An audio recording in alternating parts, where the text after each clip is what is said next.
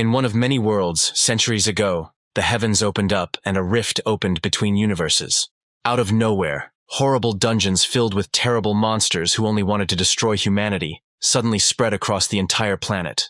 Most of the monsters were weak, though dangerous, but some were so strong that they could destroy cities with their rage alone. However, with the advent of the dungeons, some people developed unusual abilities that allowed them to resist evil. These heroes, who were called the Awakened, stood up to the monsters and drove them deep into the dungeons, and then began to clear them out as well. People all over the planet, who had not received anything supernatural, cried from the understanding that the Awakened ones would save them, and there was nothing more to fear. However, in the future, the Awakened were no longer a rarity, and absolutely anyone with enough money could obtain abilities. Being a superhuman became prestigious, and the Awakened could become popular and rich, and therefore the alteration operation was in great demand. People became obsessed with the ghostly chance of becoming rich, and therefore, becoming awakened, they immediately rushed to the dungeons, striving to become great as quickly as possible. The state realized that this would lead to problems, and so an official professional exam was adopted to sort out those who could truly become hunters. As a result, educational institutions emerged where the awakened were prepared for the professional exam. Finally, in contrast to state institutions, private institutions emerged, providing a much wider range of educational services. Somewhere in this world, a huge dragon-like monster tightly grabbed the stump of its arm with its second paw, looking in panic at the one who had just cut it off. With one hand in his pocket, the awakened one stood before the dragon, armed with a shining spear whose blade was sharper than obsidian. Horrified at how a human could be so strong, the dragon looked at the kind smile of the awakened one, asking if his enemy was a simple frog. Roaring in fury, the dragon swung its own tail, preparing to finish off its insolent opponent in refusal to accept its own defeat. However, the boy easily jumped up, dodging the powerful attack and with calmness in his eyes, preparing to attack himself. The dragon tried to intercept the enemy and kill him with a powerful blow of its claws, threatening to tear the enemy to pieces. But the awakened one dodged this attack with a light and lightning-fast movement, and then swung his spear, striking the dragon right in the face with amazing power. Landing quickly, the boy swung his spear again, cutting into the dragon's body, which growled in pain. In desperation, the monster began to focus dark energy into the air, intending to use it for its most powerful attack. His roar, passing through the sphere of this energy, turned into an incredibly powerful pillar of dark flame, which threatened to burn the enemy to the ground. The guy, smiling and throwing his spear over his shoulder, was ready to accept this attack, clearly not afraid of being burned, but on the contrary, was going to win this clearly unfair fight. Remembering which academy he himself was going to enroll in, the boy aimed the tip of his spear at the very center of the fiery pillar, and just a minute later, smiling contentedly, the guy moved away from the corpse of the dragon-like monster, thinking about how great it would be to study at the academy. Hearing the notification sound, the guy took out his phone and happily looked at the screen, which contained all the information about his future classes. A window popped up on the screen asking the guy if he wanted to sign up for the class, and he didn't even think about the answer and boldly pressed the positive answer button. Meanwhile, in one of the work areas, a guy named Roy, sweating from the effort, stubbornly carried out the task set before him. Being awakened from birth, the boy had more talent than others, but now he was forced to work to pay off the debts of his deceased parents. For 9 long years he worked for a company that transported monsters killed by hunters. Wiping the floor off his face, Roy thought for the umpteenth time in a long time that only his dream of becoming a hunter himself was keeping him going. Having completed another task, Roy went to his older comrades, who suggested that he take a break and asked how his target was going. Opening a can of soda, the guy said that he was trying, but finding a cheap enough academy wasn't that easy, to which his comrades thoughtfully supported him.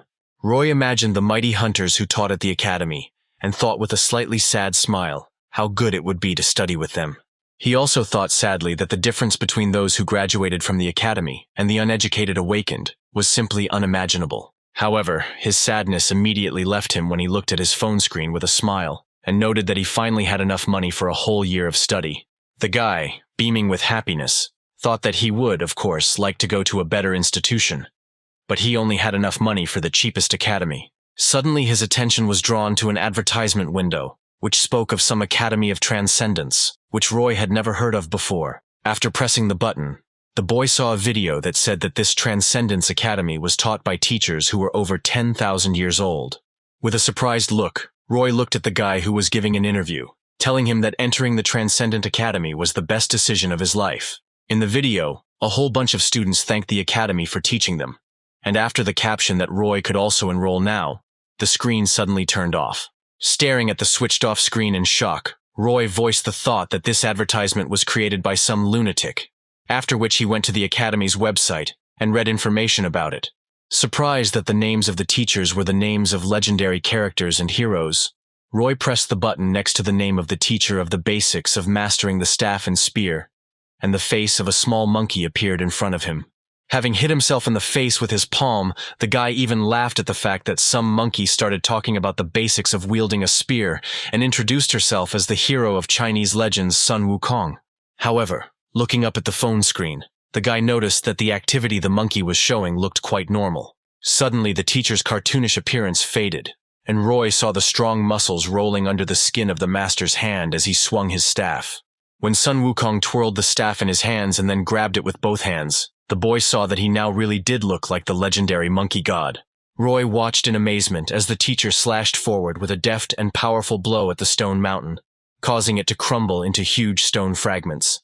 Looking at the screen in amazement, the guy noticed that even the fragments had crumbled into dust, and in his head there was only one question. How did the monkey manage to hit like that? Roy jumped up from his seat, wondering if the video was CGI, but realized it wasn't, and then pointed out that even S-Class hunters couldn't do that. When the video ended, the guy saw a notification asking if he wanted to sign up for the class, and after thinking about it, he agreed.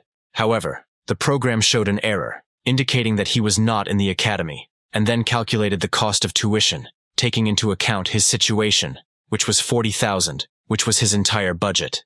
The guy narrowed his eyes in surprise, not understanding how the program could calculate everything so that the training would cost all his money. When the guy decided to take a break from his thoughts and continue working, one of his older friends asked him if he was going to enroll in the academy.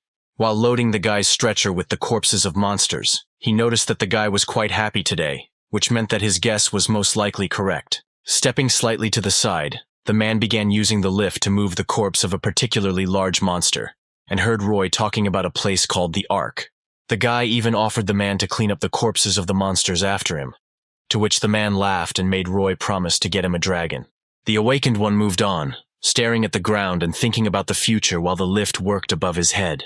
But at the same moment as he found himself directly under the corpse of a huge monster, the chain holding him in the air suddenly snapped. The huge monster began to fall right on Roy, and he only managed to turn around at his comrade's shout when the body pressed him to the ground, causing him to lose consciousness. After a long period of treatment, Roy, lying in the hospital, with a hunted look in his eyes, talked about everything that had happened.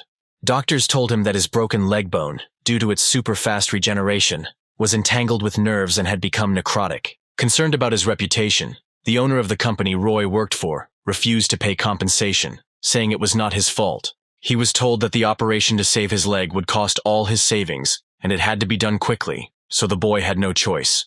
And only his older friend from work, having come to visit Roy, gave him 3,000, which was all that he had left. After the operation, the guy sat in his room with his leg in a cast, thinking about how cruelly fate had treated him. Clutching the money his friend had given him in despair, Roy thought that he had nothing left at all, and that he had wasted 9 years of hellish labor. Looking into the void with a hopeless look, the guy was wondering if he had enough willpower to save up this money again, when his phone suddenly rang. Looking at the screen and picking up the phone, the boy saw notifications of advertisements from the Academy of Transcendence, telling him about a new offer for him. After clicking the notification button, Roy saw the program start calculating his membership fee, which this time was only 3,000, which surprised the guy quite a bit. Clutching the phone in his hand, the boy began to doubt, thinking that this academy was going to take all his savings. And although this was all the money he had, Roy decided that he had nothing left to lose anyway. And so he answered yes to the question of whether he wanted to join the academy. And when he did this, the program confirmed his membership, and then the money from the envelope lying next to him suddenly began to fly into the air, which greatly surprised the guy himself. The program congratulated him on joining the academy, and then the screen turned off and glowed purple, and suddenly some strange little boy appeared from it. The guy looked in shock at the little man who greeted him and couldn't understand how someone could get out of his phone. When the kid said that he was Roy's mentor and would help him with his studies, the boy decided that he had hit his head. And although Roy did not answer him at all, wondering if everything that was happening was a dream, the kid said that mentor is not only a position, but also a name. Standing happily on the phone screen, the kid waited for questions with a smile, looking at the guy with big eyes. Roy at this time clearly looked stunned, and therefore did not understand what the kid told him, and asked his name again, refusing to understand how a mentor could also be called mentor. Obviously enjoying the sound of this word, the baby repeated several times that he was Roy's mentor, and that his name was Mentor. The boy suddenly thought about it, and asked if the little boy was the same mentor who taught Odysseus, one of the greatest heroes of Greek mythology. The kid confirmed Roy's guess, and said that Odysseus was his first student, and after becoming a transcendent, he still sometimes contacts his former teacher. After clearing his throat, Mentor began to speak seriously, and explained that the Academy of Transcendence trains those who want to go beyond the limits of their race. Suddenly, raising his eyebrows in surprise, the guy asked directly if the Academy wasn't a place for training hunters, which surprised Mentor. Smiling, the kid noted that hunters and transcendents cannot be compared at all, because they are on completely different levels. While the kid was pressing something on the screen, Roy tried to object and point out that S-class hunters were still very strong, but the kid interrupted him. Handing the boy the phone, the kid said that the Academy instructors could handle any hunter with one finger, and therefore he needed to fill out some information. Scratching the back of his head, the guy looked at the screen, which displayed some strange test, and the mentor explained that it was to check his inclinations and determine his level. Looking at the screen, the guy saw many areas of study, but he himself was more impressed by boy, and therefore he decided that he would study in this particular area. Suddenly he got stuck on the second question and told Mentor straight out that he had no idea what to answer, because it asked about his level, and the minimum answer was that he could rip a mountain out of the ground. The mentor tried to help and asked if he could do it, clearly expecting the guy to answer positively, but Roy just shook his head. The kid looked shocked, because he clearly didn't expect his charge to be such a clumsy person. And while the clearly embarrassed guy was trying to figure out how to answer, Mentor was trying to understand how Roy was accepted into the Academy in the first place. However, sighing and smiling, the kid noted that there was definitely no need to worry, because the Academy that accepted the student would never expel him. After about an hour, Roy finally finished, and he was clearly exhausted, because answering a whole 108 questions was very difficult, and Mentor boldly praised him. Having looked into the guy's phone, Mentor immediately suggested that he attend a few basic lectures later, but for now, he should look at his profile. Looking at the answers, the kid noted that if Roy preferred to use the spear, he should switch from mana cultivation to the Eastern technique of Kai. Thinking that the guy, among other things, had mental problems, Mentor suggested that Roy take advantage of a lesson from a certain Siddhartha Gautama. Roy was speechless when he realized that this instructor was none other than Buddha himself, the founder of the Buddhism movement. The mentor noted with a grin that Buddha was very famous for his lectures on psychology, and therefore his subject was required for the Transcendence exam.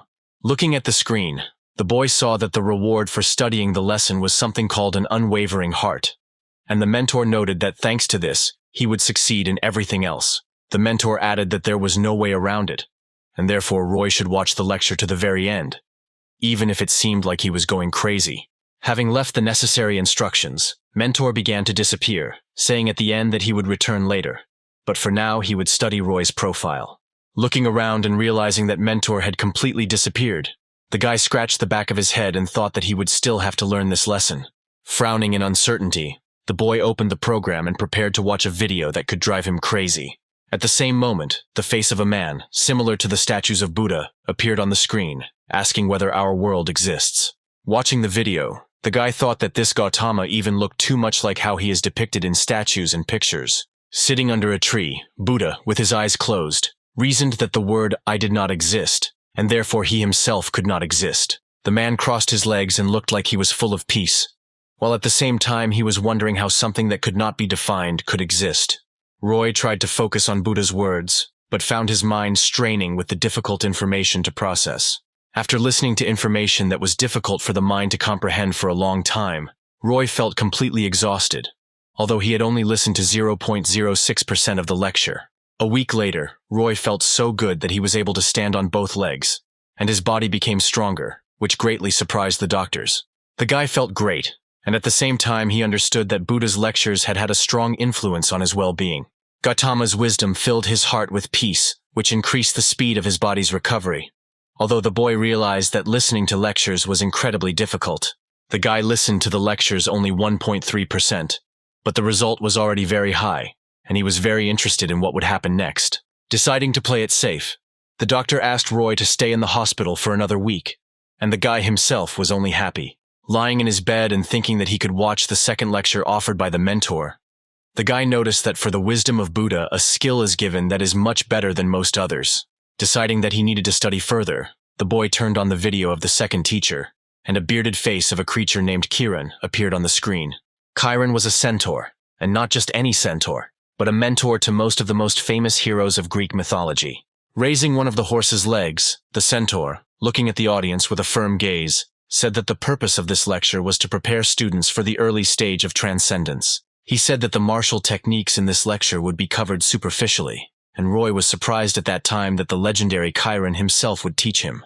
The centaur spoke calmly and judiciously, and so Roy watched his lecture quite relaxed, but Chiron began to talk about what needed to be done first. The legendary teacher suddenly bared his teeth and ground his teeth, which surprised Roy a little, and then the centaur took a deep breath. Suddenly Chiron screamed at Roy to get up and go, his eyes blazing with a fury that was hard to imagine.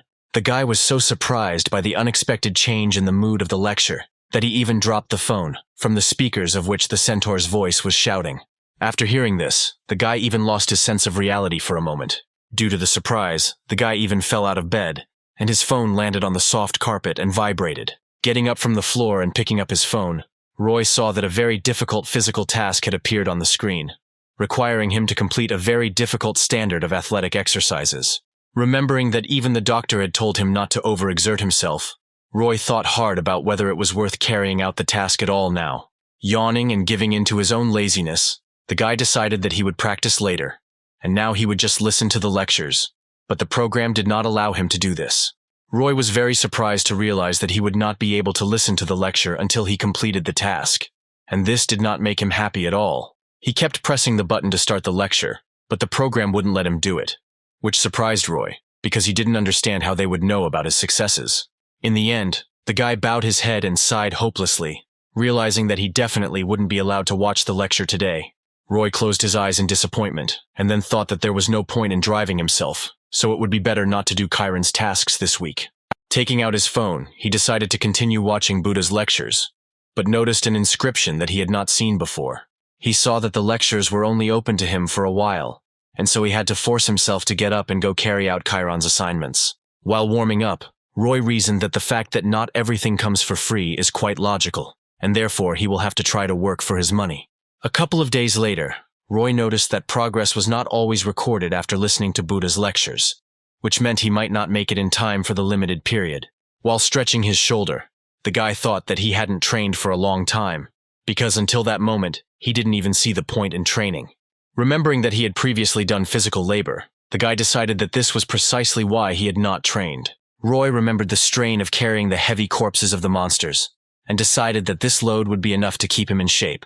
Doing push-ups over and over again, the guy confidently pushed off the ground, thinking that his awakening would definitely help him complete the task perfectly. Eventually, all 300 push-ups were over, and Roy stood up contentedly, looking at his phone screen to check if the task had been confirmed. However, at that very moment the guy was very surprised, because the phone screen showed that out of 300, he had only done 81 push-ups. He did another push-up and looked at the screen, but the number of exercises he had completed had not changed at all. He tried to do it again, straining his arms hard, and the number finally changed, pleasing the guy. Having risen, he looked at the screen again and froze in place, realizing what the problem was, and not at all happy. Throwing himself to the ground, the guy continued doing push-ups, this time properly, hissing through clenched teeth that he hadn't done them perfectly before. Pulling himself up with great difficulty, the boy growled that every time he did a task even a little bit incorrectly, the completed task would no longer count.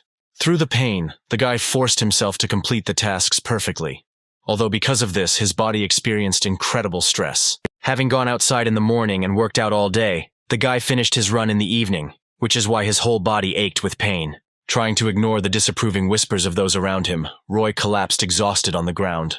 Not understanding when he should listen to lectures, the guy nevertheless forced himself to train every day until exhaustion, and after 2 days people began to notice his progress. Dressed in a tracksuit once again, Roy headed off to training, meeting a nice grandmother along the way and deciding to exchange a few words with her. While the grandmother was bragging that she herself worked tirelessly, the boy listened to her with a smile, noticing the TV with the news. After talking with his grandmother, Roy looked up, looked at the TV screen, and heard about the appearance of a fourth-level giant. The guy chuckled and learned that the giant was in hibernation and could now pose a danger. It turned out that he was considered a corpse and dragged to the center of the city. And by pure chance there was a strong awakened nearby who dealt with the monster. It turned out that the grandmother also paid attention to the news, and now noted that she was glad that the hunters could save them. Suddenly the grandmother remembered that Roy himself was an awakened one, and asked the boy if she remembered everything correctly. Having confirmed his grandmother's thoughts, the guy suddenly saw her smile and heard that she would like to see him on TV one day, after which she shook his hand. And although he was tempted by this, the guy couldn't help but admit that he would hardly ever be shown on the news, because he was not a professional hunter. Suddenly, a sullen man turned to them, also watching the news and hearing every detail of their friendly conversation. The man noted, not without malice, that times had changed, and it was incredibly difficult to become a hunter now, surprising his grandmother, who had completely failed to keep up with modern trends. Looking at Roy with displeasure, the man noted that he would hardly ever become a hunter, even if he was awakened. The man grinned sarcastically and said that he wasn't even a member of the academy, and therefore his training was absolutely in vain, and it would be better to give up. Roy thought gloomily of all the years of work he had put into becoming a professional hunter someday.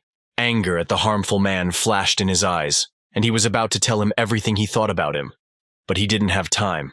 Without giving the boy a chance to say a word, the grandmother pounced on the man with reproaches, indignant at how dare he say such nasty things to such a sweet young man.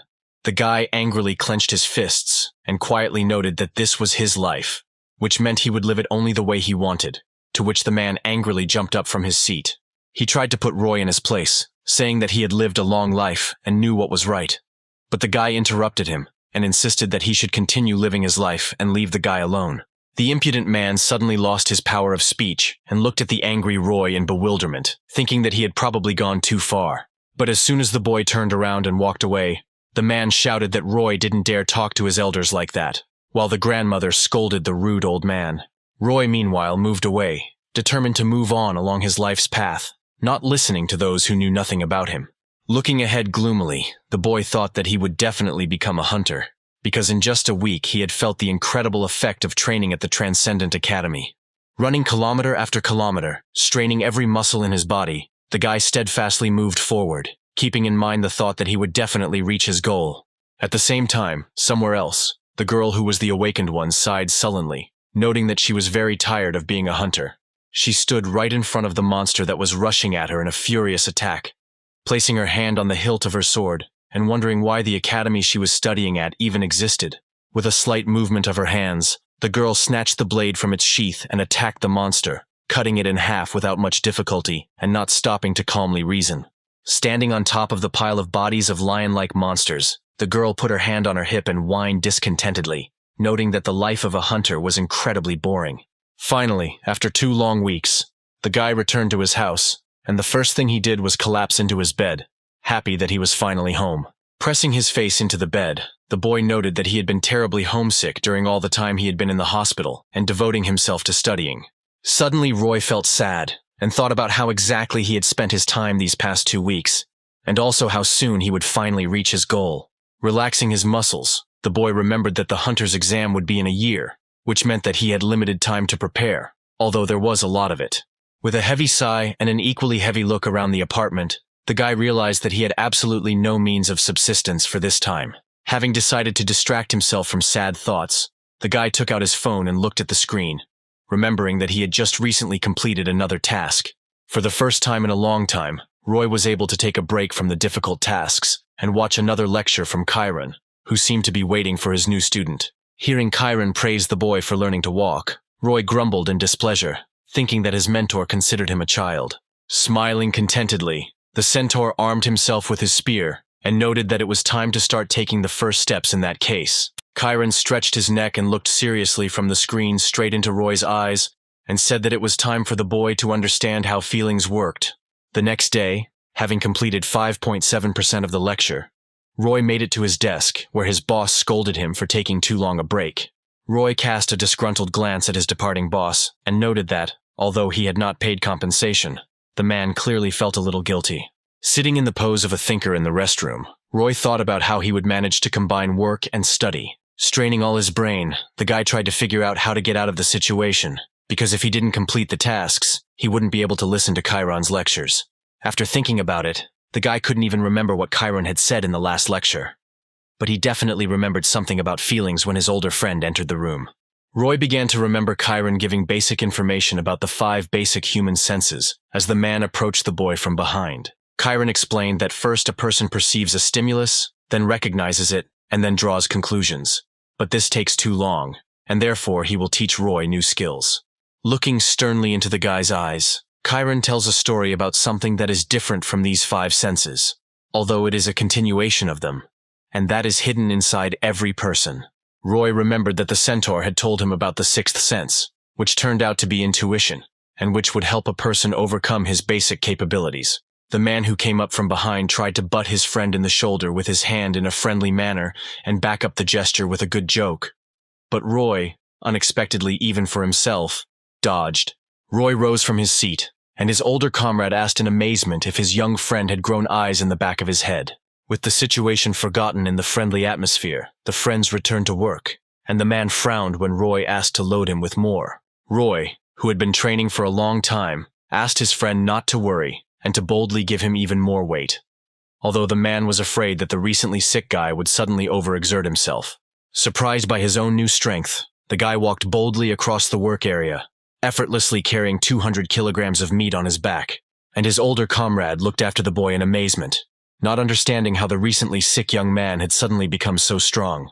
But I had to admit that the guy was okay, which meant there was no need to worry about him, until the shift supervisor shouted to everyone, announcing a break. Moving forward calmly with a large weight, the boy looked at his hands and felt that even with such a burden, his body was filled with strength, which was surprising. Having heard about the announcement of a break, the guy decided to at least complete the daily task, because after the shift, he definitely wouldn't have time. After sitting down once, the guy took out his phone and looked at the screen, wanting to see if he was doing everything right. Having turned on the program, the guy even opened his eyes in surprise when he looked at the statistics of the task completion. The guy realized that one of his squats was counted as 3 because of the extra weight, and started doing the calculations, while his older friend called Roy to take a rest. Suddenly he exclaimed triumphantly, rejoicing that he would be able to fulfill the norm very quickly if he did it with additional weight, which greatly surprised his comrade. Having loaded himself to the maximum, Roy, despite the protests of his older comrade, began to fulfill the daily quota, giving his all. Impressing his friend, Roy began doing push-ups, loading himself up with a whole 200 extra kilograms, wanting to become stronger as quickly as possible and free up time for himself after his shift at the lecture. And yet, after such hard and diligent work, the guy was incredibly tired, and therefore, having reached home, he immediately rushed into bed to get a good rest. And while the weight training was very effective, Roy couldn't help but admit that it was also 3 times harder. Getting out of bed, the guy looked at the screen and was pleased to note that the task was completed in full, which meant he had successfully saved time. A couple of hours later, looking at the time, the guy noticed that he had managed to listen to both lectures by 10 o'clock and, although he had tried very hard, Roy felt that he was wasting time. It suddenly occurred to him that he could enroll in one more class now that he had some free time. After scrolling through the page with various items and mentors, Roy saw a lecture on increasing strength under the supervision of a master named Xiang Yu. Roy was quite surprised, remembering that Xiang Yu was a Chinese general who crushed the Qin dynasty and was known as the hegemon king due to his mighty strength. Rubbing his chin, the guy thought, remembering that it was about him that it was said that he would go alone against 7. As soon as the guy confirmed his desire to get acquainted with the military leader's course, he saw him laughing at the weakness of the guy who decided to enroll in it. The boy frowned when he heard the legendary hero dragging him through the mud, calling him a worthless person who couldn't even lift a rock. However, apparently taking pity on the poor fellow, Xiang Yu waved his spear and, stopping laughing, promised with a smile to teach his protege how to truly wield his spear. Smiling ominously, the hegemon king noted that there was no point in listening to the pathetic Sun Wukong, and if Roy really wanted to learn how to use a spear, let him at least pick it up. Only a few seconds had passed since the lecture, but it was already over, and Roy had received a new daily task of swinging his spear a whopping 5,000 times. Roy sat on the floor, stunned and disappointed, wondering how Xiang Yu could even be a teacher if his lectures only took a few seconds. Looking at the new task, the guy fell onto the bed, indignant at why all the daily tasks were always so stupid. The next day, the production manager suddenly came to the work area, to whom Roy's boss reported on every action.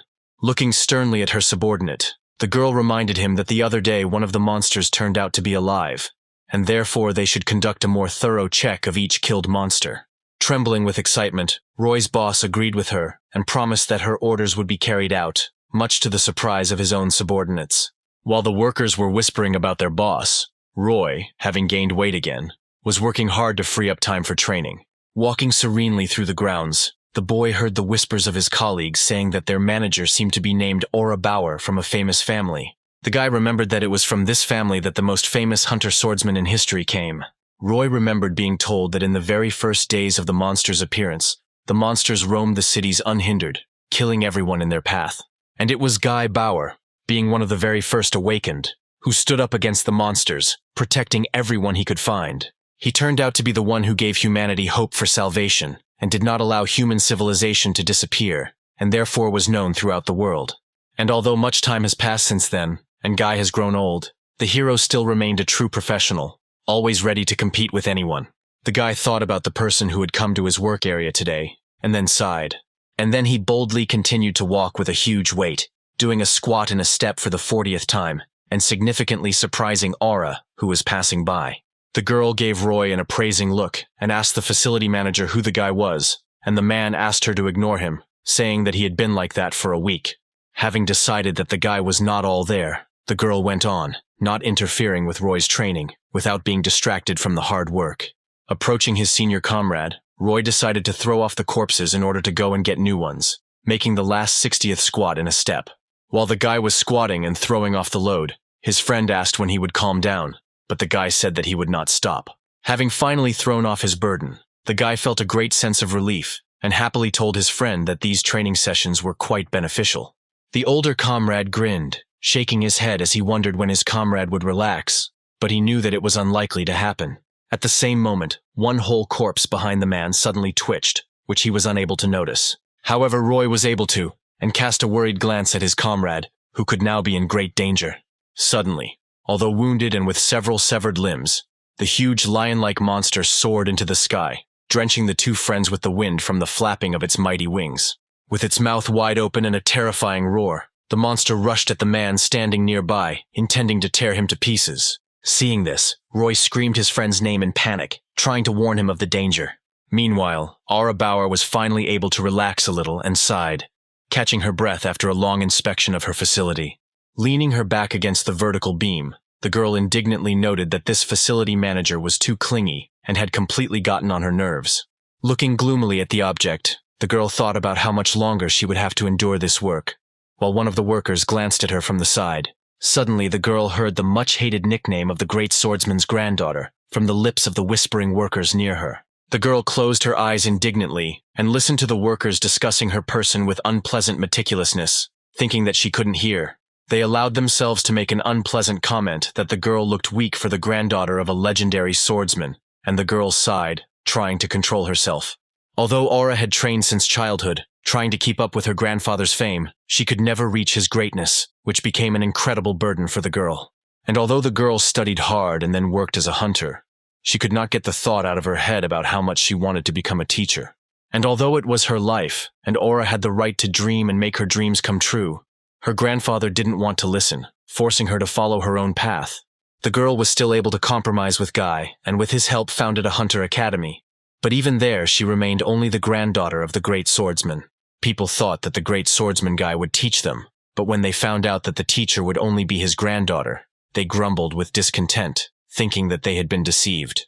And although at first there were indeed many people who wanted to study, they all wanted to see only Guy Bauer as a teacher. But not finding what they wanted, everyone left, and the girls' academy lost the entire flow of students that it had at the beginning. Realizing that she was absolutely of no use to anyone, the girl despaired and doubted her dream.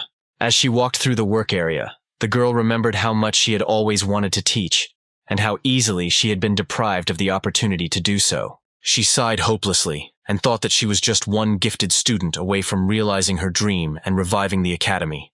But as she was speaking, one of the workers suddenly ran forward and fell to his knees, screaming in panic for everyone to run away and save themselves. The girl's eyes widened in shock when she heard from the worker that one of the monsters was alive, and was now threatening people. At this time, the monster had already managed to knock down Roy's older friend and was growling, standing over him, while the guy was trying to figure out what to do. Gritting his teeth from adrenaline, the guy tried to understand how the monster could be alive, since he himself was dragging its corpse. The boy's friend suddenly screamed, demanding that Roy run as fast as he could and leave him. And although the guy understood that he needed to run away from danger, he was absolutely sure that in that case his comrade would be killed, and therefore he could not move from the spot. The guy opened his eyes wide, trying to pull himself together, but the understanding of the danger of the situation paralyzed his entire body. Looking at the monster, the guy reasoned, realizing that without magic, he would hardly be able to defeat such a strong, albeit wounded, monster. He remembered that Aura Bauer should be somewhere nearby, and she would definitely be able to kill the monster. And although the hope for her help flashed in his mind, the spark immediately went out when he realized that by the time she got there, his friend would already be killed. Paralyzed with fear, Roy watched as the monster walked around the lying man and tried to think of some way out of the situation. While he was gathering his mind into one whole, the monster, opening its mouth, rushed at the defenseless man, intending to bite him. Roy, without expecting it from himself, suddenly grabbed an iron rod from the ground and waved his hand, preparing to rush forward. And just a moment later, raising the rod, throwing fear out of his head and listening to the rage seething in his mind, the guy rushed into the attack, intending to protect his comrade. Running closer, he swung his improvised weapon, forcing the monster to take a step back from its defenseless prey. The man tried to say something, but Roy interrupted him and demanded that he run while he could hold off the monster. The brave comrade said that he would not dare to abandon his friend, but Roy cried out that in that case they would both die, and therefore he had better run away before it was too late. Gripping the rod tighter, the guy clenched his teeth and cast a furious glance at the enemy, wondering how he could now save himself. Looking into the monster's eyes full of anger, the boy thought only about whether he would be able to hold out long enough until the hunters came. Feeling a real animal horror, the guy began to concentrate, forcing his mind to remain calm. Suddenly, the boy heard the velvety voice of Buddha, dispelling his fear and convincing Roy that he was the universe. Roy felt surprisingly calm and relaxed, and it was as if a flow of energy surrounded him, permeating everything around him. And while the guy was focusing, the monster growled gutturally, getting ready to have a good feast on its rival. The boy breathed deeply, imagining Buddha himself standing behind him, supporting Roy and helping him merge with the world around him. Buddha told him to put aside his emotions, and at that very moment the monster, pushing off with its powerful hind legs, rushed forward, intending to close its jaws on the boy's neck. In turn, Roy calmly twirled the rod in his hand and, closing his eyes, breathed deeply, calming his mind. Without expecting it from himself, the boy calmed his emotions and allowed his body to move, rushing forward to intercept the monster's attack. The monster, with a look full of fury, threw back its paw, preparing to tear the enemy apart, and Roy, calmly raising his head, grabbed the iron rod more tightly. Suddenly the guy heard Chiron's voice right next to his ear, as if the centaur was standing behind the guy, urging the guy not to think, but to move, because thinking can slow him down. Trusting his instincts, the boy tilted his head back, effortlessly dodging the deadly attack. Just as easily, the boy let his body move further and jumped, turning in the air and tearing the distance between himself and the monster. Realizing that the enemy was unexpectedly fast, the monster tried to swing its tail to reach the enemy. Not allowing himself to think for more than a second, the boy planted the pole on the ground and deftly dodged the tail attack, suddenly even for himself finding himself in the air. The monster suddenly shook its head, trying to understand where its enemy, who was moving surprisingly quickly, had gone so unexpectedly. Being above the monster's head, Roy realized that this was his blind spot, meaning he had an advantage over his enemy. And although Roy knew perfectly well that now was the time to attack, he couldn't figure out how exactly he should do it. At that very moment, he felt the presence of the hegemon king nearby, claiming that strength was not enough, and sometimes courage and zeal were needed. Feeling the stern gaze of the great warrior on himself, Roy heard him tell him to trust himself, and not to dare doubt his strength and ability to even move a mountain. Listening to his mentor, the boy tightly gripped the improvised weapon and swung it properly, preparing to attack. Moving towards the monster, the guy, opening his eyes, firmly told himself that he would be able to cut it down. Looking from above, he corrected himself, saying that he could not, but simply had to do it that way. As the boy approached the enemy with incredible speed, the monster suddenly raised its head, clearly noticing the imminent attack of its opponent. The monster raised its muzzle and opened its jaws, preparing to bite the guy in half. Concentrating the fortitude of his mind, the strength of his body, and the faith in the ability to cut the monster down. The boy swung the rod and struck from top to bottom with all his strength.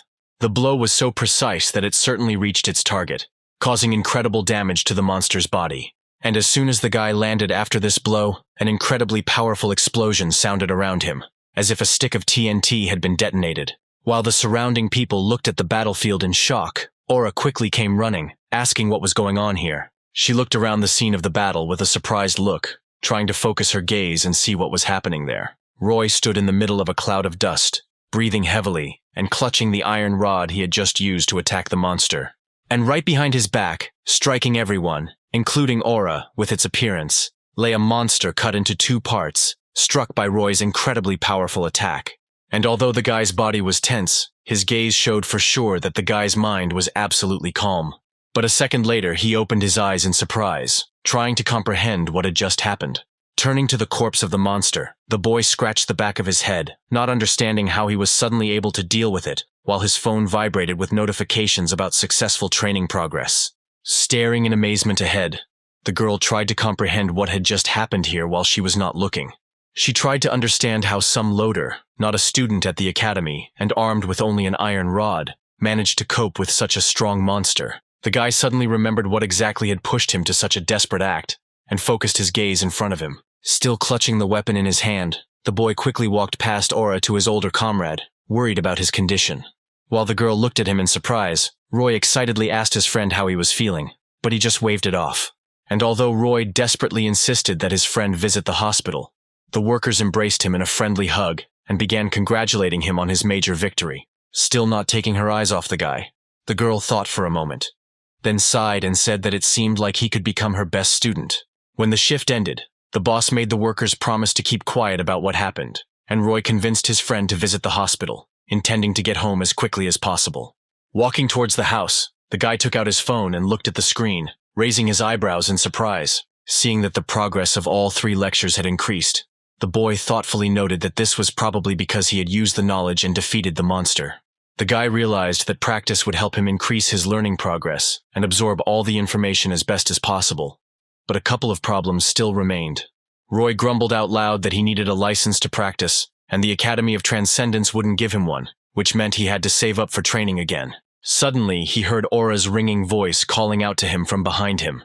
The girl stepped forward and asked the guy to pay attention to her, and he remembered who she was. The guy shrugged his shoulders, agreed, and asked what she wanted, and the girl spoke seriously, suggesting that they get straight to the point. Taking a step forward, she seriously asked if Roy would like to meet her grandfather, the great swordsman.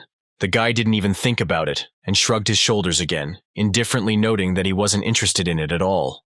The girl had already agreed to introduce them, but after a couple of seconds the meaning of his words reached her, and she opened her eyes in shock, watching as the guy walked away.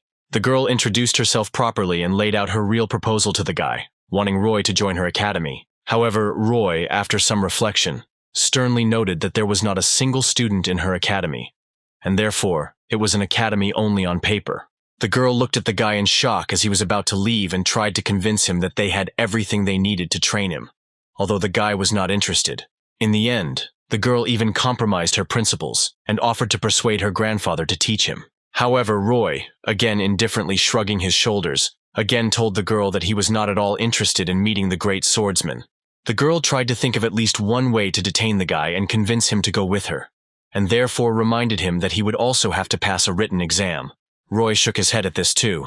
Then the girl said that he could go into battle against monsters right now, but he had no right to do so without a license. Roy sternly pointed out that her makeshift academy would not be able to give him a license, but the girl desperately exclaimed that she actually had the right to issue licenses. Hearing these words, the guy slowed down and clicked his tongue, clearly thinking about whether he should agree. Seeing that she had almost convinced Roy, the girl continued speaking, realizing that she simply had no right to let him go now. She offered her last argument, saying that she would not take a penny from the guy, and upon hearing this, the guy finally stopped and thought.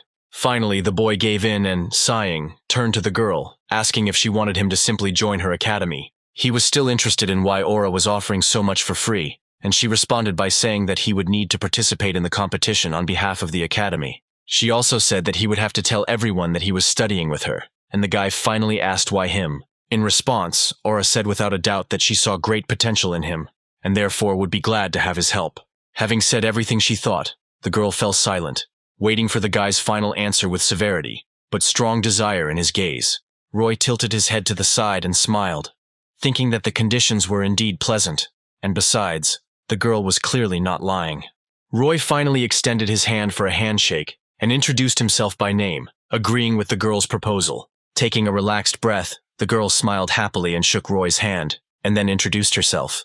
The next morning, when Roy was already on the street, his phone suddenly rang, and the guy picked up the receiver and pressed the phone to his ear. The senior comrade on the other side of the call asked in surprise what he had done to get their boss fired, and Roy remembered how he had sarcastically asked Aura about it yesterday. He told his friend that his boss probably quit out of shame for what happened yesterday, and then changed the subject, telling him that he had finally gotten into the Hunter's Academy, which was where he had come. The first thing Aura did when she met the guy was give him his new hunting license, which will allow him to speed up his progress several times. And although the guy actually doubted that the girl would fulfill her promises, now he thanked her, a little surprised. Clutching his hunting license in his hand, the boy was happy that he had finally set foot on the path to fulfilling his dream, and asked how he could go on raids. And although Roy expected Aura to tell him everything, she suddenly turned away and said with a smile that there was no need for that, and then led the confused guy along with her. She brought him to the armory and gave him a choice of basic weapons that her students could use. She offered him a choice and said that after that they would go hunting together, and then she smiled slyly, making it clear that she would definitely help with everything. The girl also said that she had already signed a contract for him to travel to the dungeon that day, hoping that Roy would not mind. After just a couple of hours, Roy was boldly and without any particular difficulties moving through the dungeon, easily dealing with weak monsters. Once again waving his weapon, the guy asked why the girl had followed him at all if she had promised not to interfere, and Aura smiled slyly, confirming that she had not intended to. The girl noted that he was her student, which meant she couldn't leave him unattended, and told him to consider it personal training, causing Roy to smile. Seeing the smile, the girl noted that Roy was in the dungeon for the first time, and therefore he still needed her, and then added that he should be more careful. Throwing the spear onto his shoulder, the guy noticed, not without pleasure, that his blows were perfectly piercing the armor of the small monsters. The girl was quite surprised by this, because she thought that attacks not imbued with mana should simply bounce off their armor. But for some reason Roy was able to attack them. At one point, his intuition made the guy duck from the unexpected attack of the kobold, and the girl screamed in panic, asking the guy to be careful. The monster managed to throw a frightened glance at the guy when he swung his spear, preparing to make a powerful attack on the monster. With a light movement, he attacked the monster, knocking it off its feet with one blow, and even wondering how his attack still managed to penetrate the kobold's armor. After defeating another monster, the guy looked at the phone screen and, not without a smile, noted that the progress of studying the lectures was slowly growing, and Aura was quite surprised by his behavior. Thinking that the guy would need to be covered while he looked at his phone, Aura placed her hand on the hilt of her blade. Roy smiled at her contentedly, because in this dungeon, by killing monsters, he became stronger, and he could also earn money, and therefore he suggested that she speed up. Smiling contentedly, the boy rushed forward through the cave, intending to confront several monsters at once for greater progress. The whole time they spent in the dungeon, the girl felt that he was somehow strange, because even after returning, he hardly looked away from his phone. Glancing at the screen at one point, the girl saw that the guy was staring at the blank screen non-stop and asked Roy about it, which surprised him greatly. Looking at the guy sitting on the floor and looking at the blank screen, zealously commenting on something, the girl thought that it was in vain that she invited a madman to her academy. But she couldn't help but admit that he was clearly handling the kobolds not like a novice, but like a real professional, although he had only just received his license. And in the end, he also asked her to help him drag the corpses of the killed monsters to the city, so that he could sell them and get money, without stopping to do a squat in a step. And although Aura understood that she would soon need to introduce the student to her grandfather, she couldn't help but admit that his oddities were driving her crazy. Looking at his oddities, the girl sighed heavily and seriously wondered whether she had made the right choice. The next day after the trip to the dungeon, the guy smiled contentedly, looking at the account that had been replenished after selling the corpses of the kobolds. And although he had to drag and cut up the corpses himself, which greatly surprised Aura, the guy was pleased with the effort and the cost of such work. The only thing that upset him was the fact that he did not have time to listen to the lectures, because he spent so much time on these classes. The boy scratched his chin and wondered if he should call his older friend to help him with this matter, and although he could earn money from hunting and make progress in lectures, he still went rather slowly, which disappointed Roy a little. The boy remembered how strong the aura was that great sage Sun Wukong emitted, and wondered if he could become as strong as quickly as possible. Suddenly the guy was surprised by his own thoughts, because he suddenly remembered that he had not listened to Sun Wukong's lectures at all, which was a big omission. He remembered that unlike other lectures, Sun Wukong's subject cost money, so Roy didn't even look at it. But now he has enough money for it. Roy was already thinking about paying, but with raised eyebrows in surprise, he realized that the lecture cost several dozen times more than he thought. Realizing how much it was, and that he wouldn't be able to earn that much even in a year, the guy sadly sank to the ground and sighed. Joylessly raising the phone to his face, Roy hopelessly noted that he wouldn't have time now anyway, which meant he would buy Sun Wukong's lectures some other time. Having closed the tab with dissatisfaction, the guy decided to study other items in the program to see if he could buy anything else there besides lectures. The guy was quite surprised when he realized that his guess was correct, because the program had a tab with equipment made by the Academy's students. The guy saw ads for the sale of items such as the Shield of Aegis or the Spear of Longinus from Myths, which were legendary items. Realizing that these items were clearly legendary, the guy was also surprised that for some reason they were called training items. Looking at this tab with curiosity, the boy realized that these items were also made by students, which meant those who had already become transcendents. Thinking that he would at least have enough money for a weapon, the guy began to scroll more actively, intending to buy something useful for himself. The next day, when Aura arrived at the academy, she found Roy already training. She noticed that for some reason he was moving even more actively than usual, and, noting this out loud, asked what had happened that he had become so energetic. It turned out that although Roy had expected the price for the replica Spear of Longinus to be incredibly high, he clearly didn't think it would cost a whole 100 million, and so he was furious. Roy realized that once again it all came down to money, and he sniffed sadly, wondering if he would ever be able to save up for Sun Wukong's lecture. Seeing that the guy looked very upset, the girl smiled encouragingly and asked him if he could spare her a minute.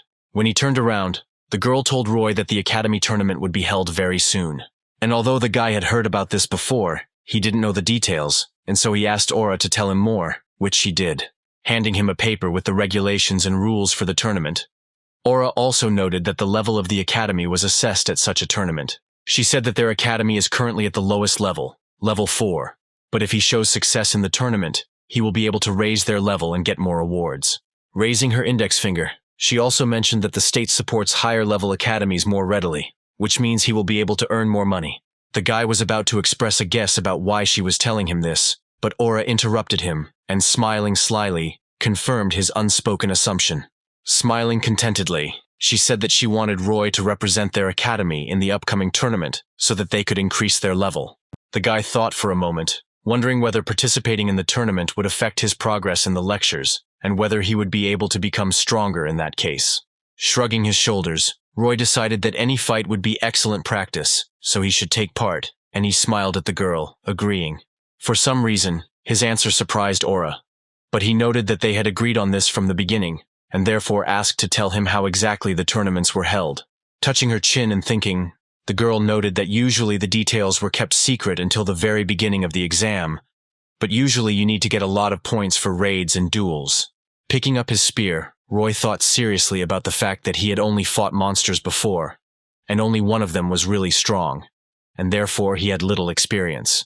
Crossing his arms over his chest and sighing a little sadly, the guy realized that he hadn't trained with people at all, and so he thought about who could help him with this. He suddenly turned to Aura, who was standing behind him with a curious look, and seriously considered her candidacy for a sparring partner.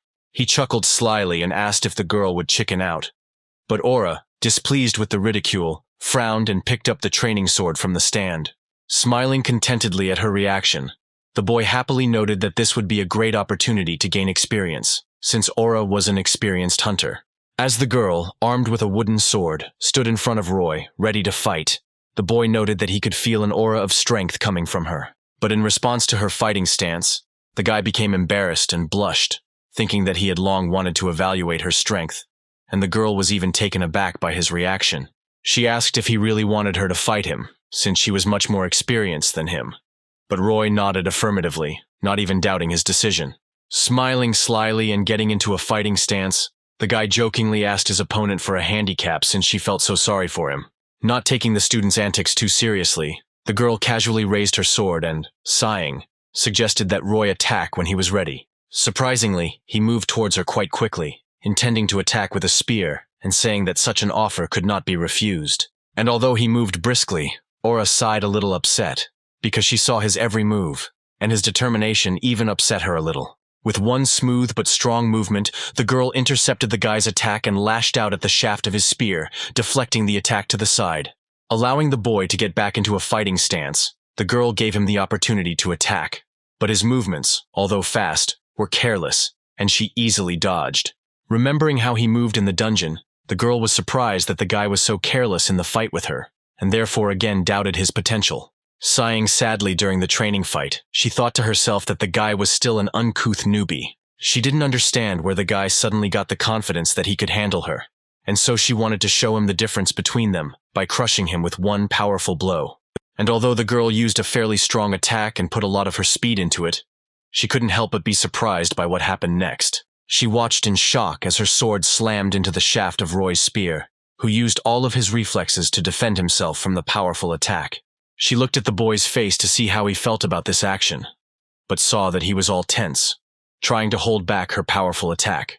Realizing that she had unknowingly put her magic into the attack, the girl was even more surprised, asking herself how Roy had managed to reflect such a blow. She tried to understand this, but Roy did not let her be distracted for too long and swung his spear, intending to hit the girl in the face with the shaft, but she managed to defend herself.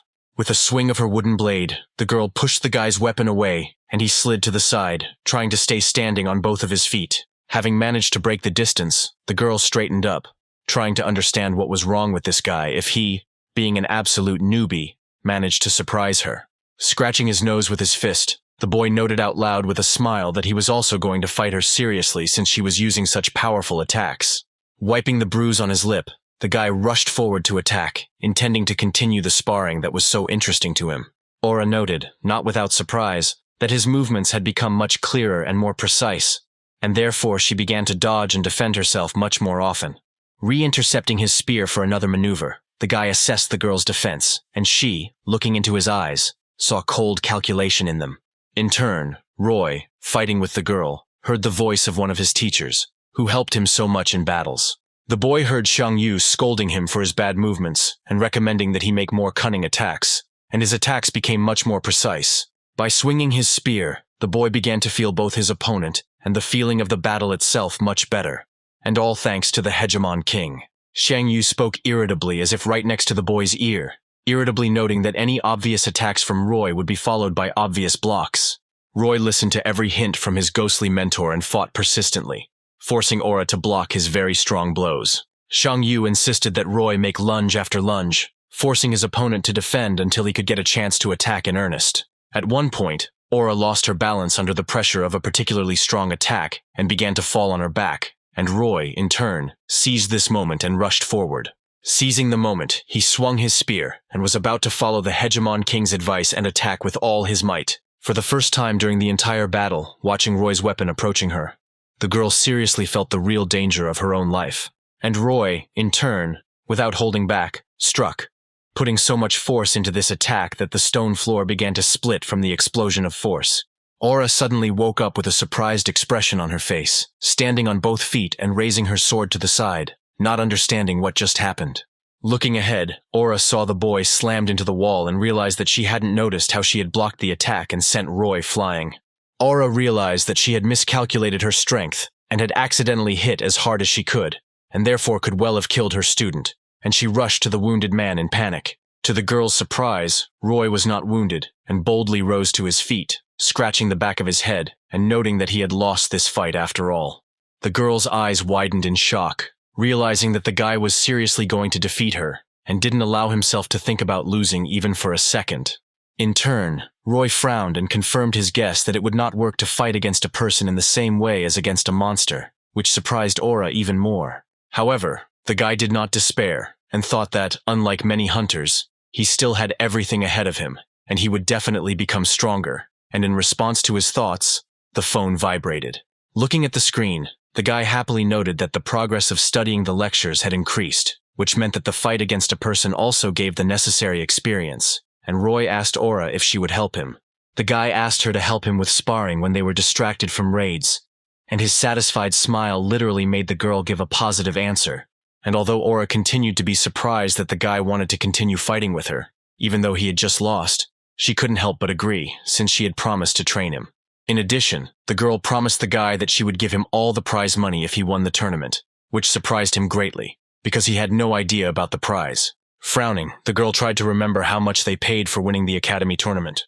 It turned out that the prize money for the tournament more than covered the cost of the Spear of Longinus, which Roy so badly wanted to acquire. The girl noticed a sharp change in the guy's mood, who suddenly asked in a serious voice how soon the tournament would be over. She told him that the tournament would take place in 2 weeks, to which the guy enthusiastically exclaimed that he had to train tirelessly all this time. To the girl's bewilderment, the boy began training energetically, asking if he could pick up sandbags, and then asking if he could break off something heavier. Taking a huge and heavy piece of stone that they had broken off during the fight, the guy, motivated 100%, began training, and the girl was speechless. Once again thinking that her student was crazy, Aura indifferently pointed to the sandbags in the corner of the training hall and asked him to use them. 2 weeks later, a young man wearing glasses and carrying a training bag on his back arrived at the venue of the academy tournament. Noticing that a really large crowd of spectators had come to the tournament, the guy looked around, trying to figure out where to go. Looking around the crowds of people, the guy was talking about how many people had become awakened recently, giving the impression of being a big, conceited person. Remembering that he needed to hurry, the guy moved towards the man who was a worker and, introducing himself as a participant, asked where he should go. He finally got to the waiting room, where he saw a bunch of awakened from different academies, and the guy's confidence began to slowly melt away. Seeing the very strong young men who were to become his rivals, the guy became so excited that he couldn't even move. Looking over the participants, he noticed that they had very good equipment, and, judging by everything, they were all clearly confident in themselves. And although the guy wasn't surprised that he saw a bunch of people who looked much stronger than him, his attention was suddenly drawn to a seemingly nondescript guy sitting on a bench and looking at his phone. Looking closely at his potential opponent, the boy was surprised to see that the young man was holding an old-looking spear, and his muscles were not visible at all. Adjusting his glasses, the guy concluded that this unknown person had clearly come from some backwater, trying to let everyone know about his village academy. In turn, Roy, who was the one in question, joylessly noting that he could hear everything, shook his head and muttered under his breath that it would be better to continue listening to the lectures. The people around were sneering, looking at the spearman and thinking that he would definitely be one of the first to lose, and the guy with glasses frowned, feeling that something was wrong. Thinking that Roy was as shy as the boy himself, he assumed that they would definitely become friends, which could not but please him. And although Roy didn't understand why the bespectacled boy was looking at him with such enthusiasm, the boy clearly thought that Roy was looking at his phone only so that he wouldn't be pestered. Eventually, the boy approached Roy and, slightly hesitantly, said hello, distracting the spearman from listening to the lectures. Scratching the top of his head, the bespectacled man introduced himself as Fred, and tried to somehow start a conversation with his new acquaintance. Roy shrugged without much enthusiasm and introduced himself, although he didn't understand why anyone would talk to him at all. Fred asked to sit next to him, to which Roy also half-heartedly agreed, although he thought to himself that the boy looked younger than the usual participant. Noticing a conflict brewing on the other side of the break room, Fred pointed his finger there and introduced Roy to a certain Mike, who was a student at one of the most famous academies. Pointing to his weapon, Fred noted that Mike used an axe and almost always relied on strength alone, forgetting about tricks. Pointing towards the person Mike was arguing with, Fred introduced Roy to Harold, a student at a rival academy to Mike's. Fred said that Harold seemed like a very unusual opponent to everyone, as he fought with 2 daggers, which was a rare choice for hunters. Fred surprised Roy quite a bit, and Mike in turn was ready to grab the axe, but a voice from the side interrupted him. Everyone was quite surprised to see a rather stocky guy in an expensive suit and with bright red hair, confidently looking at everyone who was his potential opponent. Looking sternly at the disputants, the guy noted that they were not alone here, and therefore they should not argue so loudly, disturbing people from getting ready. Roy glanced with only a little interest at the guy who had so easily silenced the disputants, and then glanced at Fred. Surprisingly, Fred knew him too, introducing the guy to Roy as Joshua, who was one of the most famous students of the academies, and most likely the winner of the tournament. Seeing even the strong Mike trembling with excitement, Roy asked again why Fred considered him the winner, to which he noted that he was simply the strongest. To point out how much stronger Joshua was than the other students, Fred noted that he was even invited to the academy by the great swordsman's granddaughter, whom Roy recognized as Aura. Fred noted that he didn't know why, but Joshua refused the offer, but he clearly had some reason for it. Apparently not heeding his own request to be quiet, Joshua suddenly punched the trash can, slamming it against the wall and furiously asking why he had to fight such weaklings. He muttered under his breath that it was all his uncle's fault, and it was only because of him that they still hadn't advanced to the 3rd level of the academy. Roaring with rage, Joshua noted that he saw no point in fighting weaklings, since he would not become stronger at all, and therefore, he already regretted turning down Aura Bauer's offer. Remembering that time when she offered him to enroll, the guy didn't want to, because her academy was completely unknown to anyone, but now he understood that he could simply use her. Suddenly, something unusual caught his attention, and, distracted from his gloomy thoughts, the guy turned to the side. He saw that some strange, rather frail guy, armed with some old spear, was looking at him with a rather stern look. He thought Roy was some kind of plebeian, and therefore decided that the academies were in really bad shape, since even such mediocrities were given the opportunity to participate. And although Joshua gave Roy a hard look, the guy was only thinking about how much money he could get for a fight with him, when suddenly an announcement was heard about the imminent start of the tournament. Fred excitedly noted that it was probably about to start, and Roy silently stood up from his seat, getting ready for the heavy workload that was about to begin. Remembering that he had been increasing his progress for 2 whole weeks during the lectures of Chiron and the Hegemon King, the guy twirled the spear in his hand and moved towards the entrance to the tournament territory. Looking at his hand, Roy thought that he didn't feel much of a change, and besides, he lacked experience compared to the others. However, clenching his fist, he decided that he would not let his insecurities stop him and prevent him from winning, because he was going to win it at any cost. Smiling proudly, the guy decided that it didn't matter to him whether the person in front of him was a monster or a human. He would defeat anyone and would definitely buy himself the Spear of Longinus. And although Roy was ready for battle, he suddenly found himself in the middle of strange forks, hearing from the speakers an announcement about the start of the race in the maze. Meanwhile, whole crowds of people sat in the stands and looked at the screen, joyfully shouting in anticipation of the spectacle. A skinny guy with a camera called one of the spectators over to him, shouting that he had taken his friend's place. Walking towards a friend, the man unexpectedly bumped into an unfamiliar girl with his shoulder and accidentally pushed her. Replacing his shout at his friend with an apologetic tone, the man asked the girl, who was covering herself with her cap, for forgiveness. Sitting down in his place, he looked at the stranger with curiosity and noticed that she seemed familiar to him, but he could not remember who it was. His friend began to tell about how the tournament had just begun, and the participants found themselves in a labyrinth from which they had to get out without attacking other participants. Looking at the huge screen, they could see Mike raising his huge axe and rushing at a minotaur-like monster, and they concluded that the participants were getting hints for killing monsters. Harold apparently had already defeated his first monster, and was now studying the clue he had received on how to move towards the exit. The audience concluded that this exam was testing how people could navigate a raid, and the man concluded that the students this year were quite gifted. And on the screen at this time, causing a storm of applause with his actions, Joshua swung his blade, killing several monsters at once. His gaze was full of confidence and cruelty directed at the monsters, and the guy exhaled, getting ready to continue moving through the labyrinth. His actions were so precise and polished that men watched his every move in amazement, already thinking that he was a real genius. In turn, the girl, who turned out to be Aura and covered herself with a cap so as not to be recognized, noted to herself that Joshua had become even stronger and would most likely win. Sighing desperately, the girl asked herself in frustration what Joshua was doing at the tournament, since he always considered them a waste of time.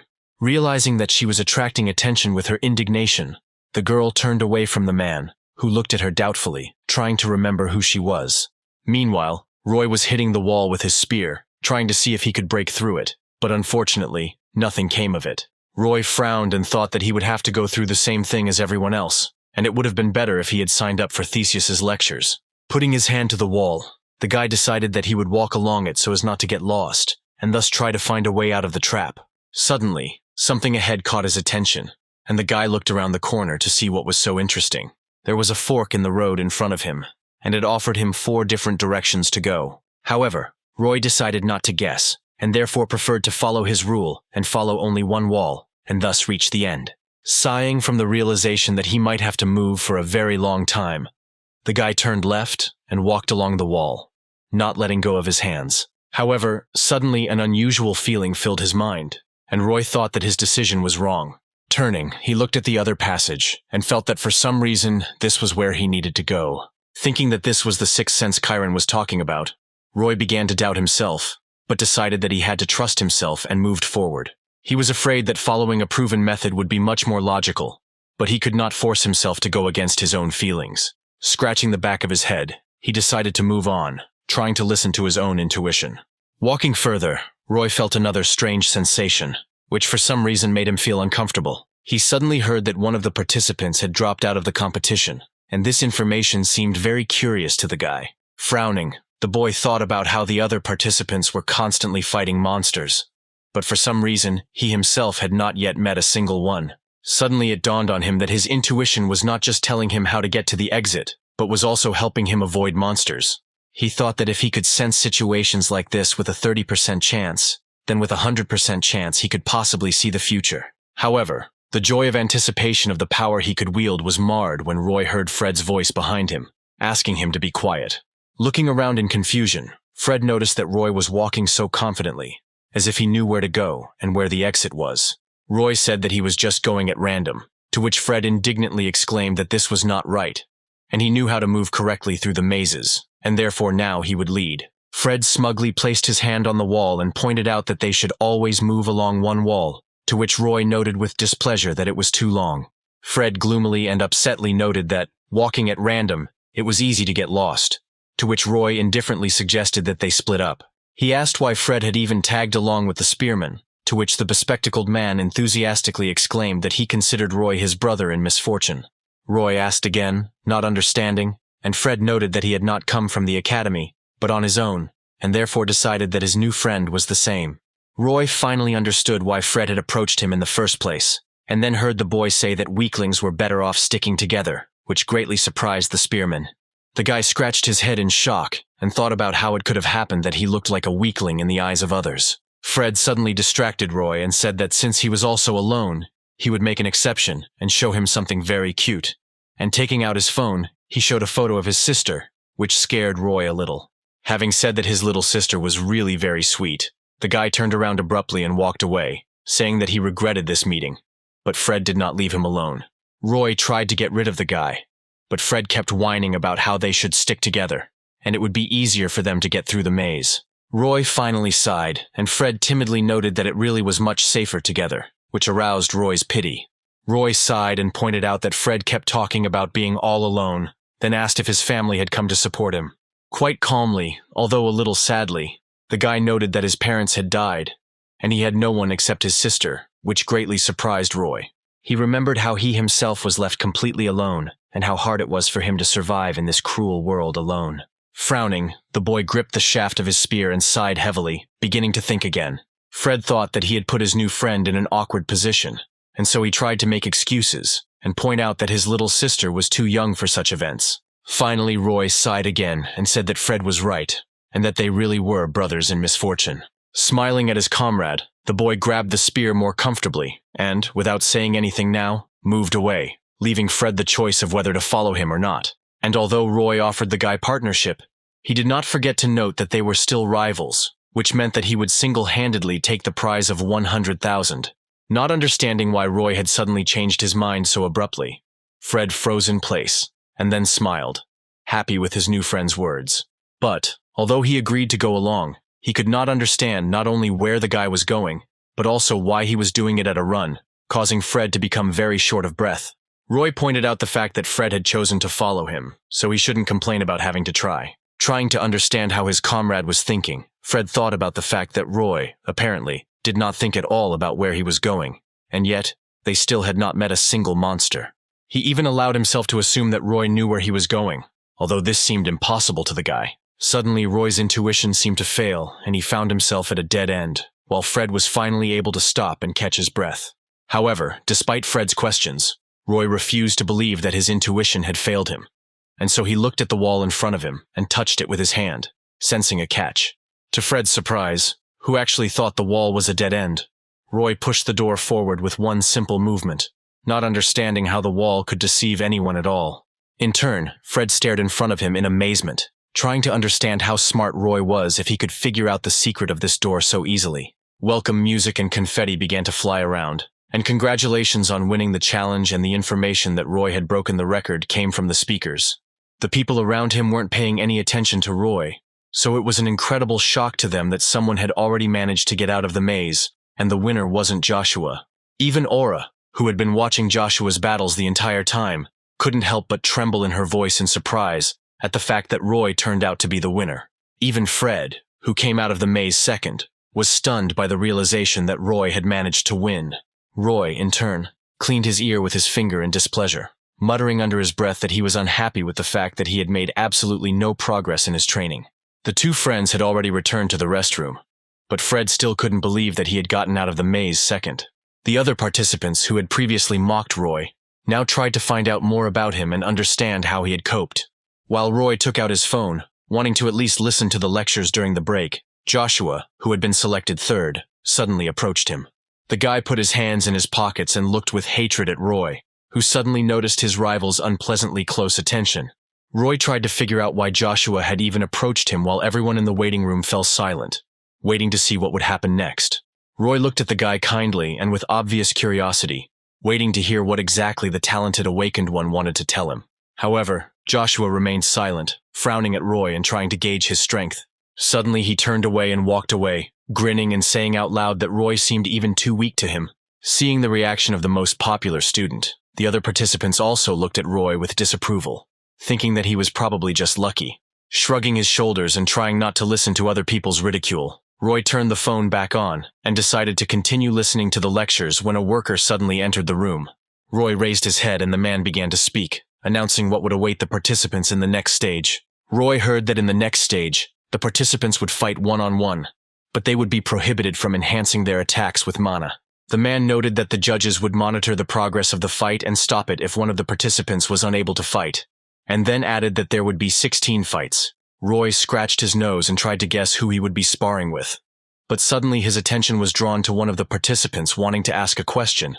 Much to Roy's surprise, the guy said that he was going to withdraw from the tournament and did not want to participate in the next stage. At the same time, Aura, after Roy's victory, left the stands for spectators, escaping from unexpected attention. Taking a breath, she muttered under her breath that she had come very close to having her identity exposed. The very man she had just happened to bump into was about to make a guess about who she was when she shouted out Roy's name. Covering herself with a cap and deciding to take a little rest, the girl noted that she would never have thought that Roy could win at all. Suddenly her attention was drawn to the events taking place near the information desk, where people were indignant that the number of participants was clearly less than originally announced. It turned out that some participants withdrew from the task, and now those who wanted to place bets will have no interest in doing what they had planned. The man behind the counter chuckled and said there was no point in betting in the first place because Joshua would definitely win. The worker was about to say that no one would dare bet against Joshua, but suddenly a suitcase fell in front of him, and someone's voice announced a bet of hundreds of millions on Roy. The people around looked in surprise at the one who dared to make such a strange and desperate bet. But the man was wrapped in a cloak. The men began to complain that the guy had just been lucky in the first test, and now he would definitely lose, because he came from an unknown academy, and Aura was watching everything from around the corner. The stranger in the cloak radiated an aura of unconditional confidence, although his face was not even visible. At the same time, Roy, throwing his spear over his shoulder and sadly noting that many people had refused to participate, said with disappointment that now the tournament would be much more boring. He tried to analyze how it happened that so many participants were simply afraid to continue participating in the tournament. When he heard one of the participants want to leave, he couldn't understand the meaning. But Fred told his friend that this was not uncommon at level 4 tournaments. It turned out that the students were simply afraid of Joshua, believing that he could ignore the rules and simply cripple his opponent, depriving him of a future among the hunters. Besides, even besides Joshua, there are worthy rivals, for example Mike and Harold, who took 4th and 5th places in the first stage. Realizing that the chances were slim, and that the attempt could be dangerous to health, the participants preferred to give up rather than deprive themselves of their future. The fear was so contagious that the participants gave up one after another, wanting to leave the tournament venue as quickly as possible. Roy couldn't understand how it was possible to give in to fear so easily and allow oneself to surrender. But Fred believed that together with Roy, they would definitely cope. Thus, after the elimination of the underpants, Among the active participants, there remained only 5 participants who took the highest places in the first stage. A couple of minutes later, the participants were informed of the order in which they would fight, and Roy was to fight Mike. Joshua was supposed to fight Fred, while Harold, unfortunately or fortunately, did not get an opponent. Roy, who was absolutely calm and had thrown his spear over his shoulder, noticed with surprise that Fred was shaking all over with fear.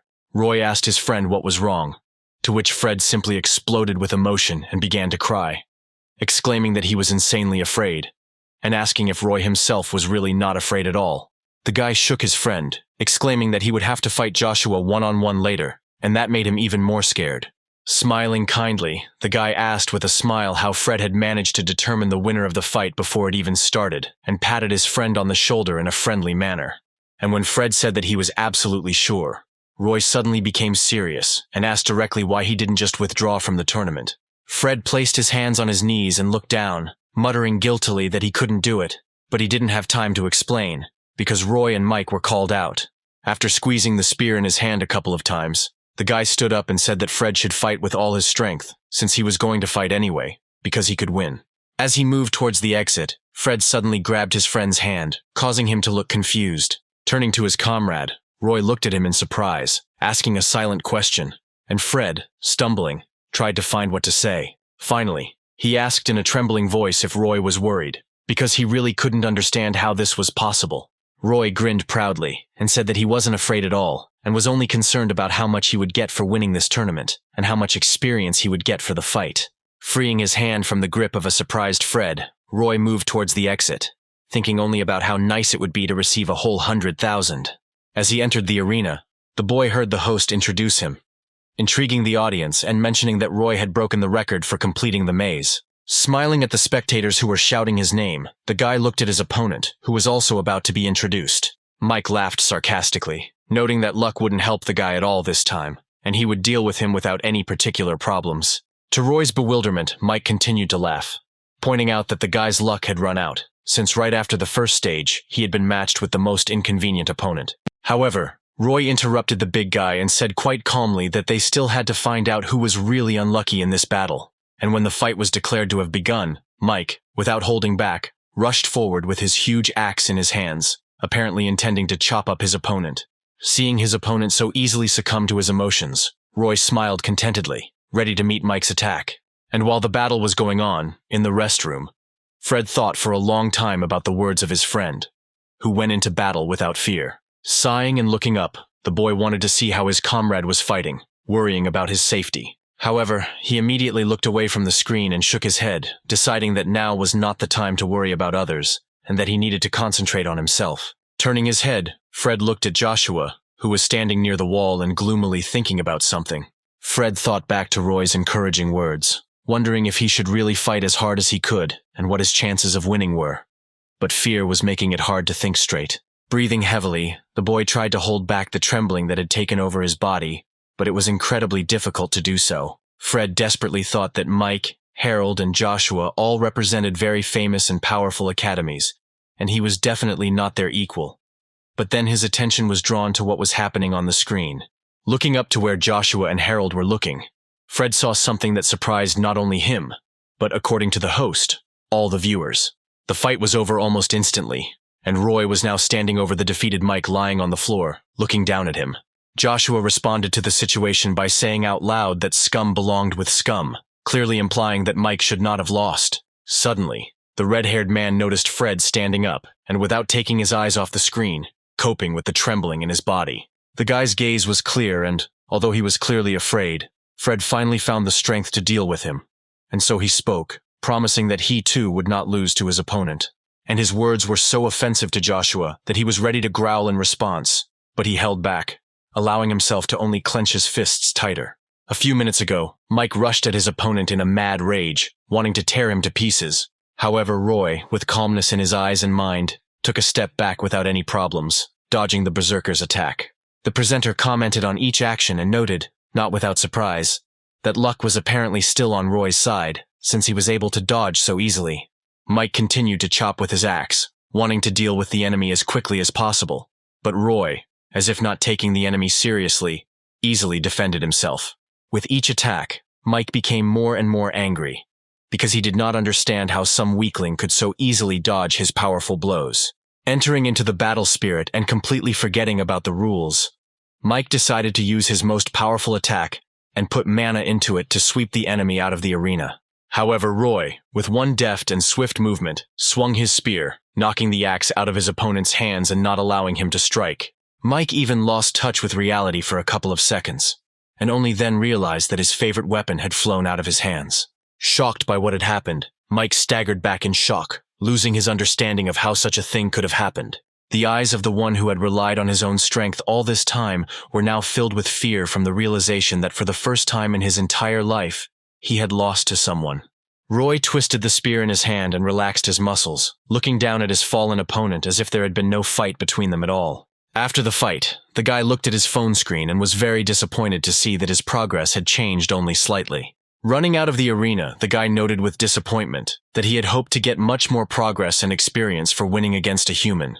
The guy suddenly realized that he was also being pushed by the limited time, because of which he might not have time to complete not only the Buddha course, but even Chiron and Xiangyu. Sadly wondering what to do, the guy decided that he needed to be more economical and extend his pass after buying the spear. As soon as the guy entered the waiting room, he was immediately met by Fred, who energetically greeted his comrade with congratulations on his victory. Immediately after Roy, a worker entered the room, inviting the participants of the second fight to enter the arena. Fred became agitated again, and Joshua stood up from his seat, frowning at the waste of his time. As he walked towards the exit, the boy nudged Fred with his shoulder, ordering a plebeian like him not to dare stand in his way. Roy watched Joshua leave with a disgruntled look, and Fred spoke up, asking his friend to remember that in the maze, he had said that it was better for them to stick together. He said that he himself did not know why, but when they met, he saw a kindred spirit in Roy, and it was for this reason that he decided to stick together with him. And when Roy beat Mike, Fred, although he was happy for his friend, envied him, because the guy had absolutely no talent, and he was sure that he would be unlucky. But he raised his fist, clenched it, and said much more firmly that he only wanted his little sister to be proud of her brother. Fred was called back and he jumped up to go into the arena, and Roy wished him luck and asked him to give it his all. Hearing that the guy promised to definitely try, Roy smiled and promised that they would definitely meet together in the final. Entering the arena, Fred looked around in amazement, hearing cries of support from both his side and his opponent, while Joshua chuckled in displeasure. Raising his hand to his chest, the guy breathed deeply, telling himself that he would definitely cope and be able to win this fight. Hearing his opponent's muttering, Joshua barked at him to shut up, pointing out that the guy was incredibly annoying to him. Taking out his sword, the guy looked around sullenly and said out loud that everything irritated him in general, and he considered it a real humiliation to participate in this tournament. He also exclaimed that Fred was nothing more than trash in his eyes, and he was shocked that he had to fight him. Silently looking up at his opponent, Fred saw the angry, furious look of someone who was not going to fight, but to kill, and the guy's confidence began to melt. Fred sensed real danger from Joshua, and so he gripped his blade, still in its sheath, tighter. The boy looked away, and Joshua, considering this a big mistake, confidently said that Fred was the perfect prey. He imagined the guy as a lamb whose life exists only so that he, being a predator, could eat him. Joshua was full of confidence that his predatory nature would win this fight without a single chance of failure. Throwing aside all other emotions, the boy concentrated on his bloodlust, intending to show his opponent that he was only lucky to get here, and now it was time for him to fall back. He silently thought about how he had to win both stages, because he was head and shoulders above everyone who came to this tournament. But, being sure that his opponent would definitely lose, the boy was surprised when he saw Fred take out his blade and calm his trembling, preparing to resist. Joshua was shocked to realize that the pathetic lamb was about to bite back, not allowing himself to be killed so easily. This gesture offended the guy so much that Joshua allowed himself to rush the judge, asking when the fight would start, to which he received the answer that they would be announced very soon. And so, they began to announce them, and Fred, looking firmly at his opponent, thought that he would definitely try as hard as his friend Roy. In turn, Joshua looked at his opponent with disdain, wanting to deal with him as quickly as possible, and thinking that there was no point in the tournament at all. As soon as the host finally announced the start of the fight, Joshua tried to finish it with one single punch, but Fred managed to react and block the attack. In response, Joshua attacked his opponent again, forcing him to defend himself from blows of incredible force. He struck his blade again and again, trying to break through the enemy's pathetic and flimsy defense, while Fred desperately defended himself, blocking every powerful blow from his opponent. After another attack, Joshua called Fred a pathetic brat and grabbed the blade more comfortably, preparing to perform a dirty trick. With a light movement of his hand, the boy struck his opponent in the stomach with the hilt of his sword, knocking the wind out of the boy. The blow was so powerful that Fred's glasses flew off his eyes and blood gushed from his mouth. Having fallen to his knee, the guy tried to come to his senses, while the spectators watching the fight thought that this was the end of the fight. Holding his body with his hand, the guy thought that Joshua was even too strong, and it would be unlikely to defeat him. The boy pressed his blade into the ground and tried to stay on his feet, but fell to both knees, with despair in his eyes, realizing that he was no match for his opponent. Kneeling down and trying to catch his breath, the boy thought with panic in his mind about how much he wanted his sister to be proud of him. Tears came to his eyes as he realized how naive he had been to think he could be as strong as his friend Roy. As Joshua moved closer to see the despair in his opponent's eyes, Fred suddenly stood up on both feet and, trembling, grabbed the blade. Glaring at Joshua, Fred convinced himself to keep fighting, to hit his opponent at least once, no matter how strong he was. Rushing forward, the boy swung his blade, intending to hit his opponent with one desperate attack. The tip of the sword was already approaching Joshua's face, but there was no fear, no excitement, no sense of danger in his eyes. The entire arena suddenly heard the sound of a loud blow, causing all the spectators to hold their breath, trying to see who had won the fight. However, the result was predictable, and the winner was Joshua, who stood over Fred, who had fallen to the ground and dropped his sword. The audience chattered among themselves, claiming that they were not at all surprised by the fact that Joshua had won. And although everyone around him was saying that Joshua was too strong, and that he clearly belonged in tournaments of a much higher level, he himself suddenly noticed that a drop of blood was running down his cheek. The boy was stunned to feel a scratch on his face, and realized that his opponent had managed to get him, even if only once. The worst part for Joshua was Fred's stammering wheeze as he asked if he had managed to hit his opponent. The guy looked at the defeated man with a look full of arrogance, in which there was not even a drop of pity or respect. Joshua's mind, certain that no one had even the right to touch him, began to be clouded by a raging rage, encouraged by the exclamations surrounding him. He heard people calling him a bastard, who didn't even bat an eyelid at his victory over a weak opponent, and he himself tried to understand how some scum could hurt him. To everyone's surprise, Joshua muttered to the judge checking on Fred that he was going to withdraw from the tournament, leaving him puzzled. As the referee attempted to lift Fred up, Joshua stepped towards them and swung his knee at the boy's face, causing him to fall to the ground again. Filled with rage, Joshua began to shout, calling everyone around him real talentless plebeians, unworthy of even standing in his shadow. The referee tried to warn the guy that he should stop, but he, drunk with anger, took another step towards his defeated opponent. Once again calling everyone around him worthless, Joshua allowed himself the most disrespectful act by stepping on Fred's head as he lay on the ground. The guy lowered his voice and put a sword to the guy's neck, saying that no one had the right to wound him and stay alive. But before he could do what he wanted, Roy appeared in front of him, forcing the guy to defend himself with a powerful attack. The guy noted that he was really looking forward to them meeting in the final, but he was already tired of waiting, and Joshua's antics got on his nerves. Roy swung his spear, glaring at Joshua and promising to beat him up right now since he was so desperate to get it. But the first thing Roy did when their weapons clashed was demand that Joshua remove his foot first, and although Joshua didn't understand what exactly his opponent meant, Roy repeated himself, telling the guy to take his foot off his friend's head. Hearing the guy's words, Joshua only smirked and pressed his foot even more firmly onto Fred's head, causing Roy to frown. Roy gave his opponent a disdainful look as he heard Joshua ask what his opponent would do to him if the boy refused to obey. Roy ripped out his spear and swung it right in front of Joshua's face, forcing him to dodge and eventually remove his leg. And as soon as the guy landed and prepared for a new fight, he immediately relaxed his body in surprise, seeing Roy kneeling next to his friend, asking about his condition. The guy allowed himself a sarcastic comment, but Roy didn't pay any attention to it, trying to bring his friend to his senses. Fred, having cleared his throat, came to his senses, although it was clear from his appearance that he had not yet recovered from his injuries, and Roy, enraged by Joshua's actions, threw him an angry look. He began to curse the guy angrily, asking how he dared to act so disgustingly, stepping on the head of another, including his rival. However, Joshua, without even a grain of regret, haughtily noted that Roy really didn't understand him, and then explained that pathetic rednecks had no right to stand in his way, hugging his friend and not letting him lie on the hard ground. The guy angrily asked if they really had no right to dream if they weren't that famous. Joshua even chuckled, asking how Roy could be so naive. and then asked if he was going to start talking about how they could make it if they tried. People around tried to understand why the judges were not stopping what was happening, but it turned out that they had received orders not to interfere.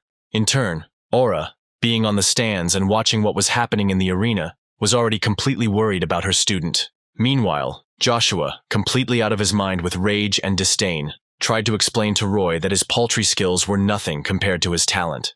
He insisted that this cruel world would never accept anyone so naive, and in order to succeed in this life, one must step over heads. He screamed at his opponent, still holding his friend in his arms, not understanding how he could be so stupid and not understand the most simple truths. Roy thought sadly that he had previously thought exactly the same as his opponent, because his life had been incredibly difficult and full of adversity. He also remembered feeling disgusted and hating himself when he realized that he had no money, no talent, no future. Roy, with a heavy heart, thought during long days filled with work about how his life would have turned out if he had stopped clinging to his dream. Finally, he asked one of the judges to take care of his wounded comrade, and he himself stood up, gripping his spear tighter and glaring at his opponent. Straightening up, the guy sighed and noted that he still did not agree with his rival, because this kind of thinking leads people to despair. To the surprise of all the spectators, Roy suddenly calmed his nerves and cast a glance at Joshua, full not of hatred, but of determination to prove his opponent wrong. And, to the surprise of everyone, including the judges, Roy rushed at Joshua, twirling the spear in his hands and intending to prove his point with action. Using his spear skillfully, the boy spun it with one hand so fast that the shaft vibrated in the air, preparing to attack his opponent, although the judges tried to stop him. In turn, Joshua only sighed in disappointment, not at all worried that he was about to be attacked with a deadly weapon right now. And then he grinned in a way that resembled a devil whose evil plan had been accomplished. And with his evil gaze he expressed the thought that this scum still had not understood him. And although Roy put a lot of strength into his attack, it didn't take much effort for Joshua to raise his sword and easily block the blow. For a second, their gazes clashed, as did their weapons, expressing the clash between Joshua's contemptuous vision and Roy's steadfast thinking. The villain swung his blade and pushed his opponent back with such force that Roy had to make an effort to maintain his balance. Not wanting to let his opponent be convinced of his rightness, Joshua rushed forward with great speed, planning to destroy the enemy with a powerful blow of his sword. He moved incredibly fast and showered the guy with a whole hail of powerful attacks, but Roy blocked them all, although it was difficult for him. Several attacks even passed through the guy's defense, although they left only small scratches, but Roy understood that his opponent was terribly strong. He thought that fighting against Mike was easy, and the guy had no doubts about his victory, but now he began to worry about his strength. But just as worry filled his mind, Roy stopped his thinking, forcing himself to calm down and stop worrying. Sighing and closing his eyes, the boy allowed his own feelings to take over his body, and after a couple of seconds, he was finally able to feint and reach the enemy and strike with the shaft of the spear.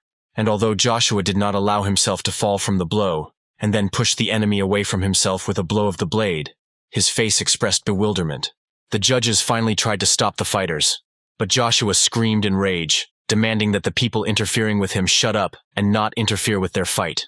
And although the guy was confident in his victory and, as usual, felt like a predator, Roy's gaze, which had fallen into a fighting frenzy, made the guy doubt. Looking into the guy's eyes, Joshua noticed that Roy now looked like a real predator, which couldn't help but surprise him. And although the guy couldn't understand how some pathetic scum allowed himself to radiate an aura of danger, he grinned maliciously, claiming that there was no harm in dreaming. With one sharp movement, Joshua found himself an elbow away from his opponent, and sarcastically noted that his dreams would all be destroyed when the guy faced reality. And at the same moment, trying not to give the enemy time to react, Joshua swung his blade and struck, although Roy blocked this blow as well. Joshua couldn't understand how some pathetic piece of trash managed to block his attacks time after time, and Roy, tensing his whole body, tried to keep up with his opponent's pace. The villain attacked again, but this blow was also blocked, and Roy suddenly twisted his spear so that Joshua did not have time to react. Suddenly, he interrupted the guy's series of attacks that had just begun, and attacked with a spear, forcing the enemy to hesitate and take a step back, thinking about the course of the battle. To his own surprise, looking into his opponent's eyes, Joshua began to realize that with each block Roy seemed to be getting stronger. He attacked again and again, but before he could concentrate his pressure, he found himself forced to defend himself again. Suddenly, both of the boys' blows were so powerful that, unwilling to cancel their attacks, They both fell under each other's attacks. They both hit the opponent's torso so well that each had to lunge back to gain some distance and assess the progress of the fight. Joshua's mind was in confusion, as he sincerely could not understand how some redneck could not only defend himself, but also attack successfully. Refusing to accept the fact that someone could be as strong as him, Joshua raised his sword again in anger. His blade flared with a magical aura, indicating that the guy decided to put mana into his attacks, and Roy was seriously worried, because he still didn't know how to fight with this style. His gaze became truly insane, and the people around him woke up, and the guards rushed to the arena, intending to stop the guy, because it became obvious that he was going to kill his enemy. Knowing that he had no chance against the magical attack, Roy knew he had to run, but he couldn't bring himself to do it, and suddenly heard Xiang Yu's voice. As if standing right behind the boy, the hegemon king told him how he had once been surrounded by an entire army of the Chu kingdom, and that time he had almost without thinking rushed into an unequal battle. He said that much later one of the students asked the master why he did this, since only defeat awaited him, and the warrior did not argue with this. As Joshua rushed towards his opponent in a reckless attack, Xiang Yu revealed the secret that on that day, for the first time, he felt despair and fear of his own defeat. And although he experienced emotions that make people give up, he still rushed into battle, and all for one simple reason. He revealed his biggest secret to the guy, saying that true strength lies not in physical abilities, but in the unconditional will to move towards victory, even knowing that defeat is inevitable. He said that this was what made him the hegemon king, and now Roy must make faith in victory his strength. And the boy, hearing this, desperately rushed forward, knowing that he could die. And although Joshua was still about to kill his enemy, his opponent's confidence offended him so much that he again cried out about his superiority. He swung his blade and only now noticed that Roy's spear also glowed with a magical aura. But this did not frighten the self-confident swordsman at all. Screaming in rage about wanting to see the boy die as soon as possible, Joshua swung his blade, expecting it to cut through the pliable flesh without much difficulty. In turn, Roy, without wasting time on speeches, cried out from the emotions that overwhelmed him and faith in his own strength. And at the same moment their weapons clashed, and the collapse from their contact was so great that the hard stone surface of the arena began to tear apart, and the magic contained in each of the boys' weapons merged into one, causing a flash of light that briefly blinded everyone who was watching the battle. Even the guards who ran towards the two fighting to stop them fell on their backs, and then tried to see through the dust who was still standing. And when she lay down, everyone saw Roy, resting his spear on the stone, leaning on it with trembling legs, while Joshua began to fall face down on the ground.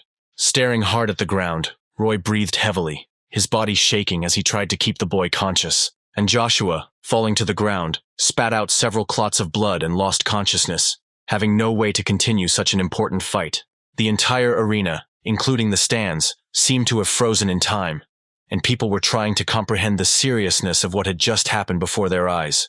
Finally, having overcome the weakness that pierced his entire body, Roy, still clutching the spear in his hand, straightened up, looking down at the one who had lost to him in such a fierce fight.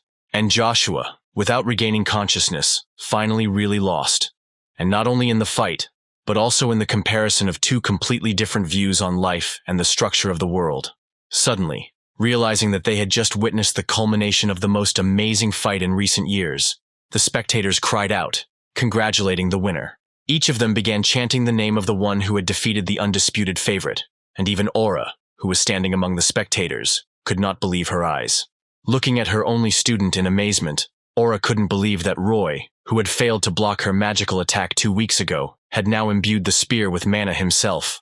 And although a smile appeared on her face from the understanding that she had definitely not made a mistake in choosing a student, the belief in what had happened could not fit into her mind. Suddenly she remembered the strange man who had bet on Roy's victory in this tournament, and she looked around, unmistakably spotting him among the crowd. She tried to make out his face, at the same time trying to understand how this man had guessed that Roy would be the winner. Throwing back his hood, the young man that Aura saw for the first time in her life exclaimed in surprise, shouting about the impossibility of Roy's victory. And although she was also very surprised by what happened, his violent reaction confused the girl a little, confusing her, because he himself had bet on the spearman's victory. Suddenly, she thought again that this huge bet on the victory of someone who had shown himself to the awakened community for the first time was even stranger than she had first thought. She turned towards the guy again, wanting to approach him and ask him questions, but he, unexpectedly for the girl, disappeared, leaving no trace behind. Raising her eyebrows in surprise, she thought that the guy was behaving even too strangely. But now, alas, she would not be able to find out the reasons for such behavior. Evening came, and Roy, with his head down, walked away from the tournament site with heavy thoughts. For the first time since he started his heavy physical training, the boy was so tired that it was incredibly difficult to keep his eyes open and his legs steady. Moreover, the joy of victory was marred by very unpleasant news from the tournament organizers, who announced that Roy was disqualified from the tournament. Just before his fight with Joshua, the latter withdrew from the tournament, and although he behaved terribly, Roy got into a fight with him, even though the referees tried to stop him. Shaking his head sternly and sighing, the organizer said that Roy had thereby violated the rules of the tournament, and therefore had no right to the win he deserved. And although the guy couldn't stop thinking about the fact that the desired purchase had slipped through his fingers, he still asked how Joshua was feeling. The organizer said that he remained alive, although he was also disqualified despite his desire to withdraw from the tournament, and his magical attack would be considered an attempt to commit murder. Deciding that he was upset by recent events, Roy looked at his phone and saw that the progress of the lectures after the fight with Joshua had advanced greatly. The boy thought that the feeling that Xiang Yu himself was fighting shoulder to shoulder with Roy was caused by the fact that he had crossed the 50% mark in his lectures. After some thought, the guy thought that perhaps he should sign up for another course, because with increasing progress, it was becoming easier and easier for him. But as soon as he opened the tab with lectures, a girl pulled him by the shoulder, and Roy, turning around, recognized Aura. After a difficult and dangerous fight, the girl was very worried about her student, and therefore asked how he felt, to which the guy grinned and asked not to worry. Realizing that Roy wasn't particularly hurt, although he was very tired, Aura sighed in relief, no longer worrying in vain. In turn, Roy, seeing how much the girl was worried, guiltily scratched the back of his head and asked her for forgiveness out loud, which greatly surprised Aura. Looking down in disappointment, he added that he would have definitely won if he had just not interfered where he shouldn't have, but now because of him, her academy would not raise its level. The girl shook her head and said that he had absolutely no reason to worry about such trifles, and he had done absolutely the right thing, which surprised the spearman. However, the girl smirked and said that he had expected to win not because of her academy, but only because of her promise to give him the cash prize. It turned out that only now did Roy remember that a huge amount of money had slipped from his hands, and he cried out in despair because he had lost so much. In a panic, he thought that not only would he not be able to buy the Spear of Longinus, but he would also not have time to extend his absences from his teacher's lectures. Of course, he did not express his thoughts out loud, and when the girl asked what he was going to spend them on, he sadly replied that he really wanted to buy one very good spear. Suddenly the guy sighed and stood up on both feet, sadly noting that there was nothing he could do now, and therefore there was no point in grieving. And although he was sure that he had done the right thing, he couldn't help but notice that he would be lying if he said that he didn't regret anything at all. And then, to Aura's curiosity, he added that if he hadn't come out to defend his friend then, he would have regretted it much more. Roy scratched his head and said that the money issue would be resolved somehow, and Aura supported him when they suddenly heard a greeting from Fred. Turning around, they saw a guy with broken glasses and a bandage on his head, shouting Roy's name, attracting the attention of his comrade. Trying to catch his breath after a short run in search of his friend, Fred asked if Roy was going to leave now, and he answered yes, and Aura covered herself with her cap. Roy asked what had happened that made him run after him without even coming to his senses, and Fred, scratching the back of his head and stumbling, tried to find what to answer. He even swallowed from excitement, and all the thoughts that he had been forming for so long before the meeting suddenly left his mind. Finally, the guy gathered his strength, sighed, straightened up, and firmly asked his friend if he could become just as strong if he trained long and hard. And Roy, hearing this question, froze in place, realizing what an effort it had cost Fred to ask it. He thought about looking into his comrade's eyes, and saw in them a firm determination to become much stronger than he was now, no matter what.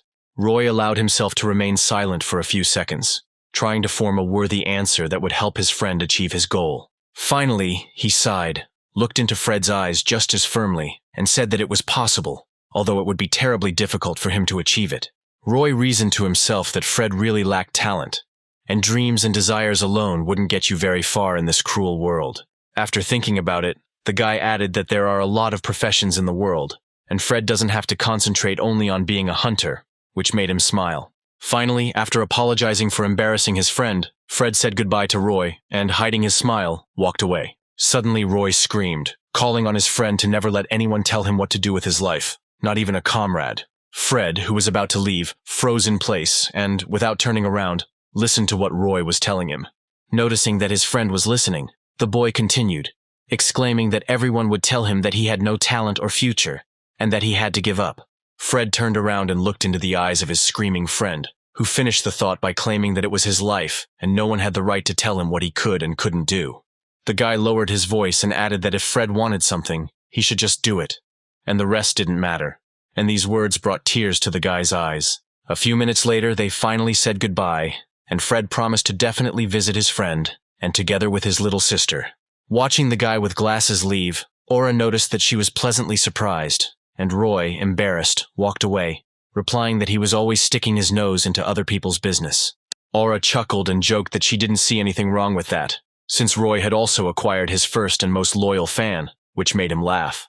The guy noted that the students were better than the fans, and Aura suddenly stopped laughing, remembering that she had completely forgotten to take the opportunity to invite Fred to her academy. For some reason, this thought made her turn towards Roy, who was already moving at a leisurely pace, apparently towards the house. She looked at him, who was scratching the back of his head, wondering where he could get money now, with a kind and warm look. And then she corrected herself with a smile, saying that now this academy is not only hers. Having run up to the student, the girl, crossing her arms behind her back, praised him in a friendly manner for his efforts today, and offered to buy him a new spear, which greatly surprised the guy. At the same time, in another part of the city, on the territory of one estate, no less intriguing events were taking place. A certain man walked briskly along the corridor of the estate, built in the old Japanese style, intending to solve the task at hand as quickly as possible. Having lost one arm, but not letting this fact get in the way, the man approached the guard and asked if the master was in.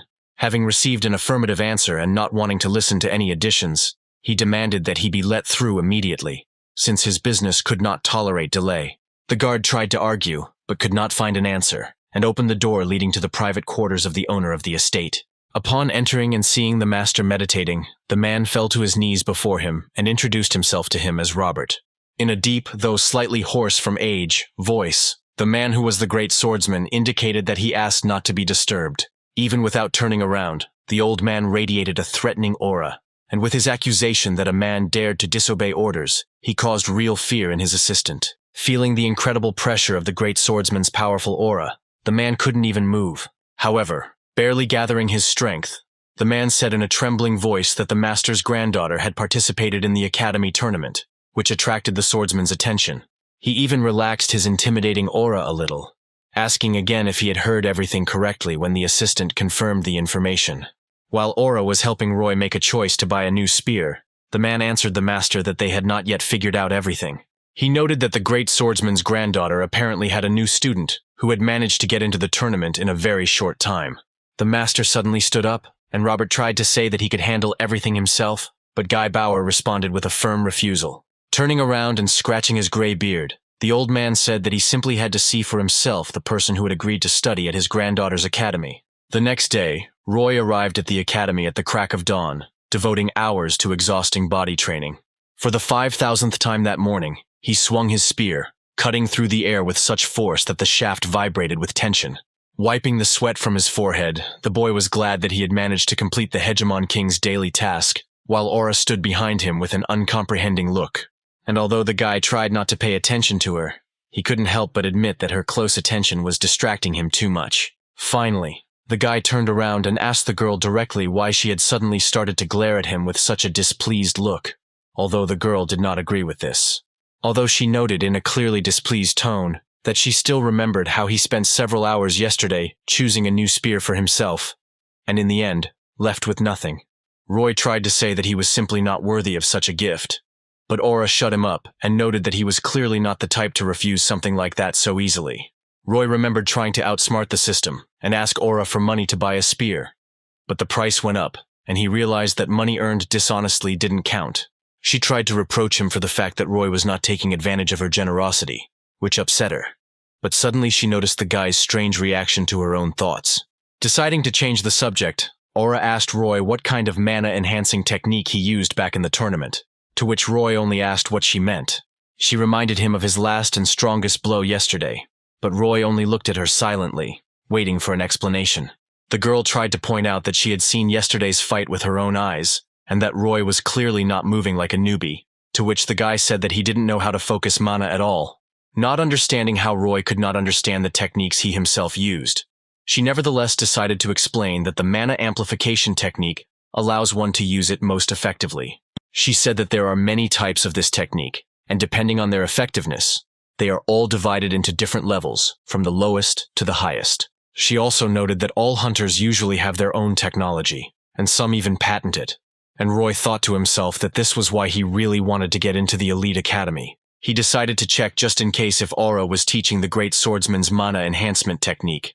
But the girl only shook her head sadly, noting that her grandfather forbade it. Instead, she offered to teach the guy her own technique, which surprised Roy very much, because he had no idea that she had her own technique. Frowning at the thought, the boy thought that he really should learn how to use mana, because yesterday at the tournament he clearly felt how much he needed it. In parallel with his discussion of Aura, the boy was thinking that since he was making such rapid progress in learning Chiron and Xiangyu's techniques, he should take lectures on mana as well. Without waiting for an answer, the girl turned away irritably and waved her hand, deciding that if the guy was talking for so long, it meant he wasn't interested.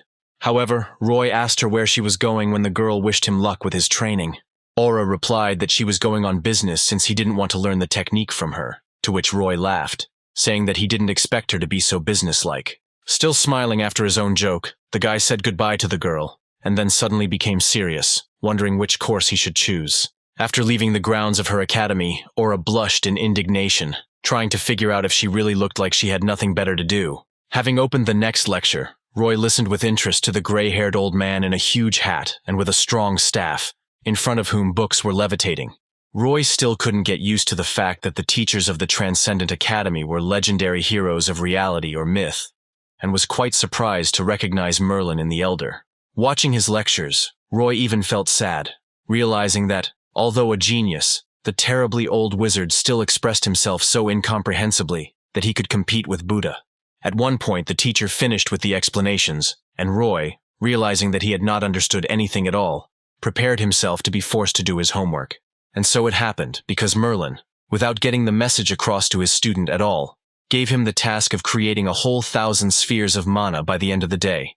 Realizing that there was nothing to do and that he would have to complete the task, Roy tried to organize all the information he had received in his mind and focus the mana in his body. Thinking that he was probably only able to sense mana thanks to Chiron's lectures, Roy tried to transfer its flows into his hands and create a sphere. Realizing that he was having an incredibly difficult time giving his mana a form, Roy suddenly heard Merlin's voice right next to his ear, urging the boy to use the full power of his imagination. He told Roy to trick the universe into thinking that everything he came up with and tried to implement actually worked according to its laws. Roy felt a surge of understanding when Merlin exclaimed that the very nature of mana was the most vivid example of the human mind's ability to deceive reality. And the moment Roy was able to fully comprehend this fact, mana flowed from his fingers into the center of the joint of his hands, forming a magical sphere. And although the guy still managed to form it, which greatly pleased and surprised him, he noticed that the sphere turned out to be quite small. Raising his hand with the mana to his eyes, Roy was amazed at how tiny it was, and also how obviously weak it was, which is why it did not maintain the shape of a sphere. Though he thought that such a weak sphere would hardly be accepted, Roy nevertheless smiled at the successful result, although he felt that Merlin would be displeased. Looking at the result, albeit pathetic, Roy thought that in the future he would certainly do much better. Suddenly, a commanding but slightly hoarse voice called out to the guy, and he had to be distracted from his undoubtedly important task.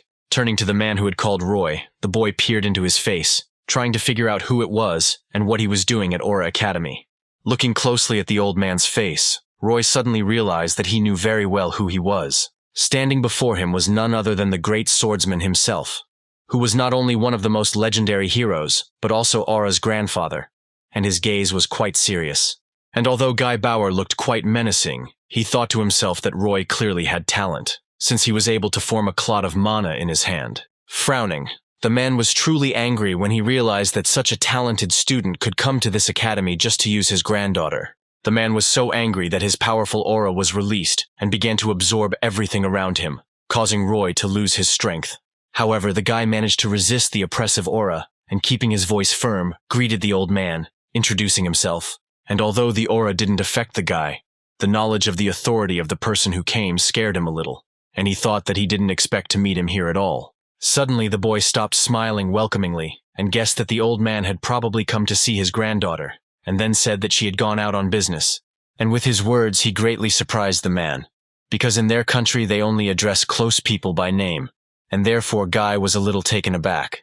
Looking up at Roy with an uncomprehending gaze, the man looked at his body and asked out loud why he didn't fall to his knees, which surprised the guy a little. Roy asked again why he had to fall to his knees, and Guy replied that his aura paralyzed everyone who had not reached S-class level. Roy looked at his body curiously and, looking away from the man, wondered if perhaps the Buddha skill was helping him hold on. Drawing attention to himself again, Guy asked what Roy was doing there, which caused confusion in the guy, who immediately asked again what the man meant. Placing his hand on the sheath of his blade, Guy said that with such talent, the boy would be accepted into any academy, and so he asked what exactly he needed from his granddaughter. And with a look full of severity, the old man began to approach Roy, threatening him not to dare lie, because in that case, he would have to use a weapon. Roy even had to cover himself to overcome the great swordsman's increased wrathful aura. Raising his hands, Roy raised his hands, trying to say that the great swordsman had completely misunderstood everything, and that there had been some kind of misunderstanding. Suddenly Guy spoke without any hoarseness or weakness, in a firm and hard voice, claiming that he did not expect to hear an answer so simply. Suddenly, the old man swung his blade, causing the boy to panic and dodge and run away. Casting an arrogant and displeased glance at the boy, the man twisted the blade in his hand, preparing to attack again if he didn't receive an answer. In turn, Roy, with panic in his eyes and mind, tried to figure out what to do, because he clearly would not be able to defeat the great swordsman. At the same time, Aura finally reached the family estate, and was very surprised to learn that her grandfather, to whom she had come, had already left. A little upset, she asked one of the workers when he would return, but the girl said that she did not know, and it would be better to call the assistant foreman. Sighing sadly, Aura thought that she had just wanted to tell Grandpa Guy about what an amazing student she had received. At the same time, the great swordsman, having bared his legendary blade, pressed Roy, demanding answers to his questions. Roy realized that he couldn't run away for long, and so, reaching his spear, he raised it and tried to focus on the sudden enemy. At the same time, Aura, being in the family estate, asked the worker to contact the master's personal assistant, but the man just approached the girl. Smiling joyfully and kindly, Robert greeted the girl, noting that she had not visited them for quite a long time. The worker bowed and was about to leave, and Robert noted that Aura had come in just in time, since he was about to call her himself. She asked why she should call, since she herself had decided to come to her grandfather, and Robert swallowed, learning the purpose of the girl's arrival. Lowering his voice a little, the man said that her grandfather had just gone to her academy, and Aura was speechless upon realizing what had happened. At that very moment, she took off without even saying goodbye, intending to return to the academy as quickly as possible. The worker, who had not yet left, excitedly asked the man where the girl had run, but he only watched Aura with a frowning look, without answering. Aura hurried back with all her might, scolding herself for letting her guard down, and even knowing that her grandfather would definitely come, missing this moment. With great excitement in her mind, the girl ran, hoping that she would make it to the academy before something terrible happened. At the same time, Roy, tensing his whole body, did not take his eyes off his opponent, realizing that otherwise he could die. And Guy Bauer continued to look at the guy with arrogance and toughness, still striving to get answers to his questions. There was tension in the air between the two men, ready to fight, as Guy was not going to back down without getting answers, and Roy was trying to protect himself from danger. He tried to understand how it was possible that one of his idols was trying to kill him right now, without listening to any arguments. Before this, the guy hadn't noticed.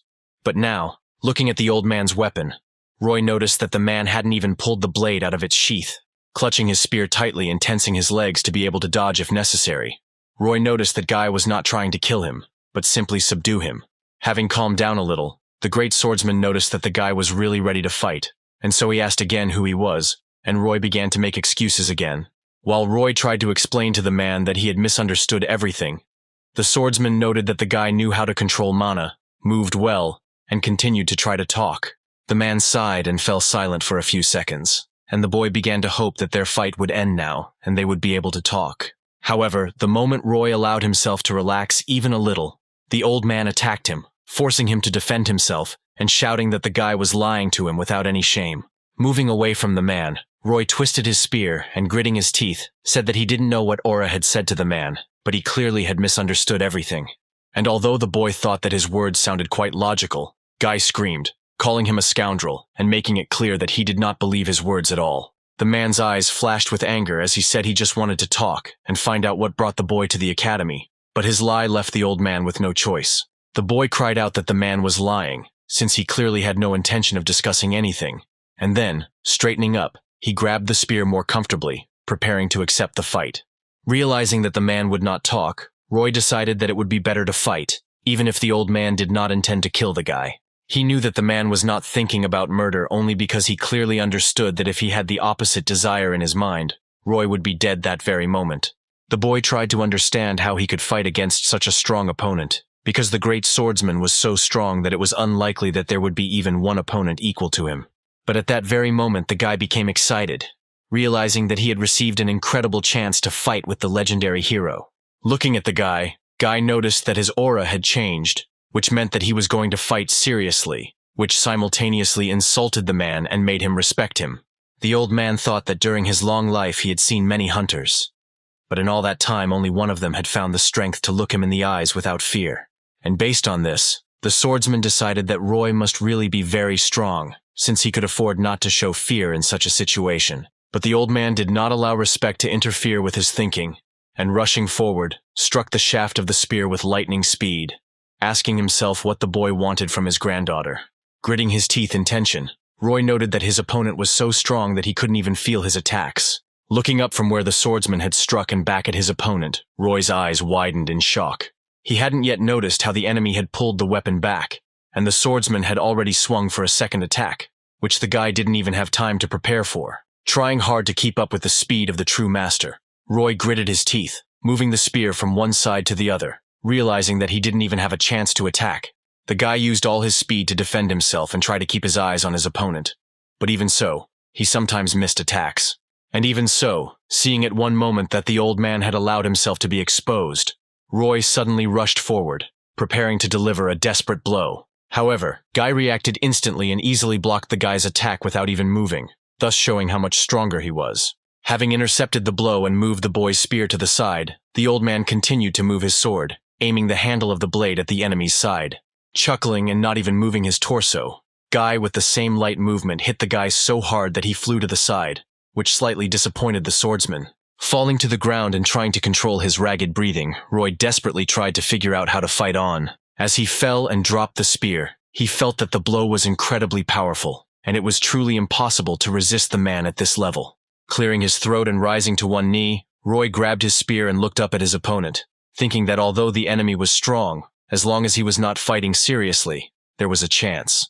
As he thought that he simply had to strike at least once, Roy saw that the swordsman had already gotten within striking distance of him and was swinging his blade. And at the same moment the boy noticed the sword approaching his face, he suddenly felt something strange inside himself. Leaning his torso back, Roy managed to dodge the attack, waiting for the window to open that he could use to successfully attack. Shifting his feet to maintain his balance, Roy swung his spear and aimed it at the enemy, attempting to counterattack. And at that very moment, the boy suddenly heard Merlin's voice, convincing him that he had to make the fruit of his imagination become reality, deceiving the laws of the universe. Listening to his teacher's voice, Roy concentrated on the feeling of mana in his body, focusing it into his weapon and strike. To the surprise of the great swordsman, the boy swung this spear, imbued with magical energy. Having swung properly, Roy followed through with his blow, not letting go of the hope that this blow would definitely reach its target. And the guy really succeeded, and the attack was so powerful that the magical power spread like a wave throughout the room. But unfortunately for Roy, although the attack was powerful, Guy defended himself without much difficulty, and the guy, having spent all his strength on the blow, fell to his knees. The man glared at the boy who had been knocked down after an unsuccessful, albeit quite impressive, attack. Roy looked up, breathing heavily, waiting to see what would happen next, and the man cried out that the boy had shown his true colors, to which Roy replied that the old man had actually attacked first. Sighing, the spearman expressed his hope that Aura would return soon, which angered the old man even more. Gripping the hilt of the sword tighter, the man began to emit a murderous aura again, and said that the guy had definitely played too much. Approaching the enemy, he furiously shouted that since Roy was asking for it, the swordsman would personally send him to the next world. Grabbing the spear again, the boy raised it, afraid that the next blow would actually kill him. But before the great swordsman could launch a devastating attack, Aura burst into the room, shouting for both of them to stop fighting. Still unable to relax, Roy, spear at the ready, turned to the girl, asking what they had done. Aura turned to her grandfather with a stern look, and it was clear that the girl was truly angry. To the old man's surprise, the girl first rushed to Roy, not to him, and asked with concern how he was feeling, noticing that he had bruises. Even feeling a little jealous of his granddaughter's attention to the guy allowed himself to say that he didn't consider him a man, and the guy was indignant. He said that the old man probably didn't care who he hit, and when the man, indignant, demanded to repeat it, Roy quickly hid behind Aura's back. To her own surprise, the girl noted that this was the first time she had heard anyone talk to her grandfather like that. Finally, realizing that as long as Aura was here, the swordsman wouldn't touch him, Roy asked again why the old man had decided to attack him in the first place. The warrior was about to take out his sword again and punish the scoundrel for his big mouth, but Aura stopped him, demanding that he stop this farce.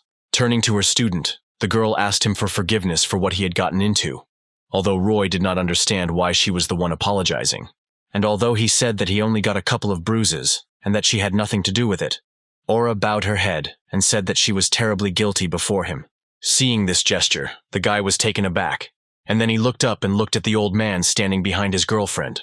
Roy saw that the man was still terribly dissatisfied and felt no remorse at all, while his granddaughter was sadly remorseful. Thinking that perhaps the relatives needed to talk to each other in private and he was just getting in the way, Roy said he was going to the emergency room, and Aura apologized again. Having once again said that the girl was not to blame, the guy said goodbye to her and left, causing her to smile as gratitude for her understanding. And when the door closed behind Roy, Aura sighed and turned, throwing a clearly very displeased look at her grandfather. And although the swordsman still looked very angry, Aura spoke to him, trying to speak softly and not to overdo it, although it was hard to hide her indignation. Finally, sighing, she lowered her gaze slightly and, collecting her thoughts, informed the old man that she had a very important topic to talk about with him. But as soon as she gathered her strength and looked up, she immediately froze in place, losing the opportunity to say anything to her grandfather.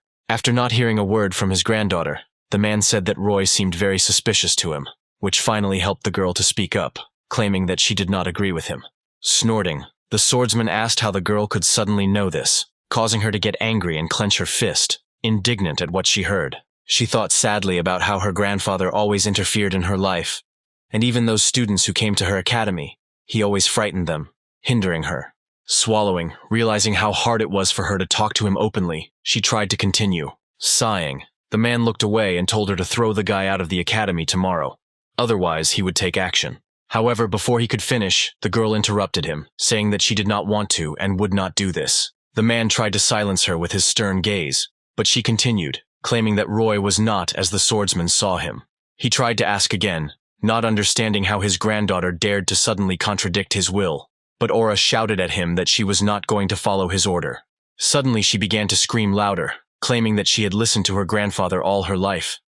But she did not want to let Roy go, and did not see any point in fulfilling the old man's will.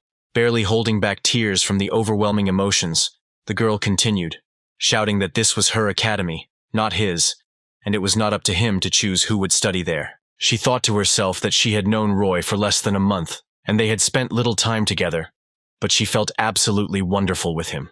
She thought that she didn't want to let him go, but on the contrary, she wanted to be with him as long as possible. The man tried to answer his granddaughter and shouted, claiming that she did not understand what kind of person he was, but Aura interrupted him again, asking what of it. She said that this is her first student with whom she feels truly good, and she wants this to continue, and she does not need her grandfather's control at all. Aura shouted that she was tired of living in the shadow of her world-famous grandfather, and was going to build her own life without his influence. Eventually the rage wore off, and the girl suddenly fell silent, realizing how much she had said to her grandfather, and so she looked up at him. To her surprise, the old man stopped interrupting her for the first time in her life, and was now looking at his granddaughter, surprised that she was able to tell him everything to his face.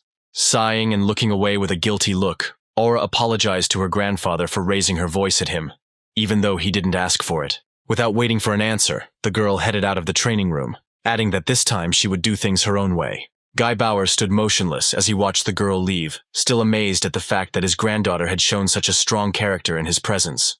Looking at the already closed door in amazement, the man noticed that she had never screamed in his presence. The swordsman remembered how several years ago, a portal to the dungeon suddenly opened in the center of the city, and monsters came out, causing a catastrophe. On that very horrific day, Guy learned that his beloved son had died in a tragedy that had occurred. On that very day, the great swordsman experienced true despair, having lost the one for whom he was ready to give his own life. And a few days later, he also learned that his granddaughter was alive, although she was left completely alone. The girl was still little, and without parents, she was threatened with a future in an orphanage, which the man could not allow under any circumstances. Looking at the girl on the day his son was buried, Guy realized that he was seeing before him the last person in whose veins his own blood flowed. And he was so afraid that the girl might for some reason end up in danger, that he promised himself that he would definitely teach her his techniques. He knew very well that the girl did not like fencing, but he could not allow himself to be more gentle with her, because it was precisely with this strictness that he wanted to strengthen his granddaughter's character.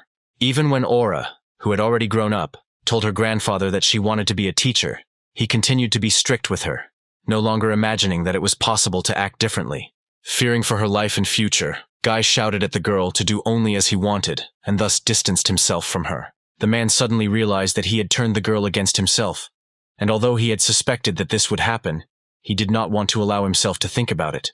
In the end, wanting to protect his beloved granddaughter, he made it so that now she would under no circumstances ask for his help. Sighing, the man realized that he had brought both himself and the girl into this truly sad situation, and it would be very difficult to fix it. He realized that on that very day, Aura had found the strength to refuse her grandfather's will, and now he was left all alone. The next day, Roy stretched his shoulders as he headed to training, noting that in just one night, the aches in his entire body had disappeared. After the fight with the great swordsman, Roy, surprisingly, remained without a single injury, and the only evidence of this fight were small bruises that healed overnight. He smiled as he remembered how difficult it was to fight such a strong opponent, and he was incredibly lucky that Aura had come running to protect him. Suddenly stopping smiling, the guy thought that he had no idea until yesterday how hard his girlfriend's life was. He remembered how, when he got home, Aura called him, and asking for forgiveness once again, explained what had happened. She told him in great detail what kind of relationship she had with her grandfather, and the guy didn't like what he heard at all. And while Roy wasn't afraid of the great swordsman at all, Aura revealed that her other students weren't like that, and left the academy out of fear of her grandfather. And although Roy felt that the girl had clearly omitted a lot, he had enough information to understand what kind of relationship she had with her grandfather, and why he suddenly attacked the guy. However, at the same time, although the spearman understood why Guy treated him so aggressively, he did not agree with this approach at all, and therefore did not forgive him at all. And although Roy managed to gain a lot of experience during this incredibly difficult and unsuccessful fight, he thought with a grin that he would not try to fight him anymore. And then he suddenly changed his mind, deciding that getting so much experience for beating sounded like a pretty interesting idea. Finally, the guy reached the academy and entering the training hall immediately said hello, expecting that Aura would meet him. However, for some reason, the guy, sitting on the floor with his legs crossed, was met by the great swordsman himself, who greeted the guy sullenly and noted with displeasure that he was in no hurry. Roy looked at the old man in amazement, thinking only that the desire to be beaten for progressing in lectures was just a joke. A couple of minutes later, Roy was already sitting in front of the great swordsman, telling him all the conditions of their acquaintance and friendship with Aura. The man irritably asked again whether Roy had hidden any details from him, to which the guy angrily asked him to finally stop suspecting him. And although Guy finally realized that the guy wasn't lying, he still couldn't understand where this guy got so much strength and talent from. The old man stroked his beard sullenly, and noted that he actually respected the fact that the guy had not been scared in their last fight, but had stepped forward. Roy asked if he could finally go, since he needed to get back to training. And Guy was just waiting for that, and happily allowed himself a smile. He decided that he would let the boy train while he watched, and thus learn the secrets of his talent and skills. But what he saw left the old man dumbfounded. At first he thought he didn't understand something, but then he realized that something was really wrong with the guy, because he had been looking at the switched-off phone for several minutes. Guy frowned at Roy, crossed his arms in front of him, and asked if the guy really meditated like that, although the guy didn't understand the question at all. When the man asked again, Roy said that he really did meditate, and the old man indignantly said that meditation was a good practice, but it did not develop the body at all. And although Guy wanted to motivate the guy to get down to business, Roy only echoed his words and continued to look at the turned-off screen, surprising the man. The man was quite interested in the fact that Roy was not at all interested in the great swordsman's desire to teach him something, and so he seriously thought about teaching the guy. Hearing a clear offer to train, Roy was even surprised, asking again if the great swordsman himself really wanted to teach him, which finally pleased the man, who had expected such a reaction.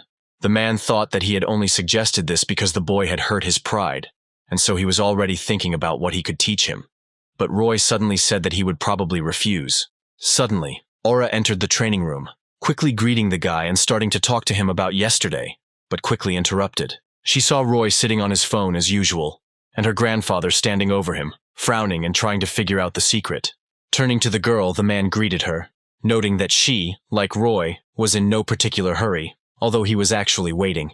The girl already wanted to aggressively kick the old man out, threatening him not to touch Roy under any circumstances. But the old man interrupted her, whispering that the guy was clearly not all there. Having stopped mid-sentence, Aura's eyes widened in shock as she listened to the old man's outrage at the boy's refusal to be trained by the great swordsman himself. Then the man pointed at the guy who was staring at his switched-off phone and gloomily noted that he was clearly crazy. However, Aura shrugged in response and noted with a grin that she didn't see anything strange in this situation, since the guy always behaved like this. Guy looked at the girl with confusion, but she continued to smile, saying that at first she also thought the guy was crazy. And although the man clearly didn't understand anything, Aura shrugged and walked towards the guy with a smile, greeting him again. Taking his eyes off his phone, the guy greeted the girl, asking how long ago she had arrived and hearing in response that she had literally just come in.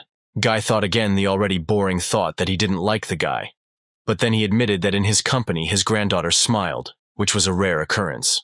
The old man could not help but admit that he himself liked it when his granddaughter was happy, and it brought him peace of mind. Pursing his lips and looking curiously at his friends as they chatted, the man asked himself seriously if she really liked talking to him. And while his friends were laughing merrily, the man thought sadly that Aura never laughed in his company, and this upset him. And while the man couldn't agree that Roy was a good guy, he did agree with another fact, which was that he could actually create joy in his granddaughter's soul. And although the man noted these thoughts with some sadness, at the same time he was very jealous of this rascal, who, unlike the old man, could bring a smile to the girl's face. Suddenly, distracting the swordsman from his thoughts, his assistant burst into the room with obvious alarm on his face, trying to attract the master's attention to himself. The man turned around, asking what was wrong, and even Aura and Roy stopped talking, curious about what had happened. However, it turned out that, despite the anxious expression on Robert's face, he actually wanted to inform the man that he was being invited to the Order of Truth. Calling the gathering a bunch of weirdos, the man said that if they wanted him, they could come themselves, but he wasn't going anywhere. However, Robert then noted that it was not all members of the Order who were calling him, but a certain Sir Kalia, which interested the great swordsman. The assistant said that he was informed that Sir Kalia had some personal questions for the master, as well as one request, and to the surprise of everyone present, it turned out that Kalia asked Guy to bring Roy with him, which made the guy go dumbfounded, his eyes wide open. Just in case, he pointed to his face, and with a voice full of surprise, he asked again if it was really him who was being summoned along with the great swordsman. As he stood up, shrugging his shoulders and thinking that he apparently had no choice, he realized that the same question was on the minds of everyone present. Everyone was wondering why Roy was being called in, but Guy suddenly shouted that Roy was actually Kalia's henchman, causing confusion and slight indignation from the guy, who denied the accusations. Aura suddenly slapped her fist against her palm, and remembered that during the tournament, she had seen a strange man in a black cloak. Lost in thought and pressing her fingers to her mouth, the girl began to think, suggesting that this man could be connected to Sir Kalia's circle. Roy listened silently as everyone speculated about why he had suddenly been called into such company, and then asked if he really had to go, since he didn't feel like it. Aura, amazed, even opened her mouth in surprise, telling the guy that the Order of Truth is actually one of the most famous societies in the world. She noted that it included 7 apostles whose power was equal to that of the rulers of states, and that Sir Kalia was the successor of the Apostle of Chastity, and did not usually make appointments. To the surprise of everyone present, Roy suddenly shrugged his shoulders in response to this information, and said that he didn't care about it, and it would be better for him to continue training. Robert suddenly chuckled and said that this was the reason why everyone around him thought so highly of Sir Kalia, which caused misunderstanding among Aura, Guy, and Roy. The great swordsman crossed his arms over his chest, and then asked what he meant. And Robert said that Circalia had predicted Roy's refusal in advance. Chuckling and smiling as he realized that Circalia was truly amazing, Robert said that the apostle had conveyed a different message for this occasion. He conveyed that Circalia promised Roy a whole $100,000 if he agreed to show up for this personal meeting. It turned out that the Order of Truth is a kind of religious organization, only their faith is based not on any of the gods, but on truth itself. The man in the robe who came to the tournament and bet on Roy's victory had the title of Great Voice, and at the head of the order there are 7 people, namely the apostles of humility, diligence, chastity, abstinence, gratitude, mercy, and patience. It is now believed that the apostles interpret the will and opinion of God, and therefore the truth itself, although previously they were seen as nothing more than a strange cult. But when the cataclysm occurred, summoning dungeons, monsters, and the power of the awakened, the servants of the order united with the heroes to confront the monsters. And the order received real power when it destroyed the most powerful berserker giant, who had been terrorizing the world for a long time, and whom the heroes could not defeat. And in modern times, the great swordsman Guy Bauer, accompanied by Roy, finally reached the hotel where the representatives of the order were staying. When they saw one of the servants, Guy wanted to introduce Roy, but the man in the robe said that he knew everything about the spearman who had appeared. Taking a step to the side, the man extended his hand towards the door and invited the 2 men to enter, claiming that Circalia was already waiting for them. The whole time they were getting to the hotel, Roy was trying to figure out how this Kalia guy had guessed exactly how much money he needed, and then he thought it was all because of the tournament. The guy decided that he was offered the amount he was supposed to win at the tournament, but he couldn't understand why he had interested someone so important. Eventually, after walking through a long corridor, a man in a robe opened the door to a very prestigious-looking room for them and let the men in, claiming that Circalia would be there soon. As Roy and Guy sat down, the swordsman allowed himself to clear his throat and gloomily remarked that he had known they would have to wait, and that Kalia would never have arrived first. Wanting to satisfy his curiosity, Roy asked Guy if they had met Circalia before, which caused the old man a little surprise. Sighing and frowning in displeasure, the man said that they would meet for the first time that day, and Roy's eyes widened in surprise. The guy said that he thought they had known each other for a long time, and Guy, sighing, noted that Kalia had been inviting him to his place for a long time, but the old man always refused. And although the man had met the Apostle of Chastity before, he had not yet met his successor, and Roy nodded his head understandingly. The guy thought that he saw his girlfriend's grandfather in him, but he shouldn't forget that he was still the great swordsman, and so the guy asked if the man knew the Great Voice. Roy said that he had heard that the Great Voice only appeared in public when the Order was fighting against a great monster, and Guy frowned, slightly embarrassed. Propping his head on his fist, the man said that he had never communicated or interacted with the Great Voice in person, but had only seen it from afar. Suddenly they had to interrupt their conversation when they heard footsteps outside one of the doors of the room. A rather young guy with blonde hair entered the room, smoothly opening the door and greeting his guests. Guy noted with displeasure that Kalia himself had invited them, but had not even bothered to wait for the guests, forcing them to wait themselves. However, Kalia, dressed in bright armor decorated with the Order's crest, did not respond to this comment. Closing the door behind him and smiling good-naturedly, Kalia noted that he needed time to clear his body and mind before the meeting. Guy grumbled, saying that it was the first time he had heard such nonsense. But Kalia, ignoring the rudeness, walked up to Roy and introduced himself. Roy tried to give his name in response out of politeness, but Kalia interrupted the guy, saying that he knew perfectly well who he was, and adding that he was very glad to meet them. Frowning, the guy decided to ask the question that was troubling him so much and find out how Kalia knew him, to which the guy smiled and boldly answered. He said that one of his disciples was present at the academy tournament, and that was where they heard about Roy. Although the boy narrowed his eyes suspiciously, not believing these words at all. He asked why, then, such an important person suddenly wanted to meet him, since he was a simple newcomer. Having said that he had just wanted to talk about this, Kalia sat down on the sofa between the men and said that he wanted to offer them cooperation in exploring the dungeons. Raising his cup of tea and taking a modest sip, the boy continued that he really hoped to cooperate with the great swordsman. The man was already indignant, wanting to ask why the guy suddenly decided that he would agree. But Kalia interrupted him, claiming that the man himself knew that the end had not yet come, and these words made Guy fall into stunned silence, trying to make sure that he correctly understood what the guy meant. Taking another sip, Kalia said that they had recently received information that a distortion had appeared and was growing in one of the dungeons. Guy tried to protest again and say that it was nonsense, but Kalia interrupted the man again and said that the information was confirmed, and they were obliged to find out more about the distortion.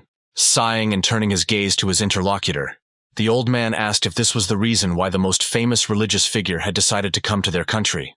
He suggested out loud that by using this distortion as a cover, Kalia was only trying to strengthen his position in this country. Smiling and taking another sip, the guy chuckled and said that he didn't even hope to fool the great swordsman, but he had to try. The old man noted that it was impudent to call this task a mission of the order, and then asked what Kalia could offer for help, to which Kalia himself smiled again. For some reason, he suddenly started talking about Guy's granddaughter and mentioned her academy, which threw the old man off track. The guy wanted to continue the topic and say that from the order's side they could help her.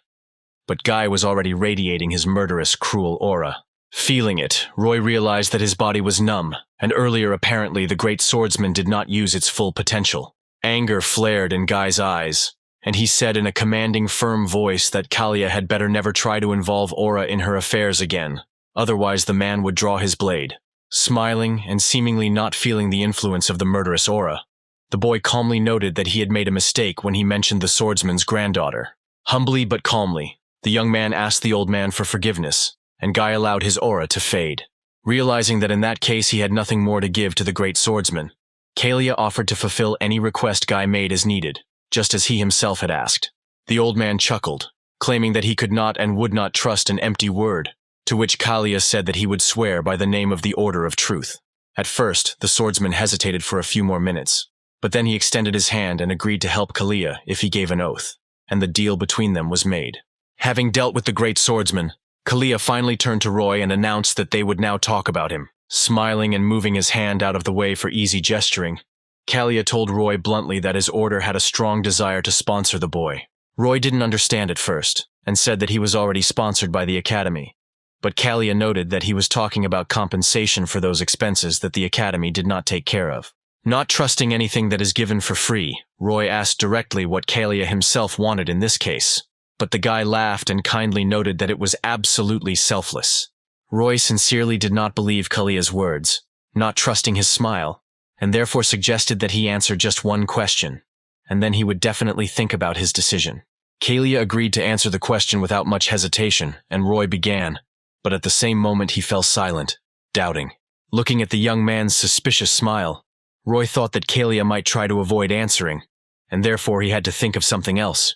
Deciding to ask his question a little differently, the guy stood up from his seat and pulled his phone out of his back pocket. Roy quickly approached Kalia and held the phone out to him with the screen facing his face, which slightly confused the guy. With a confident smile, Roy asked if Kalia could see anything on his phone screen, intending to find out if the Order knew about the Transcendent Academy. To Roy's surprise, for the first time during their conversation, Sir Kalia stopped smiling and frowned at the screen of his phone, which was always turned off for everyone else. At this time, the guy's phone speakers were playing Buddha's difficult-to-understand thoughts, and the great god himself was displayed on the screen. Kalia noted incomprehensibly that Roy was asking very strange and incomprehensible questions, but the guy firmly continued to ask what exactly the young man saw.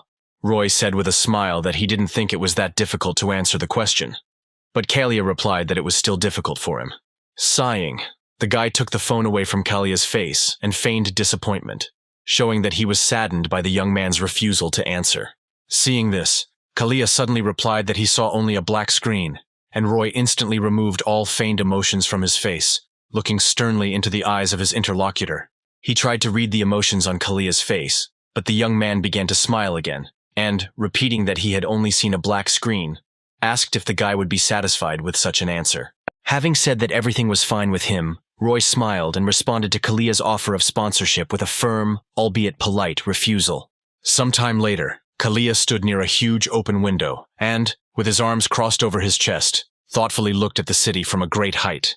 Without turning around, he spoke to the young man in the robe, asking how everything had gone for him, and the man replied that he had not found any distortions.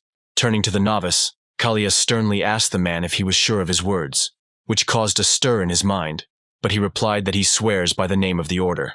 Turning away and looking at the city again, Kalia noted to himself that there was nothing special about Roy, really, although his question caught the boy off guard.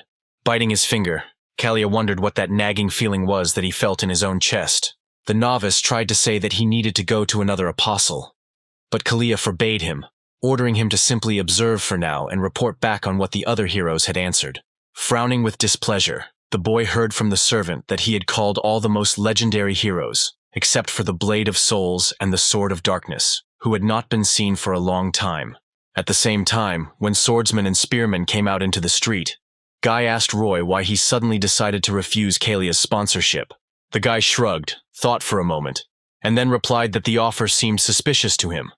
Although Guy didn't understand what he was talking about, Guy indignantly asked why Roy had agreed to the offer to enroll in the Aura Academy, to which the guy replied that it inspired confidence. Deciding to change the subject, the guy reminded about what Guy and Kalia had discussed at the very beginning of the conversation and clarified what dungeon distortions were. The old man sighed and said that this was the name given to the distortion of magic within a dungeon, causing it to suddenly increase in difficulty or cause an unexpected breakthrough. The guy said he thought that such a thing was impossible, but Guy scratched his beard and replied that this used to happen all the time, although now it is rare. Roy, suddenly becoming agitated, clarified that Kalia meant that the times of the cataclysm had not yet ended, but Guy reassured him, claiming that the apostle was simply mistaken. The man turned and walked away, and Roy asked where he was going, since Aura Academy was in the other direction, and the old man said that he had things to do. The man walked away, but suddenly stopped and turned around with a menacing expression on his face, warning the boy not to do anything indecent with his granddaughter. Roy laughed, noting that the man had acknowledged the boy after all, and then sneered that it was because of this mistrust that Aura was angry at her grandfather, which angered the old man. Guy clenched his fists in rage, and Roy, seeing this and afraid that he was about to be beaten, turned around and ran to the academy, grumbling about how he needed to get stronger quickly so he wouldn't have to fear the old man's threats. Roy returned to the academy and greeted Aura, who was surprised that the boy had returned so early. The girl was surprised when she noticed that her grandfather did not come with the guy, because they went together, and Roy replied that Guy suddenly had some business. Knowing her grandfather's character, Aura asked if he had said anything strange to the boy, to which he reassured her, assuring her that everything was fine. Still worried that Roy might have been intimidated, Aura once again sheepishly apologized for his character and for not warning the boy in advance. Shrugging his shoulders to the girl's surprise, Roy said that the great swordsman expressed himself very strictly and, in his opinion, incorrectly. But he could not say that he considered him bad. Scratching the back of his head, the spearman finished his sentence with a joke that if he somehow upset Guy, he would only get a few blows. He suddenly interrupted himself, indignant that he was talking nonsense, but the girl was already smiling sarcastically, hearing his words. Aura suddenly remembered that Roy needed money and emphasized it, although he did not understand how she found out, to which Aura replied that he shouted about it every day. Roy thought about how money really was his biggest problem, since all 100,000 had gone to pay for Joshua's treatment, and Aura picked up the phone. She said she had found a great task for Roy and handed him her phone, where he saw an ad for a dungeon clearing competition. Seeing that the competition organizers were offering the winner a whopping 300,000, Roy raised his eyebrows in shock, realizing how big of a sum that was. He asked the girl again what the competition was about, and Aura replied that, apparently, it would involve clearing dungeons that no one could handle. Roy had already thought that it would be very difficult, but the girl noted that, most likely, these were not profitable dungeons that were simply not paid attention to. Looking at the details of the ad with interest, the guy thought that she was right, because now hunters are only chasing profit and do not clean cheap dungeons. Aura also said that they contained weak monsters, and sending professional hunters there was simply not practical, and Roy imagined a strong hunter and a weak goblin. The girl also noted that if the dungeons are not cleared quickly, they open up, releasing monsters into the cities, which is why the state came up with these competitions. Realizing how well thought out this system was, the guy thought about it, and then said that he didn't know who came up with it, but he was a real genius. Aura, who sincerely wanted to help, asked if he agreed, and Roy, smiling, found no reason to refuse such a pleasant offer. And although the guy understood, among other things, that this competition would improve the Academy's rating, and that was precisely the reason Aura found out about it, he didn't want to upset her. When he turned away, the gears in his head started turning, giving the guy the understanding that since this was a competition, the opponents would be far from the weakest. He remembered how strong Joshua, whom the guy fought at the last tournament, was, and thought that he needed to be prepared for the fact that here he would meet someone clearly stronger. Frowning with displeasure and sitting down on the floor, the guy thought about how he could prepare so that his opponents wouldn't become a problem. The guy was grumbling to himself only because he really wanted to get the money, and he was still upset about being disqualified at the last competition. Roy asked Aura how the competition works, and she told him that at the beginning, all participants are sent the addresses of the dungeons, and then they are given a week to complete them. She also noted that a participant can reserve a dungeon, but unfortunately only one. And Roy thought that this was designed to avoid monopolization. Aura said that the reservation would be cancelled in 10 hours, so we needed to clear as many dungeons as possible in a week. Roy said that the task was difficult, because he would have to hurry and get rid of the corpses, and Aura asked in shock if he was really going to sell them. Roy was surprised and asked if getting rid of the monsters' corpses wasn't part of the main task, and Aura aggressively noted that it wasn't at all. Roy scratched his head and said that selling the corpses would make a lot of money, and the girl shook her head and replied that the main prize was much more important. A little disappointed that he wouldn't be able to both kill and sell monsters, Roy thought about how he could optimize his speed. Suddenly, he came up with an interesting idea and called out to Aura, who curiously asked what he had come up with. But before voicing the idea, the guy with a sly smile clarified what specific rules and restrictions there are in such a competition. A few days later, Roy was already prepared for the competition and, getting ready for it, thoughtfully reviewed the progress of studying the lectures. At Aura's suggestion, the boy also downloaded a dungeon tracking app, and now they were waiting for the boy's assistant to show up. Aura asked if he might not be able to find his way, but Roy grinned and noted that this man would never allow himself to get lost. Finally seeing the one he had been waiting for quite some time, Roy waved to the man, happy to see him.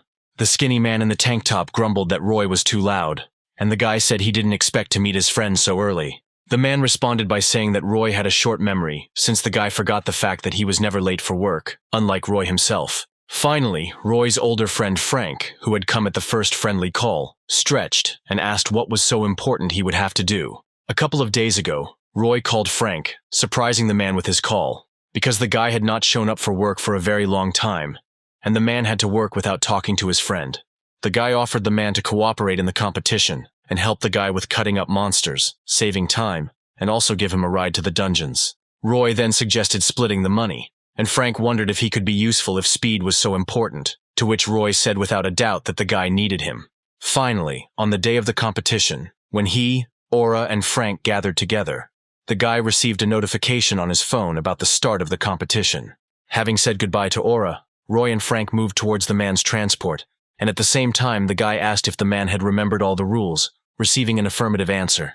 When they got inside, the spearman said that they needed to be as fast as possible, because the one who cleared more dungeons than the others would win. Looking at the gloomy face of his older comrade, who already knew all the rules, the guy still explained that they needed to be fast, both in the dungeons themselves and on the way between them. Having said that Roy could rely on his driving speed, Frank asked if the guy could handle the dungeons themselves, and the spearman nodded contentedly. Opening the phone, which displayed the addresses of the dungeons, Roy handed it to the man so that he could find out where to go. Frank, of course, understood where to go, but asked why Roy had given him the phone forever, and the guy replied that all the addresses were there, and Frank would be able to optimize the route.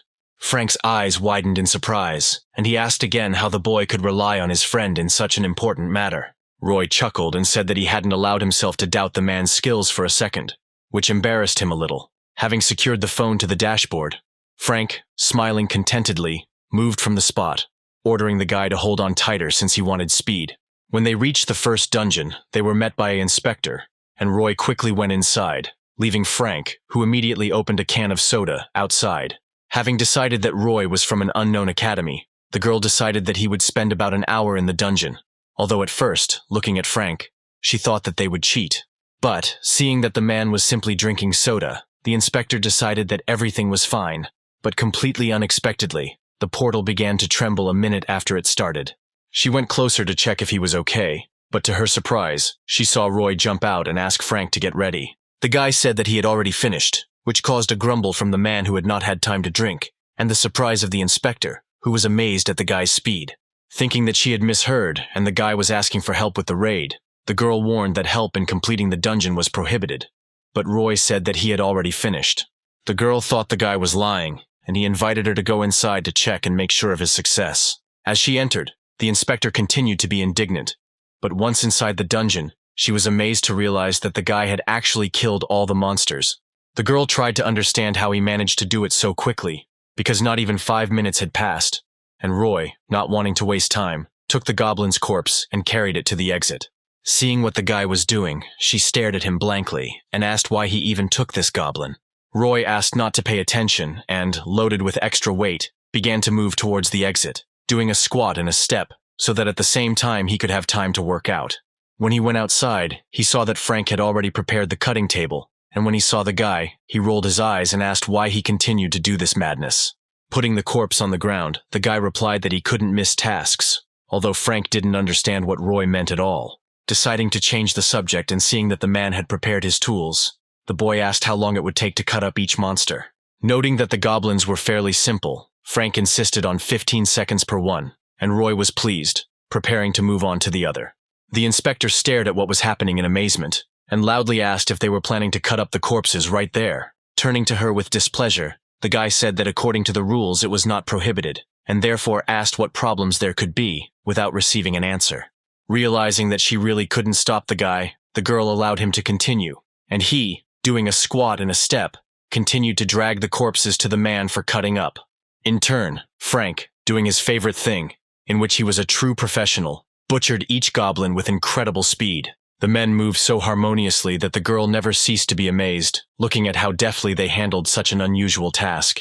Finally, having finished with the last goblin, they did not waste time, and choosing the next dungeon, grabbed the fresh meat and ran to the truck, leaving the amazed girl alone.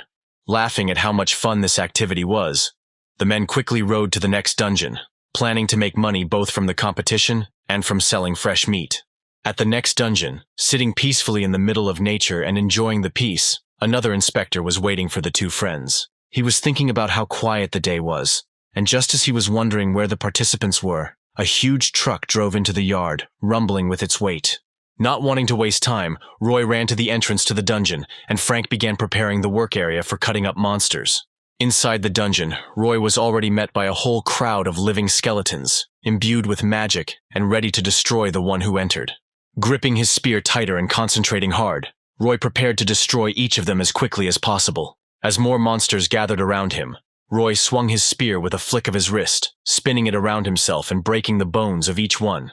Having sorted it out in 2 minutes, Roy began to run out and drag bones to Frank, who was upset about the lack of meat on the corpses. However, realizing that the skeletons contained a lot of bone marrow, which could also be sold profitably, the man began cutting them up. In turn, Roy, without ceasing to train, dragged one skeleton after another to the cutting table, catching the surprised look of the inspector.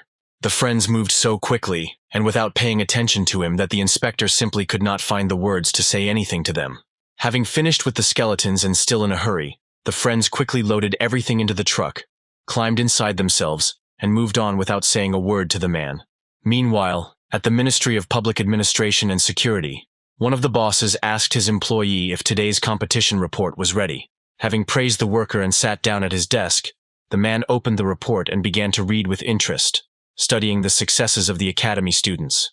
On the very first page, the man saw the personal file of a promising girl who had cleared 16 dungeons in her first day. Thinking that with such results she would definitely take first place, the man scrolled straight to the end to see the overall statistics, and was surprised to notice that the girl was only second.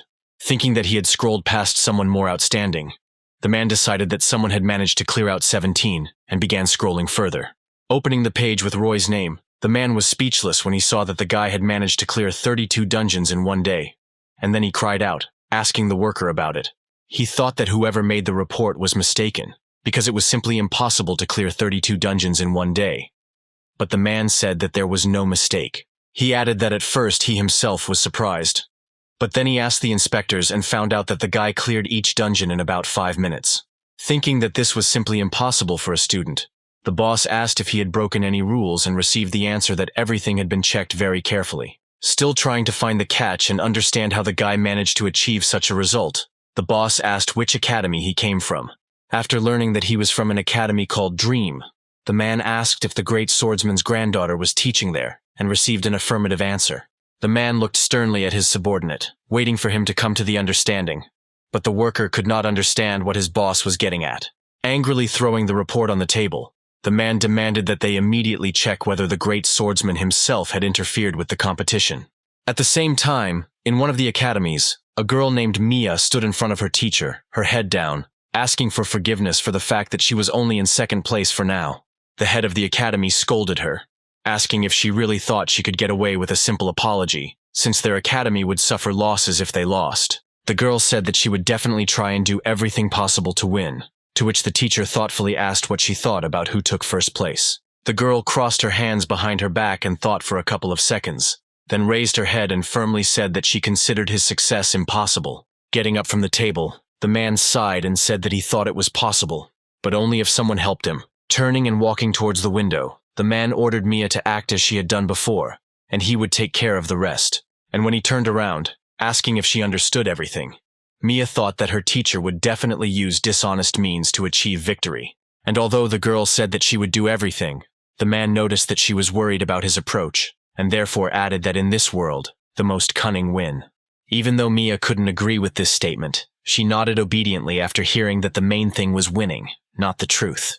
The man asked with displeasure if she was worried about her own rival, to which the girl firmly replied that she was not worried about him at all. Leaving the office and thinking about how their conversation had just gone, the girl moved around the territory of her academy. Still, Mia couldn't admit, even to herself, that she didn't agree with the teacher's approach, and she remembered one of the moments from her past. An image of her friend popped into her head, who always insisted that a legendary hunter must have ironclad principles that he would never compromise. In turn, she always argued with him, claiming that this form of thinking was nonsense, and in this world, absolutely everything was decided only by money. The guy sarcastically noted that he would definitely become a professional hunter and would light people's hearts with his will, and the girl smiled, listening to his words.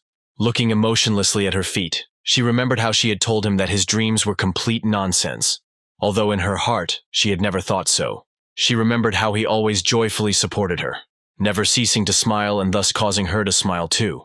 I remembered how I couldn't take my eyes off his kind eyes and couldn't stop thinking about his good principles. And of course Mia remembered the despair and anger she felt when he died, leaving her forever and completely alone.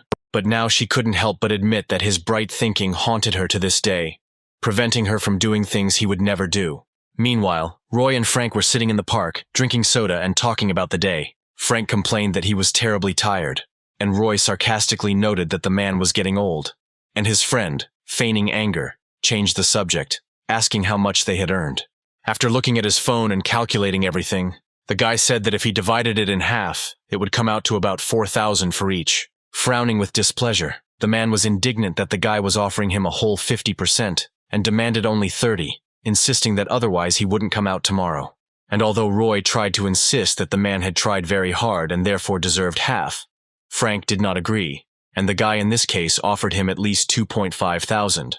And although the man continued to be indignant, demanding less, in the end, realizing that the guy could not be moved, he agreed to 2.5 thousand and continued drinking soda. Smiling at the friendly atmosphere, Roy took a sip of his drink and asked why Frank wasn't surprised. At first, the man didn't understand what exactly his friend was talking about, and Roy explained that he was referring to the incredible speed with which the guy cleared the dungeons. Frank chuckled and said that he didn't understand what was surprising about that, since he had already seen Roy at the academic tournament, which had amazed the guy. Roy asked, offended, why his friend hadn't even mentioned or given any indication that he had been at the tournament, to which the man, causing a smile to appear on Roy's face, said that he hadn't wanted to bother him. Turning away from the guy, Frank burped, then covered his mouth and asked for forgiveness, causing the guy to laugh kindly. Roy remembered how Frank supported the boy when he was left without parents, and therefore he saw him as the closest person to him. On the second day of the competition, Roy and Frank were ready to work and set to work early in the morning, noting with surprise that they had been given the nickname of Dungeon Breakers. The friends looked at each other in bewilderment when the inspector near the first dungeon said that they were nicknamed that way because their comrades managed to butcher monsters in addition to raids. A rather young guy also said that a lot of people are talking about them now, and even he himself was curious about them, which greatly surprised both Roy and Frank. On the second day, the comrades pulled ahead even more, clearing a total of 41 dungeons, and Roy allowed himself to happily note that victory was within their grasp. Frank said that if they lost, it would be at least strange, and Roy encouraged his friend, glad that it was him he had called to help in this difficult matter. Seeing the man grumble that the guy would make him work even after death, Roy promised to buy him and his daughter some food, which instantly cheered up his friend. The man sarcastically noted that in that case the guy would have to buy a whole cow, while Roy looked at the phone screen, glad that everything was going smoothly. When they were about to start work on the third day, Frank suddenly looked at the screen very thoughtfully, which caused the guy's bewilderment. He asked what had suddenly happened, and Frank held the phone up to him, asking him to look at the screen and assess the situation. And as soon as the guy looked at the screen, he immediately snatched the phone from his friend's hands, dumbfoundedly trying to understand what had suddenly happened. Much to the boy's surprise, the entire dungeon map was filled with red armor icons, meaning there was not a single free dungeon left for them. After looking at the map for a long time, Roy noticed that there were still free dungeons an hour away from them, but all the ones nearby were booked. Frank noted that the whole situation seemed too strange and suspicious to him, with which Roy could not help but agree. Roy decided they needed to head for the nearest dungeon, since there was one, although Frank said the armor was not installed correctly and would probably be removed soon. However, after completing the next dungeon, the friends noticed that everything around them was booked again, and because of this, they only completed 10 dungeons that day. After meeting with Aura, they decided to discuss the situation and try to understand what was going on, although Frank was 100% sure that Mia from the second place was to blame for everything. Aura noted that you can usually see who exactly booked the dungeon, but these particular bookings can't be seen, causing Roy to frown. Aura promised to talk to the organizers, and Roy, to his own regret, admitted that the cutting would have to be postponed for the sake of winning. And Frank agreed with this.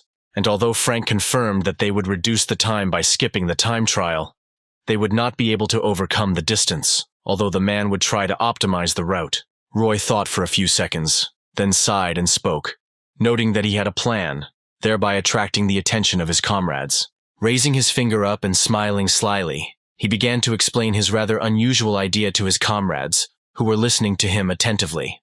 The next day, a whole group of hunters gathered in one place, looking intently at their phones and not taking their eyes off the maps open in them.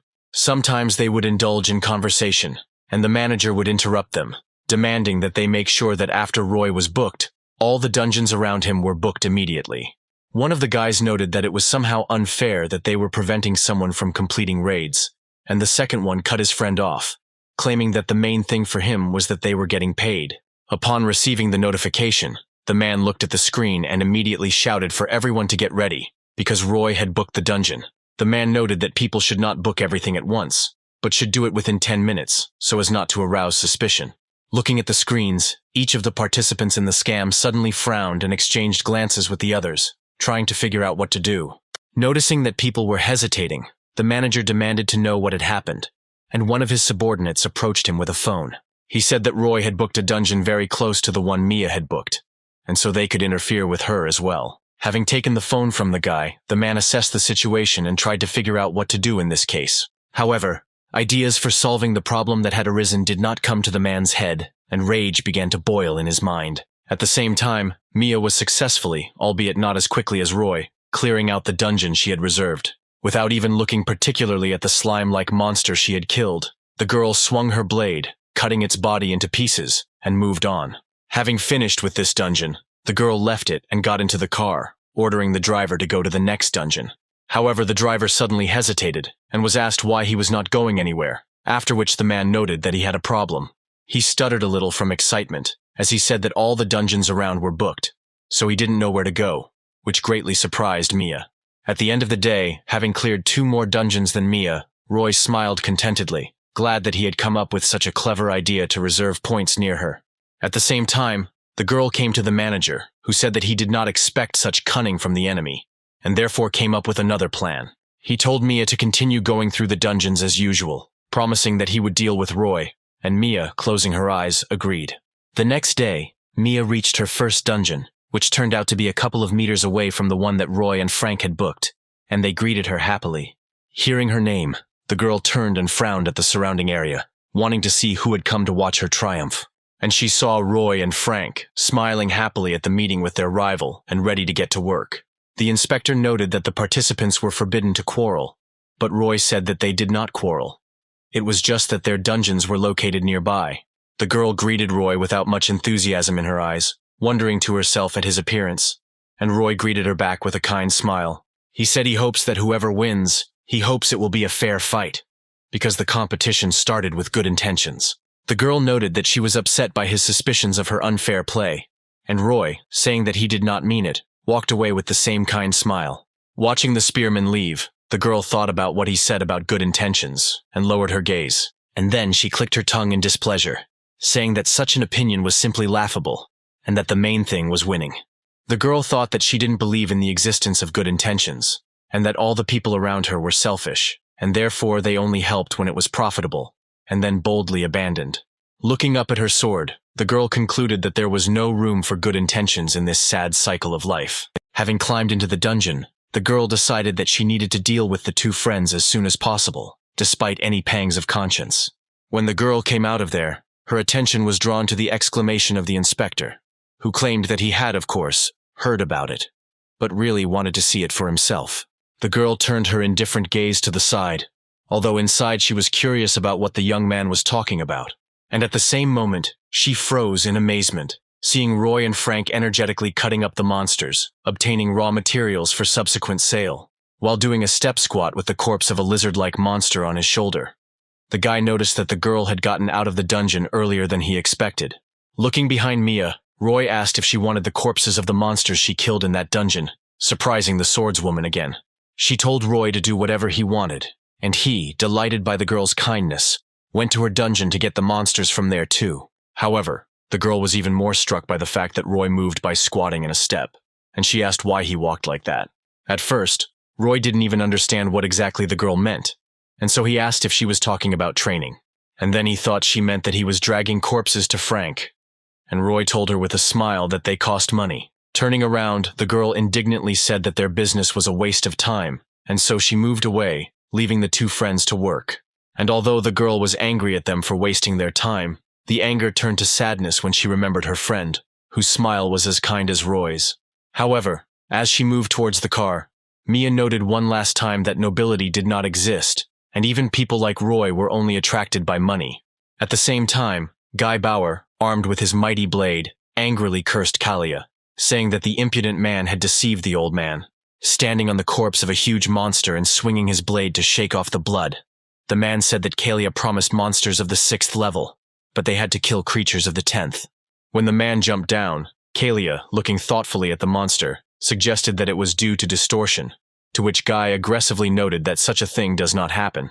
Casting an evil glance at the boy, the great swordsman noted that he believed more in the guilt of the Order of Truth, as it had been 30 years ago. Kalia swore on the honor of the Order that they had nothing to do with it, and Gaius was about to insult the young man, but someone in a large hat intervened in their conversation. Sitting on a hovering broom, a girl named Daisy, who was a student of the Great Mage, noted that she would not tolerate swearing in her presence. Seeing the new arrival, the old man irritably said that the young girl was not his boss, and asked where her mentor was, to which he received the answer that the great magician was not feeling well. Jumping off her magical transport, the girl analyzed her feelings and noticed that she felt an abnormal flow of mana, but it did not look like a distortion. Frowning thoughtfully, Daisy turned to Guy and asked if he had felt anything strange, to which the man replied half-heartedly that he had felt nothing unusual. The sorceress noted with a sad expression that the swordsman was very lucky, and that such phenomena only happened when the berserker giant was released. Kalia asked Daisy if this corruption could infect other dungeons, and was told that it was possible, although the chance was small. Turning back to the men, the girl said that they needed to get a lot more information anyway. And while she was saying that she would ask the administration to reevaluate all the dungeons, in another part of the city, inspectors saw a very strange anomaly. They stood in front of 3 open dungeons at once, discussing that it was rare.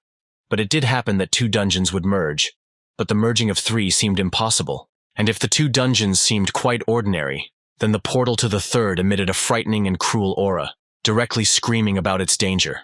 Meanwhile, the competition continued, and Roy and Frank, having reached the next booked dungeon, learned that some guy had already completed it. Not understanding how the inspectors had made such a mistake, the friends moved on to another armor. But there too, some hunter had already cleared everything out, asking for forgiveness for the confusion that had arisen. Roy and Frank were left out of work time and time again, because due to the tricks of their rivals, their comrades' armor was constantly cleared out before their arrival. At the end of the day, they came to Aura to discuss what had happened, and while Frank shook his fists furiously, Roy thoughtfully noted that their opponents were quite smart, angered at the realization that they had been tricked again.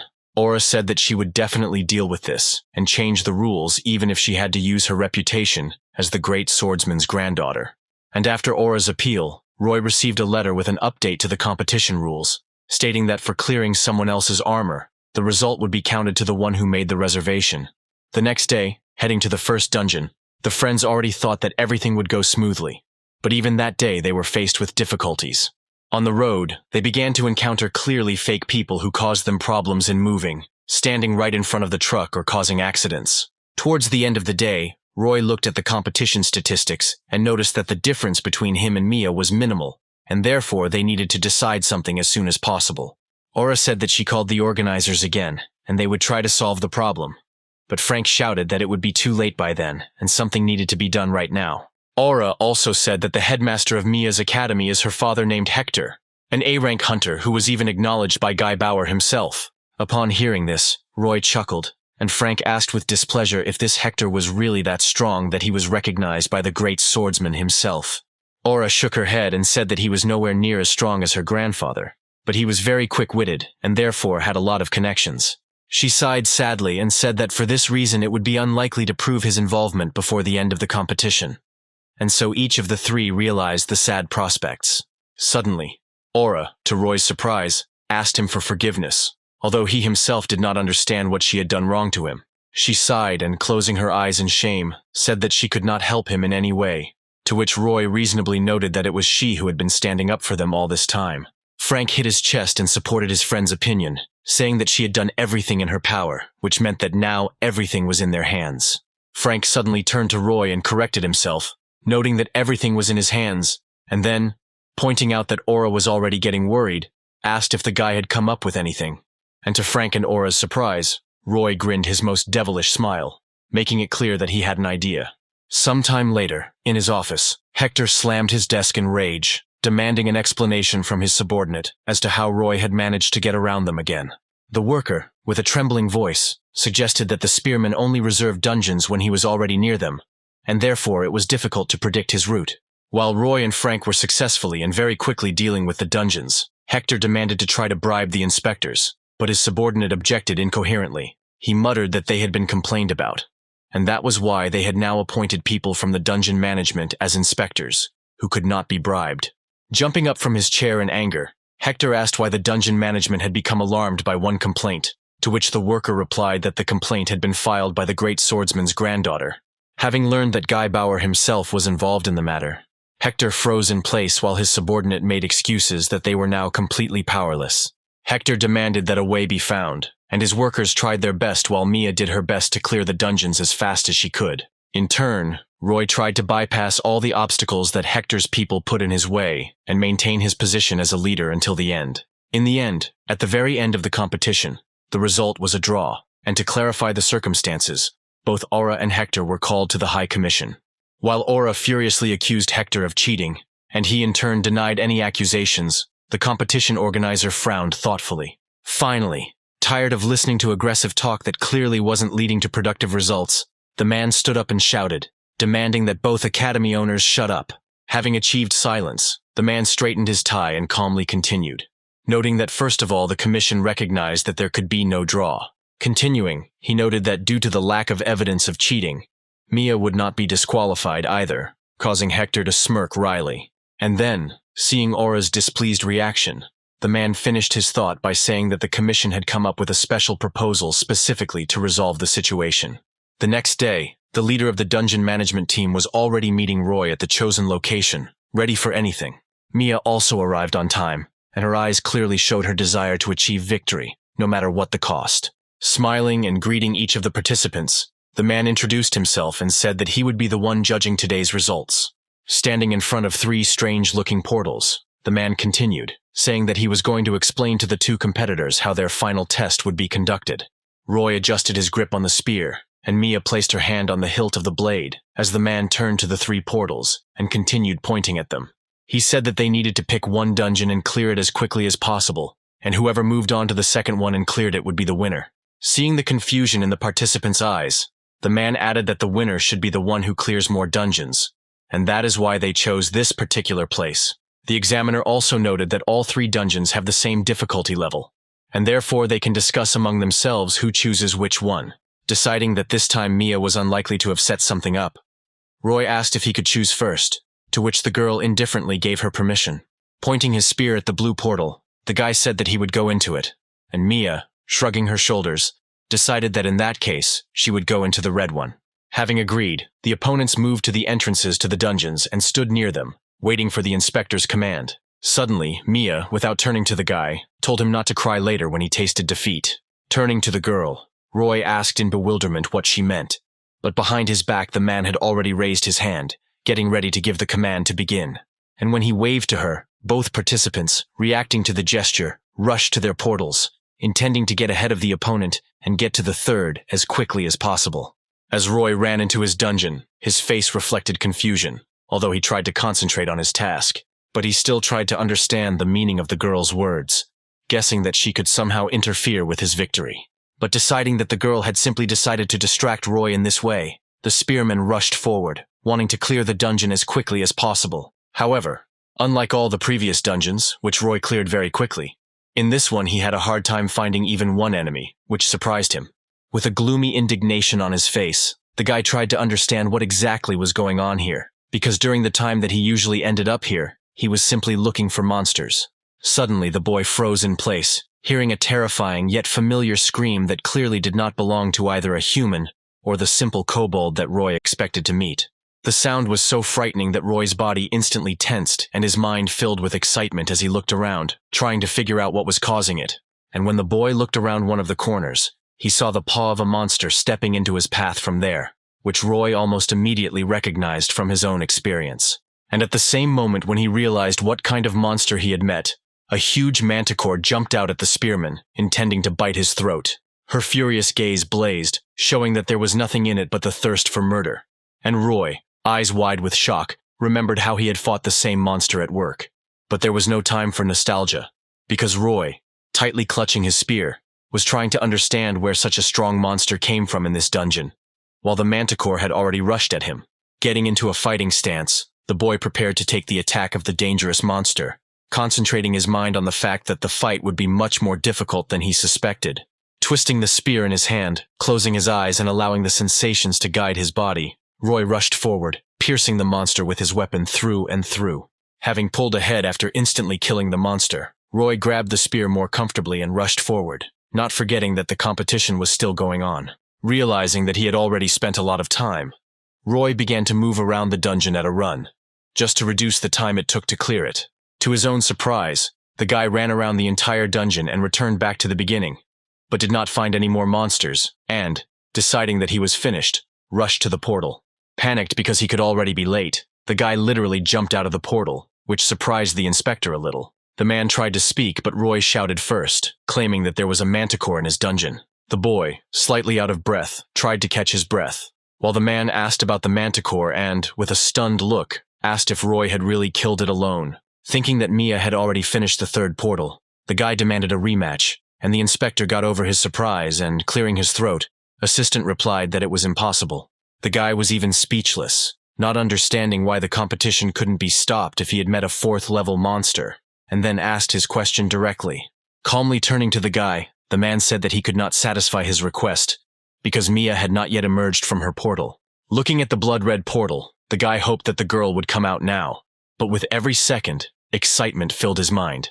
Roy thought that in his own portal, he had encountered a terrifying monster, although he had expected to meet simple kobolds as he had been promised. And while Roy was asking himself who was in Mia's dungeon in that case, a huge monster crept up to the girl herself, preparing to finish off the uninvited guest.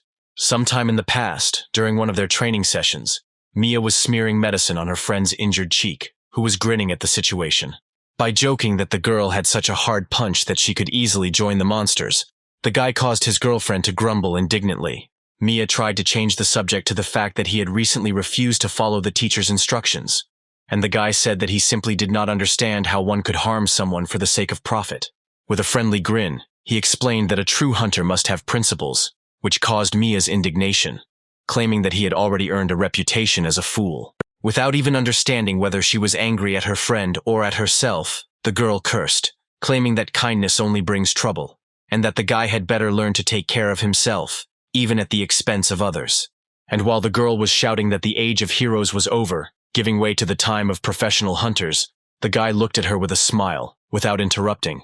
And when she finished by saying that there were no more heroes and that the world was ruled by selfishness, the guy calmly said that she was wrong. Still with the same kind smile, he continued, claiming that heroes have not really disappeared, and that there are as many of them as there are corrupt politicians, and that one day he himself will become a hero. And after some time, the girl was already running in the pouring rain, sending mental prayers that everything would work out.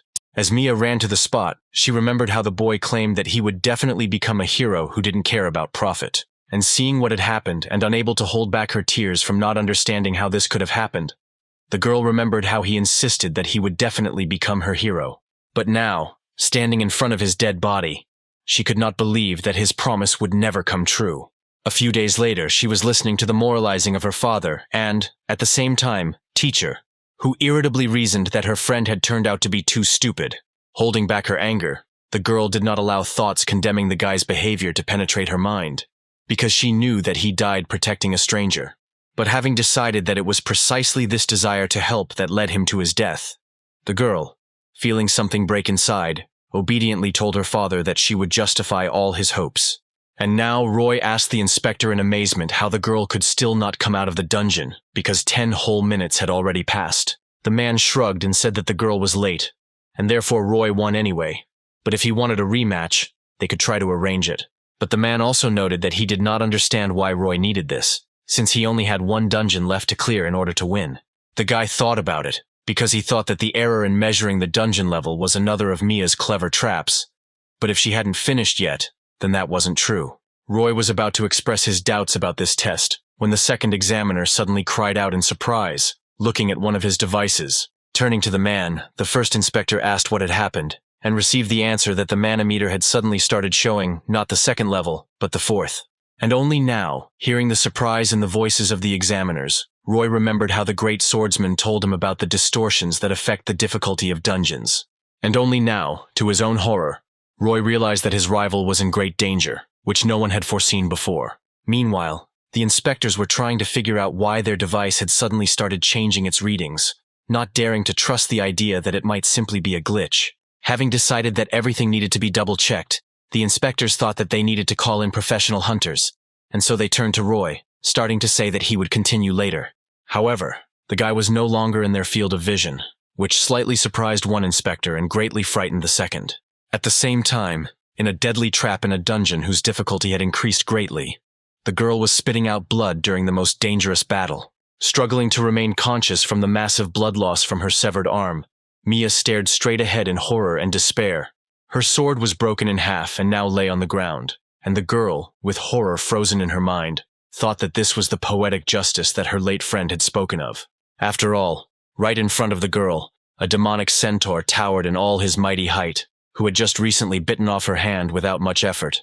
Standing over the already defeated, but not yet killed enemy, the monster roared, signifying with this battle cry its readiness to finally finish off the girl. In turn, Mia cast aside her fear, and realizing that she could die very soon, gave her thoughts to the memories of her friend, whom she loved with all her heart. And while the monster was rushing towards her, intending to tear her to pieces, the girl thought that there was justice in this world after all, since she had gotten what she deserved. And realizing that this could be her last thought, the girl was glad that at least she would not die for someone else's life, but in pursuit of her own dreams and ambitions. However, the fatal blow did not follow, and the girl, keeping her eyes closed, cautiously looked ahead and immediately opened her eyelids, seeing that the monster had been restrained. But the most surprising thing for her was not even that someone was able to hold back such a monster, but that this person turned out to be her rival. Meeting the monster's claws with the strong shaft of his spear, the guy tensed his whole body, trying to hold the monster back and not let it get to the girl. Gritting his teeth from the weight, the guy asked, straining his words through his teeth, if she could go. But the girl looked at what was happening in amazement, not taking her eyes off. Looking in amazement at the spearman risking his life for her, the girl asked herself what difference it made to him, since he had to run away as quickly as possible.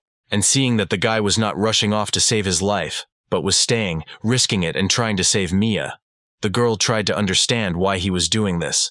The girl screamed and asked what he was doing there. But Roy ignored the scream, and putting all his strength into his hands, pushed the monster away, instantly attacking him in the face. To Mia's surprise, the guy not only did not save himself, but seeing that she could not leave on her own, he decided to fight the monster to save her. Jumping up, the boy shouted at the monster, drawing its attention to himself and intending to take it away from the wounded girl. The angry monster roared and rushed at the spearman, who instantly changed his route in order to lead the monster further away. Wanting to kill the annoying enemy, the monster swung again and attacked with its claws at the fleeing target. Roy had to jump while running and turn around in the air, putting his spear under the powerful blow to block it. Barely managing to parry the blow, the boy tensely clenched his teeth, realizing that if he missed one blow, there would be nothing left of him except a corpse. Repelling attack after attack, Roy struck back, arguing that the monster's attacks were somewhat familiar to him, and so he simply needed to continue to strike back. However, this monster was clearly much smarter than the manticore, and even more so than the insignificant kobolds, and therefore was not going to lose to simple tricks. Having ducked under another spearman, the monster did not intend to strike with its claws, but swung its head, piercing the guy's shoulder with its sharp horn. Feeling the blood soaking his clothes, Roy let out a shocked breath, the air in his lungs running out. Shaking his head and roaring, the Minotaur threw the guy off his horn, sending him flying free, and Roy, although seriously wounded, still did not let go of the spear. With a huge wound in his shoulder, blood gushing out, the boy fell to the ground right next to Mia, who watched him fall in shock. The spearman's strength began to leave him, but gritting his teeth in rage and pain, he tensed his whole body, not allowing himself to lose consciousness in the heat of battle. At the same time, the monster roared again, emitting a terrifying aura of killing intent. Roy planted his spear on the ground and forced himself to stand up, leaning on it and keeping a desperate gaze on his enemy. Trying to stay on his feet, the boy chuckled and said that the monster was quicker than he thought, and then asked Mia if she could move now. With a trembling voice, full of incomprehension, Mia asked why the boy would knowingly put himself in danger for the sake of someone else's life. Breathing heavily from the pain and trying to push it away, the guy tried to concentrate on the fight while the girl started screaming at him. Holding tightly to his severed arm, the girl screamed, asking why he didn't just leave, since he could clear the last dungeon and win the competition. Seeing how the guy's gaze grew heavy, but he continued to stand firmly on his feet, the girl clarified that the guy had only come for the money. With a smile on his face, Roy calmly and even a little tiredly confirmed that he came for the money, and the girl continued to scream, urging him to leave her and go for the win. She said that if the guy hopes that she will thank him, then this will not happen, but he calmly replied that he does not need this, and he thinks that the girl is wrong. Throwing aside the pain, the guy finally straightened up and added with a smile that he considered her actions wrong, but did not think that she should die because of them, which reminded Mia of her friend. Kneeling, the girl felt the presence of the spirit of the one she was in love with, and was amazed to remember how he had once promised that they would definitely meet again. Still with the same kind calm, Roy said that he saw no reason in his goal to leave her to die, and images of the past appeared before the girl's eyes. She remembered how she always listened to her beloved's reasoning with a smile, although she considered his thoughts stupid. And Roy suddenly turned around, screaming that there was no reward in this world more valuable than saving a person, and therefore she should forget about her selfish nonsense. At the same time, the monster roared again, clearly intending to attack the two awakened ones with the goal of tearing both of them to pieces. And while it rushed at them in mindless rage, Roy twisted the spear with only one unwounded hand, preparing to protect Mia with the last of his strength. With a cry of despair, the boy strained even his wounded hand and grabbed her spear, standing firmly on the ground and preparing to take this deadly attack. And when the monster's claws were already very close to him, the guy's mind, filled with rage, suddenly concentrated better, and the guy heard a voice behind him.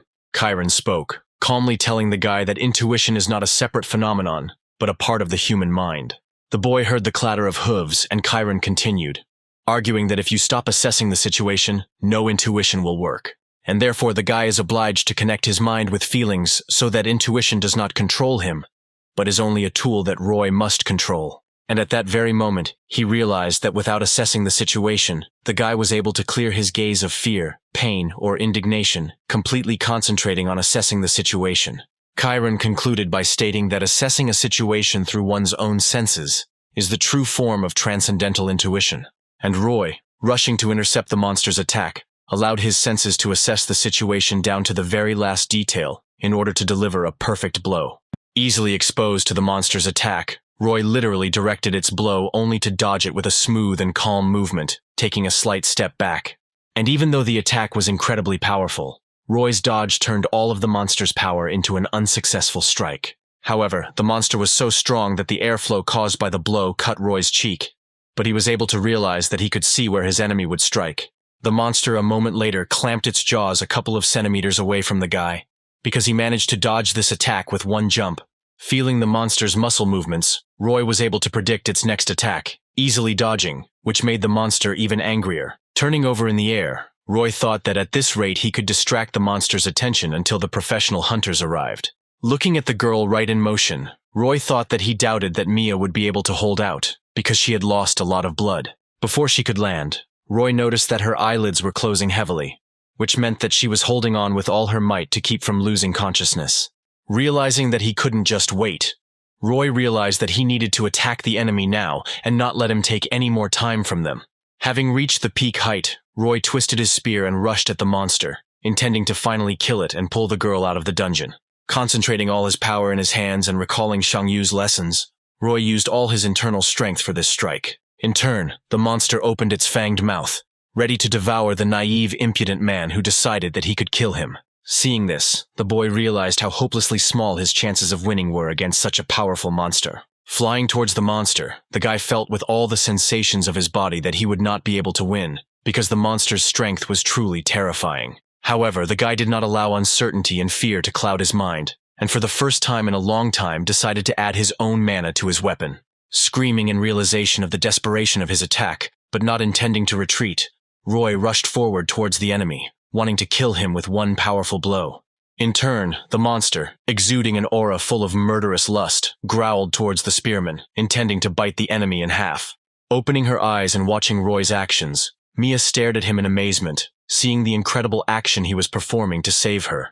And a moment later, landing right in front of Mia with his side ripped open, Roy was breathing heavily, trying not to let the pain cloud his mind.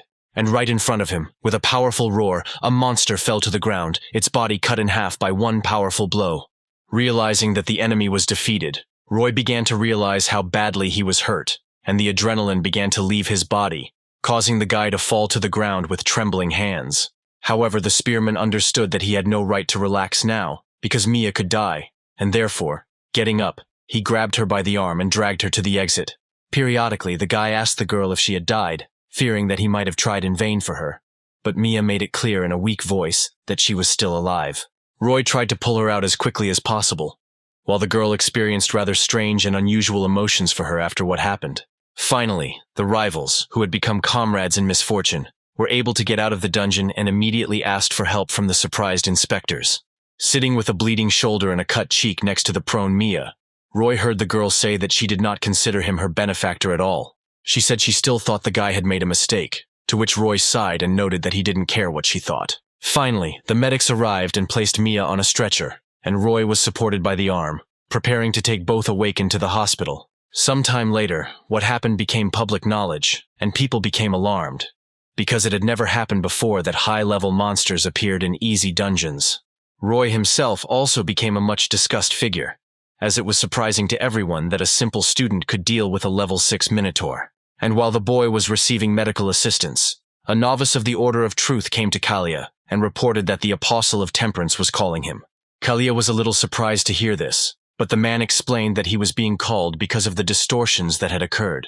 At the same time, Daisy, who was in the company of the great swordsman, showed him the news and asked if it was true that the guy who dealt with the Minotaur was studying at the Aura Academy. The man crossed his arms behind his back and said that if she meant some ugly gnome, then she was absolutely right, although the girl did not understand what the old man meant. And Roy himself, who had already completed a course of treatment, now sadly buried his head in his hands, grumbling because he had not been given the entire prize. Frank, who was sitting next to him and peeling an apple, indignantly asked if that was really what was bothering him now, to which the guy answered in the affirmative. He was outraged by the fact that he won and was the first to cope, and then he also pulled out Mia, but they still divided the prize in half and declared a draw. The guy grumbled that they could have played rock, paper, scissors, or at least mukchippa, which is played with 2 hands. Frank crossed his arms and called the guy a blockhead, reminding him that Mia had actually lost her other arm. Roy said that was the reason he suggested the game, which surprised Frank a little, who muttered that the guy had really lost his humanity because he wanted money. While the friends were chatting, Aura entered the room, joyfully greeting her friends and announcing her arrival. Approaching the spearman's bed, Aura asked what he was grumbling about, and Frank explained that the guy was upset because they were assigned a draw, and he only received half of the prize.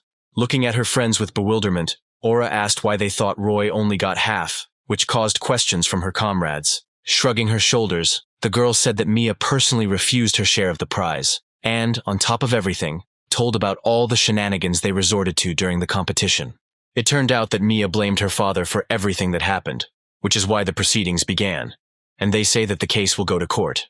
Upon hearing the news, Roy was shocked to remember the girl telling him in an indifferent voice that she thought the boy had made a mistake in saving her. Shrugging again, the girl ignored Roy's thoughtful expression and said that she came for another reason.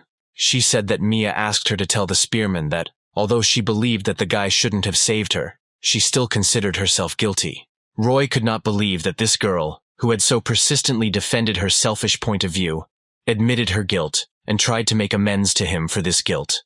However, Aura didn't pay attention to the guy's frown and noted with a smile that in any case, the prize was entirely his, and then he should be happy. Smiling slyly, the girl also noted that the state took responsibility for what happened and offered the guy another 100,000 as compensation.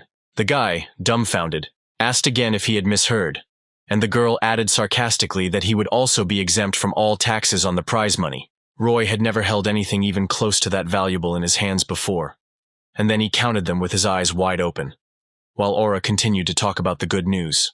Taking out a firecracker, she used it to announce that their academy had finally upgraded to level 3, which made Roy happy, although Frank didn't care. Smiling contentedly, the girl noted that after what happened, they were considered suitable for the criteria, and Roy now had the opportunity to clear more difficult dungeons.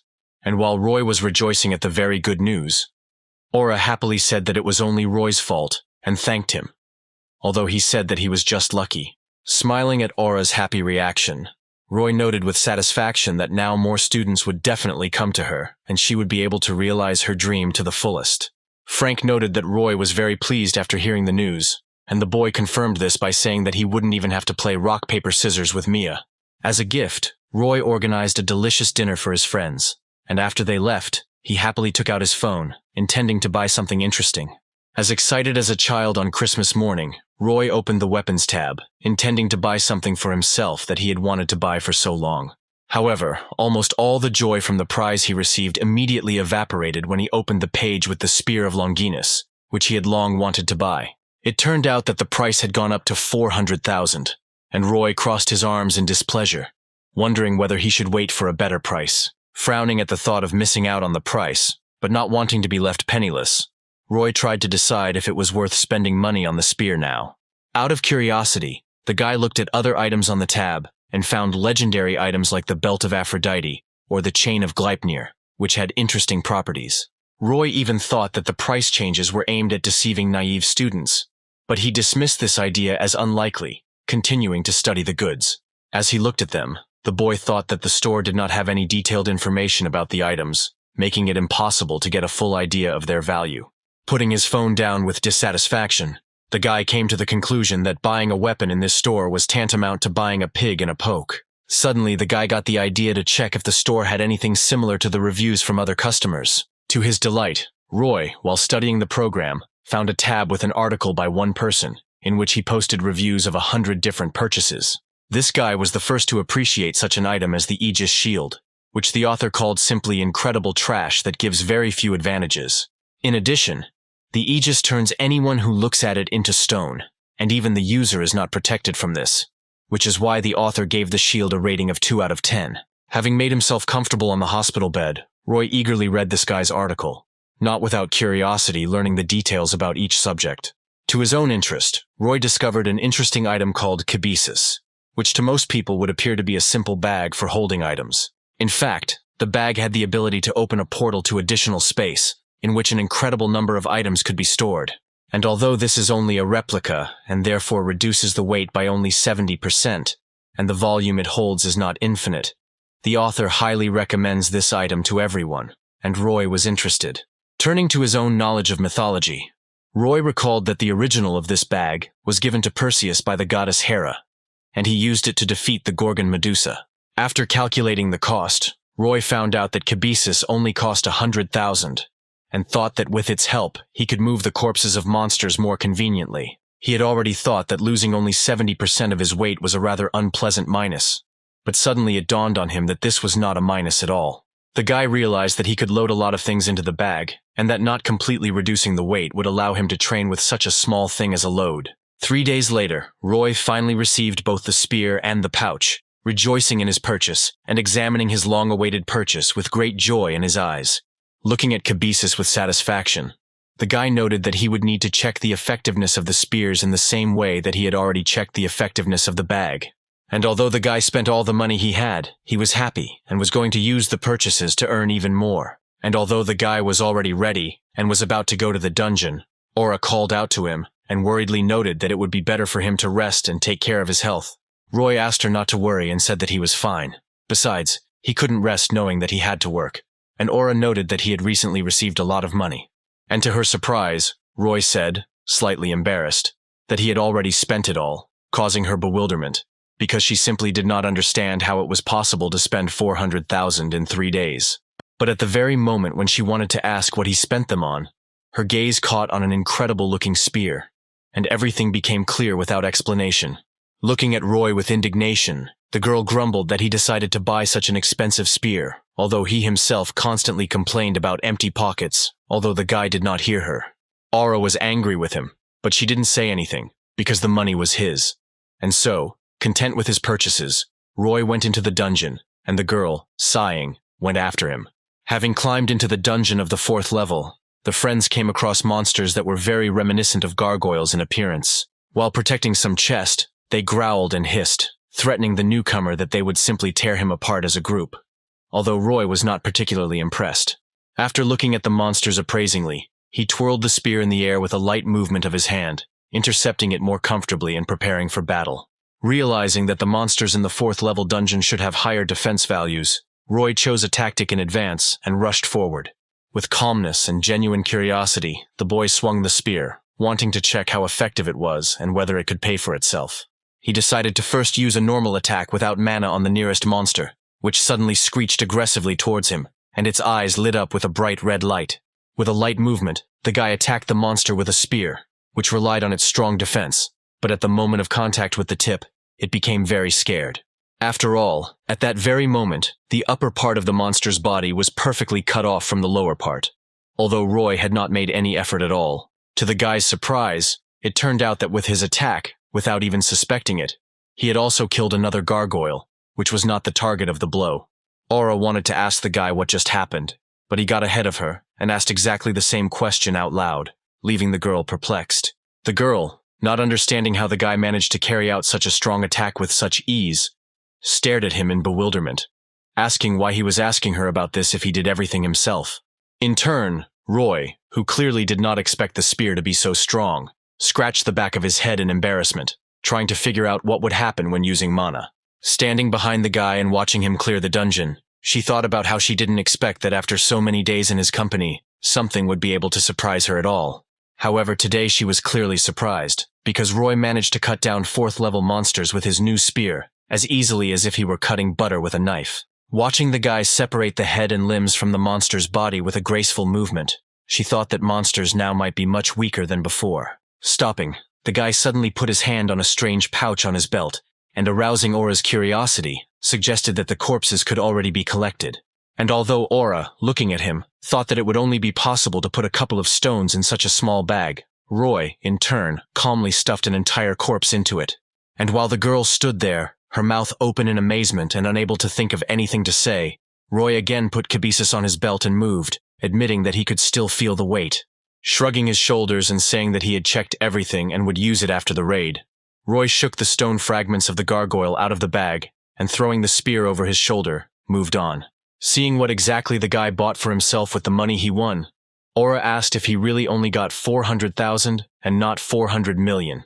And having received a negative answer, she asked with great curiosity where, in that case, he found such powerful items at such a price. Worried and thinking that he couldn't tell anyone about the Transcendent Academy because they wouldn't believe him, the guy lied and said he bought everything in a small store. Hearing about this, Aura was eager to go there, but the guy, trying to find his words, haltingly told her that the seller had said the last time that he was going to close. Aura, who was about to have a fun time shopping, froze, looking at Roy with the same enthusiasm that was slowly starting to melt away. And then she asked him again about the store closing, looking at him with displeasure, because she clearly saw that the guy was lying to her. The girl rolled her eyes and said she would believe him, and he thanked her, after which the friends moved on, and after a few meters they heard the sound of falling stones. They came out into some spacious hall, in which there were really a lot of gargoyles, and Roy thought that it already looked dangerous. Then Aura stepped forward, placing her hand on the hilt of her blade, and was about to finish off the monsters herself, although Roy tried to stop her. The girl was late, and the guy asked to deal with them himself, because he wanted to try something new, and the girl thought about it. Looking at the monsters and then at the boy, Aura shrugged and stepped back, while Roy looked thoughtfully at the spear of Longinus, which turned out to be much more powerful than he expected. Taking a stance, the guy prepared himself for a special move, because he was going to check how the spear would behave if he put mana into it. The monsters had already rushed at him, wanting to tear the intruder into pieces, and Roy tensed his whole body and began to pour his own mana into his spear. He closed his eyes, concentrating all his strength into one powerful blow, the purpose of which was the complete destruction of all the monsters around. And when he opened them, his feelings and sensations merged with his mind into one whole, opening up the opportunity for him to carry out the perfect attack. And at that very moment, the spear began to shine with a bright blue light, and a magical aura spread around the guy, radiating incredible power. Aura took a couple more steps back, feeling that standing in the way of such a powerful weapon could simply be dangerous. Angry monsters rushed towards the guy in a huge crowd, wanting to stop the spread of positive energy that he was radiating. Their sharp stone claws were already approaching his body, threatening to tear his flesh, but Roy continued to concentrate on the coming terrible blow. And only when the monsters were already a meter away from him, Roy raised his head and began to move. His muscles rippled under his skin, and the boy jerked his hands holding the spear forward, releasing all of his accumulated magic at once right in front of him. And this blow was so strong that each of the monsters in front of the swarm suddenly began to crumble, first into large pieces, but with each moment more and more fragmented. And after a couple of seconds, there were only ruins in front of Aura and Roy, because the guy's powerful attack even managed to split the stone floor. But only a second later, looking ahead in amazement, the girl was able to assess the full extent of the damage inflicted by the guy. Somehow, Roy managed to not only split the stone floor, but leave a huge crater in it, growing further and further across the huge hall. Roy knew the history of the Spear of Longinus very well, because it was the legendary spear that pierced the body of Jesus when he was crucified. And although he expected the spear to be weaker, after using it, the guy himself could not believe how well he had chosen his weapon.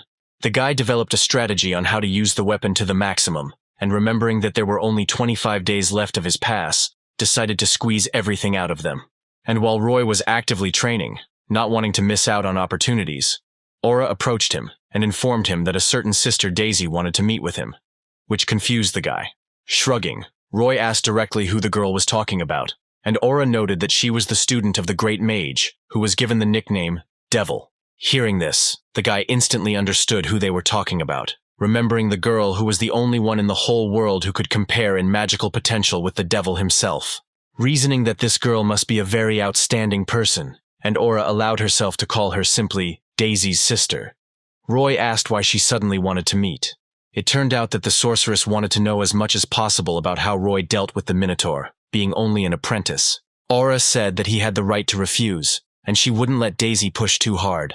And the boy suddenly became afraid that the sorceress might turn out to be similar to the great swordsman. Aura said that they weren't even close to being alike, and Roy shrugged and agreed, after which the girl, smiling contentedly, went to write to her sister. And as soon as she sent the message, smiling happily and preparing to wait for an answer, the space behind her suddenly split, and a portal opened.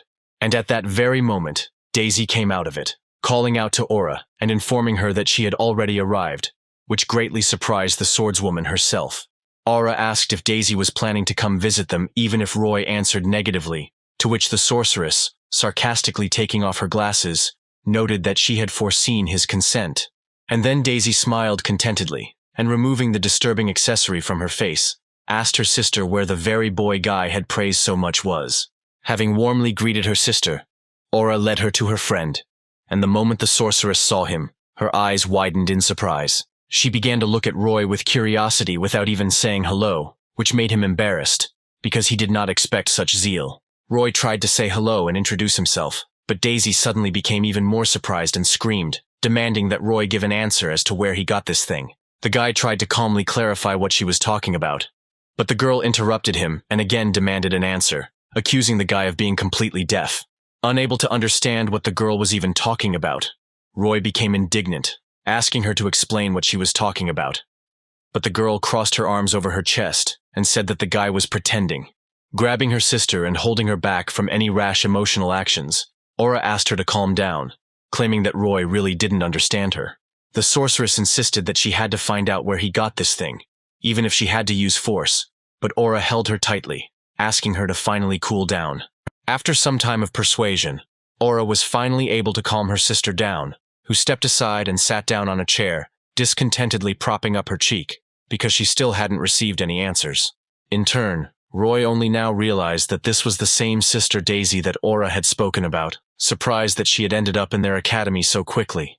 And turning to the girl, he suddenly wondered why she looked so young, because judging by the information on the internet, she was already 40 years old. Aura noted that Daisy maintained her eternally youthful appearance with her magic, and the girl, standing up from her seat, confirmed this, saying that she used her own magic. Smiling proudly, the girl said that she uses her memories to rejuvenate her body, although this is very difficult for her. Suddenly the smile disappeared from her face again, and the girl, pointing to Kibisis, said that she had answered his question, and therefore now he must tell her where he got this bag. Roy asked if she was talking about his Kibisis, and Daisy, her eyes shining greedily, almost pounced on him, insisting that she was talking about him. The sorceress began asking about various details about this bag, and Roy asked Aura with displeasure what else she had managed to tell their guest. The girl shrugged, and Roy asked what was in that bag, which caused the sorceress's indignation, who cried out that it was an incredibly rare thing that everyone dreamed of. Feeling his brain boiling, Roy forced himself to listen to the girl's entire lecture about how special Kibisis was, judging by her magical analysis. The girl offered Roy to sell it to her and offered a whole $1,000,000, making the guy very much regret that the Academy of Transcendence forbids selling their goods. Roy asked in amazement where she got such money, because even Aura was surprised by the girl's generosity, and Daisy herself said that it was still little for such a treasure. Frowning, the guy thought to himself that the girl had no idea how much this bag cost, since even the original was cheaper than $1,000,000. The girl looked pleased with herself and impatiently waited for Roy to finally agree to her generous offer. However, the guy sighed sadly, realizing how much money was slipping through his fingers, and refused, which greatly surprised both Daisy and Aura. The girl was about to offer more, but the guy sighed again and handed the girl the bag, offering to try to use it to understand why he was refusing. And although the sorceress took the bag with obvious desire and joy, she immediately threw it down, wincing in pain, because Kibisis had shocked her. Not understanding what had happened, the girl asked Roy about it, and he, picking up the bag, noted that, as she had now seen for herself, only he could use Kibisis. The spearman shrugged sadly and said that he couldn't even just give the item into someone's hands, let alone sell it. The guy hoped that the girl would leave him alone when she found out about this nuance, but Daisy pounced on him with even more enthusiasm. The girl demanded to urgently tell him where he bought it, and she would pay him $10,000,000 just for the information. But the guy's story about the store near his house left her stunned. The girl shrugged her shoulders, a little upset, and said that nothing could be done, and then looked up and said that in that case she had a proposal for him. She said that the guy could help her with one little thing, since she couldn't get Kibisis, and promised a monetary reward, although not $1,000,000. The boy reasoned that he couldn't give the bag away, but he could help with it, and he wondered whether he should agree, while Daisy looked into his eyes pitifully, begging for consent. Finally, Roy sighed and agreed, claiming that he would help for a decent reward, and the wizard jumped up and down happily, not holding back her emotions. Roy noted that he was quite busy, and therefore asked in advance whether the girl wanted to do it now or later, to which Daisy replied that there was no need now. And when the matter with Kibisis was resolved, Daisy suddenly remembered why she had gotten to her sister and Roy in the first place, and said that she really wanted to ask him. Roy clarified that the girl probably wanted to know about how he defeated the Minotaur, and Daisy nodded contentedly and in agreement, confirming his guess. Daisy was surprised to learn that a level 6 Minotaur had suddenly appeared in the dungeon, and the inspector's magic was unable to detect it. She then asked the boy how he, being a simple student, managed to deal with such a terrifying monster, and Roy sheepishly replied that he was just lucky. Daisy immediately doubted this statement, and Roy said that something did help him, remembering to himself that without the training in magic and the help of Merlin, he would never have managed. Suddenly, a small realization dawned on the boy's mind, and he remembered Merlin's theories, then related them to what had happened. Raising his hand, he asked the sorceress if he could express something like a theory and clarify her opinion, to which the girl, taking a sip of coffee, shrugged her shoulders, giving him permission. The guy started with the basics, saying that magic and aura directly depend on mana, and then clarified that he wanted to talk about how mana affects changes in the real world. And to the girl's surprise, Roy asked her if it was possible that mana was the reason for the change in the dungeons. Daisy slammed her palms on the table and stood up, demanding that the guy explain his theory in detail, and the guy continued. Roy remembered how Merlin had told him in his lectures that any use of mana and magic could warp the reality around him. Accordingly, Roy theorized that if the distortions and warps of the dungeons were related to mana, then they could be caused by someone's will. Roy assumed that these phenomena were not natural, and therefore were caused by outside interference, after which he became embarrassed under the gaze of the powerful sorceress. Seeing how she was looking, the guy scratched the back of his head in embarrassment, deciding that he had said something stupid, and tried to change the subject to something frivolous.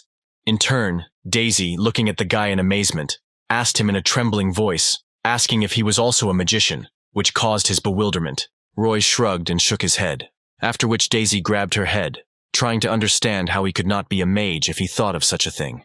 Suddenly, the girl was struck by inspiration, and she silently stared at the guy, trying to understand whether her guess was possible, and then asked him directly if he had created his own kibisis. She looked the boy straight in the eye, trying to catch him in a lie if he tried to, while Roy tried to figure out how she had even come to that conclusion. Even Aura admitted that this theory sounded reasonable when Daisy suggested that he was pretending to be a novice hunter to hide his identity as a powerful mage. The guy's eyes widened in surprise and he stared at the girl, first trying to understand if she was serious, and then seriously thinking about her mental balance. The girl still couldn't believe the coherence of his theory about the influence of mana on dungeons, and so she grabbed the tablet, in which she wanted to write down his story in its entirety. In turn, Roy, of course, would be happy to share all the details of the thought process that led him to an interesting theory, but he could not. He couldn't tell her that he was listening to lectures from Merlin himself, whose thoughts and teachings had led the guy to this idea. However, the guy tried to come up with suitable and logical explanations in order to answer the incessant stream of questions from the sorceress. Suddenly, the guy had an interesting idea that knowledge could also be considered a commodity, and therefore he could teach for money. And while Daisy, without putting away her tablet and pen, was waiting for the answer to the next question so she could write it down, Roy began to think about his idea. He thought that this could not be considered resale, because he eventually reached his own wisdom himself, although teaching people is very expensive and difficult. As Daisy received answer after answer, she became less and less inspired and more upset, until she finally put her pen down. Sighing, she admitted that the boy was indeed unfamiliar with the concepts of magical teachings, although what he said at the very beginning really surprised her. By the time they finished talking, and Daisy said that she would definitely study his theory in more detail, Aura entered the room. Despite the fact that the girl brought them a snack, Daisy went to the exit, saying that they had been talking for quite a long time, and therefore it was time to call it a day. When saying goodbye, the sorceress promised to definitely invite them both to her research center, although Aura persuaded her to stay and have a bite to eat.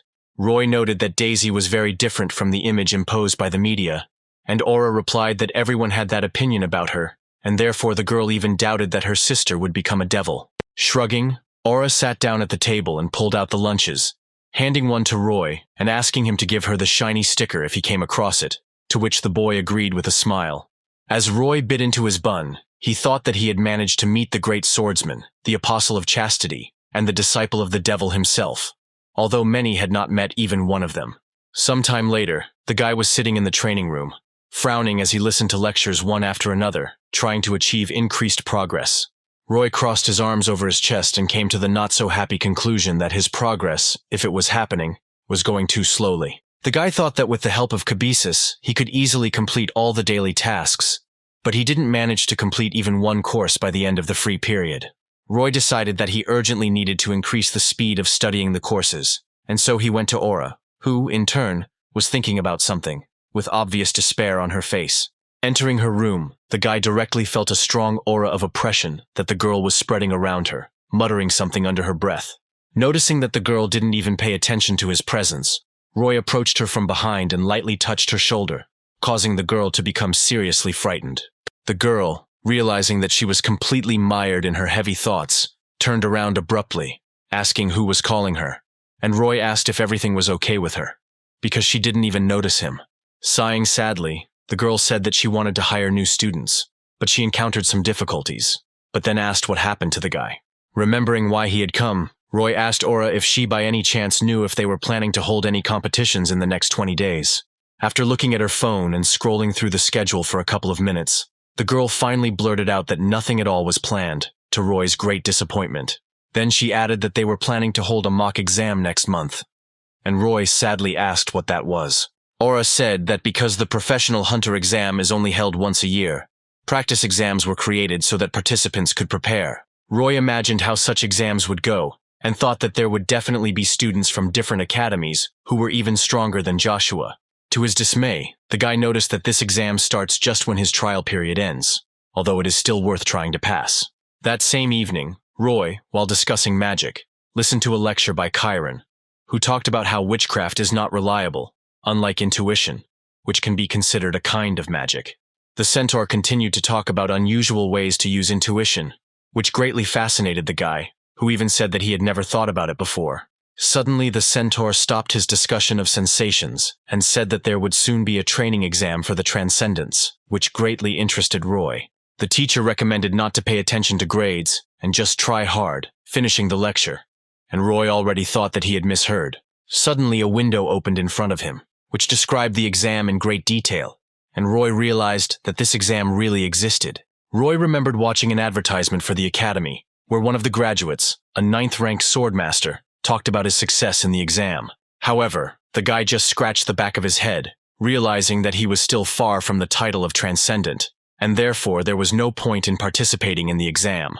He decided to continue watching the lectures and switch to the Hegemon King, wanting to increase the progress of his course as quickly as possible. And to the boy's surprise, his teacher on the recording boldly and in his characteristic aggressive manner insisted that his students take a practice exam. Shang Yu sneered at the audience and said that if his student decided that he was already strong enough, he should go to the exam and finally realize what a worthless person he was. The recording ended immediately, and the exam notification popped up in front of Roy again, which made the guy quite surprised. He thought about how strange it was that both of his teachers were talking about the exam on recordings that he had no idea when he could watch, and the guy decided to look at other courses. And to the spearman's great surprise, both Buddha and Merlin also spoke to him about the exam, urging him not to worry about grades and just try his hand. Staring at his phone screen, Roy tried to figure out how it could be that all of his teachers were talking about the same thing on completely different recordings. Tired of thinking, the guy leaned back on his bed and grumbled tiredly, noting that this Academy of Transcendence really did have a lot of oddities. Raising the phone to his face again, the boy turned it on again and opened the Transcendent Academy program, wanting to know more about this exam. And first of all, he went to the comments, wanting to learn about the exam not from the organizers, but from the community, where people were telling everything in more detail. Scrolling through the comments under a post by a guy with a similar situation, Roy noticed one guy who claimed that the exam would help him improve his course progress, which was exactly what Roy wanted. The next day, the boy was already standing with his spear in the middle of the training room at the Aura Academy, checking his phone. And to his own delight, when Roy tried to check how much it would cost him to participate, he found out that the first time was absolutely free for him. Deciding that he would hardly get another chance to improve his skills for free, Roy decided to agree and, fearing that the program would change its mind, quickly clicked on the confirmation button. Roy was given the details of the exam and was informed that the first of the 7 combat test tasks would have 15 stages that he would have to complete. Having grabbed the spear more comfortably, Roy thought that the exam would be at the level of a real transcendent, which meant that it would be incredibly difficult for the guy already at the first stage. Worried that he would be forced to fight monsters right here, Roy muttered incoherently, wondering how the exam would proceed. The guy was already starting to think about the fact that a lot of monsters could appear in front of him when his phone suddenly started to glow. And just a moment later, something flew out of the screen and moved away with incredible speed, which is why the guy didn't even see the object that appeared. Deciding that a monster had emerged from the phone that the boy had to defeat, Roy adjusted his grip on the spear, preparing to fight with all his might. At this time, the creature that appeared from the phone stopped, although its features were still difficult to discern, and then began to grow rapidly. Roy thought that a 5th or 6th level creature would appear in front of him, but to his surprise, the first stage monster continued to grow, and it grew to colossal sizes, although the guy was interested in how the creature even fit into such a small room. To the spearman's horror, what stood before him was not a simple level 6 monster, but a real dragon, whose skin and breath crackled from the electric voltage. The guy's phone beeped and he saw an announcement that his opponent was Fafnir from Scandinavian myths, and the guy had to defeat him in 30 minutes. The guy even thought that this must be some kind of joke, and therefore the dragon would now disappear, and the test would start again. But the monster tensed up, and just a moment later he spewed out a column of blue flame towards the spearman, so powerful that it burned everything in its path. And Fafnir certainly intended to turn into ashes the impudent man who had summoned him, and who had not even had time to curse before the flames covered him completely with his head. Suddenly the guy woke up completely safe, and his phone was lying next to him, showing that the guy had failed the first stage by just 2 seconds. The realization of how quickly he had lost had the boy rolling on the floor, clutching his head and trying to understand how Fafnir himself had been considered a good monster for the first stage. In rage and confusion, Roy slammed his fists into the ground and began to rant and rave, asking if Fafnir appeared in the first stage, he would have to fight God in the 15th. Roy even wondered if the Transcendent could defeat God at all, or maybe he had to become one, and then remembered that there were demigods, feeling uneasy. Finally, the guy tamed his rage and took a deep breath, trying to fully comprehend what had happened to him in the last minute. Looking around and sitting more comfortably, the guy realized that what happened had not affected the building, although he already thought that it would collapse. The guy looked at the phone screen with displeasure, and thought that the only thing that made him happy in this situation was that he had 10 whole attempts. But squeezing his spear in anger, the boy allowed himself the unpleasant thought that in these 10 attempts, nothing would likely change, because even against Fafnir, he had no chance. However, raising an angry gaze, Roy got up from the floor, grabbed the spear and the phone and went to the exit, intending to check which of the two would be stronger. However, time after time he was faced with almost instant defeat, and the most he was capable of was only 6 seconds of survival. Rolling on the ground in indignation, Roy indignantly shouted that in this fight, it was simply impossible not only to win, but even to survive. The upset guy went to the store and bought himself a coffee drink, and then sat down on the bench, sadly thinking about the fact that he didn't even have time to move. Roy was thinking about how he should somehow improve the progress of the courses, but what was happening was simply driving him to despair, when suddenly his phone vibrated. Picking it up, Roy saw a notification that the guy was offered to listen to an explanatory lecture in which his mistakes would be explained to him, which greatly interested the guy. To his own delight, when he opened the list of explanatory lectures, Roy even saw Sun Wukong there, who was a great sage and clearly knew a thing or two about such battles. Relaxingly lifting the pole onto his shoulders, the great Monkey King calmly spoke about how the fight with Fafnir was actually a test of attentiveness, not strength. The mighty warrior, whose staff was of incredible size, explained with a warm smile that in this fight one had to dig a little deeper to understand his cunning. Roy noted to himself that he was very glad to see the great sage. Although the first time he saw him, the guy thought he was some kind of crazy cosplayer. In turn, Sun Wukong snapped his fingers and said that his first attack was actually all the dragon could offer, and so Roy only had to avoid the fire. And especially, in order to properly explain everything to the viewer, Sun Wukong suddenly found himself right in front of Fafnir, who was about to incinerate the mighty warrior with his flames.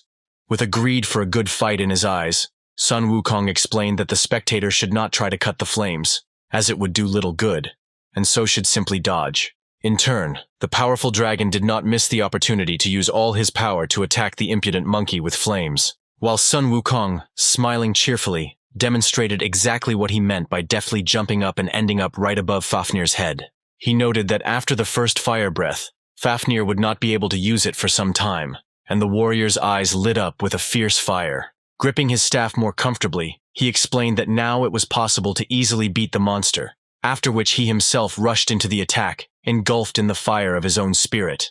Roy watched, his gaze fixed on his mentor as he prepared to attack the one person Roy had never been able to defeat in his trials. Sun Wukong turned over in midair to get a better position, using only a fraction of his strength, but he made the attack so powerful that it could break mountains. And with the right moment, the Monkey King swung his weapon downwards, cutting the air in half and unleashing an attack of incredible power on his enemy. And it turned out to be so powerful that one swing was enough for the great sage to destroy the monster, cutting it into 2 parts. Landing and brushing the dust off his clothes, the warrior concluded that there was nothing difficult about this fight, although Roy felt even more puzzled. Smiling contentedly, Sun Wukong said that this was only the first stage, but the viewer was asked to learn to understand the situation, and therefore it was worth continuing to try. The lecture ended, and Roy understood only that he had not understood anything, and in despair he asked how the creators of the Academy could even consider this an explanation. Hoping that the other lectures would contain more information, Roy opened the second one. But in it, the divine blue dragon was cutting off Fafnir's breathing with his own. Watching the lecture in shock, Roy wondered why the hell a dragon could act as a mentor in a situation like this. Apart from the fight between 2 monsters, Roy saw nothing else in the lecture, and therefore wondered how he was supposed to get any benefit from it. Roy slapped his forehead with his palm and threw his head back, screaming in despair, wanting to figure out what to do. Raising the phone to his face, Roy looked at the last lecture and grumbled that he had wasted his free attempt on this test, and therefore had no right to back out. Roy remembered that Siegfried is one of the most important heroes in Germano-Scandinavian mythology, and is the strongest dragon slayer in history, and the dragon who, through his death, allowed the hero to earn this title was none other than Fafnir himself, and Roy decided that he knew more than anyone about this task. Having turned on his lecture, the guy saw that the man was standing, resting his blade on the ground, and in a calm, low bass voice, he was saying that the viewer already knew about the secret of Fafnir's breathing. When the man said that the whole secret was to avoid breathing and marked the end of the lecture, Roy became completely desperate and was about to turn it off. However, before his finger could touch the screen, Siegfried continued, noting that it was not too easy to dodge such an attack, and therefore he would figure out another way. Raising his hand with his index finger, Siegfried told of the first secret, the essence of which is that Fafnir attacks with flames where he appears. He added that if you immediately jump to the side after the call, the fiery breath will hit you in a completely different direction. Realizing that it was Siegfried who was able to tell him all the details, Roy listened attentively to the teacher, who explained that this was just a trick, but with it the participant would have a much easier time. Raising a second finger, the Dragon Slayer noted that even with this trick, some students would have a hard time dodging it, and then he prepared a second method. And it was after this method was publicized that Roy left the park where he was training and went to a jewelry store, emerging with a gold bar in his hand. Having acquired such a treasure, the boy again listened to the man, who told him that Fafnir was turned into a dragon by his own greed, and therefore he was terribly greedy. That's why the man recommended simply throwing a gold bar under Fafnir's nose to distract his attention, because the dragon would definitely choose gold. And even if he wants to attack with flame, he will not do it, because in that case the gold will melt, and the enemy will lose such a precious thing. Roy thought that this would be too unfair, but Siegfried anticipated this thought and explained that the main thing is to achieve the goal, and the method is secondary. Shrugging his shoulders, Siegfried said that this was all he could tell the viewer and invited them to attend his lectures one last time, and Roy watched to the end with interest. Finally, standing in the middle of his favorite spot for street training, the guy bowed his head and encouraged himself with the thought that any endeavor requires investment. Touching the screen, the guy pressed the button to start the next attempt, and at that very moment Fafnir appeared in front of the guy out of thin air, and as soon as he appeared he immediately threw his head back, intending to incinerate the enemy. But this time Roy was ready for it. Taking a good swing, Roy used all his reflexes to throw the gold bar as quickly as possible right under the monster's nose. The ingot flew straight into Fafnir's face, already ready to release the full power of his deadly blue flames into Roy. However, the moment the ingot appeared in front of its muzzle, the monster's eyes opened wide and glittered greedily, and its neck stopped swelling. The ingot flew past because Roy threw it too hard, and the dragon, turning his muzzle towards him, completely lost interest in the guy. Like an obedient dog who had been given his favorite toy, the formidable Fafnir rushed after the ingot, not intending to let it out of his sight. Roy happily pulled out the spear of Longinus from Cabesus, wanting to attack the enemy while he was distracted by the sparkling toy. However, having caught the ingot, the dragon looked at the treasure with joy and immediately recognized that it was not gold, but only gilded. Recognizing the trick, Fafnir roared, turning towards the one who had tricked him with such a cheap trick, and became even more angry than before. Realizing that he couldn't use his fire breath fast enough now, the dragon swung his tail, and Roy had to react as quickly as possible. However, the attack was so powerful that it split the stone under the guy's feet and knocked the spearman out in a single instant. To his own regret, the boy lost again, and now lay on the dusty ground, looking at the sky with the thought that this was not even close to the lizard that Sun Wukong described it as. The guy stared at the sky in amazement, not moving and wondering how he could possibly defeat him, when his phone vibrated. Quickly raising the phone to his eyes in the hope of seeing a new explanatory lecture, the guy saw how the progress of Chiron's course rose by a whole 3%.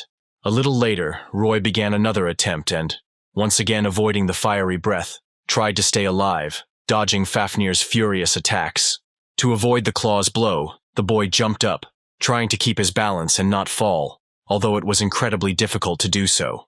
Roy was already close to the ground and was about to regroup, but the airflow from the flapping of his powerful wings prevented him from doing so, and the guy lost his balance. As soon as he touched the ground, his legs became entangled, and Roy, barely holding the spear in his hands, fell to the ground face forward, thinking only about how to get up as quickly as possible. And having risen, the guy rushed to run, so as not to allow the bloodthirsty dragon to hit the immobilized target, thinking that even dodging was incredibly difficult. The guy tried to find an opportunity to attack, but given everything that was happening, it seemed impossible to him even when he got close to the monster's back. Noticing this movement, Fafnir, without even turning his head towards the enemy, swung his tail, intending to pin the guy to the ground. To his shame, the boy realized that he had gotten himself into a situation where it was too late to dodge, and so he put his hand in the bag, intending to use the secret weapon. Wanting to distract the monster from its apparently successful tail attack, the boy swung and threw the gilded ingot into the sky, successfully drawing the monster's attention to it. The trick was successful, and Fafnir hesitated for a second, causing his tail to slow down for a moment, allowing Roy to dodge at the last moment. His movement was so desperate that the boy immediately fell to the ground, looking in amazement at the powerful tail that left a huge furrow after its blow. Once again recognizing the gilding, the dragon again screamed furiously, wanting to finish off the impudent fellow for the audacious deception that he had pulled off for the second time. Gritting his teeth, the boy recognized the danger from the enraged monster and prepared himself for what was about to be a truly deadly attack. And although that was indeed the case, as Fafnir prepared to tear the boy apart with his claws, Roy reached into his pouch again, not wanting to give up so easily. To the surprise of the greedy dragon, who simply could not control his desire to possess as much treasure as possible, several ingots flew into the sky at once. The dragon couldn't take his eyes off them, and even muttered something in his dragon language, clearly intending to grab each of the ingots. And while Fafnir rushed towards the sparkling trinkets, wanting to grab each of them, Roy tensed his legs and jumped into the sky as high as he could. Finding himself directly above the monster, the boy used all the strength he had in his body to prepare for his next attack. And at the same time, he used all his mana to charge his weapon with it, and make the blow truly devastating. Looking down at the monster that didn't even raise its head to face the pathetic enemy, Roy sighed, concentrating even his mind on one single, yet powerful attack. And then he lunged downwards, pushing off straight from the air and aiming his spear at the back of the monster that had been causing the boy problems for so long. And at the same moment, with a furious cry that he would definitely pierce the monster through and through, Roy struck his weapon into its back, causing a cry of pain. Holding tightly onto the spear shaft, the boy managed to rejoice that his trick and most powerful attack had finally worked. However, it turned out that although the mighty dragon felt pain and had a wound on his back, Roy was not even close to killing him. Distracted from the golden toys, the monster turned its head to the boy still sitting on its back and gave him a furious look, causing Roy to tremble. Tired of the annoying enemy, the dragon simply moved his head and clamped his jaws across Roy's body, biting the enemy into several pieces. Completely exhausted after such a difficult attempt, Roy fell face down on the ground, realizing that he had lost again, even though he had not even come close. His body trembling with pain, Roy tried to raise his hand and reach for the spear, thinking that he already thought he had the monster in his hands. Hearing the vibrations of the phone, the guy slowly turned it on and, without even getting up, made sure that the progress of Chiron, Xiangyu, and Merlin's lectures had increased a little more. Roy finally managed to overcome the pain and, sitting on the ground with his legs crossed, thought happily that by the end of the free period, he would be able to complete 1 or even 2 courses. And while he was truly happy with his progress, an annoying notification suddenly appeared before his eyes, telling him that the guy only had 3 attempts left. In the end, the guy spent them all, wanting not so much to kill the monster, but to at least increase the progress of the courses. And a couple of days later, he was already resting at the academy. Aura entered the room and asked the guy why he had stopped going on raids lately, to which he replied that he hadn't had time to do it at all. He knew it sounded odd coming from someone who spent all day staring at their phone, but Aura didn't seem to mind and said she would be preparing paperwork and try not to disturb him. In turn, the guy, having received a grade of 4 points out of 100 on the exam, decided to devote himself entirely to lectures, so that in 3 days he could try again to progress in the courses.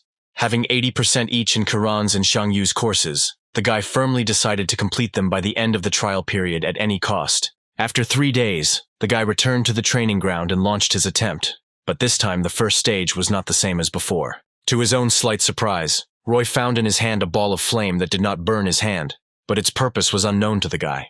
Roy thought that he looked very much like the balls that witches use to see the future, and did not even notice how the silhouette of a monster grew behind his back. Looking at his phone, Roy saw that his mission was to successfully escape from the Korean mythical dragon Kanchori, with the pearl in hand. Having learned that he would have to escape for an entire hour, the boy looked with shock at the mighty dragon flying without wings and sighed heavily. Roy, of course, expected things to be different, since he had to complete the basic endurance task, but he didn't even come close to expecting this. He successfully failed this stage, although his progress in the Chiron and Xiangyu courses advanced by as much as 7%, and the guy waited for the next, no less difficult test. All his 5 senses were blocked, and in this state the guy had to destroy the Sphinx, or at least survive. Remembering that in ancient times the Sphinx asked everyone the same question, the guy decided that the answer to the riddle he had not heard would be a person.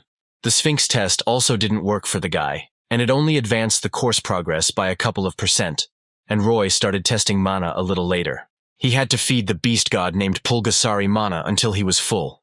Otherwise, he himself would end up as the god's lunch. Unfortunately, Roy didn't have nearly the mana reserves needed to feed Pulgasari, and so he failed the test, moving the course progress forward by 7%.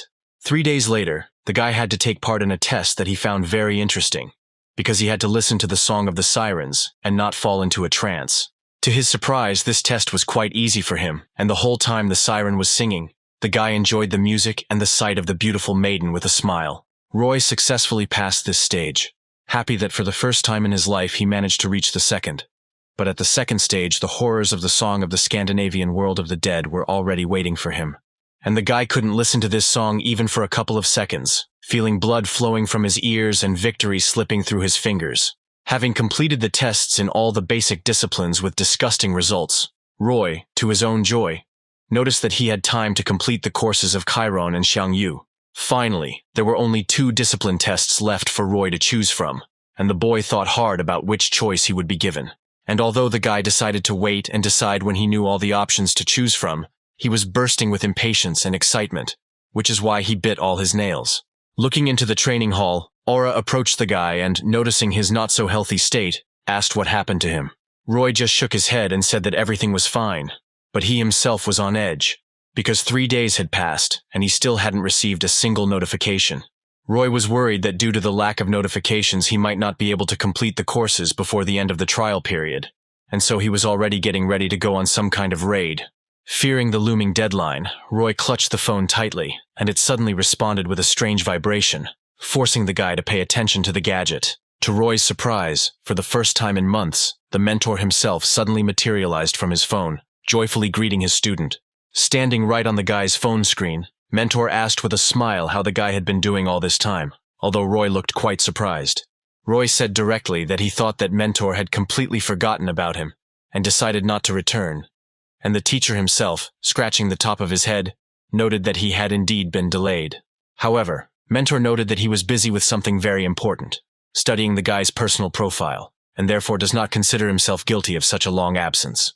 Roy had already started to curse at the mentor who had appeared from the phone, and Aura, thinking that the guy was talking to her, asked again what he meant. She wanted to clarify what he had said, but Roy, hiding the phone and mentor behind his back, shook his head vigorously, insisting that he had said absolutely nothing. Aura assumed she was misheard, and Roy confirmed her guess, saying it was all because of fatigue, then remarked that he wanted to get some fresh air and ran outside. Having reached the park where he had been undergoing the Transcendence training exam all this time, Roy asked again why Mentor was so late. Shaking his head and scratching the top of his head, The mentor answered haltingly that he hoped that Roy would be able to cope on his own without his help. Roy was outraged that these were all just excuses and that mentor should be honest, to which he sighed and asked if the guy really wanted honesty. Roy answered in the affirmative, and mentor said that he was going to check the guy's profile and come back right away. But what he saw upset him greatly. Roy didn't understand at first what exactly his mentor meant, but mentor sheepishly explained that he was talking about the level of a spearman. Roy covered his eyes in shame, and the mentor said that his consultations would be useful at a higher level, but Roy could only count on the courses that were recommended to him. Upset by the realization that he was so weak that even mentor almost abandoned him, the boy noted that the mentor could have at least warned him. The mentor apologized for this, and then took the guy's phone number, and having learned that he had been studying hard all this time, decided to check his progress in the courses. The mentor turned away from the guy and was about to sigh sadly at the results he would see in the lecture progress tab. However, instead of being sad, mentor was surprised and looked more closely at the screen, thinking that some kind of mistake had occurred that he had not immediately noticed. He even voiced his suspicion that what he was seeing was probably caused by a mistake, and Roy asked again what the mentor was talking about. The mentor asked why he was seeing 4 courses, and their progress seemed strange to him, and Roy calmly said that he was listening to 4 at once, which shocked the mentor. The mentor even launched a diagnostic program, which almost immediately informed him that no errors were found, and the information on the screen was correct. The mentor immediately began asking the guy how he managed to achieve such results, since such courses usually take 3 or 4 times longer. Roy said that the training exam helped him enough that mentor finally stopped understanding what was going on. To his shame, the legendary mentor realized that his presence was truly unnecessary, and the boy had achieved great heights on his own. However, Roy interrupted mentor's thoughts and said that he had a question about the exam in progress, and the mentor said that he would answer everything. The guy asked how he should choose a discipline, and mentor began to look at the screen with curiosity, thinking that the necessary window should have appeared long ago. And while the mentor was reasoning, Roy also said that, unfortunately, he does not have his own ID for the academy, and he would like to know how to make one, which caused even more surprise. Snatching the phone from the guy's hands, mentor began to examine the screen and vigorously press something, saying that this had never happened before. After thinking hard, the mentor suggested that he would have to talk to the director of the academy himself about this difficult issue. Turning to Roy, mentor said that he had to take his leave, but would return soon, to which Roy asked if he was really going to abandon his ward again. After clicking on the screen a couple more times, the mentor turned on the ability for the guy to choose a discipline, and he himself said that he would just leave a request and immediately return. And with these words, promising to return before the free pass expired, the mentor melted into thin air, leaving his protege to deal with the exam alone. Scratching the top of his head and frowning, Roy noted with displeasure that he wanted to ask his mentor a couple more questions, but he simply disappeared. Roy finally finished his lesson, and to his own happiness, saw on the phone screen that Xiang Yu's course progress had reached 100%, and with the completion of the course, he finally mastered the skill that allowed him to master the mountain-destroying power that the Hegemon King himself possessed. At first, the guy didn't feel any changes, and decided to test the new skill by taking the spear in his hand and planning to conduct a couple of experiments, deciding that if he was truly filled with such power, he would surely feel it when he swung the spear. The boy swung, holding the weapon tightly in his hand, and one swing without any purpose was enough for the guy to fully feel the power that filled his weapon and body. The slight movement of his hand with the weapon in it was so strong that Roy, without expecting it, raised the wind, which whistled furiously in his ears. Smiling happily, the guy took the spear in both hands and examined it, not even believing that he now possessed such a powerful force, but his phone suddenly vibrated. The guy was offered to listen to the lecture epilogue, and he agreed without hesitation, happy that he could again see the face of his mentor, laughing proudly. Looking at the audience with satisfaction, the Hegemon King said that after completing this course, the students must have undergone incredible changes. However, he hopes that they are not proud, because this power is only the first step on the path of the true transcendent. Sheng Yu even noted that the viewer had simply gone from being trash to being recyclable, and wished all his students to become stronger and never give up. Finally, the great Hegemon King said that he believed in each of them, and no matter how difficult it was, they must move forward, never looking back and firmly following their path. Smiling at the teacher's kind, albeit slightly sarcastic, farewell, Roy headed to the academy, where he was already met by Aura, who claimed that he had arrived just in time. She handed him her phone and said that applications for the practice exam were open from today, Even though Roy had completely failed the Transcendent Academy's training exam, he still intended to become a hunter, and so he wasn't going to stop on his way to achieving his goal. The boy was talking about how, thanks to Xiang Yu's course, he now had incredible strength, which was even better revealed with the Longinus spear, while Aura was filling out the questionnaire. And when the girl looked up from her phone, noting that she had done everything, Roy stood right in front of her and was discussing with interest which of the two of them would win in a fight. Deciding that there was no point in this since it wouldn't affect progress, Roy backed off and apologized for the awkwardness, then asked how the girl was doing with the new students. And, causing the guy to look curiously perplexed, Aura said that this question really bothered her a lot. She said she was worried that her grandfather might overreact to new students, although she was actually lucky in that regard with Roy, noting that if she somehow came to an agreement with Guy, then the question of who to appoint as the new teacher worries her even more. Aura noted that she couldn't teach everything herself, and therefore one teacher was needed for each discipline, and she didn't have the money for professional ones. Hearing that the question was about money, the guy asked the girl how much the services of a professional professor cost, and received a very interesting answer. The girl said that the best ones could earn up to several million a month, after which Roy no longer heard her, completely consumed by greed. 3 days later, the boy looked at his phone to check his progress, and was again glad that he had finished studying Xiang Yu's lectures. And just as Roy was thinking about how he should try to finish Chiron's course in the same way, the screen went dark, and a joyful mentor materialized right on top of it. The guy greeted his mentor dryly, and he noted that Roy was not at all surprised by his appearance this time, and even looked displeased. Roy said that after Mentor promised to return before the end of the trial period, the boy expected him to return when he finished the course, and the Mentor's mouth dropped open in shock. He sincerely did not believe that someone with such a low level was able to achieve such high progress without his help, which caused shame to the Mentor. Interrupting Mentor's thoughts, Roy asked if he had managed to find out anything about his profile, and the Mentor immediately remembered why he had come here in the first place. Taking a deep breath and then raising his fists, Mentor suddenly shouted, claiming that they were in huge trouble, causing Roy to become worried. Clearing his throat after raising his voice, Mentor said he wanted to check the boy's personal information before reporting it to the director and found nothing there. At first, Roy didn't understand what Mentor meant at all, and so he asked again about it, to which he received a displeased look from his mentor. Looking at Roy as if he was an idiot, Mentor raised his voice again, exclaiming that the Transcendent Academy had no information whatsoever about a student named Roy. Clutching his head in confusion over what was happening, the guy shook his head and said that it was simply impossible, because he had been calmly listening to the lectures all this time. The boy insisted that there was no way he wasn't a student at the academy, and Mentor exclaimed that that was exactly what he was talking about. He also noted that the academy strictly monitors membership, which means the guy would not only not be able to listen to lectures, but also to see the Mentor himself. Roy asked what the director thought in that case, to which the Mentor replied that he had personally reported everything, and the director of the academy also did not understand how something like this could happen. Roy asked if it was possible that there was a system error, to which Mentor shook his head, ruling out such possibilities. The Mentor noted that the director felt someone else's interference, although they had not yet found out the identity of the villain, and Roy became worried, asking what would happen to him now. He asked if they were really going to kick him out of the Academy of Transcendence, and Mentor didn't immediately understand the question, looking at the guy with confusion. However, then he shook his head with a joyful smile, raised his palms to calm the guy down, and said that this would not happen, because there was a misunderstanding.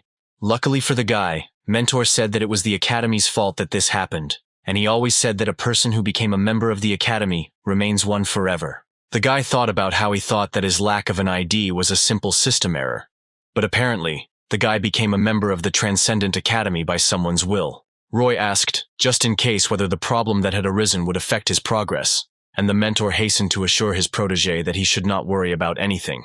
With a relaxed sigh, the guy asked Mentor to help with another question, because his trial period would end in 2 days, and he didn't know what was the best thing to do. The Mentor explained that the curriculum has 4 levels, from introductory to advanced, after which becoming a transcendent is just beginning. The Mentor noted that the guy was about to finish the introductory stage and would have to purchase a new free pass and also enroll in new courses. The Mentor personally recommended the guy lectures by the Greek demigod Hercules and the semi-legendary Chinese Taoist Zhang Sanfeng. Roy asked if he would be taught mana concentration or spear handling, and Mentor noted that he could certainly find those courses, but the mentor recommended starting with the basics.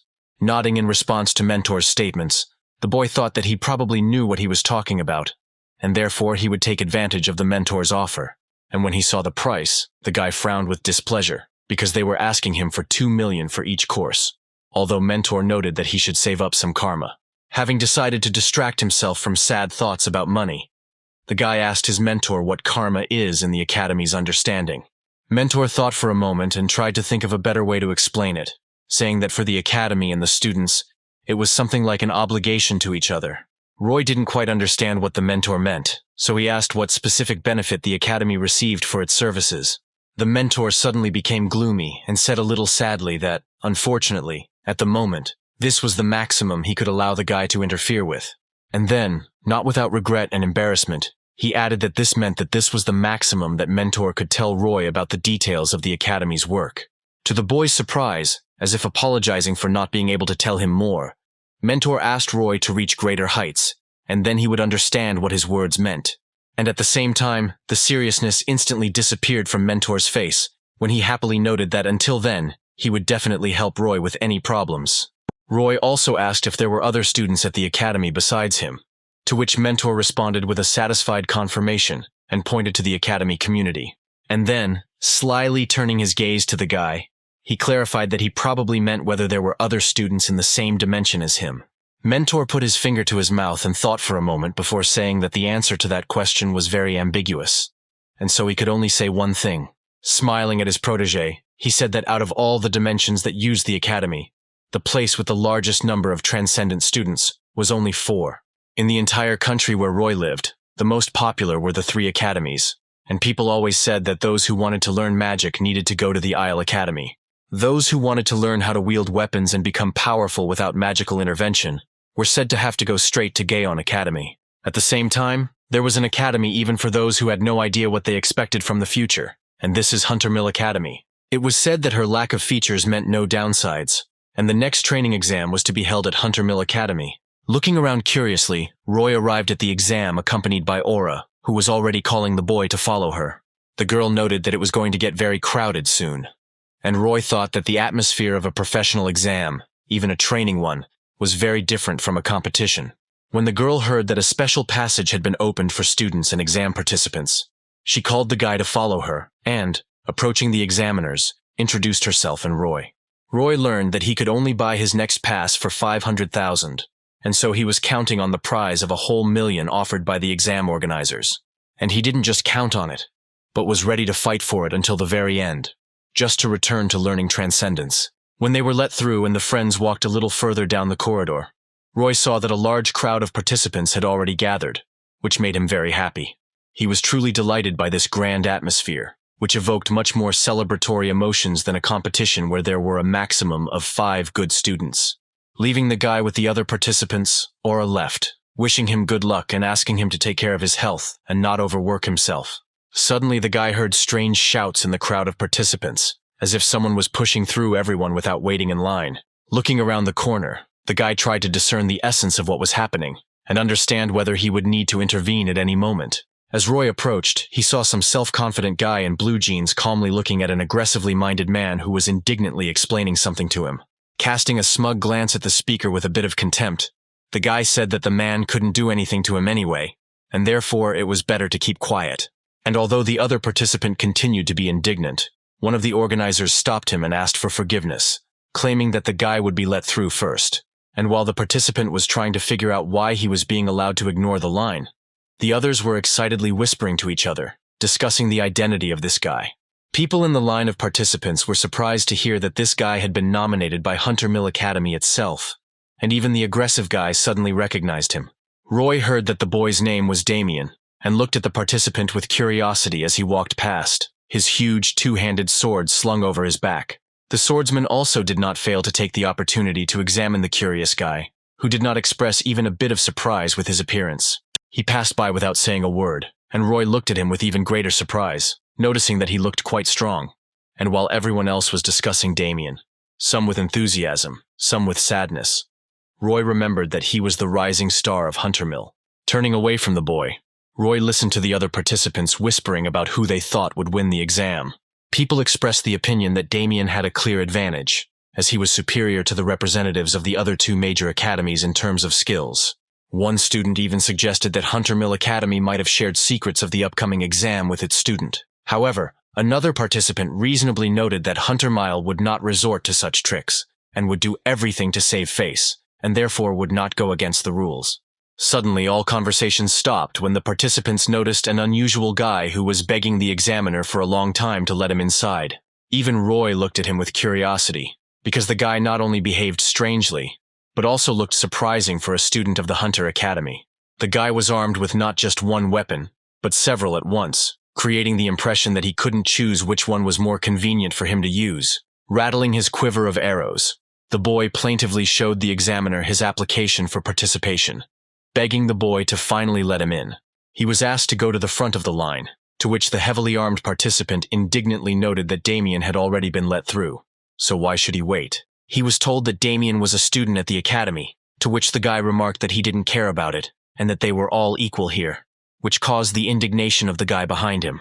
He also demanded that all the impudent ones go to the end of the line, respecting those who came earlier, and the examiners, taking the guy by the arms, led him to the end of the crowd. Even Roy was surprised to see what was happening when the guy exclaimed that it was simply unheard of for someone to treat him like that. Roy thought he respected the employees for not being scared of such an armed guy, and bravely taking him by the arms when one of the workers called out to him, asking him to go further. The training test began, and one of its participants, named Jeremy, being not a weak young man at all, almost immediately came out ahead in the running test. It took an effort for him to keep breathing evenly during this run, but the guy was confident in his abilities, and so, looking confidently ahead, he moved along the track. He knew for sure that he could be put on the same level with the talents of such giants as Hunter Mill, Gayan, and Isle, even though he was only in the second division. It turns out that, to his own regret, Jeremy does not have enough money to pay for his studies at a prestigious academy, and therefore he is of a lower level. Once he was told that it is better to be the head of a snake than the tail of a dragon, and the boy thought that he did not agree, because being the tail of a dragon he could resist dragons, and being the head of a snake he could only compete with other snakes, thereby proving to himself that he could not stand up to anyone from the prestigious academies. And it was for this reason that the guy decided to take part in the training exam, because only here could he test his strength against real professionals.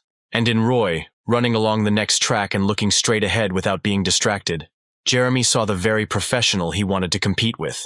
They had to run 3 kilometers in 5 minutes, and then another 3 kilometers, and thus prove that they were resilient enough, and Jeremy tried his best. However, Roy, who at first seemed like a frail guy who wouldn't even run the first 3 kilometers, to the guy's surprise, didn't even slow down, and Jeremy tried to keep up. He tried to maintain his speed, but his strength began to leave him, and his insufficient physical level made itself felt. Jeremy even slapped himself in the face to keep his body from relaxing, and for a moment it helped, but only for a short time. In desperation, stretching his hand forward, the guy reasoned that he had to at least once overtake his opponent, who had already begun to break the distance. Feeling his breath hitch and pleasure filling every cell of his body in contrast, Jeremy slapped himself in the face again, forcing him to run. However, unfortunately for himself, he ran the second 3 kilometers a full 12 minutes later than necessary, and stopped, looking at the back of his opponent. In the end, the boy, dripping with sweat, looked up at the sky and was glad at least that he had finally entered into battle against dragons and not snakes. He waited until his opponent had completed another full circle and turned to him, intending to thank him for the great competition. With a kind loser's smile on his face, Jeremy extended his hand, hoping that Roy, recognizing the guy, would shake it. In his mind, the guy clearly imagined that now they were nothing less than true comrades in arms for each other. And Roy moved straight towards him, not slowing down and giving the guy hope that their fight would happen again someday, giving him a chance to get even. Jeremy had already started talking about how lucky he was that his opponent was Roy, but the guy, surprising the loser, ran past without even looking at him. Without even noticing the drama unfolding on the adjacent track, Roy ran forward, noting that this test was surprisingly easy for him after the transcendence. Roy also distinguished himself in the second test, surprising with his physical fitness and strength, even those who looked like a real mountain of muscle. Without much effort or tension in the body, the guy calmly lifted heavy barbells, counting each squat without a tremor in his voice. Everyone stared at him in amazement as he counted out his third squat in a relaxed voice, rising from the bottom rack as if he didn't have 100 kilograms on his shoulders. And the guy continued to squat, attracting even more glances, because from his strength, even the barbell he was holding bent. Roy himself, doing another squat, noted that such loads were really easy for him, although he did not expect this from himself. Realizing that daily training could not produce such a great result, Roy decided that it was because of Xiang Yu's course, and enthusiastically introduced Hercules' course. And although someone tried to persuade him to take a little rest before the next task, the guy began to study more actively, motivating himself with the fact that he would receive money for this course. One of the organizers addressed the same request to Damien to take a break after he successfully completed the strength test, and although his result, unlike Roy's result, did not surprise anyone, because Damien was very powerful even in appearance, the guy was not upset about this. The people around knew very well what the boy was capable of, and therefore believed that he, as well as Arya and Broodver from the Isle and Gaon academies, were putting on nothing more than a show performance. And everyone understood perfectly well that if for ordinary participants this was a real test, then for the three unique individuals, this was a battle to defend the honor of their own educational institution. Suddenly, while Damien was resting, a man dressed in what looked like a robe approached him and urged the boy to pay attention to a participant named Roy.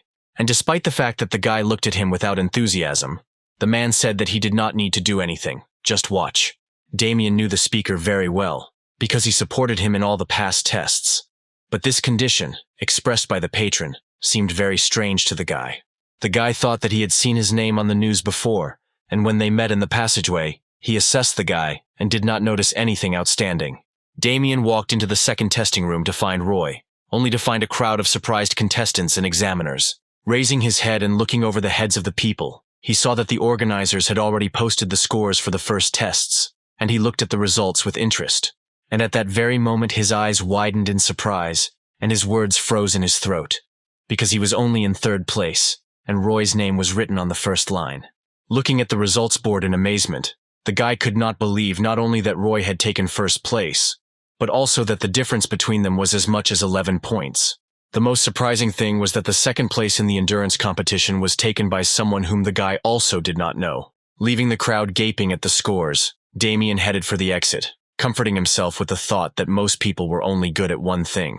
However, Roy also won the battle against monsters, beating Damien by 6 points and making the guy amazed by this result. And only now Damien, gritting his teeth in incomprehension, remembered the smile with which his patron then asked the guy to watch Roy. The next test required the participants to test their mana levels by hitting a shield of energy and attempting to break it, and the guy was far from confident in this test, because it did not require physical strength, and he watched the first participant with curiosity. However, his result was not outstanding, and then he was quickly forgotten, because the second participant was Arya herself from the Isle Academy. Armed with a small staff, the girl with a confident look and an equally confident gait approached the manosphere. She stood in front of the sphere of energy, waiting to be allowed to begin testing her magical abilities, and the organizer quickly spoke. He told her to start if she thought she was ready, and Arya chuckled and held out her hand, manifesting something like a fireball in him. And when she waved her hand, the flame deformed and began to wrap around her hand, moving from her forearm to her wrist, and then to her fingertips. Closing her eyes and muttering something, the girl moved her hands, drawing out the flame as if she were forming an arrow from it, which she was going to use to pierce the shield. And then, opening her eyes and stopping talking, Arya relaxed, and the flame began to move, picking up speed towards the sphere. And the moment it touched the surface of the sphere, the flame instantly shattered the magic dome into small pieces, leaving no doubt about the girl's magical skills. A number appeared on the huge board above Arya's head, indicating her mana level, and everyone was shocked to see it was exactly 100. Everyone around was discussing the fact that a student from Isle Academy would never allow herself to show a lower result, and Roy thought that it was not because of her academy, but because of her own skills. Having praised the girl, the organizer tried to say that she had one more try, but Arya silently waved her hand, making it clear that she did not need it. The next one to be called to the newly created magical sphere after Arya was Roy himself, and he was about to go forward, attracting the attention of the sorceress. As he walked forward, armed with the spear of Longinus, Arya couldn't help but cast an appraising glance at the boy. And to Roy's embarrassment, the girl only smiled contentedly, making him wonder what she was trying to tell him with that gesture. Stepping forward and scratching the back of his head, the boy thought that this smile meant that she was sure that he would lose, and the examiner said that he could begin if he was ready. Continuing to think that he wasn't too sure that he could do it, Roy nevertheless intercepted the spear and began to infuse it with mana. The girl continued to glare at him, full of contempt, although Roy paid no attention to it at all, concentrating on his attack. He wasn't at all worried about the power of his blow being powerful, and so he focused entirely on the magic that Merlin had taught him. Deciding that he simply had to poke a hole in that sphere, the boy looked up and rushed forward, aiming the tip of his spear straight at the sphere. And when he was already within striking distance, he put all the remaining magical power that was in the guy's body into the spear and swung the weapon properly. And to his own surprise, without any effort at all, he cut this magical dome into 2 parts, as if he were cutting butter. The guy put in so much force, without expecting it, that his blow not only pierced the protective sphere, but even cut through the technique that summoned it. And at the same moment, sparks and an incredibly loud sound of a powerful blow flew across the entire territory of the test. And if Roy was simply surprised, then Arya, who was standing behind him, and until that moment confident of her victory, now opened her mouth in amazement, not understanding what had happened. Everyone looked at the scoreboard and, to their surprise, saw that Arya's score had been changed to only 85, while Roy had received around 100. Having intercepted the spear, the guy did not take his stunned gaze off the magical device cut into 2 parts. Suddenly, a curious thought occurred to the guy, and he looked with curiosity at his spear, which was shining as if the guy hadn't just cut through something incredibly strong with it. Unfortunately for the other participants who had not yet completed the mana test, it had to be stopped due to the breakdown of the device that caused the barrier. And when they brought a new device and were finally able to finish the test, everyone was surprised again, because Arya from the Isle Academy was beaten by another guy whose name was unfamiliar to everyone. And although Aura had known Roy for several months, even she was surprised by the results she saw on the scoreboard.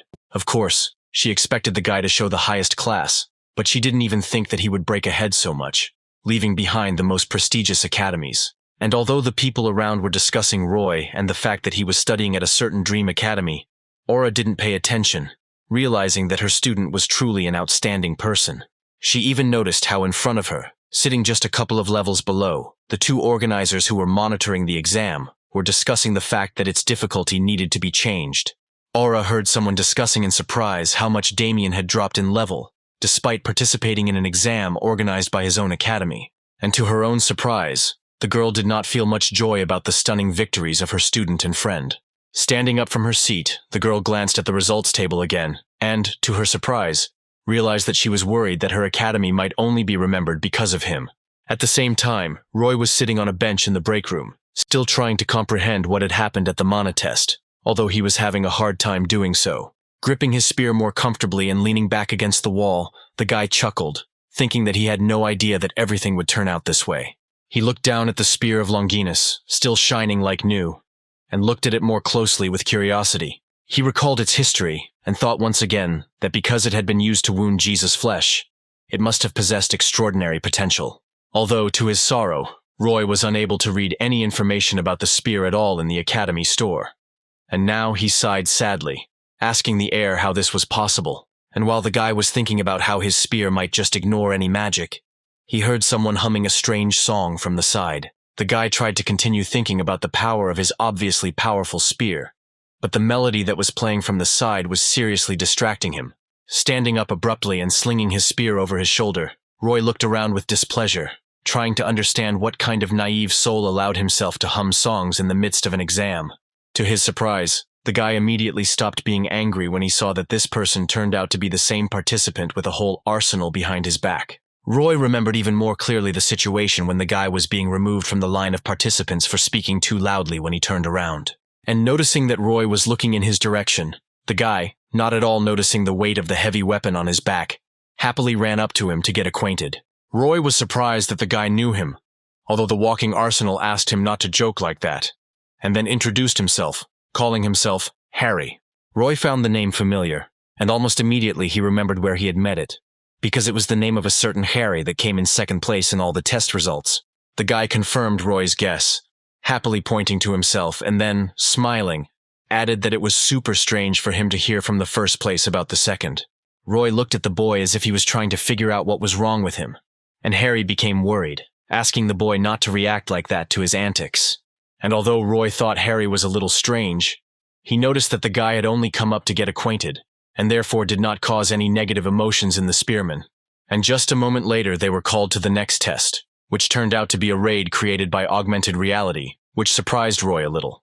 The main criterion for the test was to spend as much time on the raid as possible, and Roy just shrugged when he heard about it. However, he was incredibly surprised when he learned that the goal itself was to kill as many as 10 minotaurs, similar to the one he had finished off a month ago. However, this time the guy was much stronger, and so with a light swing of his hand he struck the first monster with his spear, cutting off its head. With incredible speed, Roy broke right through the crowd of monsters, wielding his spear with lightning speed and inflicting terrible wounds on the monsters. Having already killed 2, the guy stood on the body of one of them, arguing that this seemed to him to be too high a level of difficulty for simple students.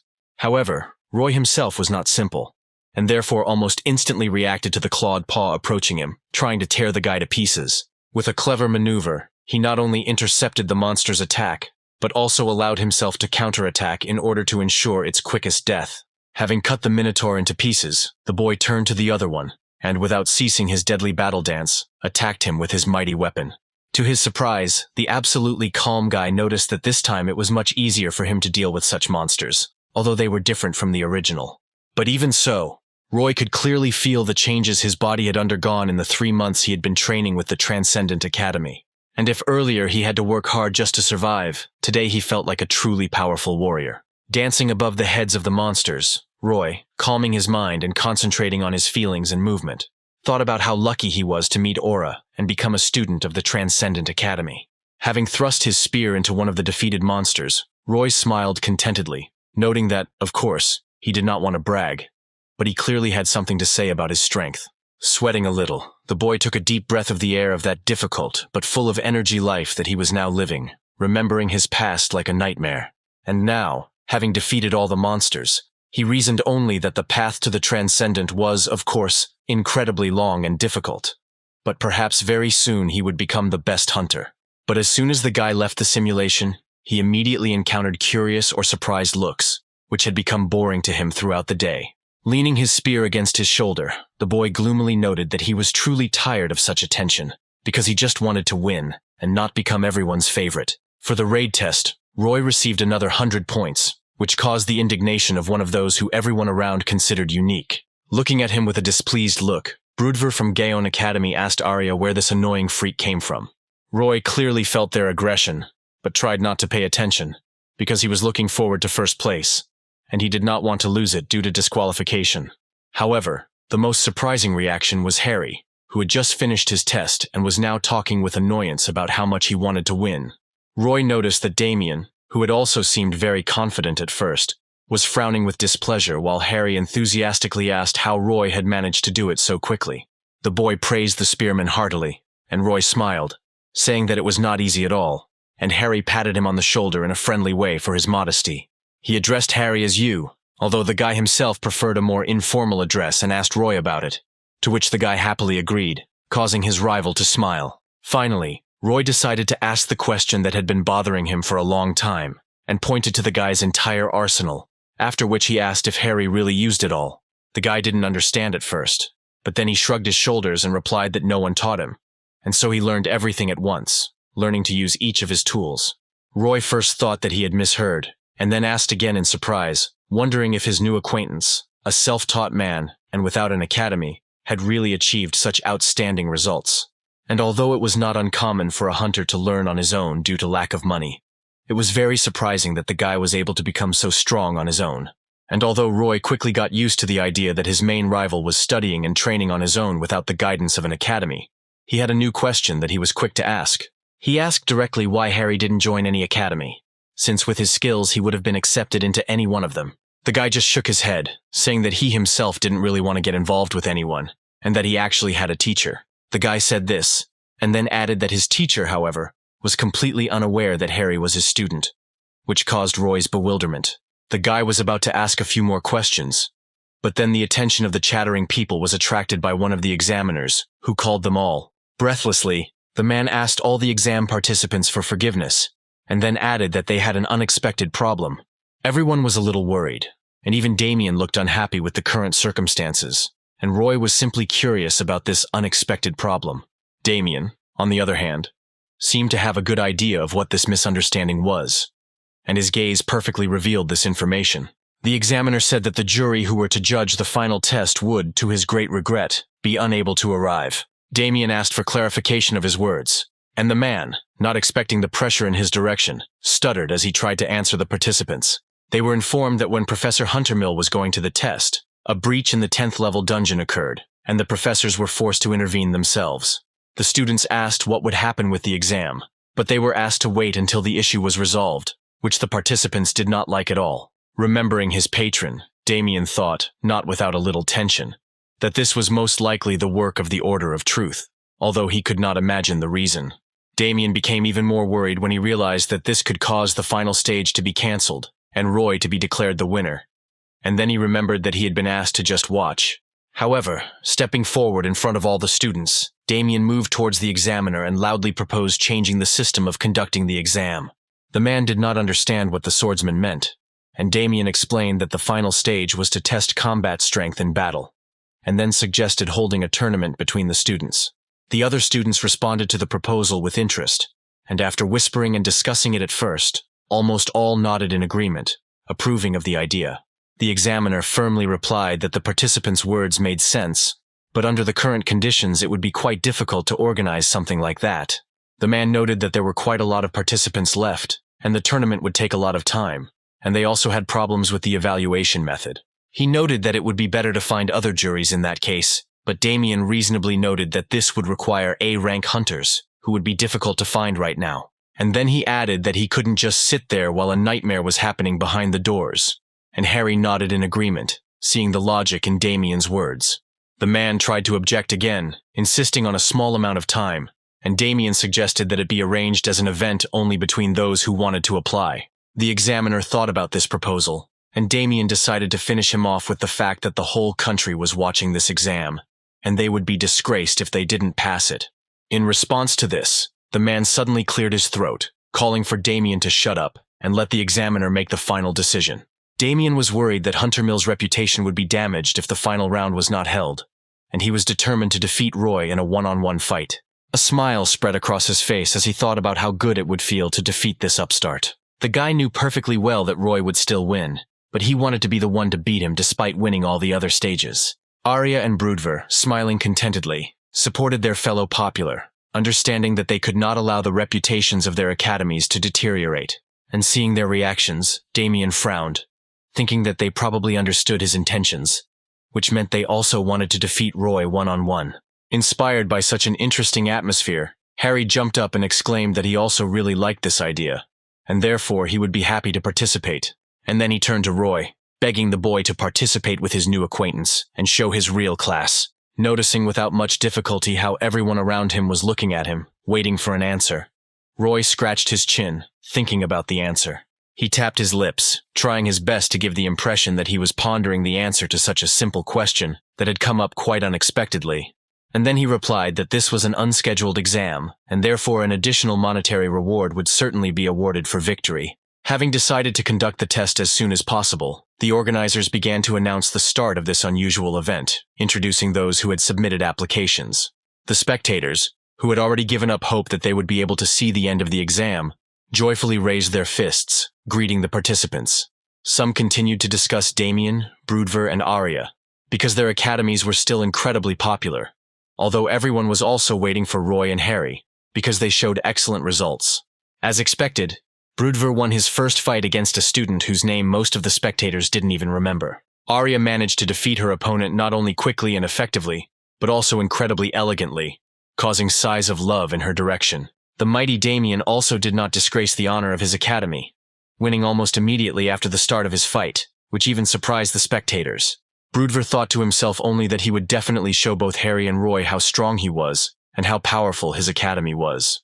Arya also held herself confidently, literally dreaming of the moment when she could destroy her Roy with incredibly strong magic. And Damien, casting a contemptuous glance at Roy, thought to himself that he would definitely make him regret disgracing his academy.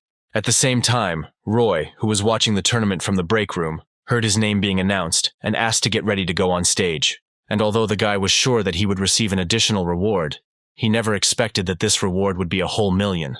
Roy would definitely get $1 million for first place on the exam, and so he was already calculating how he would spend all the money on a pass and new courses. Placing his spear on his knees, Roy wondered if he could win, and came to the conclusion that the trio of bad guys from the top of the best did not seem dangerous to him. But at the same time, a completely different participant caused Roy to have real doubts about his own victory in this competition.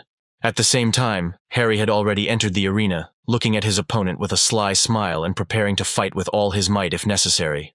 And while Harry threw away his sword and took out his bow during the battle, Roy reasoned that it was incredibly difficult to master even one weapon perfectly, let alone an entire arsenal. At the same time, the guy, clearly not doubting his victory, but rather enjoying the battle, had already pulled the bowstring, intending to hit his opponent with his deadly arrow. And the guy didn't just fire one arrow at his opponent, but used all his skills to instantly fire a hail of arrows. The boy tried to deflect the arrows, angry that he had miscalculated, thinking that Harry's main weapon was a sword, not a bow. Intercepting the arrows and using all his speed, the participant rushed towards Harry, deflecting arrow after arrow on the way to the enemy and preparing to strike. Swinging his blade, the boy jumped up, preparing to deliver a fatal attack and screaming that he was not even close to just defending himself from the enemy's insidious attacks. However, at the same moment, Harry threw the bow and arrows aside to intercept the enemy's attack on himself. With a truly devilish, cruel look, the boy crossed his arms and placed them on the hilts of the blades that lay in sheaths on the sides of his body. Harry grabbed his weapons and crossed his swords, taking a powerful blow from his opponent, who was taken aback by such a sharp change in the combat situation. Separating the blades of the swords, Harry gave his opponent a good push, causing him to lose his balance and fall backwards onto the ground. Roy watched what was happening in the arena with undisguised curiosity, not missing a single movement of the master weaponsmith. In the mind of the spearman, Harry was the biggest danger, because the others knew what to expect, while he had a free hand in choosing his style. The spearman noted that this was the kind of chaotic and unsystematic style that was formed by those who had not trained in academies, and therefore it was very similar to Roy's style. Roy lowered his head and thought hard, putting all the pieces together to make the picture into one whole, and thought about the fact that Harry could also study at the Transcendent Academy. The guy remembered how Mentor told him about 4 people in the place with the largest number of participants, and this place could well be the world of Roy. And then Roy remembered how Harry told him that he had a teacher, although he didn't know that the boy was studying with him, which gave him the idea of lectures from his masters. At the same time, Harry, still smiling rather cruelly, was already holding the spear over the defeated enemy, letting everyone know that it was he who had won the victory. And as soon as the fight was over, the cruel smile became joyful, and Roy noted that he did not even doubt the victory of this strange warrior.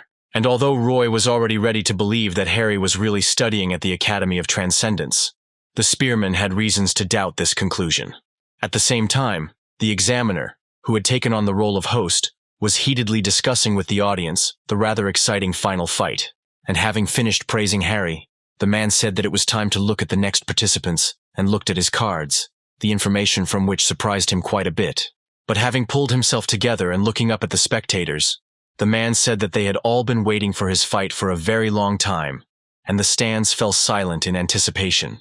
The host introduced Arya as a sorceress, recognized as the devil's own disciple, and considered by many to be the future of all magic in the world. Having snatched the piece of paper with the name of the second participant, the host, clearly happy that he could lead such an event, maintained some intrigue. He said that the next participant shone like a supernova for all the spectators, and Aura prepared to greet her friend with a smile. Roy, in turn, sighed heavily, rose from his seat in the break room and stretched, preparing for what was about to happen any minute. Having named him the first ever 100-point competitor, the host shouted out Roy's name and demanded that the audience greet the fighter with loud applause. Arya, being the top student at Isle Academy, which focused on magical talent, was considered a true genius by everyone around her. And according to those who called her that, it was not an exaggeration at all, because the sorceress was recognized even by the devil's disciple herself. For her and her spiritual flame that burst out of her during witchcraft, nothing was impossible, because according to her, Hunter Mill Academy always underestimated the points of magicians, and so she didn't allow herself to doubt for a second that she was actually stronger than Roy, because in her academy, the judging would clearly be more honest. Having released her flame, concentrated it into clots and sent it towards the enemy, Arya was 100% sure that nothing would remain of Roy. However, to her great surprise, everything did not go according to the plan that she had prepared specifically to defeat such an unpleasant opponent. So much so that the surprise on her face almost instantly turned first to incomprehension and then to absolute anger. And all because Roy, without straining himself at all, dispelled her magical flame with one light and smooth swing of his spear. Her attack should have been simply monstrously powerful, but Roy emotionlessly turned her magic into nothing, waiting for the next trick. Although of course the guy himself did not expect that it would be so easy to do this, and therefore he awkwardly scratched the back of his head, glancing with slight surprise at the melting flame. At the same moment, Arya screamed that this was simply impossible, because her flame had simply incredible power, and no one could dispel it so easily. Staring in amazement at her opponent, who seemed to have come not for a fight, but for a light stroll, Arya did not move from her place, trying to understand what had just happened. She tried to understand how Roy had managed to dispel her magic so easily, because all the ways she knew of to do something like that simply did not fit their situation.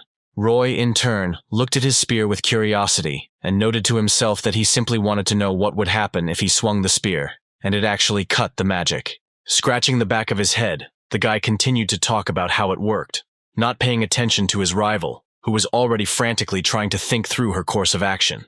Roy decided that he would buy himself a new pass for $500,000, and spend the remaining $1.5 million on another weapon to conduct several experiments. And while he was reasoning, Arya, in a rage, had already brought into reality a whole wall of fiery arrows, intending to destroy the impudent spearman. Gritting her teeth in rage, the sorceress waved her hand, causing the magic to break free and attack his enemy with all its might. Without much concern, Roy looked up and saw all these huge fire arrows rushing towards him, about to burn him to the ground. Any other person would have been quite frightened by this situation, but Roy only sighed calmly and began to move the hand holding the spear. The boy spun his weapon, causing the flames to instantly go out and the magic to dissipate, with none of the attacks hitting their target. Cursing in rage, Arya raised her staff and began to summon more and more clots of magical flame, wanting at all costs to hit at least one. She continued to curse every time Roy smoothly turned her magic into nothing, swinging his mighty spear without any effort. Even from the guy's face, it was easy to understand that he was bored, because the powerful sorceress could not even in theory hurt him with her witchcraft. And in the glow of that flame, which had no way of causing any significant damage to the guy, the girl saw the boredom on his face even more clearly. In the end, the magic staff wielded by the sorceress, who had never known defeat until today, ended up on the ground. Realizing how useless her previously powerful magic had been in this parody of a good battle, Arya fell to her knees, not understanding how she could have been so useless. In her eyes, Roy was a true demon who, without even understanding how magic worked, was able to bend her witchcraft to his will. The outstanding sorceress of the Isle School tried to come up with at least some idea that would help her do at least something in this battle, but she couldn't. And even though she knew she didn't have a chance, when Roy walked up to her and held out his spear to signify his victory, she still reached for her staff. However, instead of winning with a fair blow, the guy put the blade to the girl's face and asked if she considered him the winner. Looking at the one who was the true devil to her, the girl was speechless, and a single word was stuck in her throat, unable to escape. When Arya finally managed to utter it, Roy heard her trembling voice almost in a whisper calling him a monster. And a little later, in the same arena, Broodver's heavy Morgenstern collided with Harry's no less powerful axe, while the host commented on every move of the fighters. In their previous fights, the guys showed incredible results, defeating their opponents very quickly. But now they were on equal terms, not giving in to their opponent. Grinning cruelly and pressing his weapon to Harry's defense, Broodver noted that the presenter was talking nonsense, since the advantage was clearly on his side. It was clear that Harry was having a hard time fighting off such a strong onslaught from his opponent with his axe, so he didn't hesitate and took advantage of his main advantage. Pushing the enemy's weapon aside with his axe, Harry touched a small pocket on his own pocket and pulled out a sharp blade. Seizing the right moment, Harry threw it, and although he missed, Broodver fell back, off balance from such an unexpected attack. The guy tried to regroup and quickly get up so as not to lose the initiative. However, having taken a stance, he realized that his opponent had prepared a new trick. To Broodver's surprise, Harry waved his arms and released real claws from his sleeves, with which he was going to slash his opponent. Noticing this, Broodver even took a step back, trying to figure out as quickly as possible how he could fight against such an unusual weapon. Laughing happily, Harry waved his arms from side to side, cutting through the air and pressing down on his opponent with incredible speed. Clenching his jaw in anger, Broodver tried to defend himself from each attack, using his heavy shield and cursing that his opponent simply couldn't do without tricks. Unfortunately for the Gaon Academy student, the attacks were so unexpected and accurate that his shield and Morgenstern flew off to the side, and Harry took out his triple nunchucks. Brandishing the unusual weapon and casting a cruel but full of pleasure from the fight look at his opponent, Harry rushed at Broodver. The guy, in turn, although he tried to somehow defend himself from the unpredictable attack, felt despair creeping through his entire body. Having dodged the cunning attack, Broodver managed to lift his Morgenstern and shield from the ground and intercept the triple nunchucks. But Harry was ready for anything. Instantly drawing his tonfas and taking advantage of his enemy's slowness, Harry struck Broodver straight in the solar plexus. The blow was so accurate that Broodver, dropping both the shield and Morgenstern, fell to his knees, trying to catch his suddenly ragged breath. And although the big guy from Gaon couldn't believe it, the announcer announced Harry as the winner of this fight to the entire arena. And the guy smiled, rejoicing at his victory, not believing that he could lose like that to some impudent guy who didn't even have an academy behind him. The guy began to growl something that had been on his mind for a long time. He raised his head and shouted that this style of fighting was against the rules, and Harry looked at the boy in confusion, who asked who fought like that. Hoping that they would intercede for him, Broodver cried out that he refused to recognize the results of this fight and considered it invalid. The spectators began to whisper among themselves, discussing Harry's truly unusual fighting style, although most acknowledged it to be quite spectacular. And while Broodver was screaming to be let go, because Harry was using his dishonest tricks, Roy was watching everything that was happening through the screen in the break room. And he, unlike all the other spectators watching the fight, understood perfectly well that Harry would have won this fight even if he had refused to change weapons. And only now, seeing what exactly was happening on the screen, Damien understood what exactly his patron meant when he asked him to just watch. It occurred to him that the Order was watching not only Roy, but Harry as well. And that was the reason they had asked him not to interfere. Damien realized that he was just a pawn on this chessboard, and the real goal of the Order was to bring Roy and Harry together in battle. He also realized that this competition would end successfully even without his participation, and then he wondered if Harry himself was a member of the Order. At the same time, the presenter, having finished dealing with Broodver's indignation, informed the viewers that the end of the exam was approaching. And although Damien understood that his chances were not great, and his actions went against the request of his patron, he could not allow the honor of his academy to be trampled. Clenching his fists tightly in anger at the realization of how unfair the situation was, Damien still raised his head, walking out onto the arena to a thunderous ovation. And rising, Hunter Miles' students saw before him the one he wanted to defeat today, but whom he least of all wanted to see now. Clenching his teeth in aggression, Damien growled under his breath that he was originally only intended to be a small obstacle in Roy's path. However, frowning indignantly and calming his mind a little, Damien came to the decision that he would not follow the demands of the Order of Truth, and would show how strong he was. And when the fight was declared to have begun, Damien, drawing his sword, which emitted an electric crackle, rushed at his opponent. In turn, Roy, not at all intending to give victory to his opponent, also grabbed the spear more comfortably, intending to intercept the powerful blow. And when Damien struck, the blade of his sword, the electricity of which heated the air, rested against the shaft of Roy's strong spear, instantly absorbing the entire force of the blow.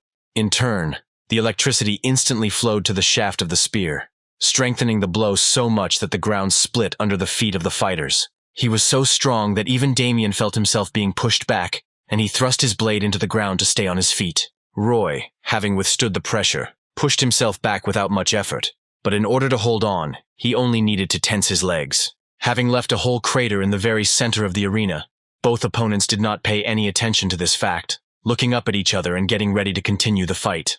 Roy pulled the spear aside so he could use it without delay, and Damien looked closely at the strange spear. Frowning, Damien thought that the guy's weapon was indeed unusual, because it did not contain the same power that his sword did, but for some reason it easily extinguished it. After thinking about it thoroughly, Damien came to the conclusion that this spear had some special ability that dispelled magic. Based on this thought, the swordsman also thought that it was thanks to his spear that Roy was able to score high on the test. Damien rushed forward and swung his sword again, relying on his speed and trying to somehow get around the spear and attack his opponent. However, Roy took the opponent's blow with a calm face, noticing his quick movements without much effort, although Damien was firmly convinced that he could win. The guy wielded his sword with incredible speed, looking for a way to break through Roy's defense, who was completely calm at first glance. The host noted that Damien was a real talent, pointing out the speed with which he wielded such a massive weapon, while Roy noted that his opponent was quite strong. Suddenly, Damien pulled his sword to the side and pushed his opponent away with his shoulder. slightly throwing Roy off balance, and was going to take advantage of this. Having successfully forced the enemy to move where he wanted, Damien swung his blade upwards so that the shockwave would reach the spearman. In turn, Roy, realizing the swordsman's trick, instead of defending himself, tried to dodge and jump to the side, which is why the attack missed, although it split the ground again. Despite the fact that he had just been subjected to a rather unusual feint, Roy was calm, reasoning that Damien was stronger than his previous opponents. While Damien, once again raising his heavy two-handed sword, charged her with magic again, causing the air around them to become saturated with electricity. Roy jumped to the side, flipped in midair and landed, thinking that it would be truly disrespectful if he continued to fight so casually. Roy straightened up and adjusted his grip on the spear, and Damien looked at the spearman again, intending to think of a way to attack him this time in an instant. However, to his surprise, he saw a change in his opponent's behavior, as all relaxation suddenly disappeared. Concentrating on the fight, Roy tensed his body and gripped his spear tighter, fixing his opponent with a withering look that indicated that he would now fight in earnest. The boy got into a fighting stance and grabbed the spear so that he could deliver his best blow, and Damien felt a murderous aura spreading from the boy. Seeing such changes in the enemy's behavior, the swordsman even took a step back, hesitantly trying to comprehend what had suddenly happened. And while the swordsman hesitated, Roy raised his leg and moved his spear, creating a false impression of his own speed, because he was going to use his maximum potential. And in a split second, he was next to Damien, who only thanks to his warrior reflexes was able to block an attack whose force could have killed him. The swordsman realized that his enemy was no longer going to joke around, which meant he would fight at full strength, and so he tensed up, preparing to withstand the mighty force of the spearman. Transferring the power into his hands, Damien swung his blade, knocking away Roy's spear, who took a step back to regroup and was about to attack again. Without taking his concentrated gaze off the swordsman, Roy intercepted the spear, looking for his weak points and preparing to strike there. In turn, Damien, forgetting about cold-bloodedness with insane rage in his eyes, tried to understand how Roy managed to change his aura to such a terrifying one. He noticed that until recently, the guy's aura was like serene waves, and therefore did not cause concern on the part of the swordsman. Roy rushed forward, swinging his weapon and aiming at his opponent, fully aware that his blow would be blocked, but not caring at all. After making one strike, Roy instantly turned the spear to the other side, and without stopping the movement, attacked again, forcing Damien to retreat. The boy attacked the swordsman over and over again, intending to not give him even a second's chance to catch his breath, while Damien noticed that the spearman's aura now resembled a raging volcano. It was incredibly difficult for the swordsman to parry Roy's attacks time after time, but the boy clenched his jaw and strained his arms with all his might to keep the blade from dropping. Wielding his spear with coolness, Roy moved with such speed that it was difficult for someone without combat experience to keep up with him. But Damien blocked the blows with great difficulty. After parrying another blow, Damien swung his sword, intending to attack with the thought that his opponent was incredibly rude. In turn, Roy, having again grabbed the spear more firmly, prepared to block the enemy's attack, while Damien came to the conclusion that the spearman was terribly simple. He tried to attack, but Roy easily intercepted the attack and repelled it, while Damien thought that his technique was not even close to Hunter Mill's high-level swordsmanship. After deflecting the swordsman's attack, Roy continued moving and turned around, aiming the tip of his spear at Damien in order to use more force. Not having time to group himself in time, the guy realized that he would not be able to block the blow completely, but he still swung his sword, and at that very moment, a thunderous sound of impact resounded across the arena, and whole clouds of dust flew into the air as Roy delivered his mighty blow. And it turned out to be so strong that Damien, barely managing to somehow extinguish it, still flew to the side and, in order to stay on his feet, pressed the blade into the ground, leaving behind a furrow of broken earth. Damien looked up with a look of despair in his eyes and tried to understand how this simplicity could be so difficult for a swordsman. Coming closer, Roy, whose face had a calm expression again, lowered his spear, while Damien looked at the guy with incomprehension. Suddenly, the swordsman realized that it was not just the unusual weapon that was the issue, since Roy had not even put mana into it to begin with. Looking into the spearman's eyes, Damien suddenly felt something strange in his chest, seeing in them the awareness of power over Hunter Miles' student. The boy suddenly wondered what would happen if Roy allowed himself to put mana into his weapon, and Damien suddenly realized the difference between the two. And at that very moment, despair began to fill his mind, causing him to suddenly tremble, trying not to let the memories escape again. However, looking at his opponent, whose strength exceeded all his expectations, Damien felt himself being pulled back into the past. He remembered the girl who, standing in front of him and looking down with arrogance in her eyes, asked him if he had shown her everything he was capable of. He remembered kneeling in front of this girl with a broken sword at his side, cursing himself for his weakness, and listening to the girl clarify his rantings about strength. That day, he felt incredible pain when the girl asked with the same contempt in her voice how a talentless person like him could consider himself one of the top 3 students in the academy. Despair filled his mind and burst out in tears as he stared at the ground, looking at the shards of his 2-handed sword. And the girl, turning away, said that she never allowed herself to place any hopes on the guy, which the guy heard over and over again in his nightmares after that meeting. In the wild rage that filled his mind, Damien screamed that what was happening simply couldn't be happening, because someone like Roy simply shouldn't be stronger than him. Gripping the hilt of his sword so tightly that his knuckles turned white, Damien charged the blade with mana out of anger, causing it to become saturated with electricity. However, the guy was angry not so much at Roy, but at his patron and the girl who, with their actions and words, made him despair. The guy was angry that anyone would even allow themselves to look down on him, since he was the strongest member of Hunter Mill. Fueling his strength with mindless rage, Damien, screaming in anger, rushed forward, preparing to attack his opponent with all his might. Looking at Roy, whose gaze expressed calm, Damien felt even more angry, which only convinced the swordsman that he simply had to strike him down. Finding himself within striking distance, into which Damien put all the strength he had, the boy screamed, demanding that the spearman die. In turn, Roy, intercepting the spear and not taking his cold-blooded gaze off the enemy, allowed himself to charge his weapon with mana. And at the same moment as the blow was struck, all the spectators gasped, seeing the 2-handed sword, split into pieces, fly off to the side. Roy had clearly shown Damien that he was much stronger than him, and now stood with his spear lowered and looking into the eyes of his opponent, who had fallen to his knees in defeat. To his own surprise, Roy saw Damien stagger, and then, unable to keep his balance due to the strength leaving his body, he collapsed in front of the guy. The confrontation was so intense, especially considering the final powerful blow, that Damien lost consciousness. Sighing and looking at the defeated best swordsman of Hunter Mill Academy, Roy heard the announcer declare him the winner of this fight. And while he was being announced as the second participant in the final fight, Harry was watching everything that was happening in the arena, sitting in the restroom.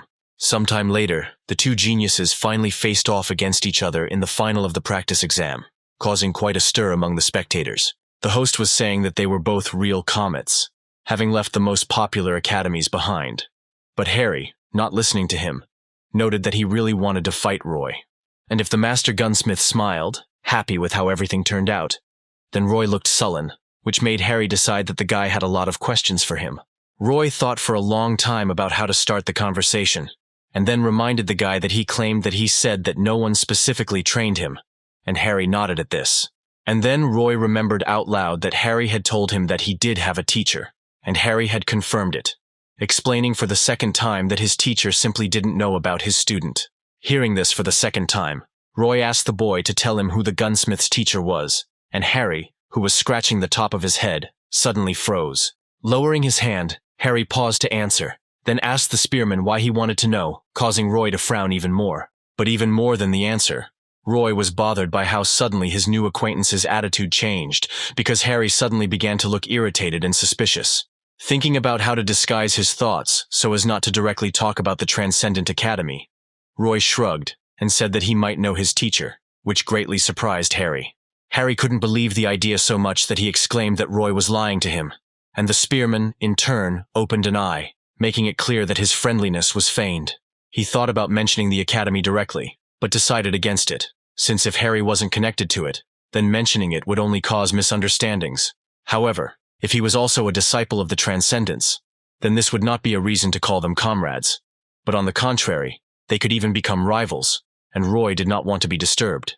Roy thought that he couldn't even begin to imagine Harry's reaction, and so he couldn't lay all his cards on the table at once. Deciding to play a trick, Roy said that if he really knew the armorer's master, he must be a transcendental strongman, and Harry was slightly taken aback. Harry demanded answers about how he could know about this, and who Roy even was to ask such strange questions. Roy grinned and told the boy that he had an interesting idea and offered him a bet in which the winner of the competition would get all the answers from the loser. Frowning again, Harry thought for a moment. And then, while the host was introducing them and preparing to begin the fight, asked what guarantee there was that the loser would tell the truth. Smirking and hearing that the host was already starting the fight, Roy noted that they themselves would have to decide whether the loser's words were true or not. Finally, the fight began, and all the talk and discussion was over, and the opponents grabbed their weapons, preparing to show a truly spectacular fight. Roy grabbed the spear more comfortably, expecting some kind of tricky attack from his opponent, and intending to either defend himself or find an opportunity to attack. In turn, Harry threw his hand behind his back and placed it on the hilt of his main sword, but did not pull it out, because at any moment he could change his mind and choose another weapon. But, to the surprise of all the spectators sitting in the stands, the guys, although they were tense, looked into each other's eyes and held their weapons tightly, did not move at all. Clenching and unclenching his fists on the shaft of his spear, Roy kept his eyes on Harry and thought about how he looked like he was in a lot of trouble, while Harry, without lowering his hands from behind his back, also looked at his opponent with a frown and thought that he tried to feel him out, but could not find any weaknesses. Finally, Harry was the first to break down, and snatching the blade from behind his back, rushed forward, exclaiming that he knew perfectly well that Roy was incredibly strong. Roy opened his eyes wide so as not to miss a single move of the gunsmith, because his style could be confusing if you missed any detail. Roy clearly saw Harry running towards him, holding a sword in his hands, but he did not let himself be deceived, understanding perfectly well that it would definitely not be limited to the sword. For the first couple of seconds, Roy tried to come up with some kind of tactic to counter the strange warrior, but in the end, he limited himself to the decision to give it his all. Intercepting the spear and timing the moment, Roy swung it and using all his strength, struck across the attack of his opponent. Harry tried to block Roy's spear strike, but his sword, being a very ordinary weapon, shattered into pieces as soon as it touched the shaft. Realizing that the attack had failed, and that he would no longer be able to block the spearman's blow, Harry arched his back, and standing on his hands, dodged. Realizing that he was now at a huge disadvantage, Harry acrobatically flipped through the air to quickly close the gap.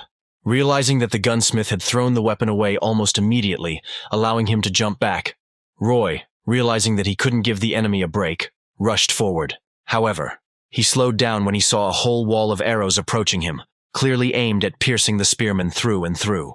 Looking down, Roy saw that Harry had managed to draw his bow in a split second and fire a whole cloud of arrows at his enemy. Having grabbed the spear more comfortably, Roy got into a stance and aimed properly in order to deal with all the arrows in one high-quality move. Swinging his weapon with incredible speed, Roy spun the spear to deflect every arrow that flew at him in just one go. Seeing how skillfully his opponent dealt with the long-range attack, Harry laughed and happily noted how much he was amazed by Roy's skill. Having dealt with each arrow without much trouble, Roy moved his spear to his back to give himself some room to maneuver, as Harry complimented his weapon. The gunsmith threw the now useless bow and arrows aside, and grinning, asked if Roy would really tell about his interesting spear if he was defeated. The spearman rushed forward and swung his weapon down, aiming for the head, declaring that he would definitely tell, and Harry, drawing his twin blades, blocked the blow. Smirking and not giving his opponent a chance to make a difficult maneuver, Roy noted that in order to get such information, Harry would first need to defeat him. Holding back the boy's pressure, Harry was also grinning, completely overcome with pleasure from such an exciting fight, and therefore said that he would do his best. Having uncoupled their weapons, each of the guys took a step back, and then rushed forward, attacking the enemy, causing the swords and spear to clash again, but both warriors remained unwounded.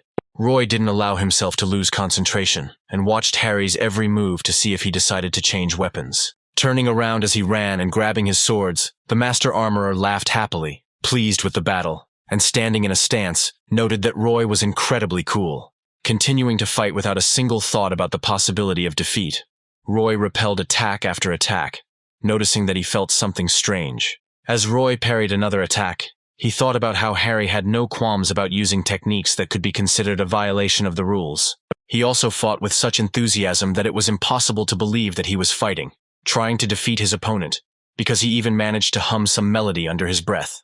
The guy seemed completely unconcerned by the laughter coming from the stands, or the fact that Roy was fending off all of his tricks without much difficulty.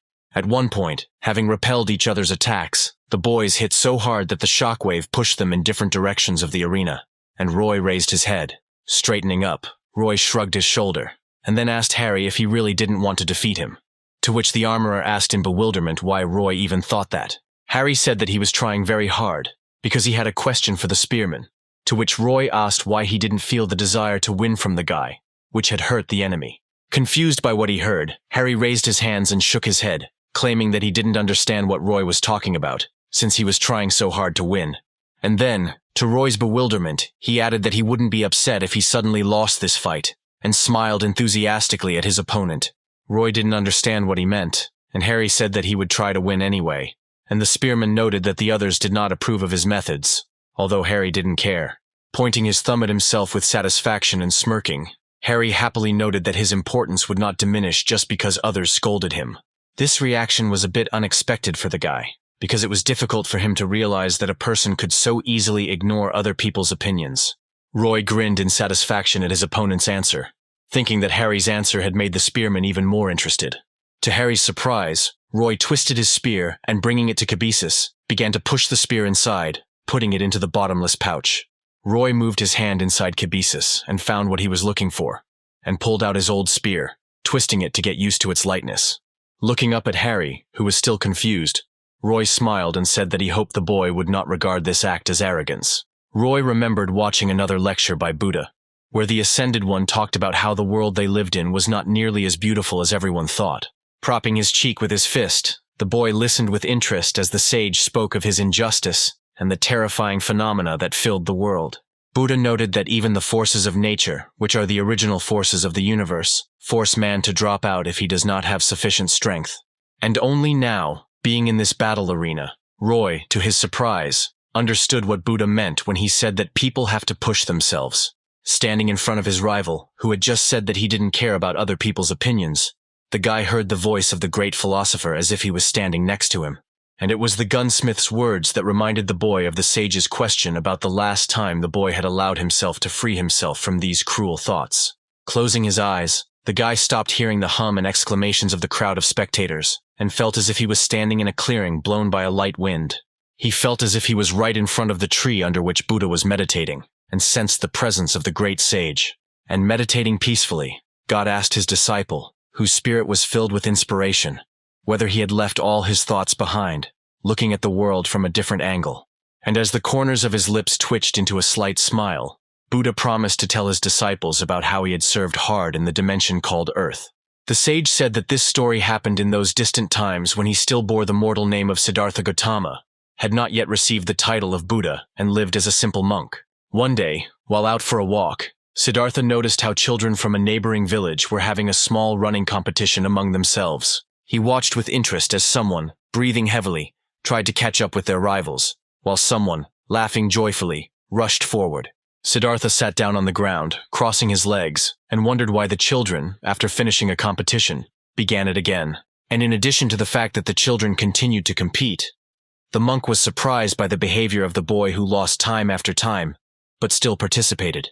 And despite his own defeats and the impossibility of winning even one race, the boy, amazing Siddhartha, continued to smile. When the next race was over, the monk stood up and approached the boy, wanting to ask him why he was so happy if he had never been able to win. Smiling joyfully and warmly, the man who was to ascend to godhood asked the boy why he continued to run. The innocent child glanced at his comrades, turned to the man, and with a never-fading smile on his face replied that he liked it. Looking at his interlocutor with bewilderment, the sage asked how he could like running, since it was so hard, and the boy happily replied that he could switch to a walk for a short while. Roy, still feeling himself in this illusory world, listened to the story of Buddha and carefully followed what the teacher showed him. Siddhartha pointed out that he was constantly being overtaken, and the boy became indignant, pointing out to the man that his finish was different from the others. The uncomprehending monk pointed to the tree where the boy's race ended and asked what about the finish line where the boys finished the race. Shrugging his shoulders, the boy calmly said that for some this tree might be the finish line, but for him it was just a passing point. The boy smiled happily, and Siddhartha, sincerely not understanding the meaning of what the boy said, was amazed at how smart he was beyond his years. Leaving the amazed monk, the child ran off to play with his friends, while the man watched him with a thoughtful look. The Buddha said that this boy kept coming back to the tree last time after time, without improving his results at all, and to Roy's surprise, who was imbued with the teacher's truth, he added that many years later the monk heard the news that this boy had won the biggest running competition. Up until this point, Siddhartha had been building his ideal tower of life for a long time, and persistently, but after talking with the boy, the enlightened one realized that it did not have to be perfect. He realized that the tower of his ideal life could even be allowed to collapse, and he was amazed that he had never thought about this before. Opening his eyes and returning his mind and soul back to the arena where the boy stood opposite the master gunsmith, he realized that the little boy had given the monk a great insight. Roy thought about how he had worked tirelessly for months, straining his body to the point of exhaustion in order not to be eliminated. He felt that natural selection was about to devour him, and so he worked hard to keep himself from getting lost in this life. And working hard, the guy thought that in his rapid progress, he was in no way inferior to anyone else. However, it was only now that he realized that the further he went in his efforts, the more clearly he became fixated on the Transcendent Academy. The guy was just overcome with pressure and doubt, and also with the complete certainty that he had to try even harder to stay afloat. He continued to push himself to the extreme, trying his best not to be weeded out and left behind by anyone else. And each time, the guy only felt his despair more clearly, with which he continued to bring his body to exhaustion. It was only when he heard Harry say he didn't care what anyone else thought, and when he remembered the boy saying his finish was different from the others, that Roy realized his mistake. Roy felt like his huge, slender tower of life, which he tried to bring to perfection, was collapsing because of the words of these guys. He felt his spirit lighten with the knowledge that he could leave the disturbing thoughts of the cruelty of this world behind him. He felt his mind truly free from the shackles of the heavy realities of his own difficult life. The time Roy listened to Buddha's lecture, he did not understand what exactly his teacher was talking about. But today, the meaning of what he was saying finally dawned on him. His knuckles turned white as he gripped the handle of his spear with all his might, realizing how much he had missed by not realizing it in time. And it was for this reason that the guy stopped striving for victory at any cost, realizing that the most important thing was not the result and the process. And that is why he put away his spear. Noticing that the boy had swapped his very powerful weapon for something else that looked like a training weapon, Harry wondered why Roy had done that. Taking a step towards his opponent, Roy smiled at him and asked him not to consider his action a sign of arrogance, because the reason for this was completely different. Raising his eyebrows in surprise, Harry said that he didn't think so at all, but he sincerely didn't understand why Roy decided to do this. The weaponsmith said that with the spear he used, Roy would absolutely be able to win, and the boy frowned. He understood perfectly well that with the spear of Longinus, his victory was inevitable, because he should have simply stopped all of Harry's actions. Roy sighed heavily and thought that he still wanted to win, and besides, he understood perfectly well that winning with the help of equipment also required skills. Shrugging and smiling at his opponent, Roy noted that Harry himself had said that his importance would not diminish because others scolded him. Grinning and throwing the old spear over his shoulder, the boy smiled and said that he would express the opposite thought, stating that his importance would not increase from the fact that others praised him. Roy grinned enthusiastically and said that he did not want other people's praise or depend on it, and would determine his own worth. Hearing the words of his opponent, Harry froze, trying to fully comprehend what the spearman had just told him. And then, his eyes widening in surprise, he quietly said that Roy was even better than he had imagined, and was inspired by his rival's noble deed. Raising his hand to his chest, Harry touched the straps and began to unclasp them, causing his spear to begin to fall to the ground. Harry also threw off his scabbard and unfastened the strap of his shield, causing all the weapons he owned to fall to the ground at his feet. Having chosen only one weapon, Harry weighed it in his hand and twisted it to get a more comfortable grip, after which he asked Roy not to take his actions the wrong way either. Getting into a fighting stance with the dagger in his hand, Harry smirked, claiming that this was the only thing he had learned from his mentor. Roy, smiling contentedly, said that he hadn't even thought of perceiving what was happening in any way wrong, and Harry smiled back. And just a second later, both talented participants rushed towards each other, clashing in such a thrilling fight that the shards of the arena flew in different directions. Looking into each other's eyes with excitement and smiles from how much they enjoyed this fight, both guys said that winning was the most important thing for them. Holding his spear tightly, Roy kept a close eye on his opponent's gaze, not wanting to miss a single movement or maneuver. In turn, Harry, holding the blade so as not to allow Roy's spear to break through his defense, tried to think of how he should attack now, and at the same time, he smiled enthusiastically, unable to contain the joy he felt from fighting such a stunning opponent. Suddenly, Roy noticed Harry shift his grip on his blade, abruptly changing his stance to throw his opponent off balance. And then, swinging his blade, the boy deflected Roy's spear, forcing him open for a follow-up attack, and Harry ducked forward, intending to strike. And even though Roy knew his defense was likely to be breached now, he smiled as he watched his opponent prepare to launch his lightning attack. The gunsmith grinned contentedly as he swung his blade quickly, delivering lightning-fast stabbing blows and forcing his opponent to defend himself. The boy was able to block some of the attacks, but others hit their target, leaving small scratches on his body, which Roy, nevertheless, clearly felt. Twisting the spear, Roy tried to block the blows, but each time the blade reached its target, the guy happily admitted that it was quite difficult for him to fight. Harry, in a fit of fighting spirit, swung the dagger, and Roy thought that if he had the Spear of Longinus in his hands, he would have easily parried it, but now it was a danger to him. Having barely managed to repel such a powerful attack, Roy tried to analyze Harry's fighting style in its entirety in order to come up with the best tactics. Even armed with just one dagger and without his entire arsenal, Harry seemed to move much faster, which presented some difficulties. At one point, Harry showed maximum cunning and grabbed the shaft of Roy's spear, moving it aside and attacking the guy with a thrusting blow. Realizing that he was unable to snatch his spear from his opponent's hands, Roy threw his free hand forward, exposing it to a thrusting blow.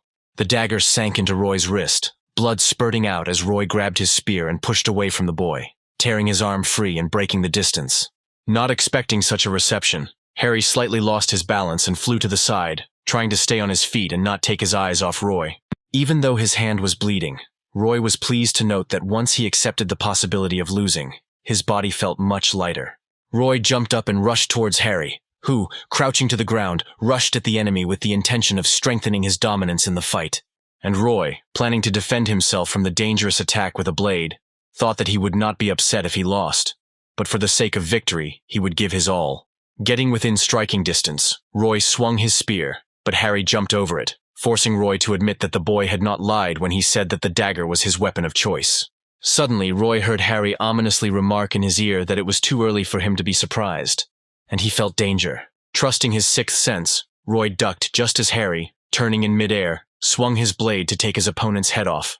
Roy tried to catch the boy as he landed, but when the spearman launched his mighty attack, ripping rocks out of the ground, Harry dodged it without any problems.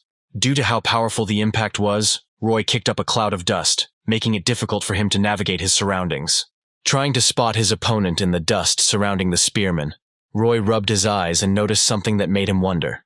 The guy noticed that Harry, quickly moving in the dust that had risen into the air, suddenly began to melt right in the air for some reason. And when the guy tried to attack in the direction where he had last seen the Dagger Master, he was surprised to discover that Harry was no longer there. Looking around warily in a stance where the boy was ready to defend himself from a sudden attack, Roy thought about the possibility that Harry might have a concealment technique. Hearing a rustling sound behind him, Roy turned around, but all he saw was the dust twitching following the gunsmith's sharp movement. The guy decided that if Harry had such a skill, he clearly hadn't honed it to perfection, because Roy noticed his presence, although the gunsmith slipped out of sight. Deciding that this was Harry's very last trick, Roy shifted his grip on the spear and began to infuse it with mana to use his most powerful move. However, Roy suddenly remembered how the boy had tricked Broodver into thinking that the axe was his main weapon, and then he remembered how the gunsmith forced Roy to break distance with him in order to use his bow and shoot the enemy from afar. And now, having properly assessed the situation, Roy felt something strange when he remembered how he saw Harry's silhouette melting into the dust. Roy's eyes widened in sudden realization as he realized that he could do exactly what the master weaponsmith wanted to see from his opponent. Having stopped feeding the spear with mana, Roy looked around once more, trying to catch the movements of the guy armed with a deadly dagger. His gaze was filled with anxiety, and his thoughts were confused when he realized that this fight was far from as easy as he had initially imagined it to be. Roy shook his head and began to look around, holding his spear tightly and wondering if he was even going to do the right thing. Much to Roy's chagrin, he had to admit that watching Harry's rather frivolous fighting style made Roy fully aware of how limited his own style was. Roy suddenly felt someone else's presence next to him, and then he heard the voice of the greatest wizard in human history. Standing calmly and proudly, Merlin explained to his student that learning was indeed a wonderful thing, but if it became a habit, it would become a barrier to self-expression. He pointed out that learning was about gaining knowledge from someone else, and then asked how long Roy could continue to think he was doing a good job if he was only using other people's knowledge. Roy closed his eyes and took a deep breath, then decided that he would not use Merlin's mana, but would only use his own magical energy. Roy listened to his teacher and decided that he could not continue to use only other people's skills, and therefore he would use his own method. Merlin said that all knowledge gained should not be a basis, but only a means for self-expression of the one who uses it. Concentrating his mana, Roy did not use Merlin's dry theory, but used his knowledge, Chiron's sense of touch, Xiang Yu's incredible strength, and Buddha's ataraxia. Roy was determined that he would no longer obediently use other people's skills, but would create something that would be his own skill alone. The guy used all the energy of his spirit, all the strength of his body, and all the sensations that filled his mind, and he decided to combine all the advantages he had in order to create his most powerful technique right now, while in battle with an incredibly difficult opponent. Seeing Roy's training spear glow, the spectators gaped in shock, not believing that he was able to awaken the Aura Blade technique in this fight. And even Aura couldn't hide her surprise when she saw how her student was able to implement such a complex technique without her help. People claimed that even hunters who had dedicated decades of training were hardly capable of such a thing. But Roy managed to accomplish something like this while being a simple student. Standing in the middle of the arena with his mind focused, Roy didn't waste his skill, trying to catch his opponent where he couldn't see him. He was waiting for that very opportune moment when Harry would expose himself and give away his position so that Roy could use his new skill most effectively. And just at that very moment when the right opportunity presented itself, Roy used all his reflexes to react. He turned around in an instant and saw Harry approaching the spearman with a surprised look, trying to attack him but being surprised by his sudden reaction. And the moment Harry emerged from his disguise, Roy lunged forward with a spear imbued with the magical energy of the spearman. And this swing was so powerful that, without reaching the dagger master's flesh, it stopped his attack, striking him with an incredibly powerful stream of wind. Realizing that he had managed to catch his cunning opponent, Roy grinned contentedly, showing that he had won this battle after all. In turn, Harry, smiling, could not move, because the tip of his opponent's spear was pressed against his throat, and the dagger crumbled into pieces. And it was now, when Harry had lost his last weapon, that he smiled, admitting that he had lost to the one he had so dreamed of fighting.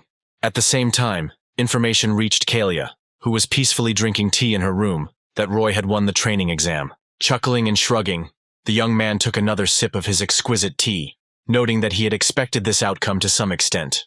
Having finished his drink, Kalia slowly placed the cup back on the table, and then turned to the novice again, asking if he had managed to detect the distortion.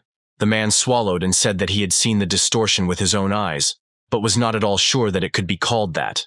And Kalia asked him what he meant. The man replied that they noticed that during their battle, Roy suddenly changed weapons and then used the Aura Blade, and Kalia's eyes widened in surprise. Sighing at the sheer volume of work ahead, Kalia stood up from his seat and told the acolyte to continue watching Roy while he reported everything to the apostle. And then he froze when the man suddenly allowed himself to ask a question about the reason why they should resort to such measures. Kalia turned to the novice and calmly asked what exactly he meant, to which the man, nervously, explained that he agreed that Roy should be taken a closer look. But after the recent events, the country's leadership began an investigation, and this became a hindrance to their plans, and therefore they must stop monitoring Roy, to which Kalia cried out. He had interrupted the novice at the very moment when he was trying to ask what exactly the Apostle of Temperance had told him. And now Kalia was looking angrily at the man. Seeing his leader's anger, the man first tried to resist it, but then he became agitated, and, realizing that he had said too much, swallowed. Looking down at the floor, the novice asked the Apostle of Chastity for forgiveness for his insolence, while Kalia glared at him indignantly. And when the man left, Kalia, looking gloomily out the window and crossing her arms over her chest, remembered how the meeting with the Apostle of Temperance went. His master said that he had heard about a distortion appearing in one of the major cities, and asked Kalia if he knew anything about it. Kalia confirmed the information that the Apostle had, and noted that a certain student named Roy had already dealt with the distortion. That day, Kalia, looking into the frightening gaze of the Apostle of Chastity, thought about the fact that the man knew very well all the details of what had happened with the distortion. But for some reason the Apostle still asked who exactly had dealt with him, and then also demanded that Kalia keep an eye on this student. Looking up at the master, Kalia first tried to gather his strength to ask the question of interest, and then nevertheless clarified whether he could find out the reason for such an order. But at that very moment the Apostle cast an indignant glance at the successor of the Apostle of Chastity, which made Kalia feel tense. And just a second later, the young man felt how the unimaginable force of his master's angry aura pinned him to the ground. With just one glance, causing Kalia to fall to the ground from the weight, the man noted that Kalia was one of the most trusted successors of the Apostle of Chastity. And then, when the young man had already begun to lose the ability to breathe, he added that this fact did not give the young man the right to consider himself a full-fledged apostle. Trying to force the words out, Kalia asked for forgiveness through incredible difficulty, and the Apostle of Temperance released the pressure, passing by the kneeling youth.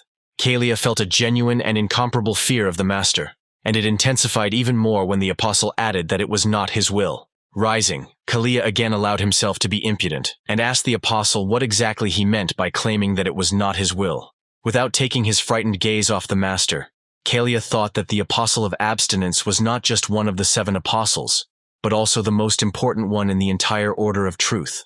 Nodding affirmatively, the man noted that before this, Kalia had to do everything herself without the support of the elders, and therefore he could consider his order a favor.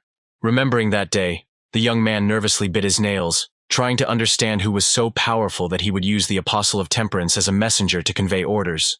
And then, realizing that he knew only one person who was capable of such a thing, Kalia gnawed through his finger, leaving a large wound on it.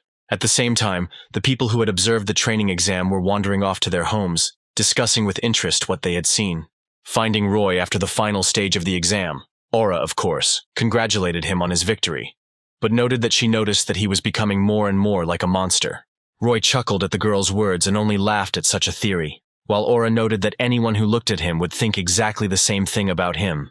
She pointed out the fact that Roy, as a student, managed to use the Aura Blade technique, and asked where he managed to learn it, to which the guy said that he was just lucky. Indignantly complaining that the guy was making excuses again, the girl asked where he was going now, and Roy replied that he needed to meet someone. Raising her eyebrows with curiosity, the girl asked who he had an appointment with. But the answer was not long in coming, because Harry was already running to his friends in his full uniform. Hearing a bunch of voices behind her, offering as many pleasant conditions as possible, Aura turned around and saw that Harry was being lured to the academy with all his might. And although Roy knew very well that Harry would definitely be approached with offers to enter the academy, Roy was surprised that the boy refused with all his might. However, Roy was not so much worried about Harry being invited to their place, but rather the fact that they wanted to meet alone after the fight to talk. And completely unexpectedly for the academy managers, Harry disappeared, and in the same instant appeared behind Roy, screaming that he was going to Dream Academy. And at the same moment he indignantly asked if they were satisfied with his answer. Absolutely all the eyes turned to him, including Aura and Roy, and in them there was only surprise. Having screamed that he would not change his decision, the guy pulled Roy along with him, urging him to run, and after a few minutes the manager finally lost them. Seeing them run the other way, Aura said they had broken away while Roy tried to catch his breath, and Harry scratched the back of his head awkwardly. Turning angrily to Harry, Roy indignantly asked him what he was thinking when he said such a thing, and Harry raised his hands in a conciliatory manner. Harry tried to justify himself by claiming that he couldn't get rid of them, so he blurted it out, although his words were by no means an unfounded statement. Roy frowned and reminded him that the boy had claimed he wasn't going to the academy, and Harry pointed out that he hadn't said he wasn't going to the same academy as Roy. Hearing the strange logic the master gunsmith was using, and the strange way he was asking the question, Roy froze, trying to figure out how to respond. Roy thought that he couldn't express his unwillingness to study with Harry, because then Aura wouldn't take him, and the guy didn't want to pressure her like the great swordsman. Deciding that they would definitely discuss this difficult issue later, Roy decided to remind his former opponent that he had promised him something. Not intending to deny it, Harry nodded affirmatively and proudly, letting Roy know that he remembered very well his promise made before their fight. The first thing Roy did was to deal with the most pressing and important questions, and so he asked who the man Harry had called his teacher was. Hearing what his new friend had decided to ask first, Harry sighed slightly sadly and closed his eyes, collecting his thoughts. And then he sighed firmly, gathering his courage and preparing to answer the question he had kept secret for so long. Harry's eyes flashed and he looked firmly into the spearman's eyes, and he boldly and without hesitation declared that he himself did not know who his teacher was. And although the gunsmith was clearly pleased that he was able to answer the question directly without beating around the bush, Roy looked at him with genuine incomprehension. Deciding that Harry was just laughing at him, Roy became genuinely angry, and indignantly noted that he would now beat the answers out of the guy himself, but he raised his palms in a conciliatory manner. Concerned by the sudden change in his new friend's behavior, Harry tried to justify himself and say that he was not lying, and really did not know who he was. Having caught the gunsmith making excuses, Roy noted that he himself had said that he had learned how to use a dagger from his teacher, and had also said that he was an unimaginable strongman. Harry awkwardly scratched the back of his head and stumbled slightly in his attempt to explain himself, but explained that he had not taught him personally, as Harry had simply observed.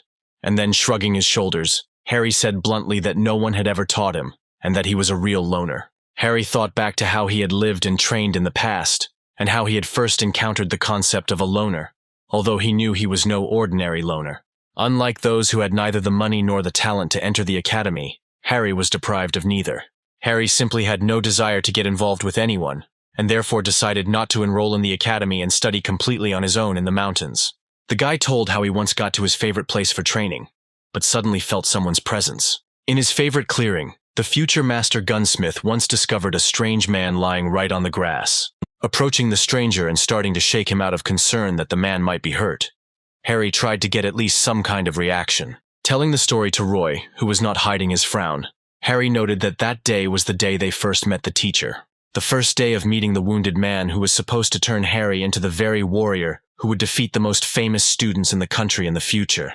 Falling to the ground next to the man, Harry tried to feel his pulse and assess his general well-being, but it was clear that something was wrong with him. As Harry examined the stranger's body, he suddenly, to his own horror, felt his fingers becoming covered in liquid, and raising his hand from the man's lower back, he saw blood on it. Realizing that the wound was truly serious, Harry realized that he could not delay any longer, and, picking up the man, decided to carry him to a safe place. The guy was about to take the wounded man to the hospital so that he could receive help, but the man suddenly wheezed and said in a weak voice that it was impossible to go down. Harry was surprised that the stranger was actually conscious, and then tried to convince him that he needed medical help, but the man shook his head. It was clearly hard for him, but the man repeated his statement, insisting that it was impossible to go down the mountain, and his words radiated such despair that Harry had to agree. With no better alternative, Harry wondered what he should do and decided to take the man to a familiar abandoned house, intending to treat him there. The guy wasn't a professional doctor or anything like that, so he was worried that the medicine he had prepared wouldn't help the man. However, Harry still gave the man medication, bandaged his wounds, fed him, and generally took care of him as best he could. And if at first the man was in a truly deplorable state and could die at any moment, then over time he slowly began to gain strength. One day, while making his way to an abandoned house with a backpack filled with medicine and food, the guy was talking about how he had been nursing a stranger for a whole month. The guy noticed that during this entire month, the man lay motionless, and Harry was afraid that he would die at any moment. But now he sincerely hoped that he would be able to open his eyes. But when the guy almost reached the house, he saw a whole crowd of men in robes and with weapons standing near it, and his new acquaintance was standing straight, talking to them. Harry hid behind a tree and began to eavesdrop while the man was surprised that one of the warriors came personally for a dying old man. The leader of the warriors asked who nursed the old man back to health, and the man replied that it was none of a man's business, to which he chuckled sarcastically. And while Harry was thinking about what was going on here and how dangerous the situation was, the man asked the old man if they were talking about the boy who was hiding behind the tree. In response to this, the old man waved his hand slightly, and there was a short scream mixed with the terrifying sound of flesh being cut. And Harry, looking out, saw a head flying into the air. Realizing that his savior might be in danger, the old man began to move between the warriors with incredible speed, striking them with his attacks again and again. If Harry had managed to get a better look at him, he would have seen that the man, whose gaze reflected the thirst for murder, was armed with a terrible dagger and was masterfully wielding it. In just a few moments, the man killed several warriors at once, and the rest, not having time to react, stared at him in amazement. Enraged by what had happened, the swordsman rushed at the man in a crowd, wanting at least one of the killers to reach his target. Remembering that incident, Harry couldn't help but feel his hands tremble, as he was still amazed at what that man had done to the warriors. Trying to suppress a shudder, Harry folded his arms and paused to note that he had never seen anyone move so skillfully in his life before that day. One of the warriors that day cried out that what had happened here was completely unplanned, because his face showed a terrible wound across his eye. Of all those present in the clearing at the beginning of the conversation, only this man and the old man, who was looking gloomily at his opponent, remained standing on their feet. The man reminded his enemy, surrounded by the corpses of the killers, that they had forgotten that they were unable to see him, and then turned to Harry and ordered him to get out as quickly as possible. The man told Harry to never come back to that mountain again, and then there was a flash and Harry closed his eyes, and when the guy opened them, the old man was no longer in front of him, unlike the pile of corpses that just a couple of minutes ago were alive and dangerous killers. Realizing that this place could be dangerous and that other killers could come here, Harry decided to collect all his trophies and weapons and leave as quickly as possible. However, when the boy examined the house where he was caring for the old man, to his surprise he discovered a book that the man had left behind in a hurry. Without looking inside, Harry threw it into his backpack and walked away from the mountain, hoping to return the man's things someday. The boy told Roy and Aura that he still hoped to return the book to the old man, but unfortunately, they have never met since then. Aura thought about it curiously, and Roy, crossing his arms, asked why Harry considered the man a teacher if he had taught him absolutely nothing.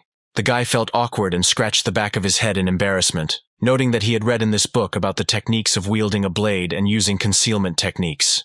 Harry noted that this was why his teacher didn't know he had a student, and then exclaimed that he knew perfectly well that it was hard to believe, but he told the absolute truth. Frowning, Roy thought about everything he had heard, and came to the conclusion that his fears were unfounded, and Harry was clearly not a student at the Transcendent Academy. Roy was only more convinced that Harry was not lying to him when he pressed his hand to his chest, closed his eyes, and solemnly declared that he swears to heaven that everything he said is true. Roy sighed and asked if he really didn't know who his teacher was at all, and Harry replied that he was hoping to see him at the exam, and only now did Aura call out to the boys. Having drawn their attention to herself, the girl cleared her throat and stated that perhaps Harry was referring to the man nicknamed Dark Star, which caused confusion in the armorer. Aura noted that Dark Star, along with the Devil and the Great Swordsman, is one of the 5 strongest and most legendary heroes in the country, although little is known about him. The girl said that he was called a genius of secret murders, and nothing was known about him precisely because of his stealth skills. But Roy assumed that Aura, being Guy's granddaughter, knew the old man. Aura revealed that she had seen Dark Star a couple of times as a child when he came to visit the Great Swordsman, though they always fought, and Harry watched their conversation in amazement. Roy asked Aura to contact her grandfather and ask about Harry's book, since he might recognize his old comrade's technique. But the gunsmith asked in confusion which grandfather they were talking about. The next day, while in the Academy's training room, Roy looked at his phone with great displeasure. The guy wanted to get some interesting equipment, but he saw that a replica of Odin's mythical spear called Gungnir had become worth as much as 500,000. After the day, Roy quickly received 1 million for excellent marks at the tournament, although the prize for the last stage still had to wait, and the guy also remembered the conversation with Harry. The guy almost jumped out of his pants when he found out that the head of the Dream Academy, where Roy is listed, is the granddaughter of the Great Swordsman and begged her to help in the search. Aura said that she would call her grandfather, and made an appointment for them to meet the next day, and Harry promised to definitely come, addressing Aura as you for some reason. While Roy waited for the others, the boy decided to pay for his pass at the Academy of Transcendence, and was surprised to find that his progress in the courses had increased. The guy thought about the fact that progress is counted even when the pass is not valid, and then he saw that the Chiron course was completed 100%. Roy felt something strange when he read that for completing Chiron's introductory course, the boy received a skill called Bone Realignment. Realizing that he had already completed the second course, Roy exclaimed joyfully, realizing how much progress he had made. Trying to feel the changes in his body that came from the new skill, Roy stood in different positions, never ceasing to rejoice. But then he stopped exclaiming and frowned, rereading about the acquired skill and making sure that he had not imagined it. And then, having made sure that he had read everything correctly, Roy began to think about what had changed in him, because he didn't feel anything like that. Roy thought about how after completing Xiang Yu's course, the guy felt his body overflowing with power. And in the novels he read that changing the skeleton almost helps one to be reborn. The guy scratched his head and thought that he needed to read less science fiction, and then shrugged, noting that he had finished the course anyway. And when the guy thought that in any case he should continue to deal with the academy, he felt something dangerous behind his back. Roy turned around sharply, trying to see what exactly was causing such an uncomfortable feeling. But he saw absolutely nothing. Frowning and looking around, Roy tried to figure out why he felt such an unpleasant chill if there was nothing in the room. Roy continued to look around, noting that the sensation was similar to having a blade pressed to his throat, and then he heard a voice expressing surprise at the spearman's reaction. The boy instantly pulled out his spear, looking around warily as the voice thoughtfully mused that the boy clearly couldn't see him, and therefore he might have an innate sense. He asked not to take him with hostility, because he had not come at all to kill the guy, and Roy, tightly clutching the spear, asked who was talking to him. Suddenly footsteps could be heard, and Roy heard a voice say that the spearman had proven to be a tough opponent for the boy, and the boy himself raised his eyebrows in amazement. Seeing a man with gray hair and a scar on his face in front of him, Roy asked if this man was the same Dark Star. With his hands behind his back, the man walked towards the spearman, who continued to hold the spear tightly in his hands, still fearing the intruder. Roy, of course, understood who this man was, but the guy still couldn't bring himself to put away his weapon, because the man was a professional killer. The old man noted that Roy was smart enough to immediately understand who his gray-haired guest was, and then added that he still couldn't understand how the guy sensed him. At first, the guy himself didn't understand. But then, when he realized that it was probably due to the restructuring of the bones, the guy, worried, said that he himself would like to know this. Roy thought that it was more a kind of extrasensory perception rather than a bone restructuring, and, raising his spear, asked if the man had come because of Harry, and he replied that this was one of the reasons. The guy noted that he knew that the old man had left the book for Harry on purpose, and the killer noted that the guy should have kept quiet, and Roy said that Harry didn't understand anything at all. The man sighed and said that Harry was indeed a bit stupid, and Roy noted that the guy was on his way here now, and the killer said that he had hoped for more time. Roy asked again what exactly the man meant, and Darkstar grumbled that he would have met the apprentice long ago if he had wanted to. He also noted that this was one of the reasons he had come, and then asked how Roy was connected to the Order of Truth, and the guy shrugged and said that he had absolutely nothing to do with it. And then the spearman added that he once had to meet Kalia, and the old man frowned, thinking about what he heard from the guy. Looking up and once again clasping one hand behind his back with the other, Nightstar said that he had been following the Order of Truth for a long time, which caused Roy to be puzzled. The boy asked directly why the legendary killer was monitoring the Union, which for many is a light of hope, and the old man said that he did not trust them. The man said that he knew very well that most people knew the Order as the heroes of humanity, and then asked if Roy knew about the berserker giant that the Order had defeated. Roy nodded affirmatively, indicating that he knew the story, and then asked why he was asking, and the killer sighed, trying to find his words. Opening his eyes and looking into Roy's eyes, the man sighed heavily again, and said that the berserker giant had never been defeated by anyone. Roy asked how this could be, since everyone knew very well that the Great Voice and his 7 apostles had destroyed the monster, thus marking the end of the great disaster. Without ceasing to frown, the man said that it was impossible to kill him, and as proof of this there was not only no corpse, but not even a photo or video of it, which was too unnatural. The man added that none of this was there for only one reason, because when the berserker giant did not die, but simply evaporated on the spot, and Roy was amazed at what he heard. Roy asked why everyone thought the Order of Truth had killed the beast, and Darkstar replied that the Great Voice had clearly done something to it, but had definitely not killed it. And although the man was calm, he clearly hid a little anxiety when he said that at first he only had slight doubts. But a few years ago he was convinced that he was right. The man said that a strange incident had occurred, and then corrected himself, noting that it was difficult to call it an accident, and asking if Roy had ever wondered why the seat of the Apostle of Chastity was empty. Roy replied thoughtfully that the Order had claimed that the Apostle of Chastity had died of old age, but the old man noted that he had disappeared in the same way that the berserker giant had once evaporated. Darkstar even chuckled, thinking that people really believed in natural death, drawing Roy's attention to the fact that the apostles were the same age, but only he died. It was because of the disappearance of the Apostle of Chastity that the man began to dig and found out that they had rigged the rift of the 10th level dungeon. And the reason for this was Roy. Roy asked in shock why the Order needed him, and the man replied that he did not know the exact reason, but knew that the Order was watching him, and also wanted to kill the man for revealing this fact. Still not understanding how he could have been targeted by the Order, Roy asked why Darkstar had told him this, and the old man replied that he had a favor to ask. Turning to the spearman, Darkstar asked bluntly if he could take care of his apprentice for him, which surprised Roy even more. Roy didn't immediately understand who exactly the man was talking about, and then clarified if he meant Harry, and the old man nodded, noting that he couldn't keep an eye on him while he was a target of the Order. The man said that the Order had the ability to see the consequences of the target's actions, and needed an intermediary so as not to interact with Harry directly. However, Roy was indignant, because it turned out that if Darkstar was being followed, then he would leave his mark on the spearman himself with this conversation. The man replied that Roy, for some reason, was an exception to the rule, and they would not be able to see him with their magic, and therefore they would consider the guy's actions to be his own. Hearing a completely logical explanation, Roy scratched the back of his head and thought, and then asked why the Order couldn't track him with magic. The man replied that he had no idea, since he had been able to free himself from their gaze, finding himself one step away from self-forgetfulness. But how Roy had done it was also a mystery to him. Frowning and turning to the side, Roy wondered if it might have something to do with the fact that there was no information about him at the Transcendent Academy.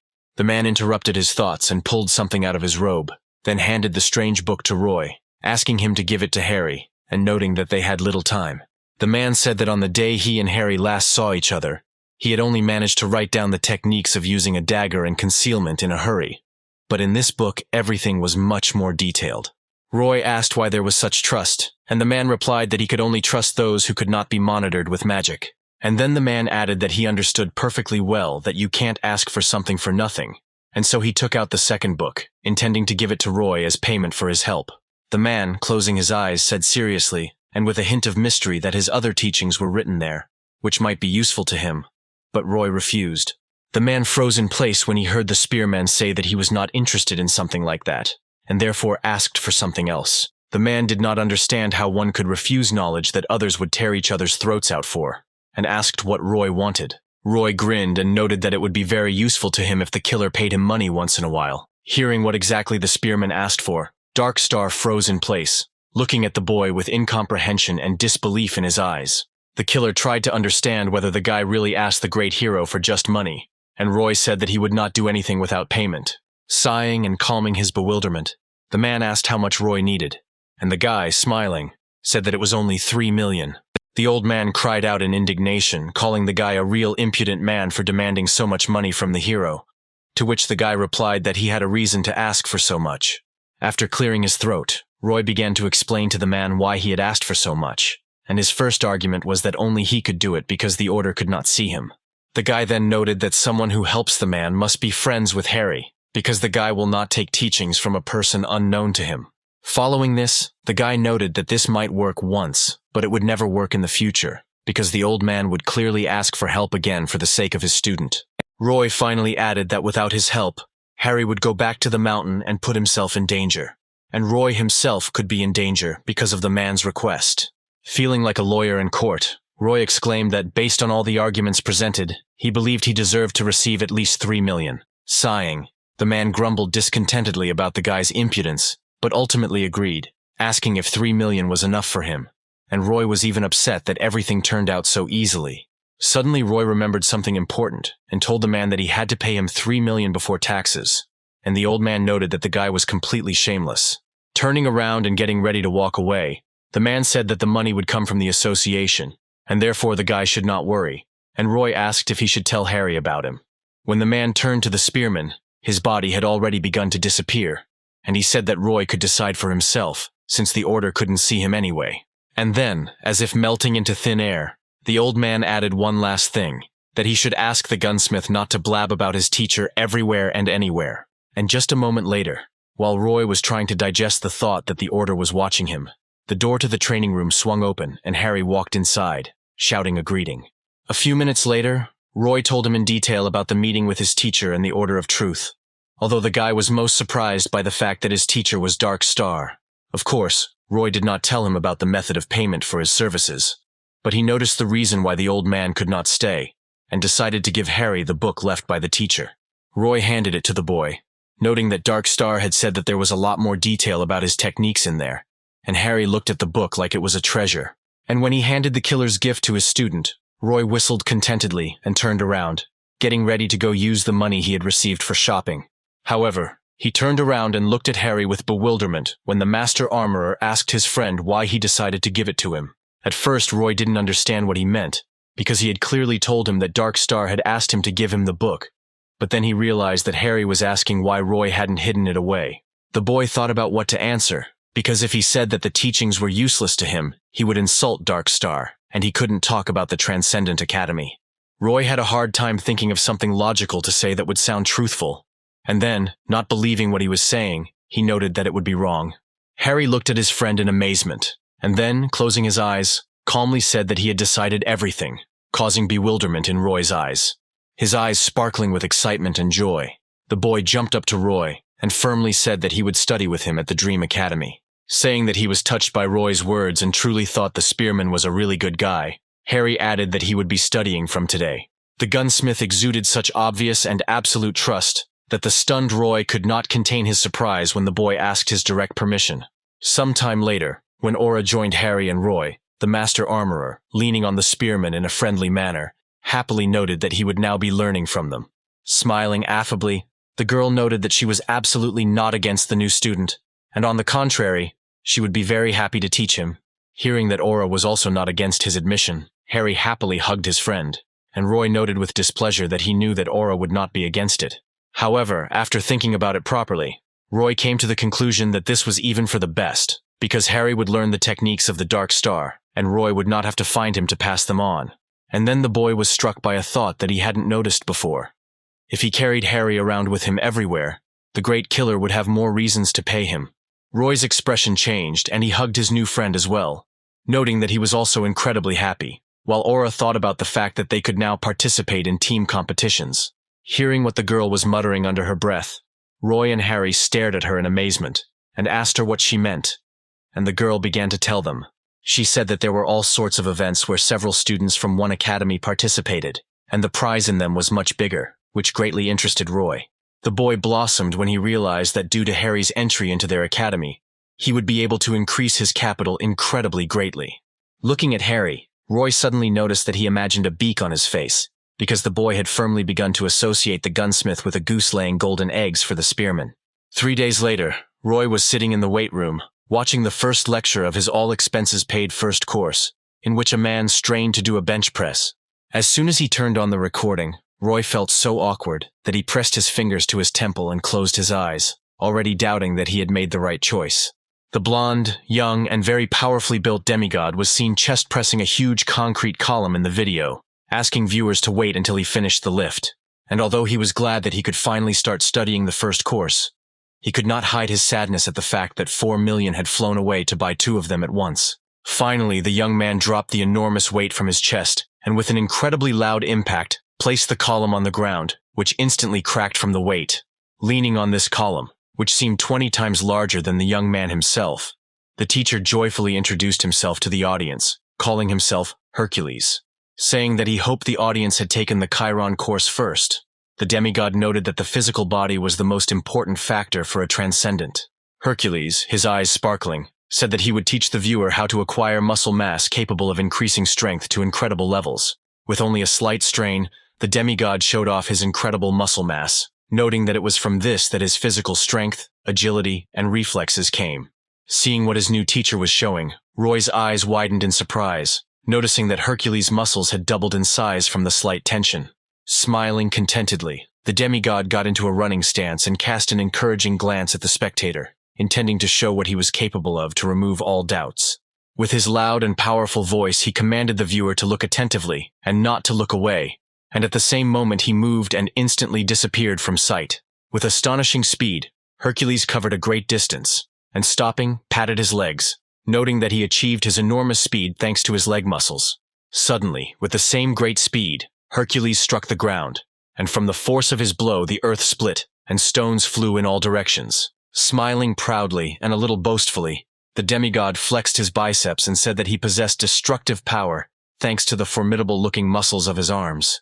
The camera moved and Hercules began to rotate his torso with his still astonishing speed, noting his reflexes, which reacted to thoughts with lightning speed.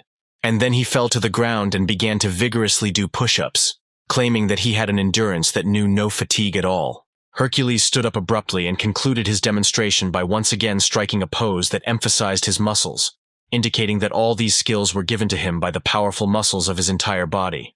The demigod's powerful and perfect body shone so brightly that Roy even closed his eyes, wondering how much Hercules loved to brag. Finally, the man decided to end the introductory lecture by saying that all power comes from form, and power is the basis of transcendence, and Roy felt out of place. Finally, the lecture ended, and the guy's phone showed a daily assignment, which at first did not surprise him, because it was absolutely identical to Chiron's assignment.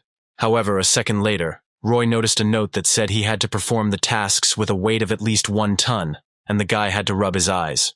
Realizing that the course title about 500 tons was not a joke at all, Roy switched to Zhang Xianfeng's course in horror, hoping that there would be nothing like that there. When the guy turned on the lecture, the gray-haired old man was discussing how gait denotes the movements of the legs in, for example, fencing, but he would teach his viewer much more. Roy noted that the man looked straight, like a celestial being, and the elder continued, noting that he would teach him how to put together the movements of his entire body as a whole. He said he would give a short example so that the student would better understand the purpose of his training, and Roy was surprised for the second time that day. Holding himself straight and proud, with his hands importantly placed behind his back, the man walked straight through the air, promising that this is exactly what he would teach the viewer. The old teacher stood in the air as freely as if there was solid ground beneath his feet, and he noted that in this course they would learn the Negong technique to soar into the heavens. Roy's mouth dropped open, not believing that he could do the same, but he could clearly imagine how free he would feel in the air if he learned the Xianfeng technique. At the end of the introductory lecture, Roy prayed that the task would be doable, and saw that he was required to maintain a speed of 300 kilometers per hour for 30 seconds. After reading the second task, which required him to dive 20 times from a height of 30 meters, Roy thought thoughtfully that this was entirely doable. Suddenly, the spearman's thoughts were interrupted by a familiar female voice, and turning around, he saw a girl entering the training hall. The girl asked if Roy was there, but when the guy turned around, she realized that she had already found him, and the guy was surprised to recognize the guest who had arrived. Having joyfully greeted the girl, whom the guy called Eva, the guy sat her down at the table, poured her coffee, and asked how she found him and why she was looking at all. The girl was the daughter of Frank, who was the guy's older friend, and it was from him that she learned where Roy was studying. Roy sat down opposite Eva, listening to her with interest when the girl asked if he had accidentally spoken to her father recently. Remembering the last time they had contacted, Roy replied that they had just communicated during the practice exam, and then asked why she was asking. Eva hung her head sadly and said that he had suddenly stopped communicating, and she thought that Roy might know something about where he was. Roy was very surprised and worried when he learned that his older friend, who never allowed himself to disappear anywhere, suddenly stopped contacting his beloved daughter. Roy jumped up from his seat and asked how long it had been since she had lost contact with him, and the girl sighed sadly, saying that he had gone to work yesterday and had not returned. Roy thought about it and suggested that Frank could have simply had a drink and fallen asleep somewhere near work or home, since that had happened before. But seeing that his theory did not inspire Eva, he asked if there was anything else that she wanted to tell him about, and the girl looked down. Her hands began to tremble, and the girl tried to stop the trembling by squeezing the glass of coffee tighter, noting that something had happened after all. She said that just yesterday she and her father had had a fight because she told him that she wanted to become a hunter, and Roy interrupted her, pointing out that she was not awakened. He asked her if the girl was going to awaken artificially, but Eva noted with embarrassment that about a month ago she had awakened, and it was for this reason that she told Frank that she wanted to go not to university, as she had originally planned, but to the Hunter's Academy. Sighing, Eva interrupted her story and said that she hoped that Frank really had been drinking and had fallen asleep somewhere, and Roy thought that he understood her, because she wanted to lighten the load on her father's shoulders with work. However, the guy also understood Frank, who did not want to allow his daughter to do dangerous work. And thinking about it, he walked Eva to the exit. After asking her to be careful and to call immediately if anything else happened or Frank came home, Roy waved goodbye, and Eva waved goodbye in return. And although he tried to keep a smile, so as not to spoil her mood at least with his appearance, when the girl left, Roy felt sadness due to the realization of the situation in his friend's family. Turning around and returning to the academy, the guy tried to call his older friend, but no matter how many times he called, Frank did not pick up the phone. Roy stared thoughtfully at his phone, trying to figure out what Frank could be doing that he wasn't picking up, causing both his daughter and Roy to worry. After hanging up another call, Roy scratched the back of his head and headed back to the training room, deciding to give his friend another day to return and hoping that everything was okay with him. At the same time, Kalia looked thoughtfully from the heights of his chambers at the city, while his subordinate told him that the devil had begun to suspect something. Sighing, Kalia said that at first there was only Dark Star, and now the devil would also interfere, and then asked how the situation with Roy was. A little worried, the man said that they still couldn't see Roy, and Kalia, terribly worried, began to bite his nail again, trying to figure out what to do. Turning to the novice, the young man said that no one should ever know the truth about the rift in the 10-level dungeon. Kalia ordered that this secret be kept by any means necessary, and the man nodded, indicating that he understood the order perfectly, after which the young man released the novice to carry out the task. A few days later, Roy looked sadly at Hercules' daily task, and, with a sad sigh, began to stuff Kibisis with pancakes for training.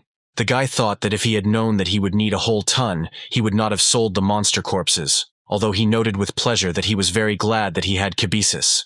Having filled the bag to capacity, Roy grabbed it with both hands and tried to lift it, but even with Xiang Yu's mighty strength, he felt that it was very difficult for him to do so. Gritting his teeth and shaking with tension, Roy tried to figure out if he had calculated the weight correctly, and if there really was a whole ton in the bag.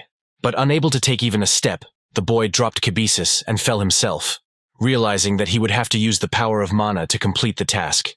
Standing up and straining his whole body and spirit, Roy filled his body with magic, deciding at all costs not only to lift the whole ton, but also to perform all the necessary exercises with it. Sometime later, when she entered the training room in search of Roy, Aura's eyes widened in surprise when she saw what he was doing, but she had no idea why. Roy lay on the floor of the room absolutely motionless, and the girl thought that he might be sleeping, although she did not understand why here. Crossing her arms over her chest, Aura noticed that his bag was on the guy's back and asked what he was doing. The boy wheezed, asking Aura to save him and push kibisis off his back or he would kick the bucket, and Aura looked at him with pity in her eyes. Sighing, the girl sat down next to him and put her hand on the bag, intending to remove it from the spearman's back, while simultaneously asking how much he had stuffed in there. She already thought that she would easily remove kibisis, but she was unable to do so, and the girl strained herself more and more, unsuccessfully trying to lose such a huge weight. In the end, she even had to put mana into her body and use all the strength she had in her body to finally rid the guy of kibisis. Finally, when she had already decided that her strength was not enough, the bag gave way, and the girl fell backwards by inertia, and Roy cleared his throat and began to slowly get up. The girl's hand was shaking from the tension, because Aura had put all her strength into it, and now she simply did not understand why the guy had put so much in the bag. Suddenly Roy stopped coughing and took a very deep breath, enjoying the fact that he was finally not pinned to the ground by a ton. Suddenly Roy turned to the still puzzled girl and asked her if she knew the height of the building they were currently in. The girl became worried and replied that it was about 15 meters and asked why he needed it, and Roy, looking up at her with a frighteningly crazy look, said that he just wanted to jump. Aura stared dumbfoundedly at the boy, who was wondering if he could jump even 15 meters in his current form, and left, wanting to experiment. The girl was left alone with her bewilderment, and a minute later she heard a dull thud and the guy's joyful exclamation, noting that he was a complete psycho after all. The shocked girl rose to her feet, and, sincerely worried about what her new students would think when they saw Roy, came to the conclusion that they simply would not show up with such a psycho. A couple of hours later, Harry arrived at the academy, and at first, as always, he was beaming with his unquenchable enthusiasm. But now he was looking from Roy to Aura, and back in bewilderment. The Dark Star apprentice noted that he had finally taken the time to look for an apartment, and Roy was already doing something strange, and Aura said not to ask her about it. Harry suggested that he might have eaten something bad, and Aura whispered that she thought the same thing when she first saw him, while Roy sadly noted that Frank had not yet contacted him. Worried about his friend, Roy kept looking sadly at the screen, thinking that it was already the 4th day that he had not picked up the phone. Roy thought that Frank had never disappeared for so long in the 10 years they had known each other, and Eva had even filed a police report, so the guy decided to check everything out himself. He told Aura that he was going to step away for a while, and Aura protested, asking if he was going to jump again, but Roy sheepishly replied that he was just going to look for Frank. While Harry was wondering what jumps and what Frank they were talking about, Roy was getting dressed, and Aura was asking what happened to the man that the guy was going to look for him. Throwing on a thick jacket, Roy said that he himself did not know everything yet, and therefore he would tell when he returned, and, turning around, walked towards the exit of the academy. Arriving at his former place of work, Roy greeted his former colleagues, who all vied with each other to praise and congratulate him on the fact that his dream was finally coming true. They congratulated him on his excellent performance in the training exam, and completely embarrassed him when they joyfully noted that 9 years of work had not gone to waste. One of the senior workers decided to ask Roy why he had suddenly come back, and asked if it was to offer them a job transporting corpses. Roy shook his head with a laugh, replying that he had just dropped by to say hello, and the men had told him that life had gotten easier since Roy had gotten the old foreman fired.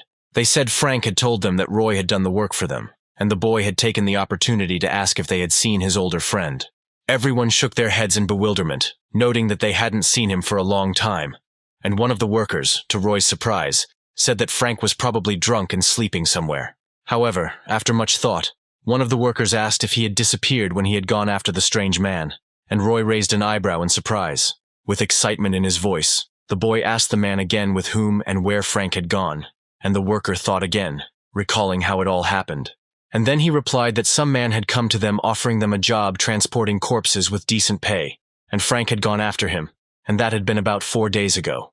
Roy thought that in that case Frank did not go alone, but the man noted that he left alone, because everyone else refused to go with such a suspicious person. Roy wanted to ask why Frank went then, but the man interrupted him, and immediately replied that their colleague insisted that he needed money to send his daughter to the academy.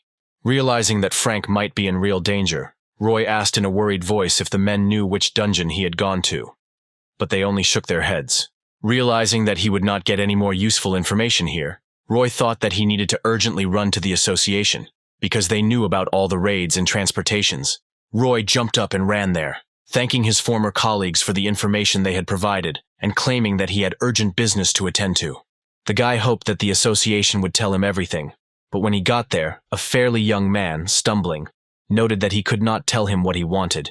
The association worker insisted that it was personal information, and Roy screamed, trying to convey to the other man that a person's life could be at stake. The man just shrugged, regretfully noting that he had no right to disclose information to third parties until the person's disappearance was officially confirmed. Roy went outside and sat down on the nearest bench, despondent, trying to think of at least one solution to such a serious problem. With a heavy look and thoughts one more terrible than the other, Roy thought about the fact that Frank had left with a stranger 4 days ago, which meant that something had definitely happened to him. But the most important problem that prevented him from getting enough information was that he did not have enough facts on hand, and the guy began to shake with fear. Remembering his older friend who always supported and encouraged Roy, no matter what happened, the guy felt real despair. But the most painful thing was to remember how Frank had incredibly helped Roy out when he had been seriously injured at work. The guy was in a desperate situation at the time, and Frank, despite his poor life and responsibility for his daughter, helped him out with 3,000. Realizing that his older friend was already having a hard time, Roy tried to refuse, citing the fact that he needed them himself, but Frank forced the guy to accept them. Caring for Roy and worrying about him as if he were his own son, Frank pressed the money into his hand and demanded that he at least try to cheer up. Roy then looked up wearily and saw his older friend, with whom he had been through a lot, smiling, insisting that more money could always be made. The 3,000 that the guy got from Frank gave the guy access to the Transcendent Academy and turned him into who he is. Furious that he couldn't do anything, Roy gritted his teeth, realizing that he couldn't just sit back and had to do something to help his comrade. Getting up from the bench where he had been reminiscing, Roy grabbed his phone and dialed Aura's number, and when she answered, he immediately said that he needed her help. Roy knew that there was a way to find his friend. He just needed to find it. And to do this, he asked Aura to arrange a meeting for him with the great swordsman. Sometime later, the apprentice spearman and the legendary hero stood, staring at each other. But this time there was no aggression in the swordsman's eyes. Still looking into the boy's eyes, Guy Bauer said that he was generally aware of the situation, and was not surprised that Roy had come to him. Roy looked into the old man's confident eyes just as fearlessly, listening as he asked if Roy wanted the swordsman to help him in any way he could.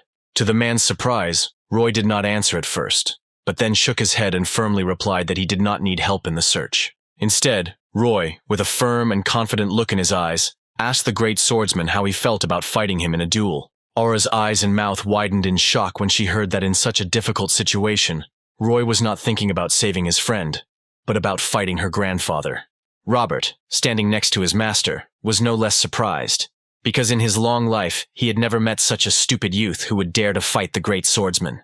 Frowning and filling his gaze with irritation, Guy demanded that Roy repeat his words, hinting that he still had time to take them back. Instead of backing out of it, Roy said that if he won, the great swordsman would not just help, but would actively participate in the search for Frank. And then he added that if he lost, he would leave his granddaughter's academy, which made Aura indignant, not understanding why such sacrifices were needed. The man's look made it clear that he didn't believe Roy would be able to even touch him, and Roy continued. The guy noted that he understood perfectly well that he would never be able to completely defeat the great swordsman, and therefore asked for permission to count him as a winner if he at least wounded the old man. Roy understood that it was a risky business, but he also knew very well that if he had one of the country's 5 legendary heroes on his side, no one would dare to contradict them. And although the man continued to glare at the spearman with indignation, there was clearly curiosity in him, and the swordsman noticed that the guy was quite self-confident. Sighing, Guy turned around and said that he agreed to fight, then ordered Roy and the others to follow him to where they could fight. But before they reached the battlefield, Guy asked Roy and Aura to wait outside, while he and Robert went into his room. Sighing, the man opened the cabinet standing at the farthest wall, intending to take out its contents, which the old man had not touched for many years. Inside was a sword of the most exquisite workmanship, placed on a stand, drawn from its scabbard, which lay very close, and Guy extended his hand towards the sword. Looking seriously at the weapon, the man, without even hesitating, took the blade in his hand and hid it in the sheath, which greatly surprised Robert, who was standing behind him. The great swordsman's chief advisor was surprised because it was not a simple blade, but the Azure Dragon Sword. This sword was the highest quality replica of the legendary mythical blade, and Robert was horrified that his master had chosen this particular blade. Robert knew very well that his master only drew the Azure Dragon Sword when his opponent had to be killed at any cost. Guy Bauer had not drawn his sword since the great disaster had been officially stopped, and Robert asked the master what he intended to do with the boy. In a breaking voice, the man tried to point out that if something suddenly went wrong, his granddaughter would try to interfere, but Guy interrupted him. The old man said that he didn't care how Aura would react, even if she jumped out of her skin, but Roy had to be prepared for such an outcome if he decided to challenge him. And then, thrusting the blade into the sheath and securing it to his belt, the man also added that he too should have some fun during this fight. At the same time, on the street, Aura was indignantly swearing at Roy, trying to convey to him the idea that his proposal was stupid, because he did not need to go to such extremes. She tried to point out that she could talk to her grandfather herself, and that she would absolutely be able to convince him to help with their case. However, Roy shook his head in annoyance and interrupted the girl, saying that he would not allow her to do this under any circumstances. Roy looked up and said that he was very grateful to her for trying to help and keep him safe, but it was a necessary step for the future. Roy looked down at his hand with a frown, thinking that this situation could happen again, especially if he assumed that Roy himself was the reason for Frank's disappearance. Roy clenched his fist in rage, admitting that he did not have enough strength and power to protect his loved ones, but with the help of the great hero, he could do anything. The guy understood perfectly well that if he could involve the great swordsman, people would remember that if someone touched Roy or his loved ones, Guy Bauer himself would take care of the matter. Firmly convinced of the truth of his decision and looking seriously into Aura's eyes, Roy told her that he would return victorious no matter what. In turn, Aura was genuinely worried, trying to figure out how she could stop her friend from doing such a rash act. She tried to touch Roy to protect him, because she didn't want him to leave her academy. But then she realized that she had to believe in him and said that he simply had to win. A few minutes later, Roy, armed with the Spear of Longinus, stood in front of the great swordsman, in whose sheath was the Azure Dragon Sword. The man said that if Roy suddenly thought that he would give the guy a break because of Aura, then it was not too late to back down, although the old man had already unleashed his murderous aura. In turn, the spearman used magic to embody his aura, although it was weaker, and then said that he would not retreat and hoped that the old man would keep his promise. Roy and Guy had once fought each other, but then the man fought without taking the blade out of its sheath. But this time he immediately drew his sword, praising his opponent for his courage. The man drew his blade and swung it, cutting through the air and letting his opponent know that he had absolutely no intention of joking around in this fight. Extending his blade forward, the man pointed at Roy and told his opponent that he would yield the first blow to him, hoping that he would not disappoint the swordsman. Not one to miss the opportunity, Roy ducked slightly, taking the spear in both hands and looking closely at his opponent to decide which way would be best to strike. But before the fight began, Roy encouraged himself, claiming that even though he was up against the great swordsman himself, with his current strength, the guy would definitely withstand a couple of blows. Roy looked up and instantly rushed forward, infusing his body with magic and all of his mighty strength, preparing to deliver his most powerful blow. He understood that he had to win at any cost, and therefore he would put everything he had in his body to finish this fight as soon as possible. Taking a proper swing, Roy tensed his arms to the maximum and swung his spear, bringing down his mighty attack on his opponent. But even despite how lightning fast and with what energy in his body the guy moved and hit, Guy stood calmly and with absolute confidence in his own safety. And just a second later, Roy, who had been full of unbending determination to defeat the enemy, looked in surprise at what happened after his attack. Without much effort, the legendary hero of the country raised his blade and blocked that mighty blow that, in Roy's opinion, was simply bound to reach him. The guy froze in midair, looking in amazement at where his spear had hit the blade without even scratching it, and the man, who had not moved from his spot, asked the guy only one question. Turning his head towards him, he calmly asked if this was all that the boy who decided that he had a chance to resist the great swordsman was capable of. With one simple movement, as if swatting a fly, Guy swung his blade, blocking Roy's blow completely and pushing the guy aside. The man's attacking movement was so powerful that Roy, even trying with all his might to stay in place, was literally thrown to the side. At the same time, having taken the full force of the blow on the spear, Roy felt as if the blow had been dealt directly to him and barely restrained himself from crying out in pain. And a second later, looking up at his opponent, in an instant he saw a blade approaching his throat with the intention of cutting off the impudent man's head. The man really was going to cut off Roy's head with his blow. But the guy, using his reflexes to the maximum, managed to dodge such a dangerous blow. Roy ducked under the blow and tried to get around the old man and look for a chance to make a successful attack, although it seemed impossible to the guy. As soon as he managed to get behind the great swordsman, the man instantly turned around, bringing down a powerful attack of his blade on the boy, which Roy parried with the last of his strength. For the next few seconds, both warriors struck and fought back with incredible speed, which was impossible for a mere man to follow. Recalling how the fight with Guy went during their first meeting, Roy noted that now his opponent was clearly much more serious. In turn, the look of the man wielding the sword with all his professionalism expressed absolute confidence in his infallibility and his own victory. As Roy blocked or dodged his opponent's attacks, he saw the deadly element in each one, and knew that one mistake would cost him his life. Suddenly the man stopped so abruptly that Roy was taken aback, and then the old man raised the blade to his face so that his eyes looked out at the level of the tip. Within a moment, the man's hand moved and his deadly sword sliced through the air, causing Roy to retreat. The blow was so strong that Robert had to cover Aura, who screamed in fear, so that she would not be injured by this powerful gust of wind. The girl screamed Roy's name, worried for his safety, and the guy himself used all the strength he had to block such a terrifying blow. Trying to cover himself from the blow, Roy slowed down, and when the gust of wind weakened, he saw that the mighty and legendary hero was already rushing towards him with a blade raised to strike. And only now, when Roy, despite all his efforts, saw the same cold-blooded gaze of the enemy, he realized in full how strong the great swordsman was. The man used one of his special techniques, attacking the boy from 5 different sides almost simultaneously. But Roy managed to dodge some of them and block others with difficulty. And although Guy tried to keep his cool, inside he was angry that the guy had managed to dodge and the man had called him a brat. The swordsman remembered with surprise that ordinary weakling he had met back then at the Aura Academy, and now it was clearly not him in front of him.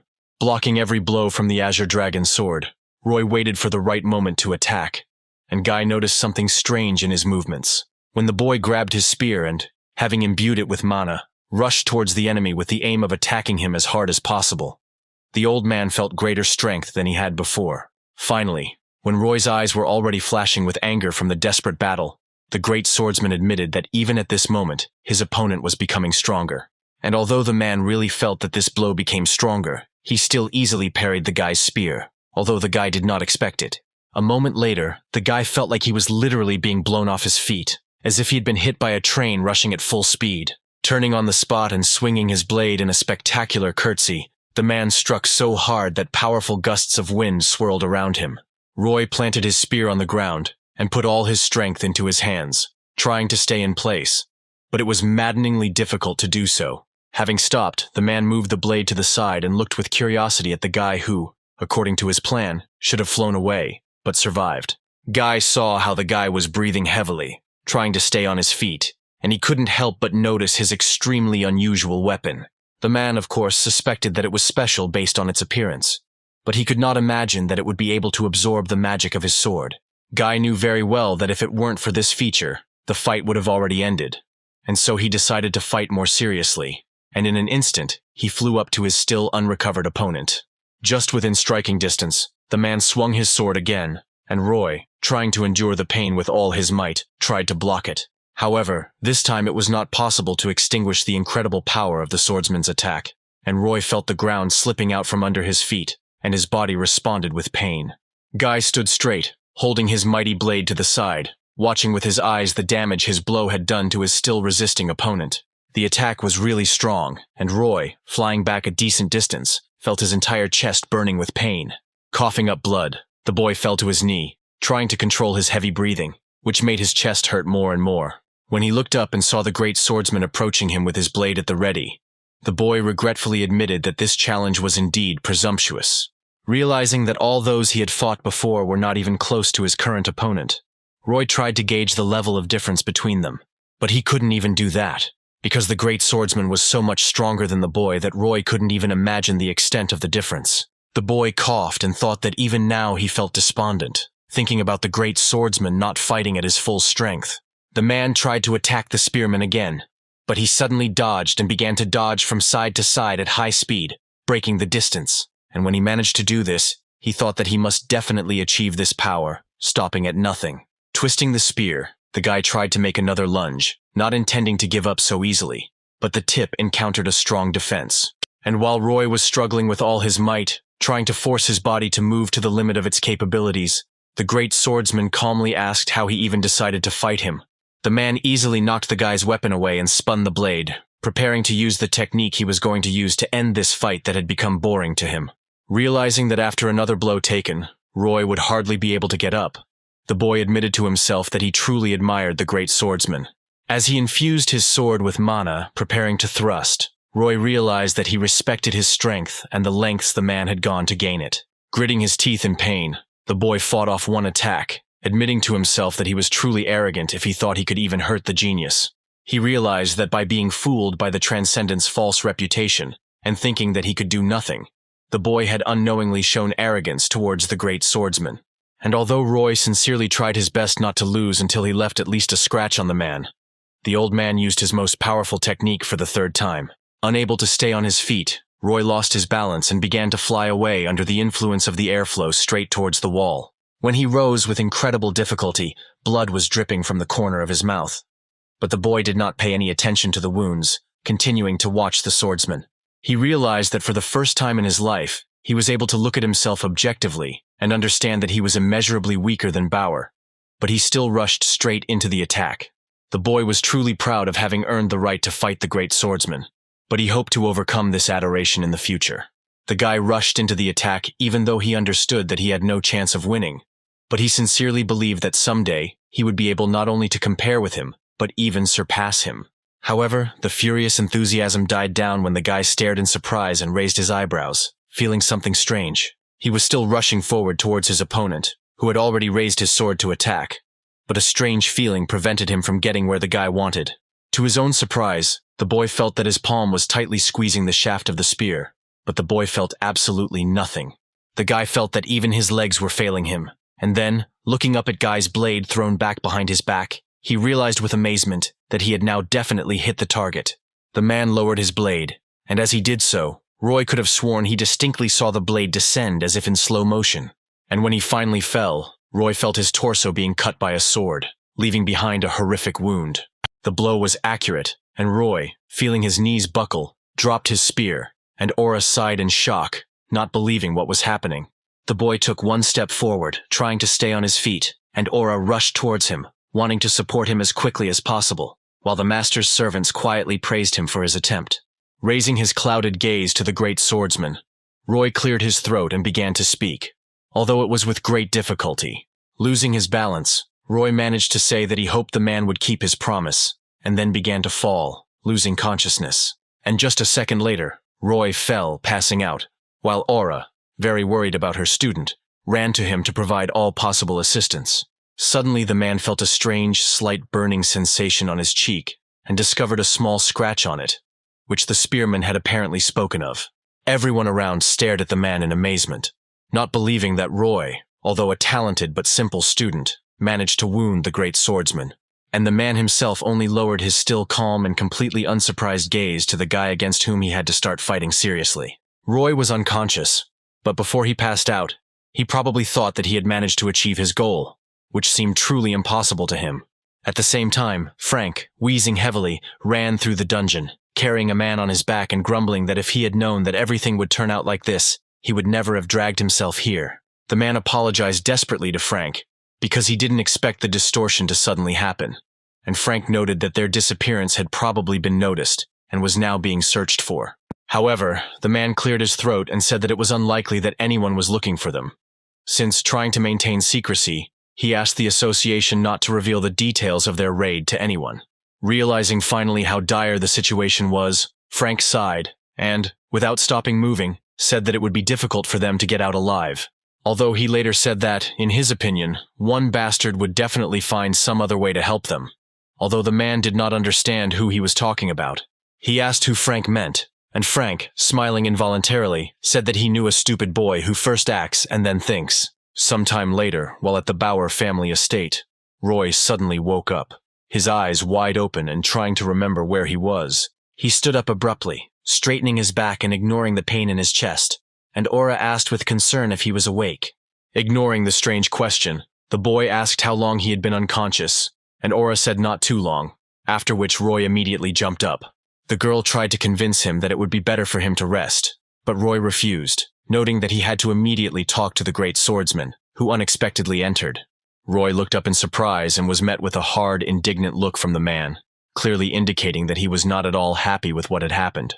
The boy froze in place, trying to figure out how to react to such an aggressive look, and Aura simply turned to her grandfather with curiosity. Guy sighed, closed his eyes, and suddenly unhooked the sheath of the azure dragon sword from his belt, then threw it into the guy's hands. Roy raised his eyebrows in confusion, but caught the scabbard, trying to understand why the old man had decided to hand him such a legendary weapon. Robert tried to make the great swordsman come to his senses, and even Aura, amazed by this action, asked what he was doing, to which the man crossed his arms over his chest in displeasure.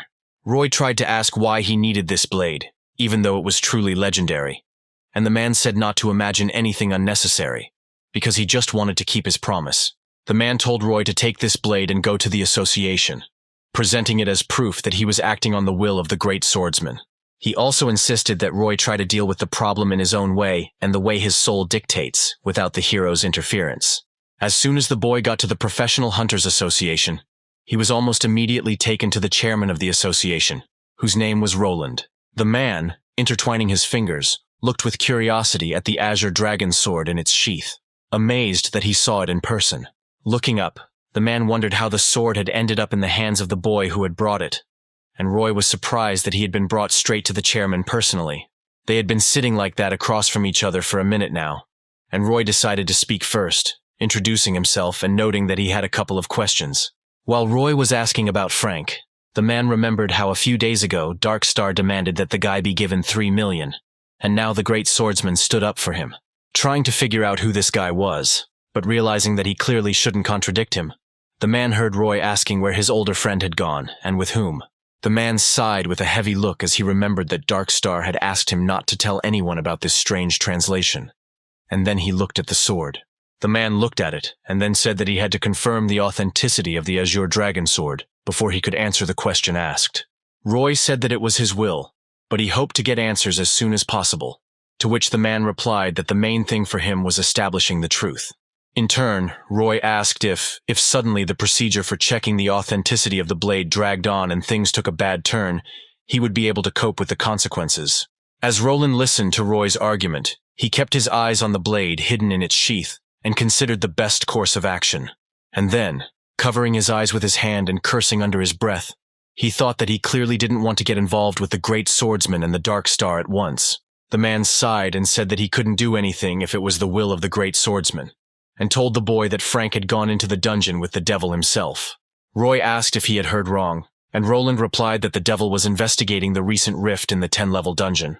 The mage asked to keep the investigation secret, and Roy recalled that Darkstar had said that the dungeon rift was the work of the Order of Truth. Having learned exactly where to look, Roy slapped the table and stood up from behind it, thanking Roland for telling the guy all the information he needed. The guy was about to leave the chairman's office, but then he thought about it and turned around, intending to ask a question that would definitely seem unusual to the man. Handing Roland the azure dragon sword, Roy asked the man if he could pawn it and get a loan from the association, much to Roland's surprise. When Roy got out of the association building, he picked up the phone and saw that Eva was calling him. He answered the call, hearing the girl ask, almost in a panic, if he found out anything. Roy said Frank hadn't contacted him, but the guy had figured out where he might be and was planning to head there right now. Roy told the girl that apparently there was some kind of problem in the dungeon where he was on assignment, and the girl covered her mouth with her hand in worry. With a voice trembling with panic, she asked the guy what she needed to do, because she was incredibly afraid that her dad would die. In the past, Ava's mother died from a dungeon rift, sacrificing herself to save her daughter, and now she cried from the realization that she could be left all alone. Roy thought that perhaps the girl had decided to become a hunter precisely in order to protect her loved ones, but now she felt absolutely helpless. In a firm voice, the guy told Eva to calm down, because he would never allow Frank to die and Eva to be left all alone. Realizing how much responsibility he was taking on with his promise, the guy swore to the girl that he would definitely return her father to her. Quickly moving towards the dungeon, Roy thought that the devil was already old and sick, but he was still one of the 5 great heroes, which meant there was a reason why he couldn't get out. The guy thought that there was a possibility that the Order of Truth had set a trap for the devil, and therefore only Roy would be able to get them out, since the Order could not keep an eye on him. Roy looked at his phone, checked the messages, and saw that 500,000 had been credited to his account from the association, and the guy was happy to see the transfer. At first, the chairman sincerely did not believe that Roy was serious, but in the end, the guy convinced him, hoping that the great swordsman would not be against it. Looking at his phone, the guy thought that he had sold too cheaply by leaving the association sword, but 500,000 would be enough for him to buy equipment for visiting the dungeon. When he found the right lot, the guy pressed the purchase button and, having spent only 5,000, bought what he had had his eye on for a long time. A black and gold spear called Gungnir materialized right in front of the guy, and the guy immediately took it in his hand, soaking up its power. Finally equipped, Roy decided he was ready enough to attempt to rescue the devil and Frank from the dungeon that had become a trap for them, and he sighed heavily. Reaching the entrance to the dungeon, Roy tried to think of the best tactics for a rescue operation, but admitted that he would have to rely on risk, and went inside. When the boy went inside, he put Gungnir away in Cabesus, and attached the spear of Longinus to his back, after which he looked around, noticing that there were a lot of trees in this dungeon. Moreover, the guy noted that the large number of trees makes the battlefield not the most convenient, because the monster of this dungeon is a dryad, indistinguishable from the trees. The guy thought that he shouldn't let his guard down, because any tree could turn out to be a monster, and then decided to use his sense of touch, which had been improved by Chiron's course. Touching one of the trees, Roy closed his eyes and, sighing, concentrated on his sensations, trying to feel everything around him. And at the same moment, his sensations spread far around, due to which the guy felt almost every tree that surrounded him. The guy continued to concentrate on his feelings, although it was difficult for him to do so, as if something was preventing him from spreading his sensations around. Opening his eyes, the boy realized what exactly was causing the difficulty in using his enhanced sense of touch, and glanced at the tree, which, in appearance, was no different from the others. Thinking that he might be wrong, Roy pulled out a huge black and gold spear from his pouch, intending to test his theory on this tree. Raising the spear over his shoulder, the boy began to fill it with mana in order to strengthen the attack with which he was going to test how useful the spear would be to him. And just a moment later, when Roy decided that he had absorbed enough mana into the weapon, the guy threw his hand forward and let go of the spear handle, sending it flying. A powerful weapon, which according to legend belonged to the main god of Scandinavian mythology, was spinning and flying straight into the tree, threatening to pierce it through and through.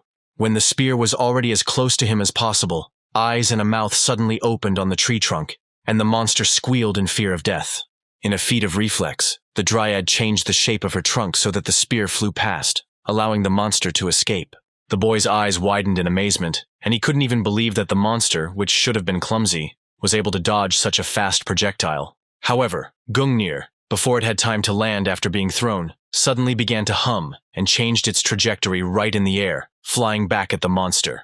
And, to the spearman's surprise, the mythical spear still found its target, piercing the monstrous tree through and tearing out pieces of wood from it. Seeing with his own eyes how the effect of the mighty spear worked, Roy was no less surprised than by the reaction speed of the tree monster. The great spear of the Allfather was made and given to Odin by 2 dwarfs, the Svartalfs, who were the sons of Ivaldi, and according to legend it never failed to hit the target, which was to Roy's advantage. As Roy approached the monster's corpse, he noted with curiosity that, of course, he assumed that the spear had amazing power, but he thought that the replica should still have a limit. The mighty spear proved to be not only very useful due to its ability to find its target, but also truly destructive. Roy remembered that in the myths he had read, not only did the spear never miss, but it also returned to the thrower's hand, and stretching out his hand, he tried to return the spear to himself. To the guy's surprise, it began to tremble, and Roy decided that everything was working, but he was just using too little magic for this technique. Straining and remembering Merlin's lectures, Roy tried to put more mana into his hand to make sure he got the spear back, and surprisingly, it worked. and the spear, soaring into the air, flew back to the guy who sent it on a flight that would kill the monster. With a deft and precise movement, Roy intercepted Gungnir, flying towards him at high speed, barely managing to hold on to it and not let it go by inertia. When the boy finished the experiment, he immediately fell to his knees, wearily noting that it took too much mana to return the spear, and that it would only happen once in a fight. Taking a deep breath, Roy noticed that in the myths the spear returned on its own, and realized that the replica did have its limitations. The boy also noted that in the future, he would be able to ignore the limitations of mana, and was glad that he had pawned Grandfather Aura's sword for this truly incredible weapon.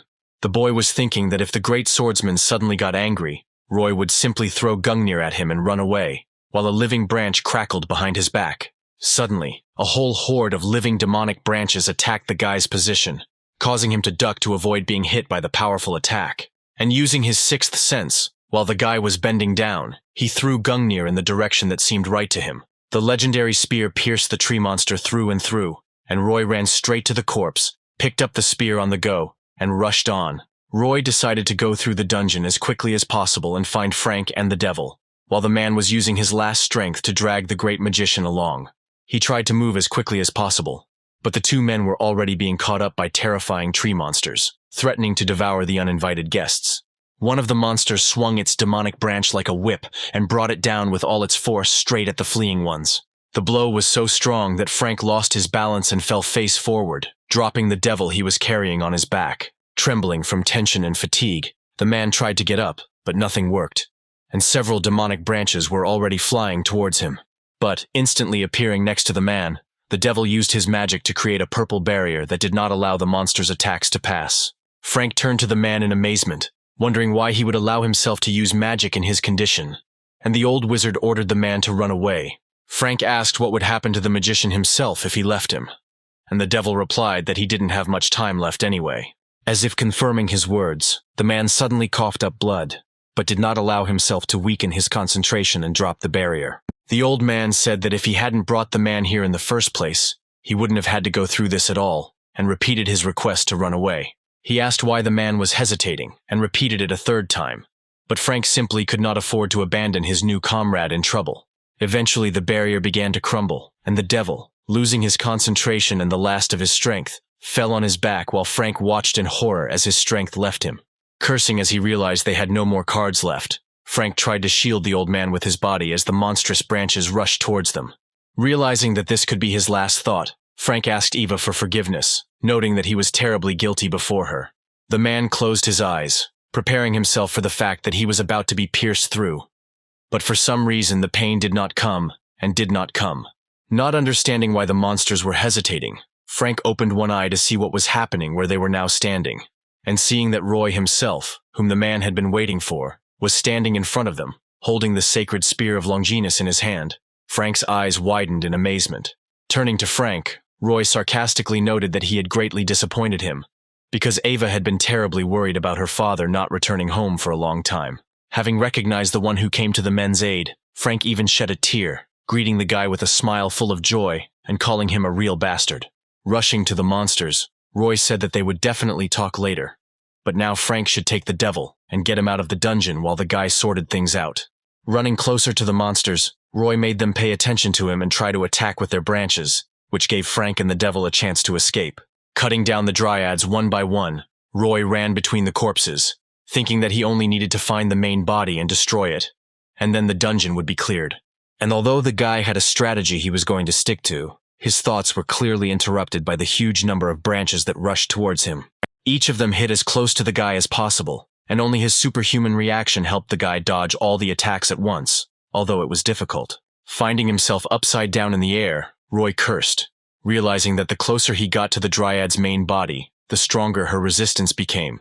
In addition, the monsters would regenerate even after Roy crushed them into small planks, making it incredibly difficult for Roy to maneuver and dodge. Roy realized that he would hardly be able to reach the main trunk on foot, and so he began to look around in search of the place where Gungnir had flown.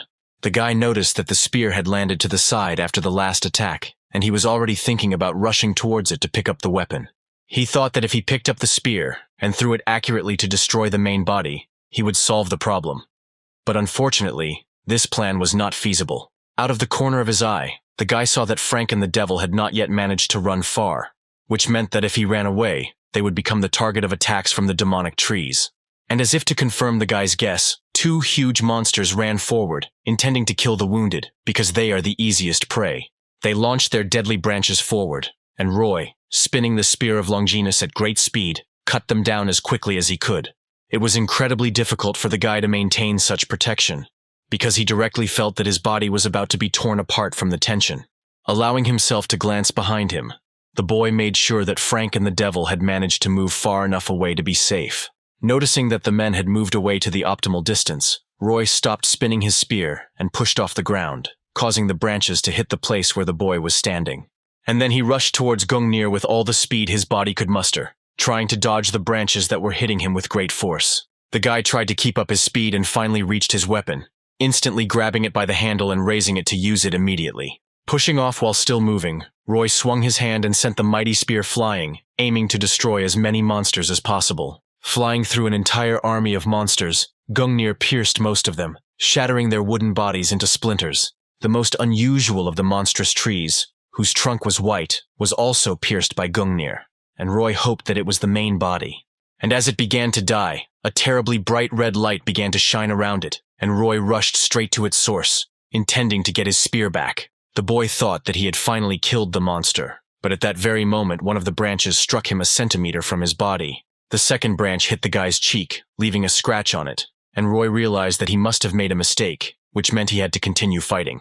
The monsters lashed out with their branches in a frantic attempt to hit the enemy, but Roy either fought them off with his spear or used his reflexes to the max to dodge.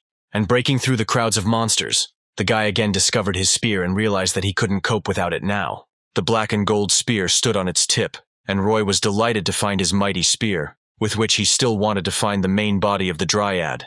Stretching his hand towards Gungnir, the boy imbued his hand with magic in order to use it to return the legendary spear to his hand as quickly as possible. Responding to the magical call, the spear flashed and became covered in a magical aura, preparing to return to the hand of the one who summoned it. The spear burst out of the ground and spun in the air, picking up speed as it darted towards Roy, threatening to injure him if he failed to catch the spear properly. Reaching out his hand just as Gungnir was flying past, Roy managed to grab it, even though he felt like his body had lost energy due to the use of magic.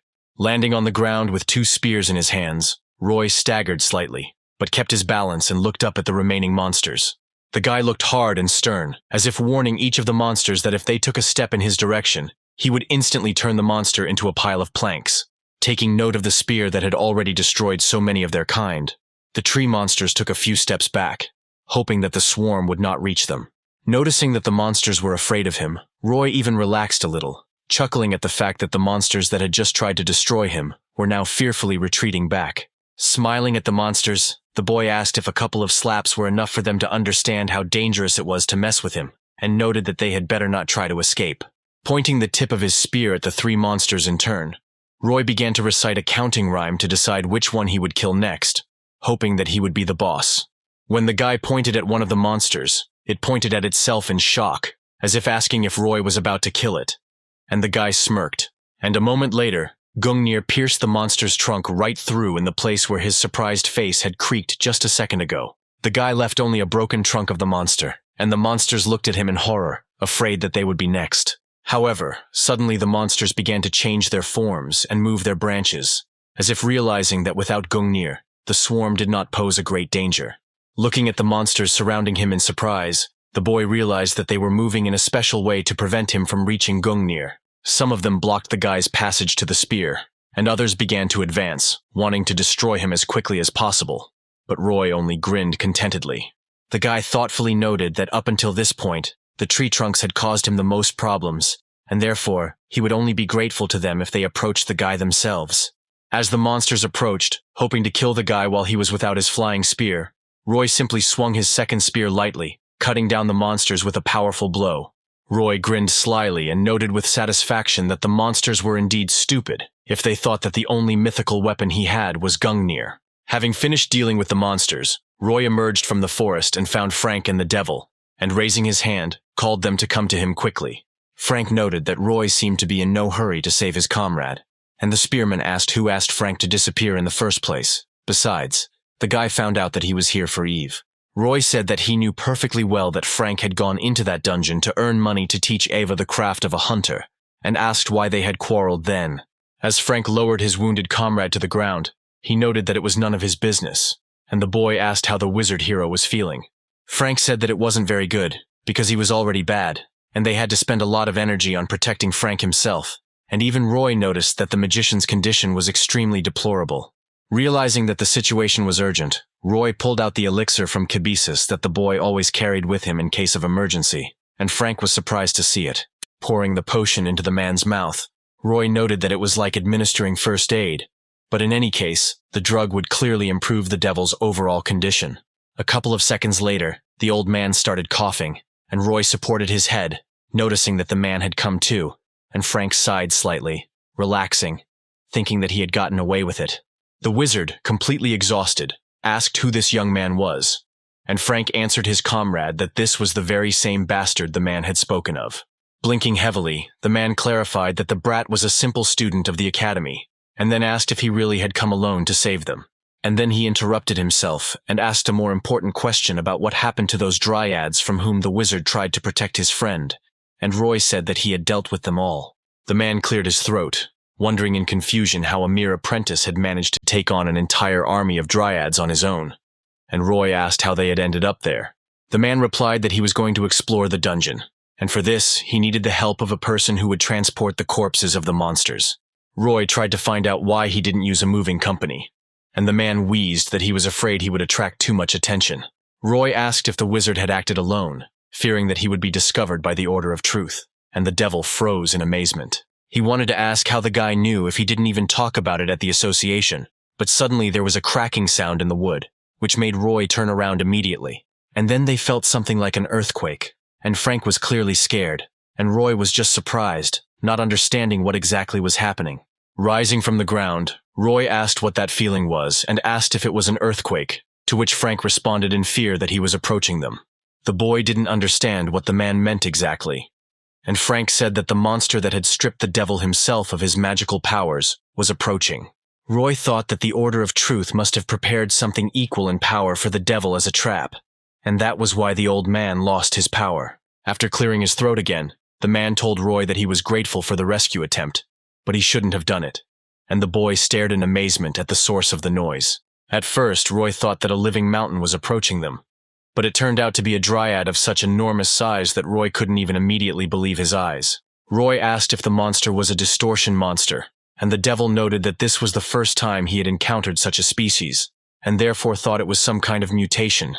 The monster, taking slow and terribly loud steps, walked past the three people, and Roy, examining it, noted that he did not see any differences from the other dryads, except perhaps in height. Realizing that the monster had gone the other way, Roy straightened up and suggested that the men sneak to the exit, but Frank replied that they had already tried.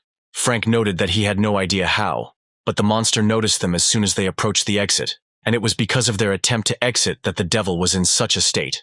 The man noted that this monster clearly did not have a simple mutation, because even strong magic could not penetrate it, and if damage did occur, the monster regenerated lightning fast. Roy thought he had misheard at first, but the devil said that his magic was completely useless against this monster, and the boy's eyes widened in amazement. The man said that he was already old and sick, and he was ashamed to even be called the devil, and although he could pierce the bark and slow down regeneration, he remained completely vulnerable. The man also added that it would take one powerful blow to break through his core, but they didn't have any way to do that right now, and Roy knew what he had to do. Straightening up again, Roy touched Kibisis and began to pull his spear out of him, asking again that just one powerful blow would be enough. Holding Gungnir tightly, Roy turned to the devil and asked him to weaken the monster so that Roy could use the spear to destroy the monster's core. The man indignantly said that the core could not be destroyed with a simple blow, and he would, of course, make every effort, but he would only be able to weaken it and not completely neutralize it. And then, clearing his throat, the man also noted with slight sadness that the most important thing was that they would hardly have another chance in case of failure. Roy was forced to agree with this, since the devil clearly wouldn't last more than one try, and so he said that he would distract the monster so that Frank and Roy could escape. Holding his mythical spear out in front of the man, Roy told the wizard that the plan to destroy the core was, in fact, entirely feasible. The devil asked what this strange weapon was, and Roy explained that this spear would pierce the core of a huge monster for him, and offered the man to examine the weapon more closely. The guy tried to warn the man that the spear would cause rejection if the dude tried to take possession of it. And then the devil, having begun to study the spear, was amazed at what he saw. The man muttered something under his breath, shaking with confusion, and Roy listened, after which the man suddenly exclaimed questioningly, looking at the spear with a startled look. The man asked how such complex magical chains could not conflict but coexist with each other. The devil was most struck by the fact that he did not recognize some of the magic chains at all, and Frank noted that it was the first time he had heard the old man talk so much.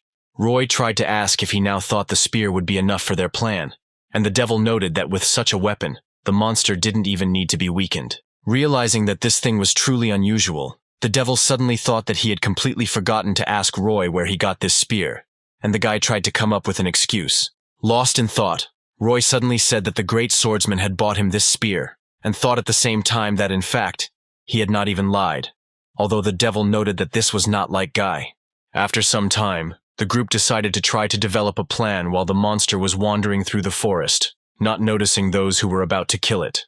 The boy armed himself with both his spears, and Frank lifted the devil onto his back, and Roy declared the hunt for the tree boss to begin. When they were about to start implementing it, Roy decided to once again voice the plan they had come up with in order to avoid any excesses. The devil had to not only try to weaken the monster, but also try to maintain consciousness while doing so, and Roy would do the rest, finishing off the monster with his spear. Roy asked if the wizard could cast a weakening spell on the fly, and the man confirmed this guess, adding that it would reduce its effectiveness and shorten his life. Realizing that this could not be allowed, Roy said that he would distract the monster onto himself, and the devil would be able to calmly prepare his spells without rushing anywhere. It turns out that first of all, Roy will distract the monster so that it does not attack Frank and the devil, and thus prepare the ground for the second point of the plan. While Roy distracts him, the devil, sitting on Frank's back for mobility, will be able to prepare his spell without rushing to weaken the monster. Finally, when Roy realizes that the monster is weakened enough and the core is exposed, the guy will pierce its body with Gungnir, killing the monster and opening the way for them to get out. The plan was simple enough, but Roy still thought about it, noting that there were two variables they might not be able to keep track of. Firstly, Roy might die while distracting the monster, and secondly, he might sense the devil's magic and attack them with Frank instead of the spearman. The guy thought that he could take care of the first variable himself, but he couldn't take care of the second one. So Roy turned to Frank, saying that he wasn't sure how things would turn out. Roy said that in the worst case, he would be the only one left, and Frank promised that he would do everything in his power to get back to his daughter. Then the man turned to the old wizard, telling him to hold on tightly to his back if he wanted to live, and the old man replied that he would rely on his comrade. As Roy listened to Frank and the devil discuss the plan, he couldn't help but notice that they were talking so casually, like old friends, and it brought a smile to his face. He suggested that they move on now that they had figured everything out, and after some time they had already reached the terrifying monster slowly wandering through the forest. Roy stood on a branch of one of the trees with the spear of Longinus at the ready, and prepared to run forward to begin the implementation of the first stage of the plan. At the same time, Frank and the devil stared at the monster in amazement, only now properly examining it in all its details and amazed at its scale. The guy said that he was 100% sure that they would quickly find the monster, because it was so huge that it could be seen from all over the forest. Crouching down and bracing himself, Roy noted that his comrades would be better off staying where they were, as at a closer range the monster could sense the devil's magic. The man noted that Roy should not expose himself to more danger either, and tried to explain his point of view. But Roy interrupted the old man. To his dismay, Roy noted that he thought it would be better if he got as close as possible, since he was the only one who could deftly avoid his attacks.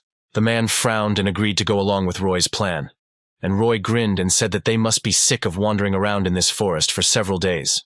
And when he said that it was time for them to get out, both men smiled warmly at him and wished him luck, because on such a dangerous mission, he would definitely need it. Frank held the guy back for a second and asked him to be careful, and Roy, smiling, asked his older friend the same thing, after which he rushed from the spot. Moving from branch to branch with the help of jerks, Roy quickly moved closer to the monster in order to attract its attention to his person as quickly as possible. Looking up and frowning, Roy noted that the monster had seemed terrifying even from afar, but up close the guy felt his breath being taken away by the scale of the enemy. But only now, having reached the monster, Roy felt a dark aura surrounding him. which was most likely the reason why the devil had had such a hard time with their last fight. The monster was so huge that when it moved through the forest, it demolished everything in its path, and Roy was glad that the other dryads would not interfere with it. Roy ran alongside for a while, but then stopped right behind the monster and ordered himself to concentrate, because any mistake could lead to death.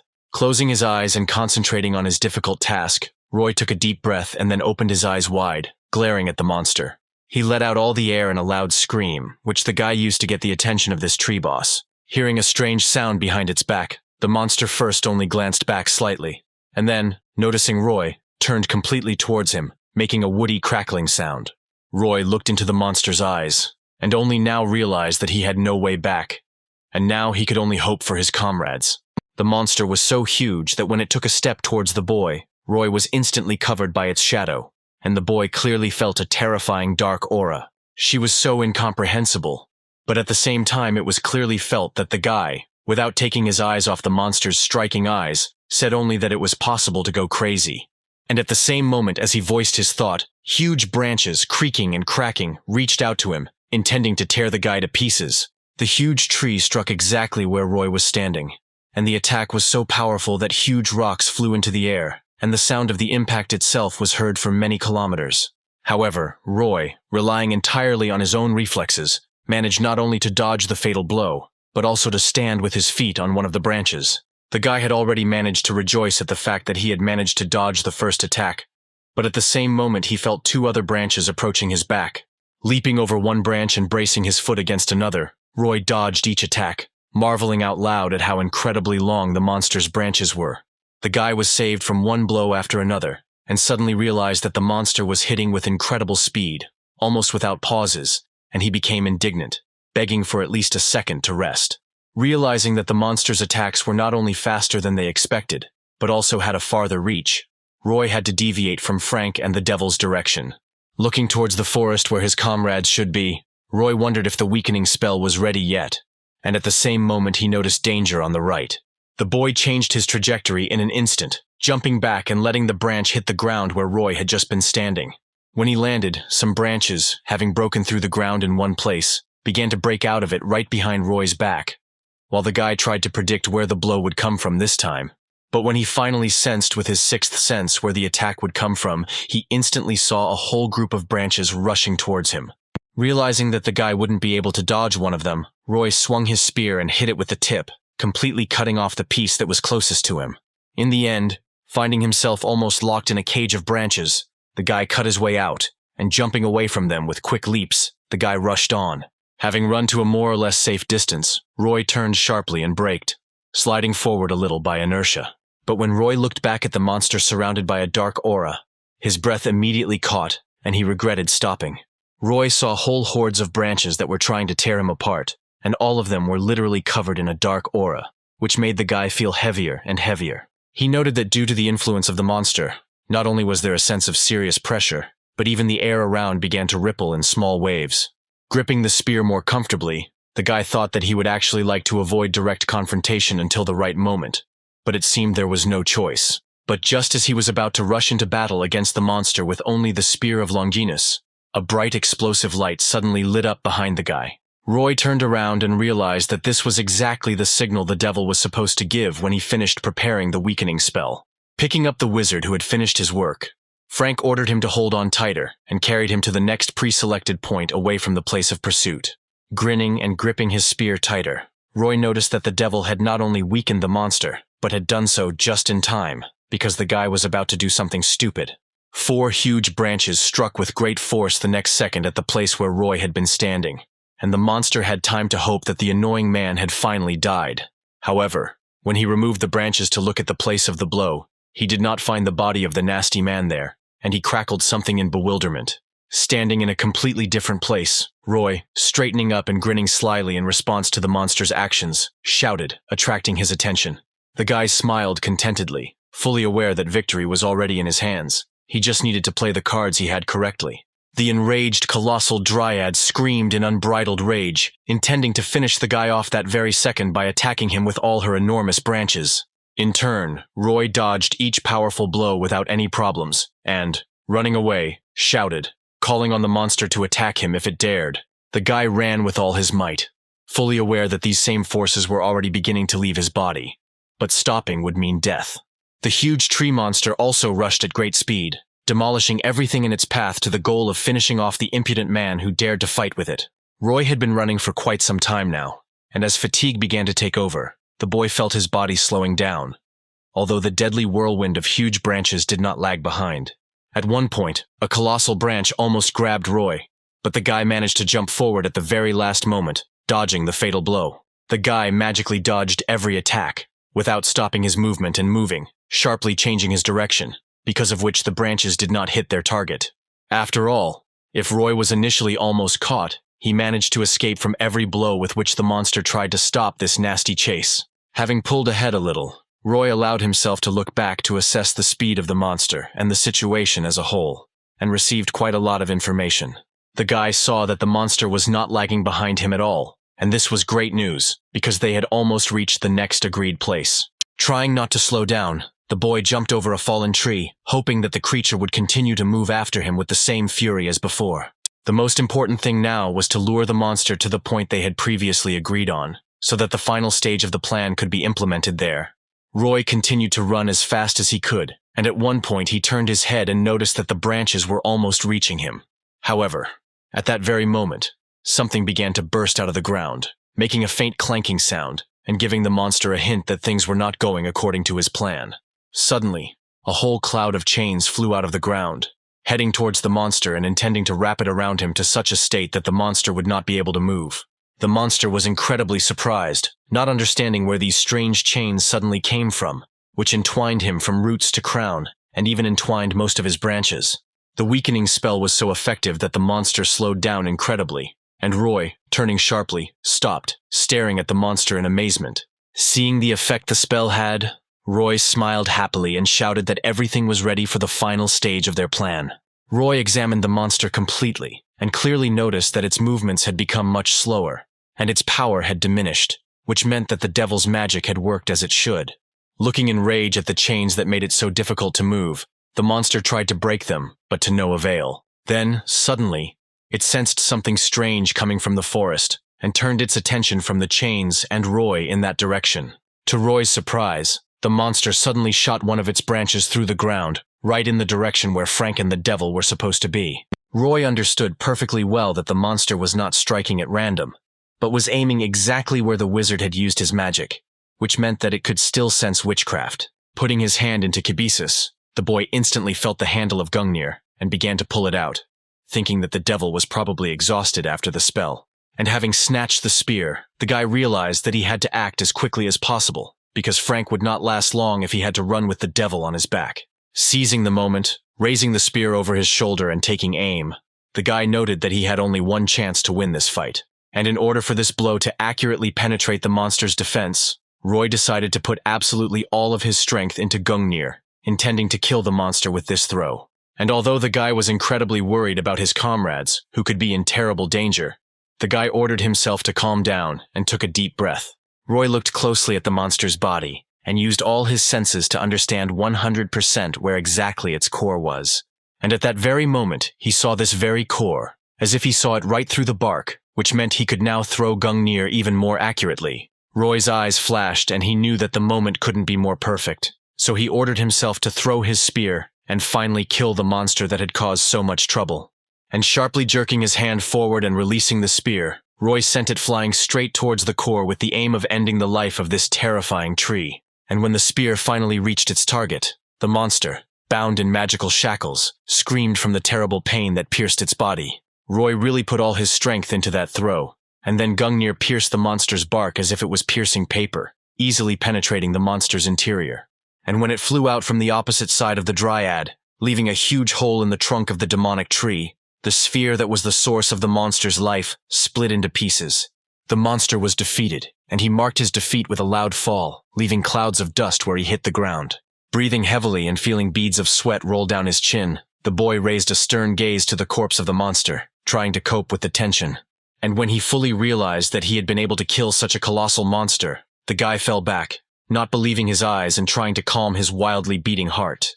The boy suddenly noticed that his head was spinning and the strength left his body. and Roy assumed that it was because he put all his strength into throwing Gungnir. Roy was so tired that his entire body was shaking, and he couldn't even summon his spear back, all the while thinking that he hoped Frank and the devil were okay. Roy ran into the forest, wanting to find his comrades, and found them in the thicket. But for some reason, Frank was sitting on the ground, holding his leg. The devil said that he was fine, but Frank was hurt, and Roy, worried, ran closer to assess the extent of the injury. The boy thought that even if the monster was weakened, it was really extremely difficult for a simple person like Frank to dodge its attacks. The guy relaxed, glad that the wound was not serious, and he only needed a little healing, just like the devil. And then they would both be as good as new. And while the devil was talking about how worried he was about Frank, the man noted that if he were 5 years younger, he could have run away from the monster for 5 days with both of them on his back. Noticing that the two men had become very close during their time of survival, Roy said that they needed to leave, but first he would go and get his spear back. However, just as Roy was about to run off after Gungnir, the branches lying on the ground suddenly began to move, making cracking sounds. And then, looking down at the people from a great height and covering them with its shadow, the monster rose up, looking at the bewilderment in Roy's eyes. Not understanding how something like this could happen, Roy watched as a huge shadow covered him, blocking the moon from view and making the boy genuinely not understand what was happening. With a huge wound in the trunk, one eye missing, and an incredible number of huge cracks on its body, the monster stood up and growled furiously. Roy was sure that Gungnir had hit the target and pierced the monster through and through, and the only suspicion that crept into his head was that the sphere had not broken completely. However, Roy was sure that he had completely destroyed the core, but in the crack on the monster's body, something in the shape of a sphere and purple in color suddenly appeared. And only now, having taken a closer look, Roy realized that in the body of this monster all this time there was not one core, but two at once. The monster emitted a dark aura of incredible power and looked at its enemies with a single gaze, full of insane rage. And most of all, the monster's rage was concentrated on a specific person, the very one who almost killed him by destroying the first life sphere with his spear. The monster attacked the enemies with its branches, intending to finish them off once and for all. But the devil built a magical barrier to protect himself and his comrades. And although the man's defense was very effective, he coughed up blood, letting Roy know that he had already spent too much mana, and simply could not take any more. Trying to figure out what to do as quickly as possible, Roy was well aware that the monster would not die unless they destroyed the second sphere, but he could not do that without Gungnir. The boy tried to see where his spear was, but the monster covered the ground with a whole carpet of branches, hiding the spear from its owner. The guy felt hopeless from the realization that the monster could be deliberately hiding the weapon from him, so as not to repeat what happened a couple of minutes ago. Thinking that he still had the Spear of Longinus, Roy thought that he could cut the sphere with it, and asked the devil if he could weaken the monster once more. Roy watched as the branches hit the barrier created by the devil, and realized that he would not be able to weaken the monster while it was attacking them. So the boy decided to distract the monster again. Frank tried to stop him, but Roy interrupted him, saying that now was not the time to think about moves, and so now they needed to do what they could. The devil tried to hold him back, but Roy, armed with the Spear of Longinus, rushed forward, realizing that if they simply waited, all three of them would die. The swarm moved as fast as it could, darting from one aggressive branch to another to avoid being caught in the powerful attacks. One of the attacks came very close to hitting the spearman, but Roy dodged it, amazed that the devil could fight this monster in his condition. Realizing that it would not be so easy to get through to the monster through a whole pile of branches, the guy ran up to them and swung his spear, intending to cut a passage for himself. Swinging his spear properly, the boy attacked the nearest branch, chopping it into pieces and rushing further towards the monster's body. The swarm was pushing further and further, and the monster, wanting to stop the guy, was pulling even more branches towards him in order to stop him and prevent the possibility of the core being destroyed. The devil felt the tension ease as the branches began to hit his barrier less and less the further Roy pushed through, and more were approaching Roy, and the guy found himself naturally surrounded by branches that were going to tear the guy apart or pin him to the ground. Frozen in place to bring as many branches as possible to himself, the guy suddenly jumped up, and the monster struck with great force at the point where he had just been standing. Although Roy successfully pushed forward and dodged the attacks, his body was terribly tense, because after using Gungnir, his strength was almost gone. The guy understood perfectly well that in order to pierce the core with Longinus's spear, he needed to get as close as possible, but it was becoming increasingly difficult for him to push forward. As he landed after dodging a particularly dangerous attack, Roy thought he wasn't sure he had the strength to reach his goal. He suddenly realized that it was much easier to attract the monster's attention by staying on the edge of its range than to get close. Roy was already so tired that his senses and feelings stopped giving him as much information as they had before, and he did not notice how one branch approached his leg. Coming closer, she wrapped herself around his leg, holding Roy in place and not allowing him to move, and the boy looked up, realizing that this was the best moment for the monster to attack. However, at that very moment, the magic chains burst out of the ground again, rushing to bind the monster's body, preventing it from moving freely. And Roy, to whom several branches had already gotten so close that they left him no chance to evade, found himself tied up in a chain.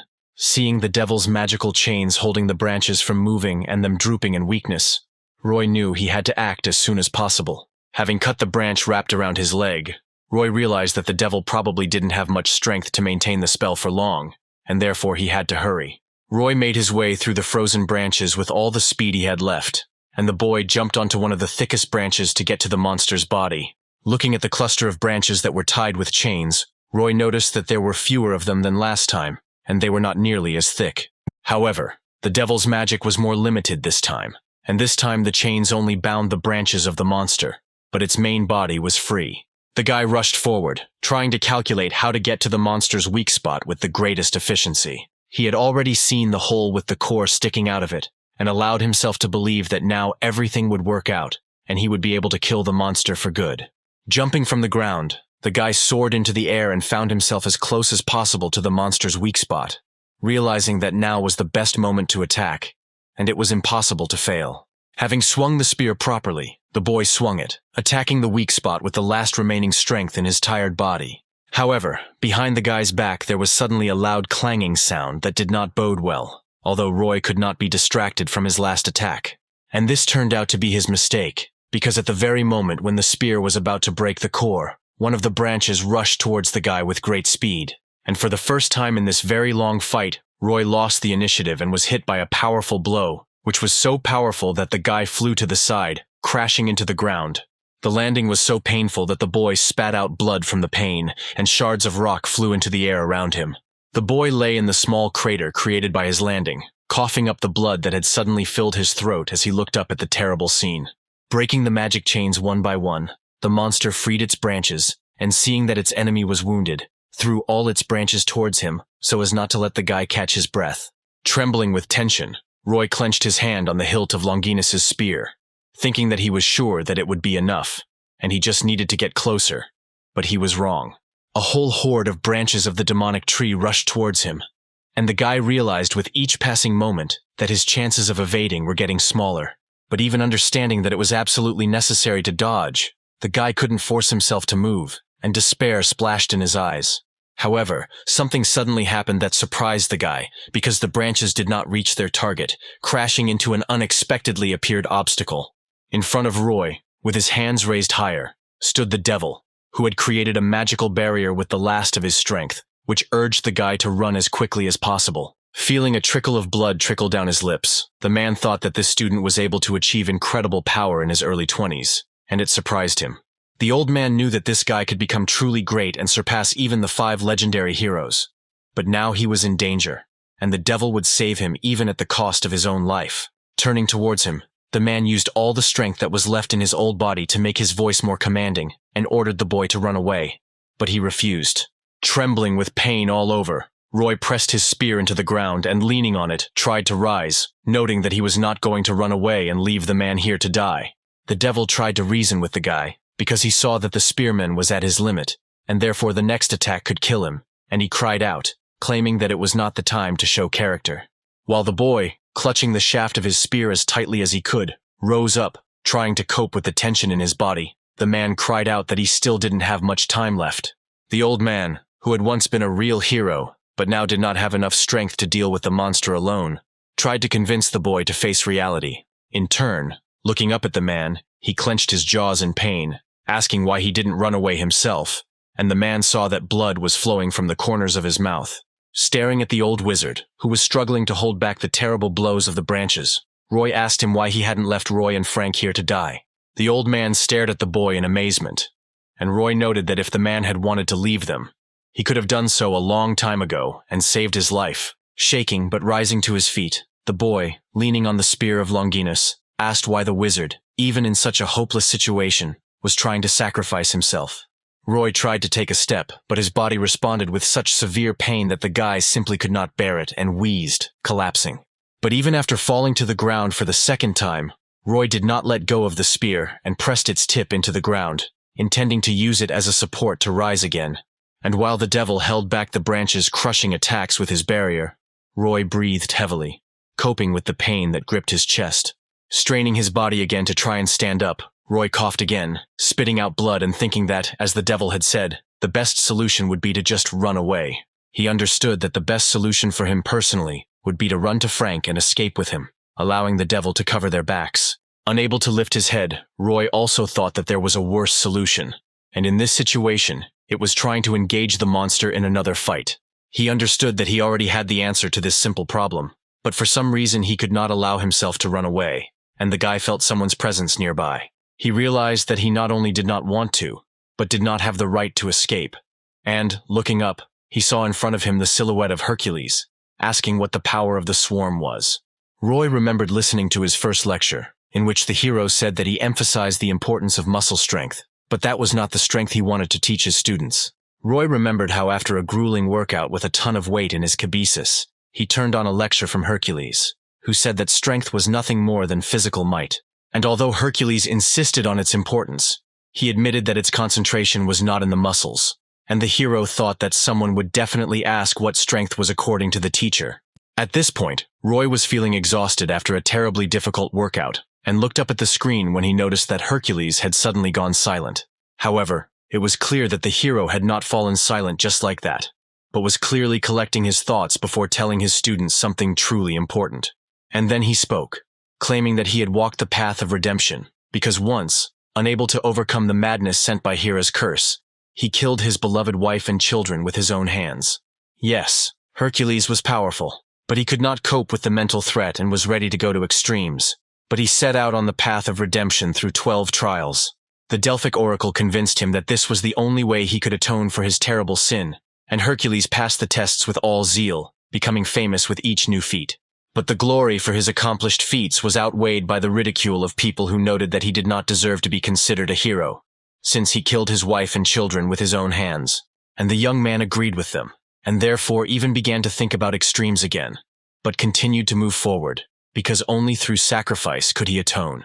He knew he had to fight again and again to protect others, perhaps at the risk of not returning after another hard fight or difficult test, but only by sacrificing himself for others. And fighting not for himself, but for defenseless people, will he be able to not earn someone's forgiveness, but forgive himself.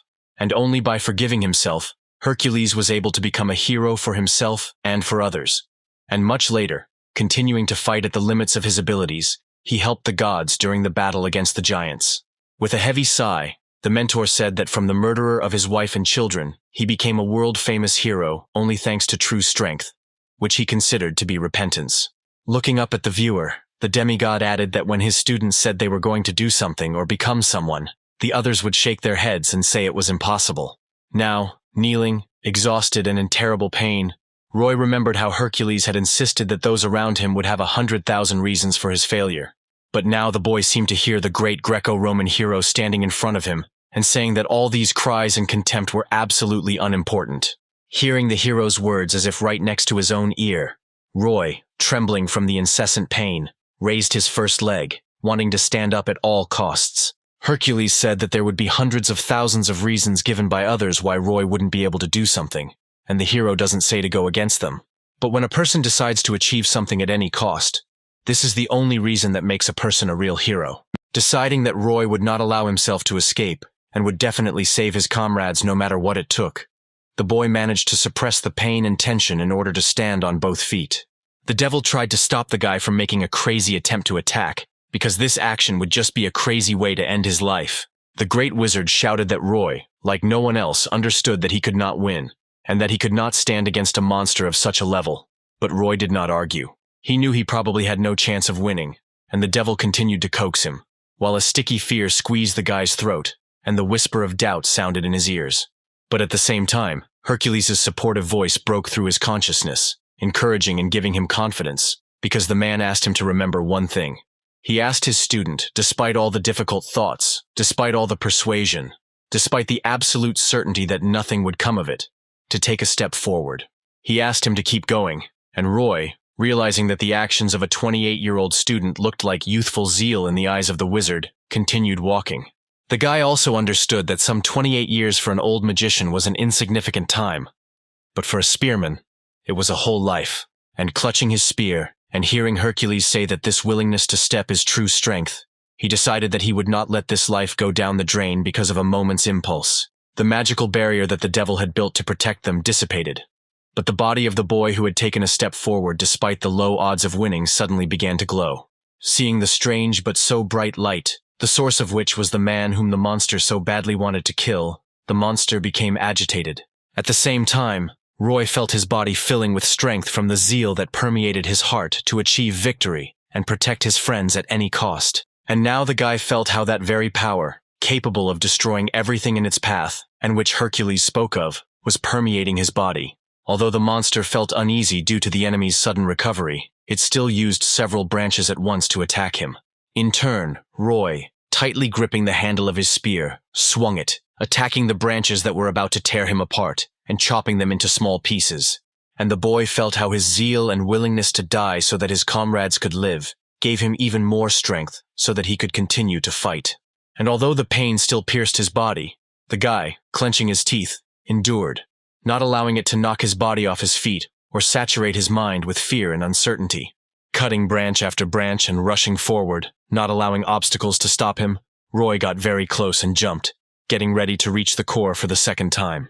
The force of the subsequent blow was so great that it simply raised clouds of dust and shattered stone fragments, and the sound spread over a huge distance. Standing at a distance from the action, the devil raised his hands, shielding himself from the possible blast wave, and trying to stay on his feet after a strong gust of wind. In horror and panic, the legendary wizard pulled his hands away as the wind died down, trying to figure out what exactly had happened when Roy rushed towards the monster. And, to his great surprise, the little guy, whom he had just persuaded to abandon him and run away, since his strength would not be enough to win, broke through the monster's defense and destroyed the core.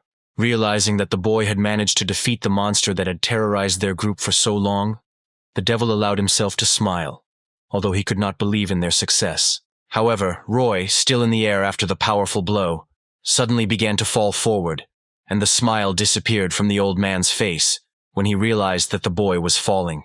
Barely having time to react, the man used magic to create a levitating safe sphere around the guy and prevent him from falling. The fight began at sunset and lasted until dawn, and Frank, illuminated by the rays of the sun, hobbled to his comrades, excitedly shouting Roy's name. The devil sat over the unconscious spearman and said that the wound was not superficial, but it did not look like the guy's life was in any serious danger. The man said that the loss of consciousness was probably a kind of payment for the fact that he used a force beyond his capabilities, and Frank agreed with the magician. Sighing, the old man suddenly lowered his gaze and sadly noted that he was ashamed of this. But during the fight, he had become truly scared, and Frank looked at his friend in bewilderment. Frank asked why the country's great hero would be afraid of a monster when he spent days screaming about how he had lived out his life, and the devil noted that even he felt terrified. He added that fear had taken hold of his mind in a way that Frank did not understand, for the wizard was not afraid of death, but of the thought of what would happen to the world after his death. Frank sincerely did not understand what his comrade was talking about, and asked again what exactly he meant, and the devil sadly looked away. The man looked sadly at the sky and, clearly remembering the horrors of the first dungeon breakthroughs, the Berserker Giant and the Order of Truth, said that the world was far from safe. And even though the man thought he wasn't afraid of death, on its threshold, he began to worry that he would leave this world and its inhabitants in danger if he died now. The man's mind was filled with memories of lying in a hospital bed after yet another injury, watching blood flow down his shaking hand. Frank asked if this was the reason the devil accepted the apprentice, and the wizard nodded, noting that Daisy had done well and exceeded his expectations, but he still couldn't let go of the darkness. Looking up at the sky, the man noted that this darkness filled his heart and he couldn't get rid of it. But after today, he realized that his worries were in vain. Looking down at Roy, who was still unconscious, the man noted that today, next to him in battle, there was someone who, even without him, would continue the legacy of heroes. The man remembered how during the desperate battle Roy refused to give up, despite the despair that had overwhelmed the wizard's mind and his own. And when he stepped forward, casting aside fear and uncertainty, willing to enter into an unequal battle even though the chances were slim, the devil saw in him a hero of a new generation. And now, for the first time in a very long time spent in fear, doubt, uncertainty, and horror, the devil finally allowed himself to smile. Finally, after some time, Roy finally opened his eyes and took a deep breath when he realized that he was not lying on the battlefield where he had just destroyed the monster, but in a bed. The guy was lying on a hospital bed, and suddenly Frank came out of the next bed, using a crutch and asking if the guy was awake, and on the other side the devil asked him the same thing. Relaxed by the knowledge that they were out of that cave and now in the hospital, Roy asked how they were feeling. The guy was surprised that the devil was assigned to the same ward with them, while both comrades insisted that they weren't too badly hurt, and, with proper treatment, they would get back on their feet. Roy noticed that the wizard coughed into his hand, and noted that while Frank seemed fine, the devil had clearly suffered much more. Groaning from the pain in his leg, Frank sat up on his bunk and turned to Roy, asking how he was, having been lying in bed for half a day, and Roy jumped up, asking if the man had called Eve. For some reason, Frank felt uncomfortable, and, turning away and scratching the back of his neck, said that he had called, and Roy sighed in relief, acknowledging that everything had ended well. Not daring to talk about the conversation with his daughter, Frank changed the subject, turning back to Roy and saying that he had also called Aura, and Roy was surprised, not understanding why he had done that. Frank said that Aura was worried about Roy and asked Eva where they were, and Roy thought he could imagine what Aura was thinking, since he went looking for Frank and disappeared himself, taking her grandfather's sword with him. Suddenly, the devil intervened in the conversation, curiously noting that he remembered Frank talking about his daughter before, and asked if he had understood correctly that her name was Eva. Frank noted with a smile that this was true, although he had ended up in the hospital trying to earn money for his daughter's education, and hoped that the devil would not forget about the promised payment, and the magician thought about it. At first, Frank's smile disappeared, and he asked if his new friend was going to not pay, but the devil chuckled and said that he could take care of Eve's training himself. At first there was silence in the air, and then, realizing what the hero wizard had said, Roy just looked at Frank in bewilderment, and Frank's eyes widened in amazement. Not believing what he heard, Frank asked if the old man was overcome by dementia or perhaps had gone mad, but the devil smiled and said that he was of sound mind. Looking at his friend with confusion, Frank asked why he had made such a proposal, since the wizard had said that there was a lot of work to do, and the man had replied that he was no longer sure of its importance. Smiling at the man, the devil said that he did not have much time left, perhaps a year, and that he would no longer be doing important work, and therefore wanted to repay his savior. And then he shrugged and grinned, thinking that if the girl didn't want to be a magician, then there was nothing he could do. And Frank continued to look at him dumbfounded. Turning to Roy, the devil thought for a moment, and then noted that Roy was also his savior, and therefore, if the spearman suddenly wanted, the old man could take him on as an apprentice. Roy grinned and shook his head, saying that if a man wanted to somehow repay for saving him, it would be better with money, and the devil laughed heartily. The devil smiled and noted that it was easy to pay the guy for his life, but asked the guy to name his price, and Roy was about to do so, but then there was a noise behind him. Frank jumped up and down, and Roy and the devil turned in surprise as the door suddenly flew off its hinges and crashed into the wall, knocked down by one powerful kick from the visitor. And only now, trembling and mentally saying goodbye to life, the guy realized that he had forgotten something, and this something was extremely important. But now it was too late to do anything. The great swordsman burst inside, screaming in rage, and claiming that this time he would definitely knock out all of the bastard's teeth, while Aura kept him back, continuing to justify the guy. Aura shouted at the boy to run if he wanted to live, and although he thought about it, he knew perfectly well that it was too late to run away, and tried to defend himself from the righteous anger of the old hero. Suddenly, surprised not only by what was happening, but also by the fact that one of the participants in the action was his old comrade, the devil calmly greeted Guy, and the man was distracted. The old man stared at his old comrade in amazement, not understanding how he had ended up there, and the devil, in turn, smiling cheerfully, said that he was glad to see him, joyfully noting that he had never imagined that after so many years they would meet in this way. The wizard recalled that when they were young, they spent all their time with each other. Still surprised to see his comrade in arms in such a situation, Guy said that he was doing generally unchanged, and then asked what his friend was doing there. The old man replied that he had almost died in a fit of passion, and Guy was extremely surprised by this, noting that his friend seemed to have truly outlived his time, although he noted that he thought he was pretending. While they were chatting, the spearman asked Aura where Eva was, and she replied that the girl was still on her way, and then the devil noted that he really almost died, and it was Roy who saved him. Suddenly remembering that he came here for a specific reason, Guy yelled at Roy, calling him a real bastard and radiating an aura full of aggression. His gaze was full of anger. And Frank, sitting next to the guy, felt uneasy. And Roy began to make excuses in a panic, claiming that the great swordsman had completely misunderstood everything. The man ordered the boy to shut up and noted that he had not given him the sword for sale and was not going to give him any leeway now. And the devil, sadly noticing his friend's anger, tried to calm him down. Turning to his comrade, Guy angrily noted that it was none of his business at all, and the devil said that he understood that the guy had offended the swordsman, but he clearly had his reasons for it. Guy was about to continue his furious monologue about how the guy was a complete scoundrel, but suddenly froze, surprised to hear such words from the lips of the old wizard. However, having shaken off thoughts about how his comrade had changed, Guy turned around and said that Roy had crossed the line after all, and the devil asked what the guy had done to make the old man so angry. Turning back to his comrade, the great swordsman said that this bastard had sold his azure dragon sword, and the devil, hearing the reason, opened his eyes in shock and froze. And then the wizard suddenly remembered the conversation with the spearman in the dungeon and asked Guy if it turned out that he had bought him a weapon with the money he received from selling the sword. The man, not understanding what his friend was talking about, said that he would never do such a thing. And the man replied that Roy said that the guy had bought him a weapon, and the spearman himself was already saying goodbye to life.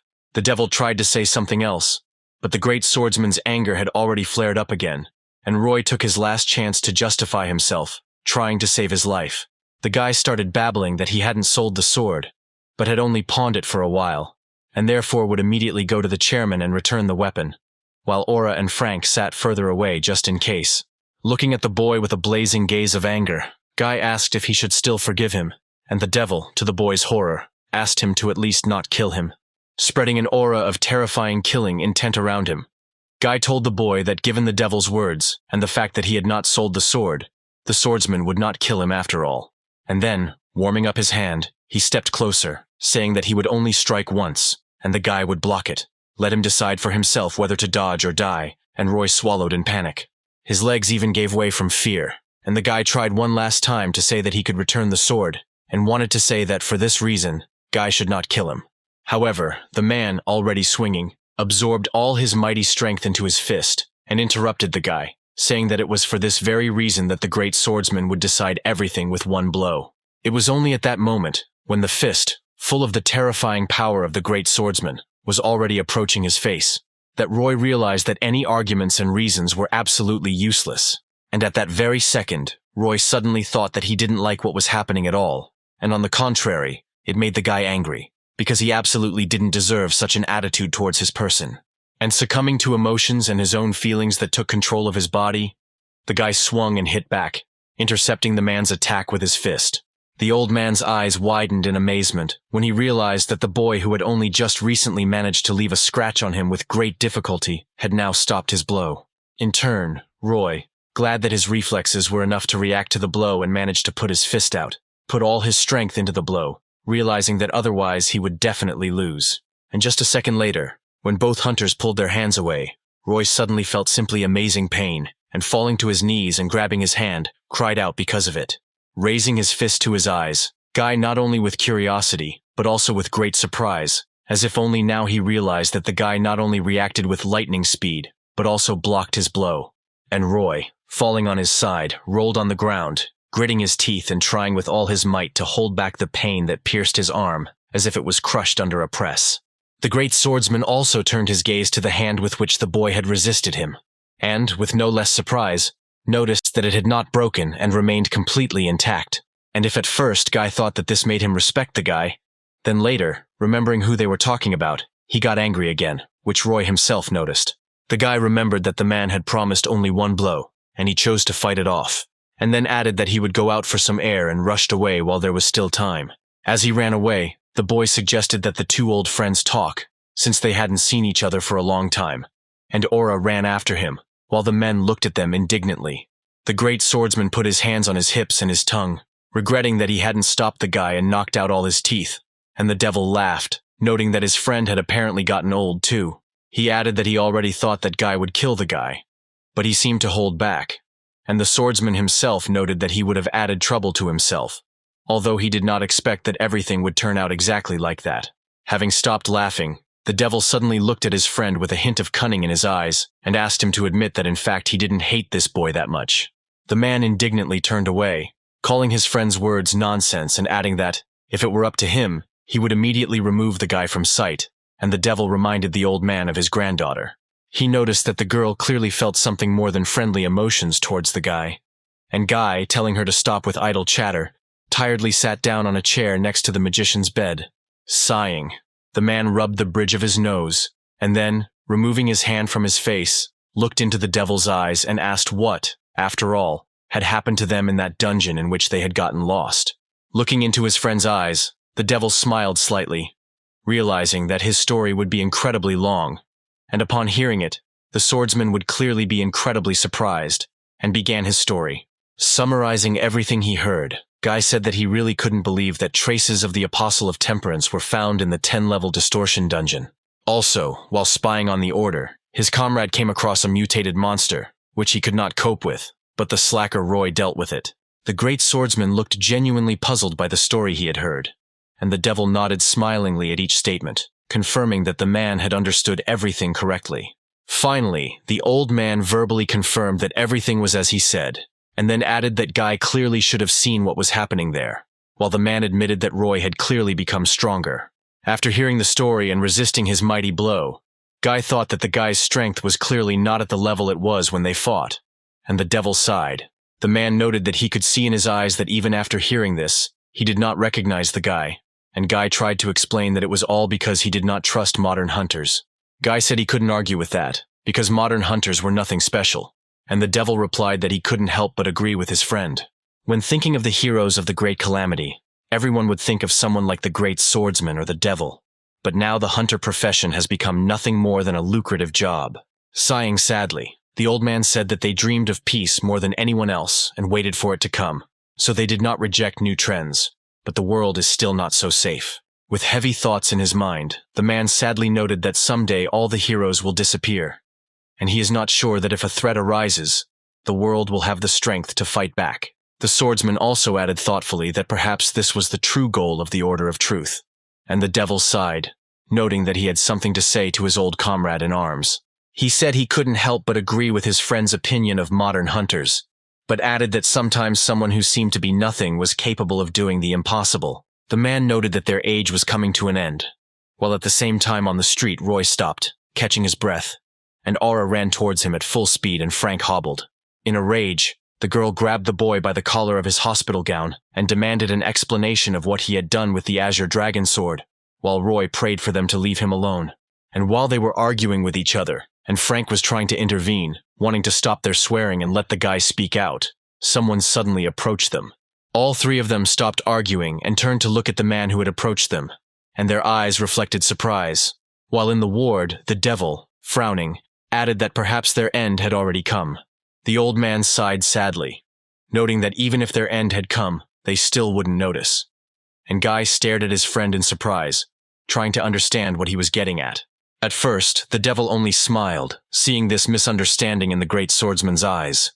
And then he laughed at his seriousness and said that too much time had passed since their times. Without saying hello or anything at all, Eva ran up to Frank and immediately pounced on the man standing with crutches, and Frank felt her arms tighten around him.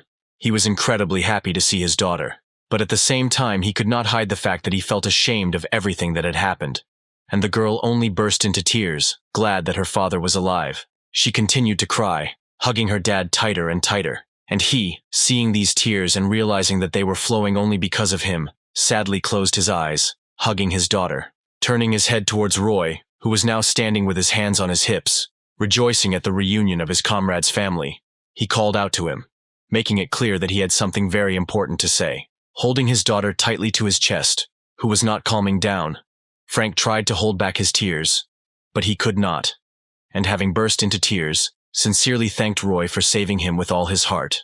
Nodding to his comrade, Roy continued to smile, and, while Aura began to cry from the realization of what horror had been happening all this time, answered the man, saying that he would not dare to act differently.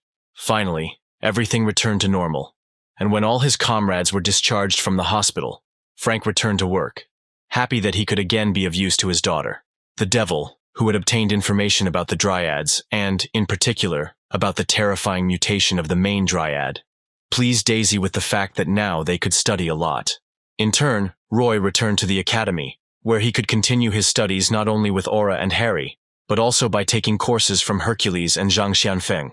And although it seemed that everything had returned to normal, something had changed, because immediately after the meeting, Frank took Eva to the ward and introduced her to the devil, with whom they became friends. Having learned that the old man wanted to take her as his student, the girl was terribly surprised. And then, realizing that this was not a joke, she began to bow vigorously, claiming that she would definitely try. In turn, Roy received 10 million from him for saving the devil, although the guy actually named this price, being sure that the hero would refuse. The man said he was a little sorry he couldn't give him more, but insisted that Roy take what was offered and spend it as he saw fit. Roy had to spend a full 500,000 to return the Azure Dragon sword to the great swordsman, even though the man threatened to kill him in the process. And although the guy initially wanted to simply save his comrade, he managed to simultaneously obtain Gungnir, a whole 9.5 million, and increase the progress of the Hercules course. And when the guy returned to the academy, arguing that due to his almost 50% progress in the course, he was able to withstand Guy's blow, he was met there by a joyful Harry. Approaching him, Roy saw that the guy was training and asked how he could not visit his friend, and Harry noted that he was very worried, but Aura convinced him that everything was fine. And while the master weaponsmith insisted that he was sure that Roy would definitely get out due to his strength, and the spearman chuckled at this, Aura entered inside and greeted them. Smiling happily, the girl said that she was very happy to see Roy, and asked if he had fully recovered, to which the guy replied that his body was completely healed. And when Harry saw Aura, the boy immediately walked up to her and handed her the Dark Star book he had been studying from, and asked her if she could get him one specific thing. Roy had just started training when Aura, after taking a good look at the page from the book, said that she could easily get what she needed, making Harry incredibly happy. Roy was moving around, doing crunches with a ton of weight in his hands, thinking about how the academy was starting to feel like home, and the guy suddenly forgot what rep he was on. After some time, Roy turned on the phone and turned on a lecture by Hercules, who was discussing the fact that sometimes there are students who quickly understand the meaning of strength. And then he added that the student who encountered the situation in which he realized the true essence of divine power was probably very confused by the great progress of the course. The demigod added that there was nothing surprising about this, since the course was created precisely for this purpose, and therefore the percentage jumped due to the fact that the student was able to understand the subject he was studying. And then, interrupting the good atmosphere of the lesson, he furiously added that he really hoped that the students had not started filling their minds with nonsense, as if there was no point in listening to the course anymore. Swinging aggressively with the incredible weight, Hercules exclaimed that the divine power was close to its source, and in order to use it, one must have a vessel that can withstand it. And then, pumping his abs with great speed and zeal, he added that only a body that is honed and trained to the limit can withstand such unbridled power. Showing off his huge muscles, Hercules noted with satisfaction that this was the very reason he had mentioned the importance of muscles in his lecture. The hero said that it was because of this that the real course would only begin now, and Roy realized that he could now use the mighty force, but his body would not be able to withstand it yet. However, perhaps due to the huge progress, Roy finished the tasks much faster, and even had time left, so the guy thought about signing up for a new course. And then he thought about the fact that instead of a lecture, he could buy something that would help him increase or replenish his mana as needed. The boy thought that if he had much more mana, with which he could return Gungnir to himself more often, he could become a walking torpedo bomber. The guy had a lot of money, and he thought about what exactly he should buy, because the Transcendence shop had a lot of different items that replenish mana. And then he chuckled and, opening his phone again, thought that it would still be much better for him to buy a new lecture to increase his strength level, rather than something else. Moreover, Roy understood perfectly well that without the required level of strength, he would never be able to absorb all the energy of the elixir used to increase the volume of mana. He also thought that Merlin's course, while useful, was more about understanding mana than generating it, so he wrote to the mentor to ask about the mana generation class.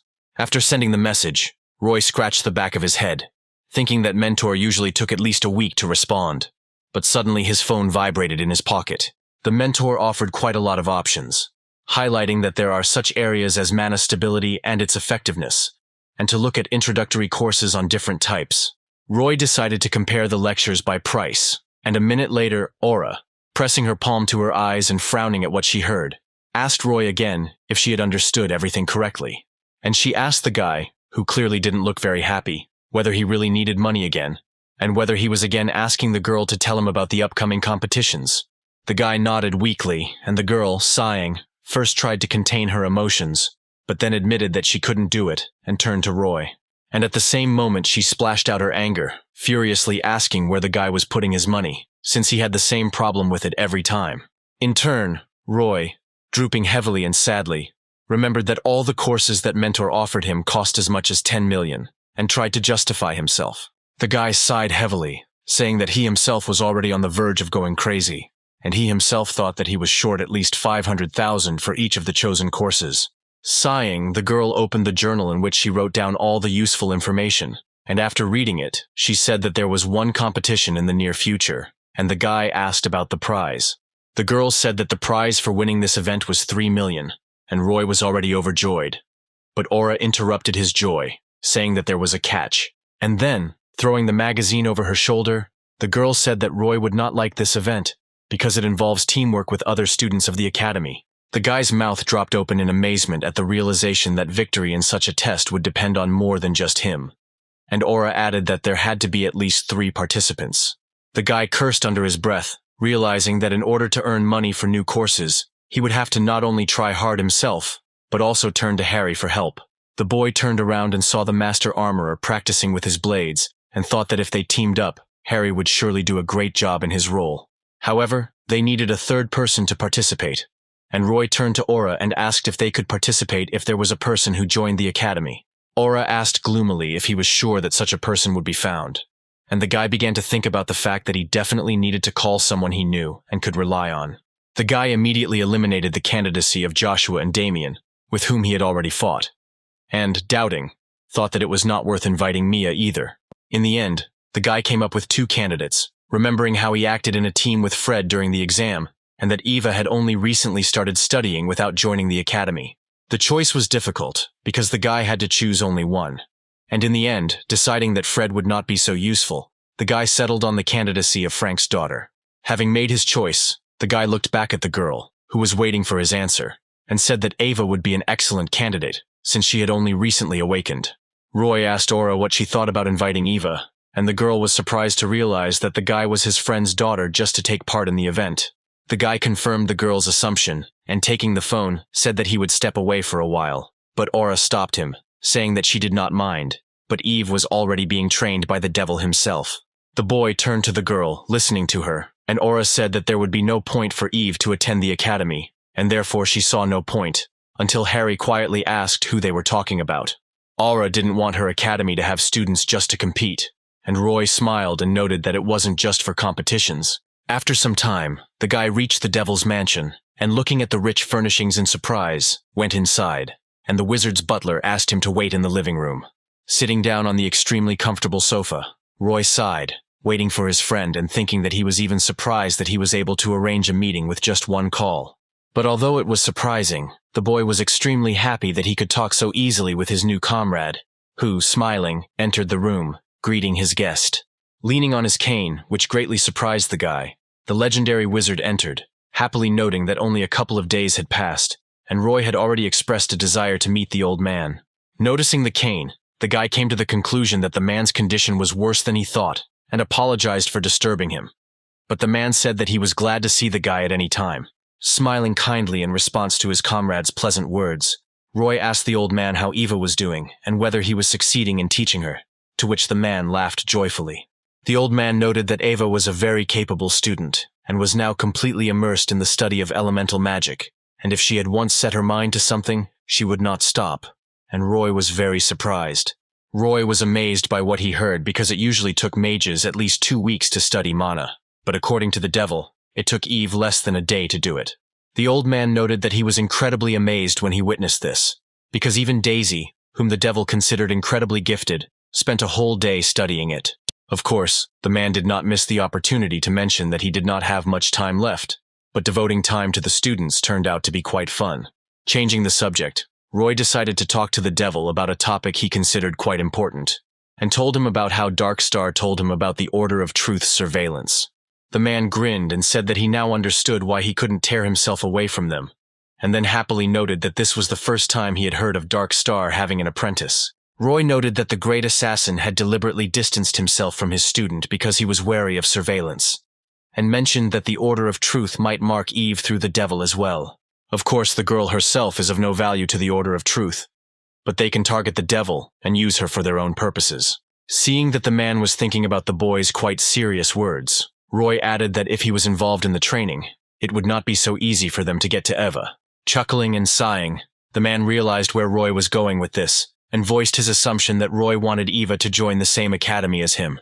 Roy added that, of course, this would shorten their training time, but the devil should think about his and Eve's safety, and the man really thought about it. At the same time, the guy thought that Eva was Frank's daughter, and for the guy she was like a younger sister, and therefore he wanted to propose it in any case, and without competition. Stroking his beard, the old man noted that since Dark Star had come to such a decision, the magician should not have made hasty decisions, just because there was no time left. Roy smiled when he realized that the old man was thinking exactly in the direction he was heading, and asked the magician, clarifying whether this meant that he agreed. Sighing, the man looked back up at Roy, and, even though he knew it would be harder for him to train Eva if she was at the academy, he still said he agreed. As he was getting ready to get up, the man said that he was, of course, a little sorry to do this, but he should not hold Eva back, at least for her own sake. And after some time, together with Eva, Roy already reached the academy, reasoning that, if you think about it, accumulating experience and practice is also one of the effective ways of training. Holding an unusual staff in her hand, Eva greeted them timidly but happily, and Aura greeted them back, happy to see her friend, and Harry, realizing who Eva was, added that he was glad to meet them. Inspired by his new acquaintance, Harry introduced himself, and then, taking a step towards the girl, noted that he had heard that she was a disciple of the devil himself. The guy smiled happily, realizing that he was not the only one who was a student of the famous hero, and tried to say that he was a student of the Dark Star, but he was immediately shut up. Roy jumped up excitedly, covered the boy's mouth with his hand, and aggressively reminded him that he had already warned him 1,000 times that he should not tell anyone about this, except him.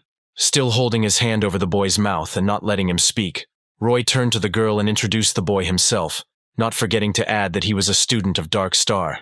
As they entered the building, Roy introduced Eva herself, who, holding her staff in her hands, expressed with her eyes her readiness to work with all her might. And then the guy added that Harry shouldn't dare make advances towards her, and Eva, terribly embarrassed, hit the guy on the back with her palm, demanding that he not treat her like a child. Roy then turned to Aura and reminded her that they had talked about the team competition this morning and, pointing to Harry and Eva in turn, said that they were ready. Harry threw his hands up in joy, noting that this would be fun, while Eva nervously noted that she wasn't sure she could handle it, and Roy assured her that everything would be fine. Roy also added that they still had time to train, and she had him with Harry, and the killer's apprentice chimed in, noting that Roy was a real monster. Harry, giving the girl a friendly nudge in the side with his elbow, said that they might not even be needed, and Eva was surprised to realize that her adopted brother was a real strongman. Finally, Aura joined the conversation, and seeing that the students had a fairly friendly atmosphere in the team, noted that if they wanted to participate, they needed to come up with a name. Roy thought about it and looked at his teammates, asking them if they had any ideas, and Harry and Eva looked at each other, thinking about what name to choose for the team. And then, having stopped thinking, both students looked at Roy at the same time as Aura, which greatly surprised him and made him ask why they were even looking at him. Harry smiled sarcastically, and raising his fist, said that it would be better if Roy came up with a name, since he was their captain, and Eva nodded in agreement, also asking Roy to come up with one himself. At first, Harry was about to protest, because he didn't understand why he had to be captain, but Aura interrupted him and asked him to just do it, because he was the one who brought them all together. And while everyone was staring at Roy, waiting for an answer from him, the guy, getting excited, began to thinking at the same time that he was only thinking about the competition itself, and not even thinking about the name. And then, remembering what their academy was called, he chuckled and suggested that the guys call themselves the Dream Team, and all three looked at him in amazement. And then, having felt the name properly, all three agreed. And Harry, always smiling happily, said that this is what they would call themselves, and even noted that the name had meaning. In turn, Aura voiced that the team in this case would be called the Dream Academy Dream Team, and Roy even doubted it when he heard how it sounded. But then the girl noted that the name was great and praised Roy for his quick thinking, which made the guy smile, realizing that he hadn't ruined the moment. And that is how the Dream Team was formed from the future transcendent, the disciple of the Dark Star and the disciple of the Devil, whose name, looking to the future, will thunder throughout the world. Raid battles are competitions held by a private organization with the support of major guilds in order to recruit the most talented students into their ranks. Of course, there are professional hunters who operate alone, but most hunters gather in guilds, and therefore team skills are evaluated in competitions. The hidden purpose of the competition was to calculate the hunter's potential in order to lure him to their side in advance, even during training. In this way, students received prospects and the opportunity to get a job immediately after completing their studies, and the guilds received a good hunter to join their ranks. At first, the guilds proposed this idea to the state and associations, but private organizations, smelling money, entered into cooperation agreements with the guilds. One of the first to arrive at the competition venue, surprising the other participants with its powerful lineup, was the team from Gaon, and the students immediately recognized a young man named Troy. Troy was a fairly strong and famous student of the Gaon Academy, and along with him were also Dan and Jean, who, along with Troy, were among the top 5 students of the academy. People looked at the participants passing by and were amazed at their strong lineup, not forgetting to think that Hunter Mill and Eel would surely send equally strong lines. One of the men suggested that Hunter Mile might send Camilla, considered the most talented professional hunter in history, to the competition. The speaker's comrade suggested that Camilla was rumored to be a student of one of the 5 legendary heroes, but his friend asked him not to talk nonsense. And while they were discussing how great heroes wouldn't take someone from the academies as a student, the Dream Team walked past them, and Harry grumbled that their captain wasn't being discussed for some reason. Having first heard the other participants discussing famous students, Roy noticed Harry's grumbling and noted with displeasure that he was completely unknown. After some time, the competition finally began, and the first participants began the first stage, the goal of which was to destroy the level 7 monster as quickly as possible. At this competition, the monster Arachne was chosen for the first stage, and after a while, one of the spectators named Stan looked at the results with displeasure. The man slapped his forehead and asked why so many teams had failed in the first stage, while his comrade noted that new developments had been introduced into the dungeons this time. Stan asked what his friend meant, and he replied that Daisy had recently studied the appearance of mutations in the dungeons, and they had been introduced into the competition, which is why the students were failing. Looking at the results again, the man sat back tensely in his chair, realizing that he was in trouble since his guild leader had asked him to recruit more newcomers. Stan was waiting impatiently for at least one team to clear the dungeon, and the screen showed that the team from Gaon had successfully cleared it, and the man opened the statistics.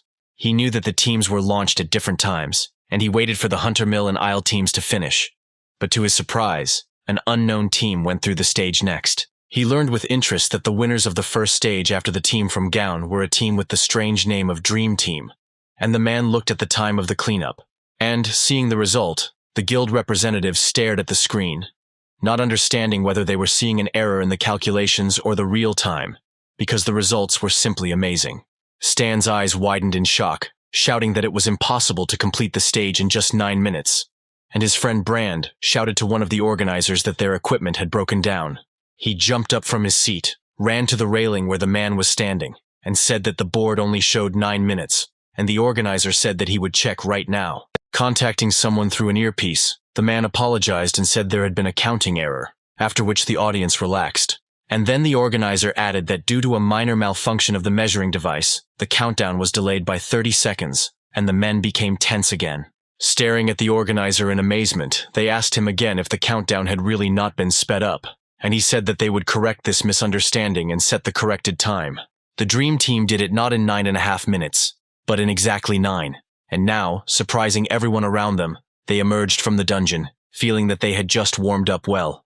A few minutes ago, Roy, along with Harry and Eva, were fighting against a monster called Arachne, which was a great danger to most of the students. However, Roy, seeing one of the huge spiders running towards him, uttering a terrible cry of rage, with one light wave of his hand cut it in 2 halves. Slightly disappointedly noted that Professor Arachne from the Academy of Transcendence, who teaches weaving, would be horrified to learn that such a creature was named after her. Thinking that it would be best to save Gungnir for later, Roy turned and noticed two more spiders approaching him across the ceiling. Stretching their abdomens towards him, the spiders threw clumps of web at him, which caused huge problems for the other participants.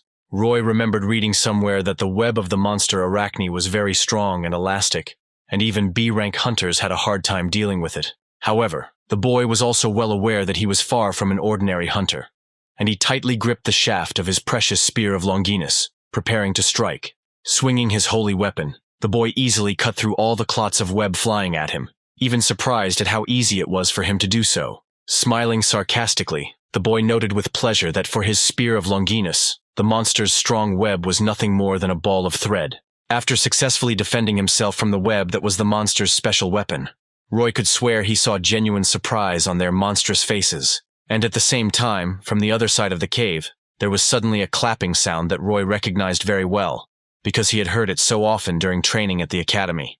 Roy tried to keep an eye on the battle, but even with all his skills and enhanced senses, he couldn't keep track of the monsters dying under his comrades' attacks. After all, Harry, successfully applying the skills he had acquired during his training in the Dark Star techniques, spent no more than a second to finish off several monsters at once in one dash, and only Ava, tightly clutching her staff in her hand, did not fight the monsters, but watched with incredible surprise in her eyes as her friends fought. She kept her eyes on them, amazed to see that they were both simply incredible, and the girl sincerely doubted that they needed her at all. She saw how Harry fought with such enthusiasm and a smile, and how Roy thought about his own during the fight, and she was amazed that they fought such strong monsters without any effort at all. Stretching her arms forward and closing her eyes, the girl thought that not only could she not, but she simply had no right to stand aside, and therefore had to fight with them. The girl understood that during their training with the devil and at the Dream Academy, she had only learned a couple of spells, but she still charged her staff with mana, which caused it to glow. For a few seconds, while her allies fought the monsters without straining themselves, the girl concentrated on one of her spells, and then opened her eyes, realizing that she was ready. She absorbed the mana that filled her staff and poured it into the ground, causing the magic to take the form of terrifying tentacles that pierced the stone and rushed towards the monsters. Roy and Harry even stopped, looking in amazement as the tentacles moved throughout the cave, capturing monsters and tearing them apart. Roy smiled proudly at the girl, making it clear that he was confident that she would show the highest class, and Harry looked in amazement at the monsters being torn apart by tentacles. After this powerful magical technique, the test was completed, and the team, having emerged from the dungeon, cheerfully discussed what had happened, encouraging and praising each other. Harry cheerfully noted that he was amazed by the captain's strength every time, and Roy even became embarrassed when the assassin student added that he seemed to become a different person with each fight. Embarrassed by the praise, Roy decided to change the subject and asked Harry where all his arsenal had gone. And Harry, relaxing and stretching his back, said that he had thrown it all away.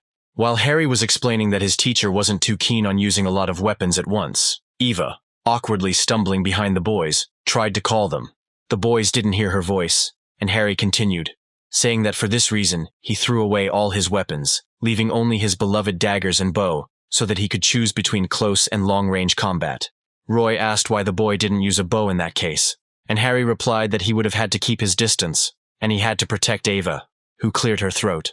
She was obviously very nervous, because this was her first real fight, and so, clearing her throat, the girl again timidly turned to the guys, who finally heard her and turned around. She noticed that the guys were apparently too busy chatting, and therefore did not notice at all that the other participants around them were staring at them, which embarrassed her.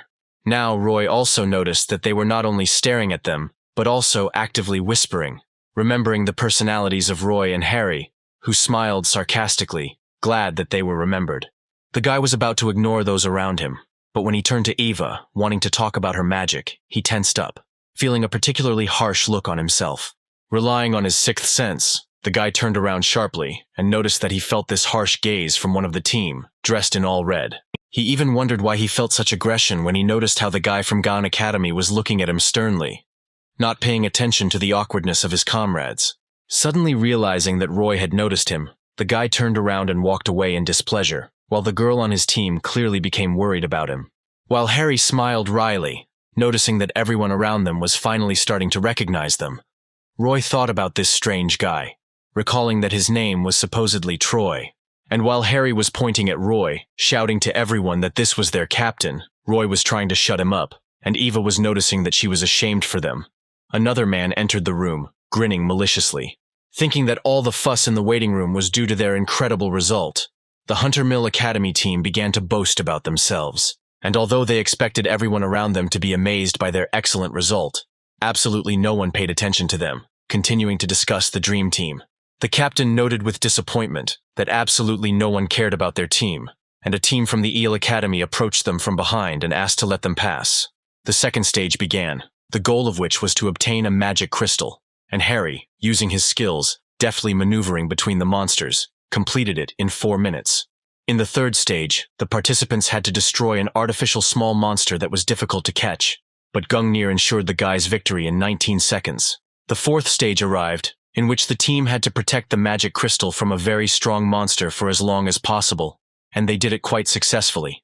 Eva provided protection with a magical barrier, and Harry fought back with arrows, but they soon ran out, and the boy immediately warned Roy about this. He told the captain that he would cover Eva and her barrier, and Roy could rush at the monster and chop its huge branches into dust, which Roy immediately rushed to do.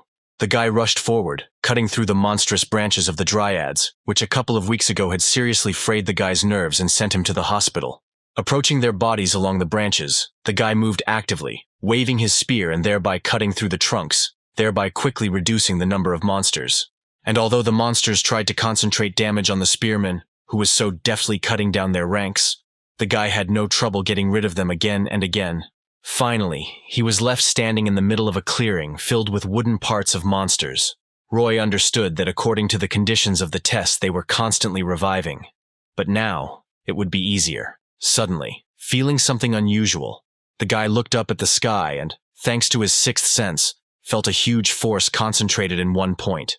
Roy couldn't see the source of this power, but he clearly understood where it was, thinking about how he could clearly feel the enormous concentration of mana from this source.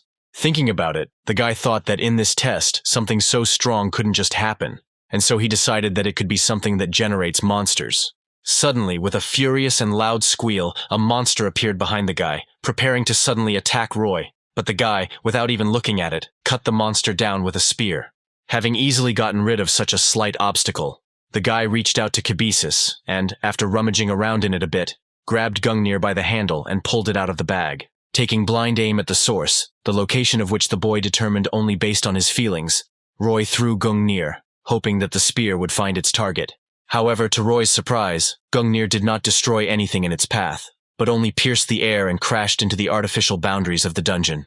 Roy looked in amazement as Gungnir, which had never failed Roy before, failed to do anything this time, and the boy even doubted his feelings. He thought that it just seemed to him that there was something there. And at that moment, huge branches rushed towards the guy, intending to finish him off as quickly as possible. Having reacted to this attack, the guy was still thinking that he could not have been mistaken, because the premonition he received thanks to Chiron's course never deceived him. Roy suddenly turned his attention to the spear of Longinus he held in his hand, and thought about how, unlike Gungnir, Roy had not been able to fully study the weapon's effects. The guy thought that the characteristics and properties of his main weapon were probably in no way inferior to Gungnir, and, smiling slyly, decided to act differently. The branch behind him moved at incredible speed, but even so, it failed to reach the boy and hit the ground as he rushed forward. Jumping into the air and guided only by his own feelings, the guy swung, intending to hit where he felt the source of a large amount of mana. The guy understood that this might not end well, and perhaps even sadly, but he smiled and noted that a small risk would never hurt anything. At the same time, in another dungeon, the team from Gaon Academy was working hard to complete the same task, trying to protect the crystal from the monsters. Wielding his sword with stunning skill, Troy, without taking his eyes off the fight, shouted at Dan to hold the center, and the boy, armed with a shield, replied that the boy should not worry. They held out well, and the strong shield-bearer exclaimed that they were doing well, and therefore they must hold out even longer, while they had strength. When they emerged from the dungeon with a result of 45 minutes, Troy looked dissatisfied, in contrast to the joyful Dan and Jean, who hoped that she had not made any mistakes. The swordsman looked stern, although in his head he was thinking that they had done better than Hunter Mile and Ale, and Jean whispered in Dan's ear, claiming that Troy was probably happy too. As they entered the waiting room, they passed by the Dream Team, and Jana noticed them. noticing that they were strangely tense and whispering about something. The girl happily noted that the dream team had entered at the same time as them, which meant they probably lost, although it was worth checking the time, and Troy thought that they were just lucky. The guy decided not to even check the time, being sure that they had definitely won. But Dan and Jana exclaimed in surprise, asking what had happened to the records. The guy didn't understand what they meant, because the opponent's time was probably less than theirs. But looking at the screen, the guy was dumbfounded, not understanding how this could happen. At the same time, a tense silence hung in the arena, where a whole crowd of spectators had gathered, periodically interrupted by whispers of incomprehension. The guild representatives looked at the screen in amazement, saying that the magic core in the dungeon existed as ethereal matter, and therefore should be inaccessible. However, the result spoke for itself, because due to Roy's prank, although the dream team passed the test successfully, the results of the test turned out to be impossible to measure. Stan even leaned on the handrail, realizing that his thoughts were getting confused, because after the practice exam, the students had simply progressed incredibly. The man thought that when, after the main exam, they entered the world of professional hunters, not even a year would pass before these guys would make a huge splash. And while he was thinking that he simply had to recruit them into his guild, representatives from the others were already calling their leaders, asking how much they could offer. At the same time, Roy, standing in front of his comrades in bewilderment and holding the spear of Longinus in his hand, was thinking about what had happened a few minutes ago. Of course, when Roy acquired the spear, several completely different situations happened to him, based on which the guy concluded that his spear ignored mana. But then he remembered how he killed the giant dryad, and thought that Gungnir probably had the same effect. But for some reason, it didn't affect the dungeon core. The guy, of course, assumed that there was probably a difference in levels between his two copies, but he didn't think that it would be so significant when he attacked the core. Gungnir, which the boy thought should easily pierce him, flew past, but the spear of Longinus cut through it like a knife through butter. And now, frowning, the guy was thinking about how he could figure out the difference in the indicators of his two copies, while simultaneously thinking about how his prank would affect their results. And while the guy, not paying attention to anyone around him, was thinking about his own, Harry noted that he thought that Roy had simply killed all the dryads, and even noted that she didn't think that Roy was so strong. She said that, of course, she was sure that they really had a lot of power, but she didn't think that they would be able to destroy an entire dungeon. But suddenly someone approached them. The boys turned around at the sound of the man asking Roy what kind of trick he had used, and saw Troy standing in front of them, his fists clenched aggressively. The boy looked at the spearman with obvious indignation in his eyes, while his teammates, shocked by the captain's antics, tried to figure out what to do. Roy noticed that Troy's teammates looked confused, which meant that the guy's question was his own impulse, and asked what the guy meant. By aggressively suggesting that the guy should stop dodging and just answer the question, Troy made it clear that he thought the guy had cheated. Realizing this, Harry became so angry that he clenched his fists and jaw, taking a step forward and forcing Roy to put his hand on his shoulder, asking Troy if he understood the accusation correctly.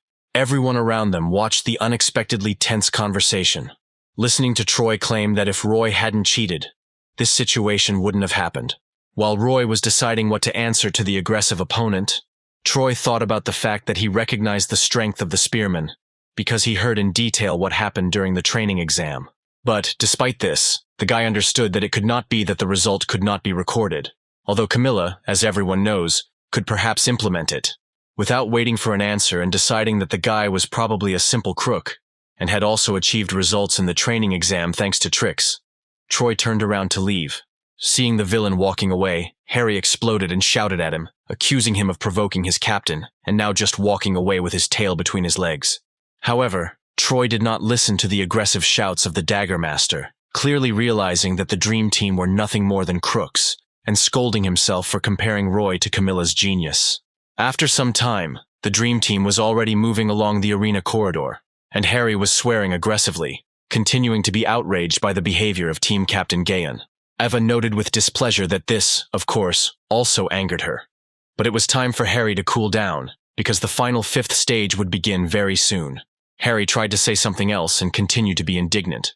But Eva, noticing this, gave him a slap on the back of the head, after which the guy fell silent, and the girl turned to Roy with a question. She asked if it was possible that their victory was already determined, and Roy thought about it, since they had won the previous trials. But his thoughts were interrupted by a voice. The guy thought that the victory had come too easily for them. But when he heard a voice, he turned around and saw some strange man who, worried, approached them. The team captain asked what had suddenly happened, and the man, stumbling and wondering how to approach the conversation, tried to start by coming closer. And when he came up, he said that their team had received an unusual proposal, and all the team members looked at each other in bewilderment, not understanding what the man meant. Roy asked what the proposal was that they wanted to make, and the entire team looked at the man, who raised his hands and began to speak. But before he made his offer, he said that if they accepted it, they would get the entire $6.5 million that made up the entire prize pool, which greatly surprised the team. The man asked if the participants knew that a 9-level monster would appear in the final stage, and Roy, pushing his comrades away as they leaned forward, replied that they knew. The man continued, noting that usually the student's strength is not enough to catch the monster, and therefore the participant's goal is simply to show ingenuity in attacking it. Harry and Eva listened with curiosity, as the man said that the overall performance of the battle was used to assess how well the team had done. The man added that of course the highest score is given to the team that eliminates the boss, but the competition is held rarely, and in all the time, no one has been able to do this. Roy asked if, in that case, the condition of the offer was unconditional victory over the monster, and the man nodded, confirming his assumption. He noted that the offer also has a risk factor, because if they accept it, then in case of failure, I will be forced to completely refuse the award. Roy asked what would happen if they refused, and the man replied that in that case they would not suffer any losses and would only receive the first-place prize, since it was just an offer. The man shrugged and added that the offer had not actually come from the organizers, and Roy thought that the 3 main academies had been involved. The boy remembered his recent conversation with Troy from Gaon, and thought that the academies allowed the assumption that their team might play unfairly. With this proposal, they were probably planning to destroy the Dream Team and return the honor of the academies, and the boy, realizing this, turned to his comrades. Realizing that the guy wanted to know their opinion, Harry shrugged, suggesting that Roy decide for himself, and Eva supported the Dagger Master, because she believed that she had done nothing. The man, in turn, was a representative of the organizers, and therefore noted that they really hoped that the Dream Team would accept this interesting offer. He added that there was no denying the fact that the final stage of the competition was, unfortunately, no longer tense, and Roy realized that the organizers were probably under pressure from sponsors. Roy frowned and began to think. If they succeeded, they would get $6.5 billion. But if they failed, they would lose even the guaranteed 3. After thinking for a while, Roy came up with an interesting idea, and turning his head to the man, asked if he could make a counteroffer. And the man, amazed, asked what it would be. Surprising even his comrades with his words, Roy thoughtfully extended his hand towards the man and said that they would agree if the organizers brought the fund up to $10 million. When he voiced his thought, the guy grinned maliciously, and the friends, realizing how impudent this proposal was, stared at their captain in amazement. The man was also surprised, asking if the guy was really asking for $10 million, but Roy replied that they had no reason to accept the offer, taking such big risks. He sarcastically noted that they already had $3 million in their pockets, and he continued to reflect, noting that he was now in dire need of $500,000. If they accept the offer, they will only receive $2 million each, but if the prize money suddenly increases to $10 million, then that will be a different story. After all, having received so much money, the guy will be able to pay for both the mana course and the elixirs, and only such a prize will be valuable enough to go to Rice. Reaching his hand out towards the man like a demon offering a deal, Roy asked sarcastically if they would agree, and the man looked at the boy fearfully. At the same time, the guild representatives stepped away from the stands during the break, and heard the organizers discussing that the Dream Team had made a counter-proposal. Stan turned, listening to one of the organizers say that she thought they would back out because they didn't need to take such a risk. Her colleague remarked that this spoke volumes about their self-confidence, and Brand came over and said that everyone was talking about the Dream Team. He asked his friend if he thought the Dream Team would make it to the final stage, and Stan confidently said he was betting that they could. His colleague added that he heard somewhere that this time the organizers will recreate Revenant, who feels no pain and dies only after you kill him twice. Stan noted that the monster was not really difficult, and the bald comrade called his colleague a madman because it was a level 9 monster. Meanwhile, the test had already begun, and the guild representative looked at the screen, saying that they could only watch and wait for the results. At the same time, Harry asked the captain why he asked for so much money as a reward, and Eva noted that the guy had always been eager for money, but not to this extent. Frowning and calling his friends bastards, The guy turned around and noted with displeasure that this was the last stage, and he had 10 million at stake, and therefore they had better try. The boys happily supported Roy's mood, and then went further, reaching a strange place whose aura, saturated with the feeling of death, was incredibly dense and frightening. Roy was sure that a very dangerous monster was waiting for them. However, when he looked in front of him, he was extremely surprised, feeling that something was wrong. A strange silhouette came out to meet the team, dressed in a green cape and seemingly disembodied and literally woven from fog. Realizing who exactly they would be fighting against at this stage of the competition, Roy's eyes widened in shock, not believing that the organizers had decided to use this particular monster. And the monster's reaction to the surprise of those who were supposed to kill him was truly terrifying, because the monster grinned cruelly, believing that he would kill his enemies without much effort. Even the audience, who had been absolutely certain that Revenant would appear before the Dream Team, stared at the screen in shock, realizing that their enemy was the Draugr himself. People simply did not believe that the organizers had put up a Draugr, because this monster was at least level 10 in strength, which meant that they were going to kill the entire team. But what most outraged the guild representatives was the fact that Draugr was a mental-type monster, and the creation of such is strictly prohibited. Stan, realizing how terrible it was to have such a monster in the test, jumped over the fence, wanting to do something. While he was running towards the organizers, he thought that creating a 10-level monster was not such a big problem, since the students would not be in danger of dying from the damage inflicted by such a monster. However, there was only one type of damage that could kill a student when recreating a monster, and that type was mental, since all such damage was taken by the brain. A normal attack might have been a sham, but only mental damage is perceived as real by a person, and therefore the Dream Team was now in terrible and real danger. This type of damage was banned when it killed students, and now, having met a level 10 monster, Harry grabbed his head, feeling terrible mental pain. Tears ran down Eva's cheeks as she screamed for her father not to die, and the visions caused such intense pain that it was simply unbearable. And only Roy, barely holding on, retained at least some sobriety of mind, although everyone who followed the progress of the competition was sure that a terrible death awaited the Dream Team. At the same time, Stan burst into the command room and shouted, demanding that the panicking organizers get the participants out of the dungeon right now. One of the workers, stumbling with excitement, said that they were overloaded and could not be reached, and Stan demanded that the magic core be destroyed, or the magic supply cut off. The young organizer babbled that in that case the costs of recreating the monster would be wasted, but Stan clenched his fists in rage. In the terrifying rage that filled Stan's mind, he screamed at the men, calling them psychos, and demanding that they save the participants from certain death right now. Horrified by the other man's rage, the organizers immediately rushed to the main console, intending to carry out the order of the man, who suddenly grabbed his head and cursed. And while he was watching the men's actions, trying to somehow cope with his panic, he asked out loud what Daisy had studied that such a monster had appeared. The man looked out the glass of the command center, looking at the screen and praying that the participants were still alive. But at the same moment he froze in shock. The men who had been following Stan's command up until then looked up from their work and also looked at the screen, their eyes wide in shock and frozen in place. At the same time, all the viewers, including even the team from Gawon, could not take their eyes off the screen, because what was happening on it simply could not be explained logically. Even the Draugr, his eyes wide, stared at his opponent, trying to comprehend how what he was just witnessing could have happened.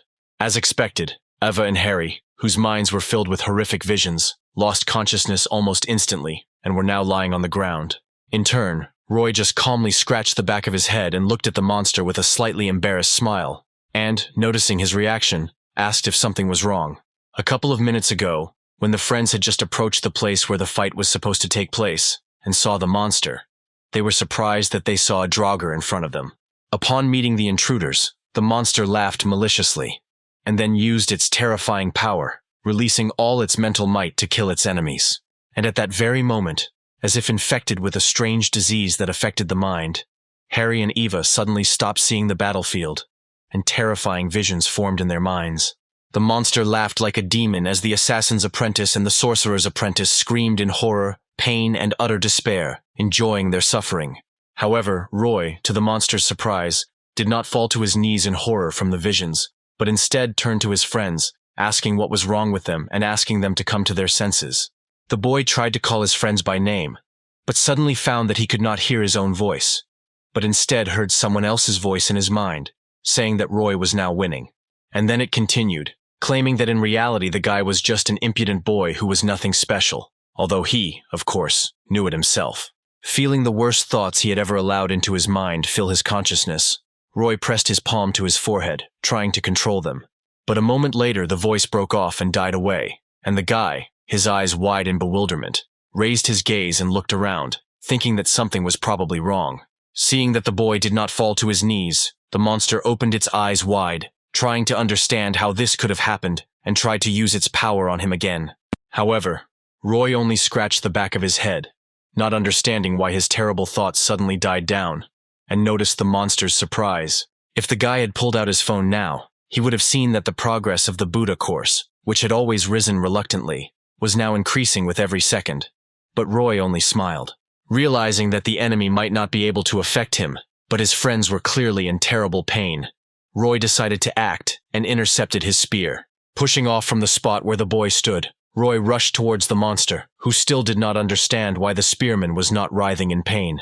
Seeing the enemy rushing towards him, the Draugr cried out in despair and used his power again, putting much more of his magic into it. The frightening voice returned to the boy's mind again, saying that without the Transcendent Academy, the boy was nothing and was just an empty shell. Feeling a terrible pain in his mind, Roy realized that he was hearing the voice not of the Draugr, but of his own fears and doubts, born in his subconscious. The guy felt the darkness permeating his consciousness, but then his voice was replaced by another, calmer one, the owner of which hoped that the guy was not limiting his consciousness.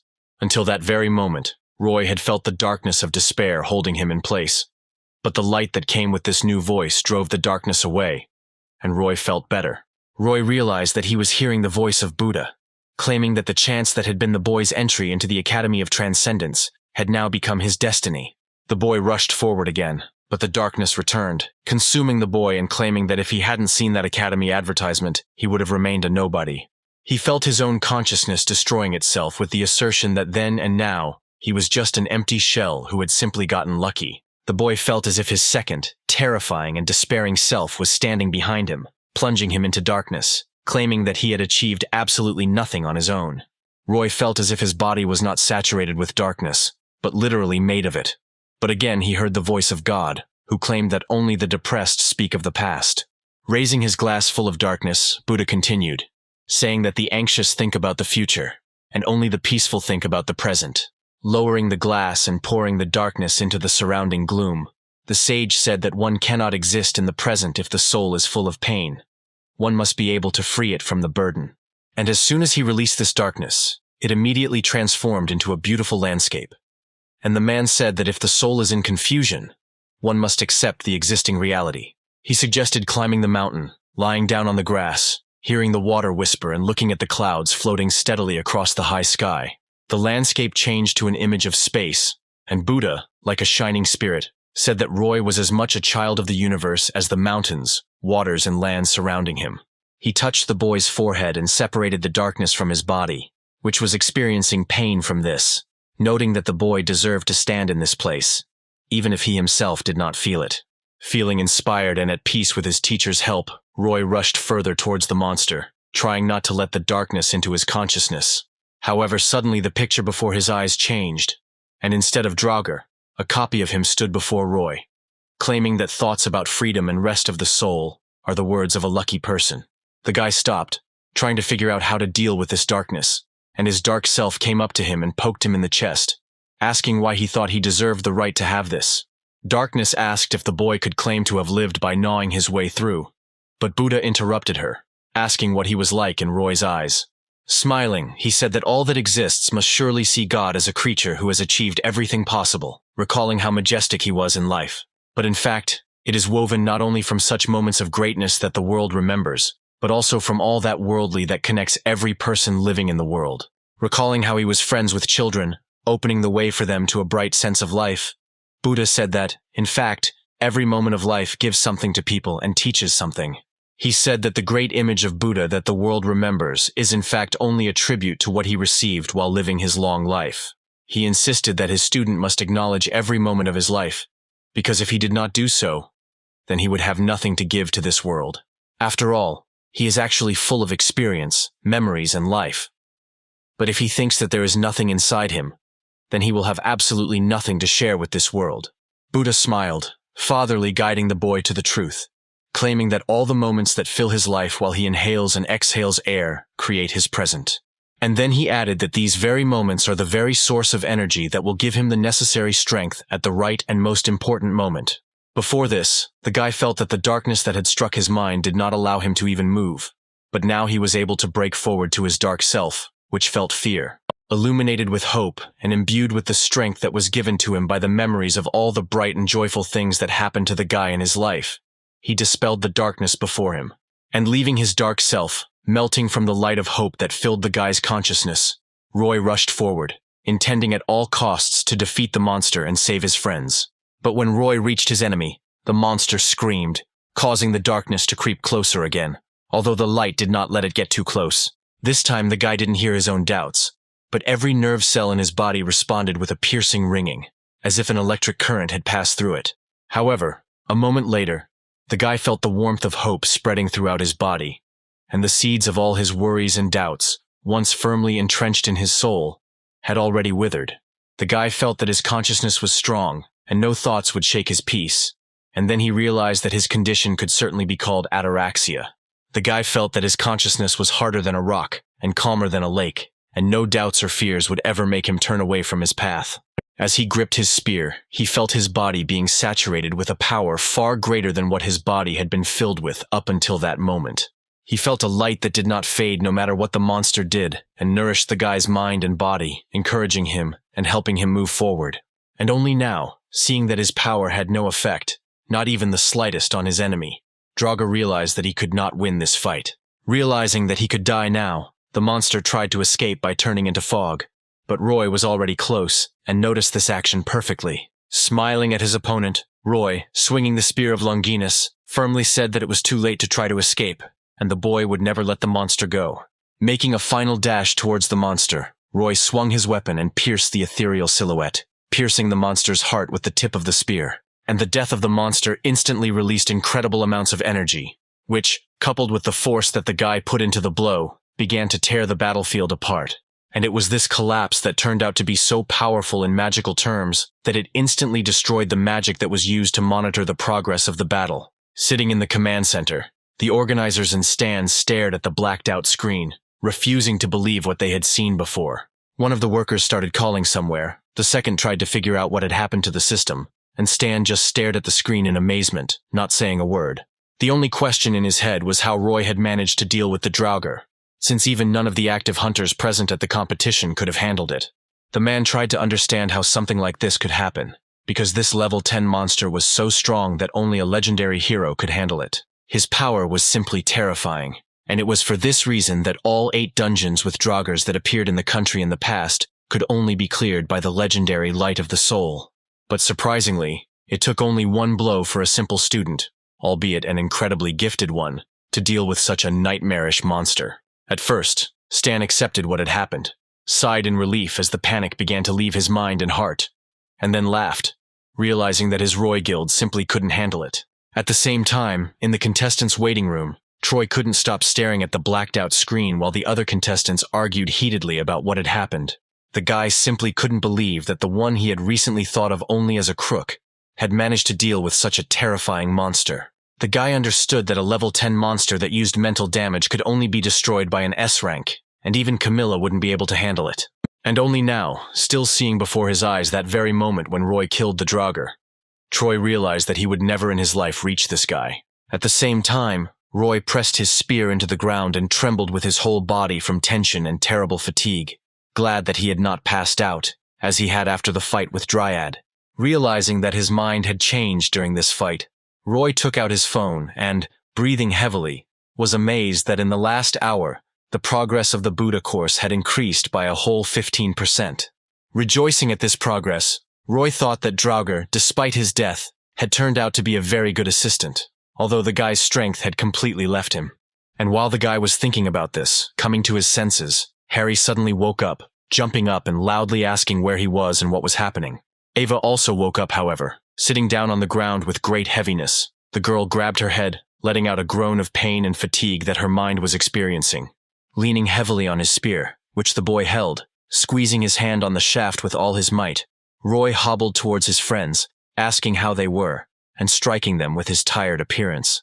At first they simply asked if he was all right, but then, looking around, they cried out, asking if he meant to say that he had defeated the Draugr single-handedly. Roy smiled at his friends and asked them to help him get out of the dungeon first, and they immediately grabbed him by the arms, helping him get to the portal leading to the exit. As soon as they got out, Roy, whose adrenaline was starting to wear off and whose head was splitting with pain, heard someone shout, announcing that their team had made it out. And at that very moment, the Dream Team found itself surrounded by a whole crowd of guild representatives, all vying with each other to invite Roy to their ranks. Some shouted that they would cover all the expenses for his next raids, while others even begged him to become their leader. And Roy and his friends recoiled from such pressure. People were pushing and interrupting each other as they made their way to the Dream Team, asking them to at least take a business card, when suddenly a man appeared behind them and started shouting at the people. He demanded that all the guild representatives step away from the students who had just experienced a terrible mental attack and allow them to receive medical attention. The organizers' representatives began to hold back the audience's impulse, while a frightened Eva, a puzzled Harry, and an indignant Roy moved after one of the organizers. They were brought to a restroom where they could catch their breath and get the help they needed, and after a while, Aura burst into the room, her face reflecting panic.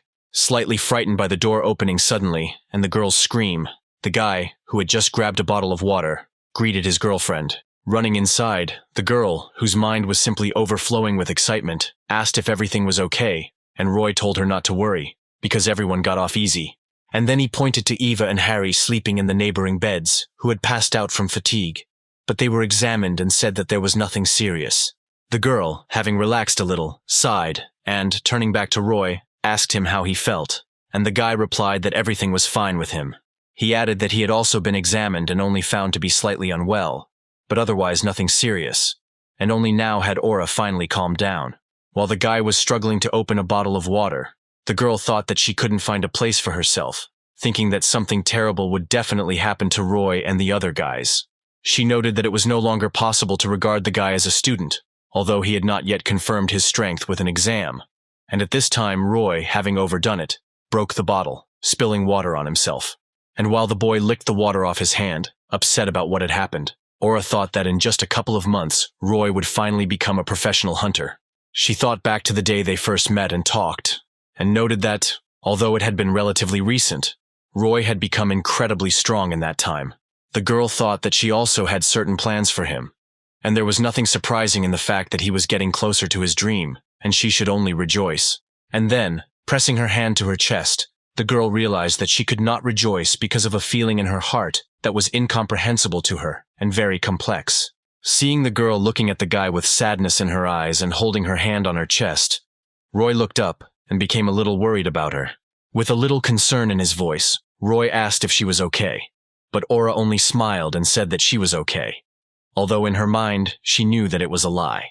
And while Roy was trying to figure out what was going on and why Aura was upset, there was a knock behind him, and the guy turned his attention to the front door. And when it opened, a man entered, asking for forgiveness for interrupting the conversation. And Roy, like Aura, was extremely surprised to see him.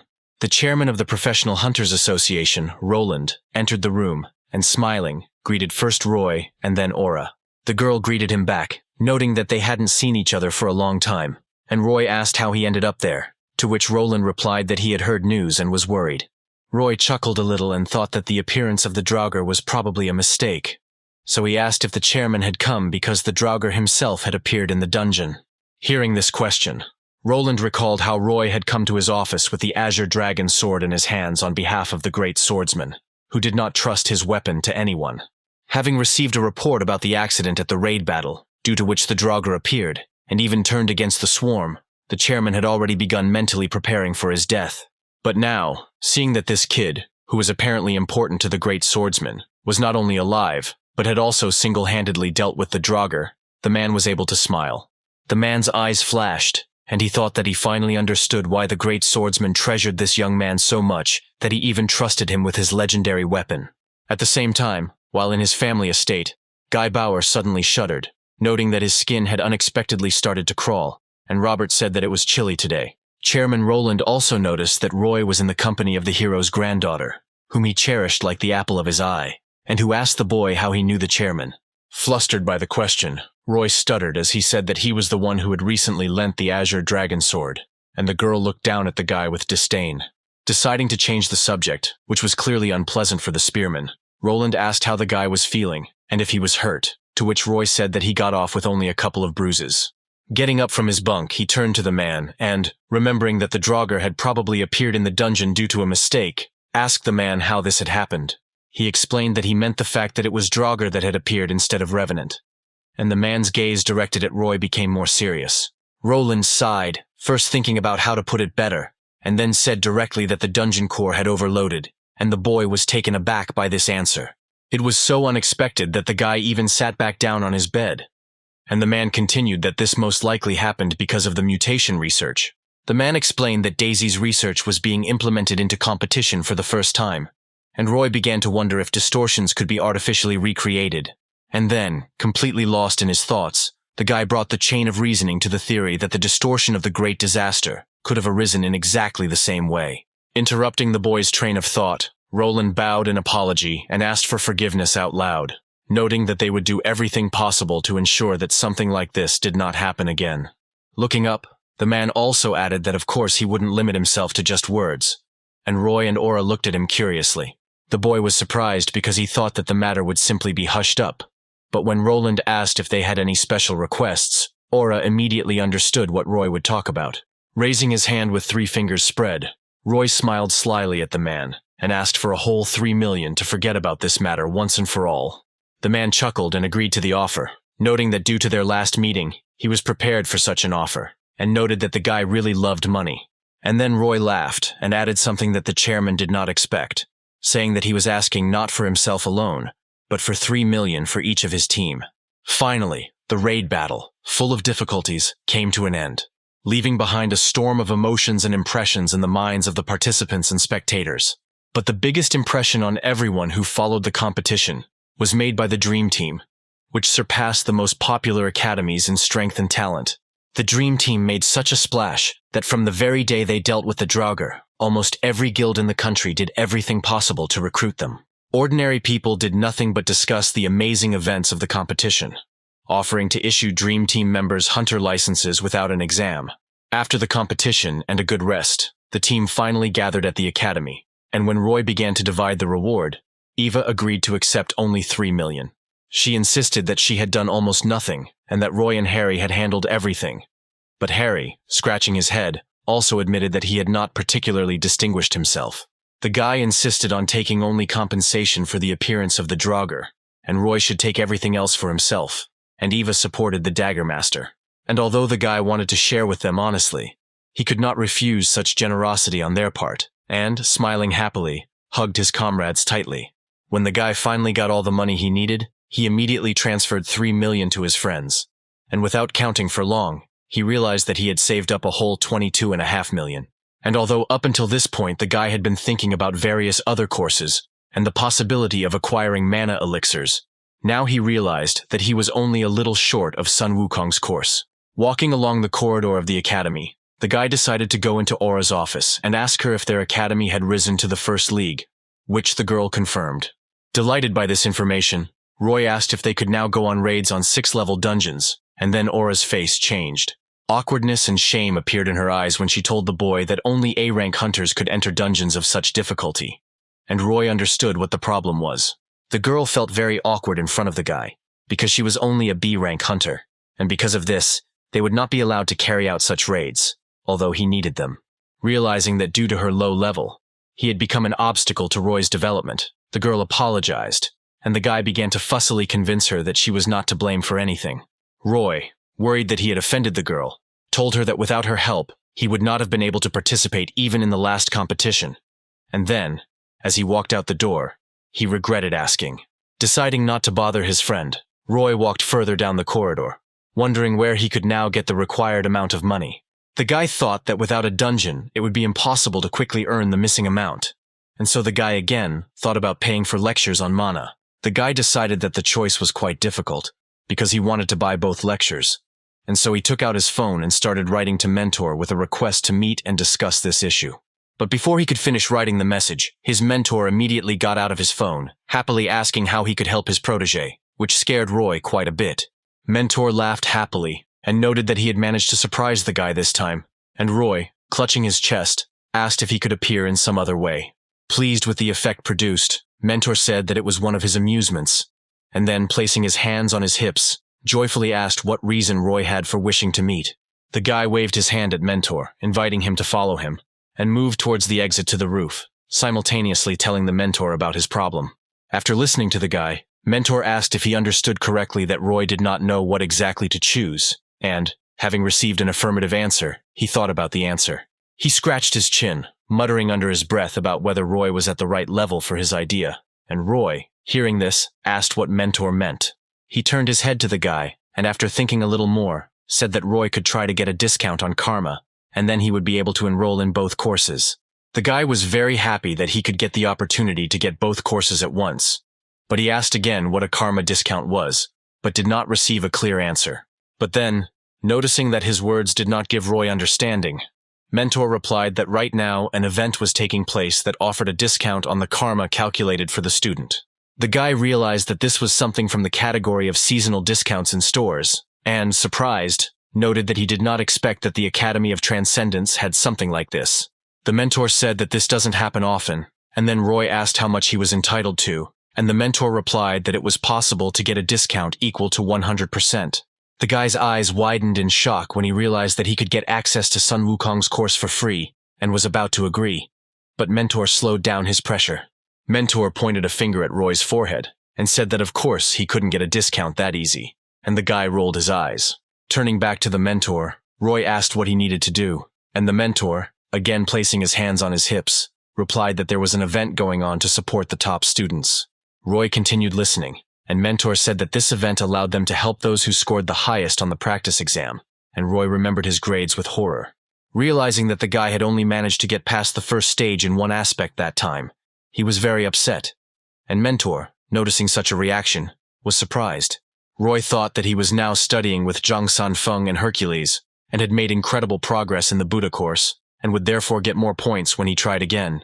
But the guy got even more upset when he realized that he was nowhere near the title of excellent student, and Mentor corrected himself, saying that he had expressed himself a little incorrectly. Smiling and drawing the boy's attention to himself, the Mentor said that he was talking more about those students who showed a growth trend, and Roy felt hope. The Mentor explained that the discount percentage was literally equal to the percentage of improvement in the practice exam grades, meaning Roy only needed to get 60 points for the full discount.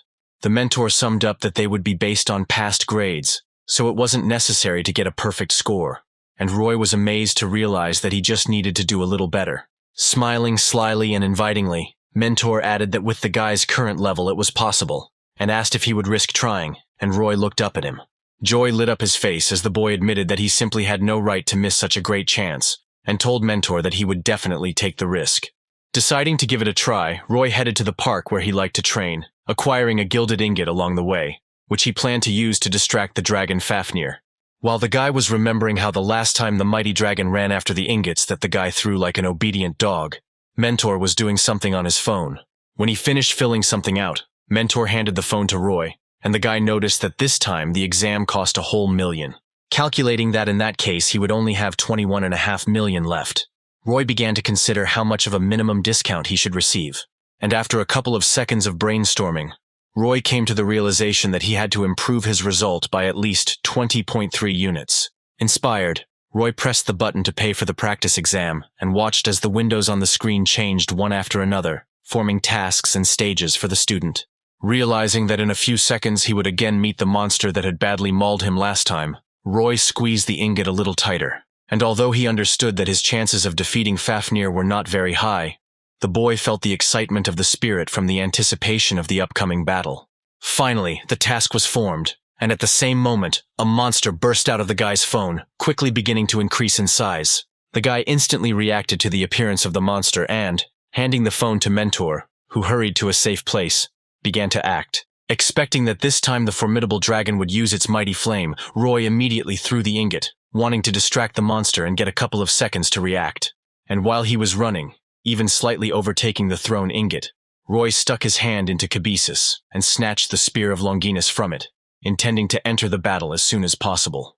Running around the monster, Roy grinned, realizing that the first stage of the planned battle had been successful, and he had probably gotten a couple of seconds to maneuver. But when the boy glanced at the dragon, wanting to make sure that he was distracted, he was amazed that he saw not Fafnir, but another monster, roaring with anger with 7 heads at once. At first the boy slowed down, looking at the monster with surprise in his eyes, and not understanding why it was him in front of him and not Fafnir, for whom he had long been prepared. But a second later, Roy redistributed his thinking priorities and realized that in front of him was not a simple monster, but a real Hydra from the myths about Hercules. Roy even allowed the thought that he was wrong, and it was actually Fafnir, who had gained weight and grown 6 more heads. But then he looked at Mentor. Looking at the phone screen, which the Mentor showed to the guy with a smile on his face, Roy saw that the task to destroy Hydra itself was indeed written there. And when Roy looked at what was written, he realized how naive he had been to think that the tasks would not change until Hydra began to release flames from all of its mouths at once. Smiling happily and encouragingly, Mentor gave the boy a thumbs up, encouraging him and wishing him luck in this challenge. Panicked at the realization of how badly Roy had miscalculated, the boy shouted at Mentor that he had not warned that the tasks would change. Hearing the guy's comment, Mentor blinked his eyes in bewilderment, surprised that Roy didn't know this, and then explaining that the tasks couldn't be repeated because they could be memorized. The Mentor added that he only now understood why Roy had prepared the gold bar, and the guy indignantly shouted that the Mentor could have asked about this in advance. And while they were talking, the monster was not going to wait peacefully for the guy to gather his strength, and when Roy turned to the Hydra, he saw that the monster was already preparing its flame. And at the same time, the monster launched an attack of terrifying dark flames from all its heads at once, at the single point where its opponent stood. In turn, Roy, using his 6th sense, reaction, and agility, instantly jumped into the air, barely managing to dodge the terrifying attack. And clenching his teeth out of anger, the guy, turning over in the air and intending to continue the fight, hammered into his mind the idea of scoring at least 3 points more than before. Dodging the incessant attacks, Roy turned around and assumed a vertical position, concentrated mana in his legs and touched the air. And then he pushed off from him and darted to the side, madly happy with the fact that he had managed to at least slightly study the technique of climbing through the sky. After all, only Zhang Xianfeng's course allowed Roy to successfully, albeit with great difficulty, dodge this frightening purple flame. While Roy was fighting, Mentor watched the battle from the sidelines and asked with surprise when the boy had mastered the technique of movement, since the Mentor had only recently advised him to study it. Trying not to be distracted by the awareness of the difficulty of the ongoing battle, Roy said nothing. But at the same time he thought that so far he was only able to dodge. However, Roy was still distracted for a second, missing the moment when he found himself right in front of one of the heads, which was about to destroy the guy with its flames. It took all of Roy's reflexes and mana control skills to push off the air and dodge the flames, but he still managed to do it. Although the guy was a little late, because the flame managed to slightly touch his shoulder, leaving a small scratch on it, which Roy decided not to pay attention to. However, at that very moment, Roy first felt that something was wrong, and then his eyes widened in shock when he realized how dire the situation was that he was in.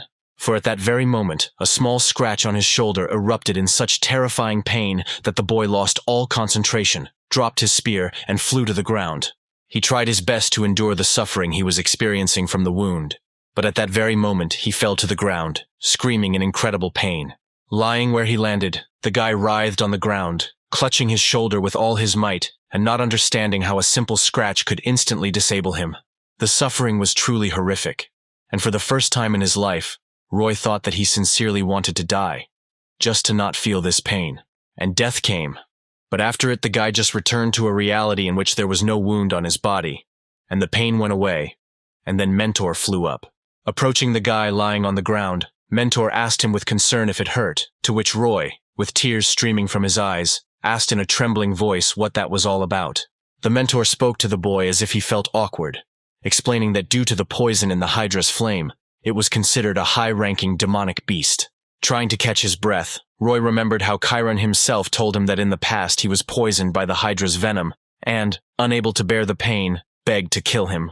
After catching his breath a little, Roy took the phone from Mentor's hands, and turning it on, saw that Zhang Xianfeng's course progress had increased by a couple of %, which couldn't help but please him. The guy thought that Hydra was a truly scary monster. But in a fight with it, he would not only be able to get a discount, but also get some great training. Roy was about to press the button that would start the attempt again, but suddenly he froze and fell silent, causing Mentor to look at him in confusion, asking what was going on. The boy trembled, smiled painfully, and asked the Mentor if he could finish now, to which the Mentor said that of course the boy could, but he would hardly get the required points. Hearing a completely uninspiring answer, Roy even shed a few tears from the realization that he would probably have to experience incredible pain again. With a heavy sigh, Roy pressed the start button, and within a few moments, the Hydra stood before its enemy in its full terrifying height, growling with all 7 heads. However, Roy, sighing again, thought about how this fight was a test of combat power, and putting his hand into kibesis, took out the best tool for this kind of test. And while the monster began to gradually emit poisonous flames from its mouth, Roy summed up his thoughts with the thought that in order to increase his points, he only needed to inflict a lot of damage. And it was for this reason that the boy, casting a truly evil glance at the monster, raised Gungnir over his shoulder, intending to attack the monster from afar. And in order to increase the damage dealt, Roy not only strained his arms, but also put all of his mana into his attack, using the Aura Blade technique. And the moment the boy felt all his strength was put into his attack, he waved his hand, sending Odin's mighty spear flying towards his enemy. And just a second after the powerful throw, the spear, having slightly adjusted the correct trajectory, crashed into one of the Hydra's heads, completely knocking it off its neck. Roy watched with joy and hope in his eyes as one of the monster's heads was reduced to just a stump, spurting out liters of poisonous blood. Before he could even change his stance after the throw, the guy smiled, noting that there were only 6 heads left, and therefore he might even be able to defeat this monster. He began to think of a tactic that would require him to simply destroy the heads one by one, but he stared ahead in shock as he noticed the head was regenerating. And only now the guy thought that he had forgotten the most important feature of the Hydra, when he saw how its head literally grew back. And at that very moment, panic was reflected in his eyes from the thought that any plan here would be useless, because all his attacks would have no effect on the enemy. And he only looked with horror into the eyes of the head that he had successfully cut off just a second ago, seeing in them a sincere thirst for murder. And then the monster rushed forward, not dousing the enemy with poisonous flame, but intending to grab him in his powerful jaws and tear him into small pieces. Fully aware of how much his chances of winning had diminished after this attempt, Roy could only smile as he accepted yet another death. The attempt ended, and Roy, taking a deep breath, tried to cope with the horror of the memory of how huge, monstrous jaws were approaching his face. Trembling with tension, the boy rolled over onto his stomach, and trying to get up, frantically tried to figure out how to deal with such a monster. And although he really tried to come up with at least some idea to solve the problem, the thought still matured in his head that his chances were really slim.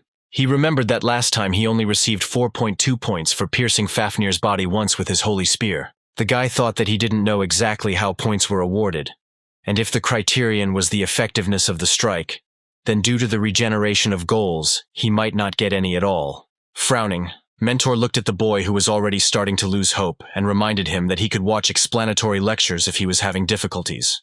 And when the guy turned on his phone and saw that he could watch lectures by Siegfried, Hercules, and Susano, he learned from Mentor that watching lectures lowers your score. After thinking for a moment, the Mentor added that even under such conditions, Roy could still get a high grade based on the knowledge he had gained, and Roy was faced with a difficult choice. Roy sighed, decided that he didn't want to get fined for explaining things, and therefore would try to cope on his own, and launched another attempt.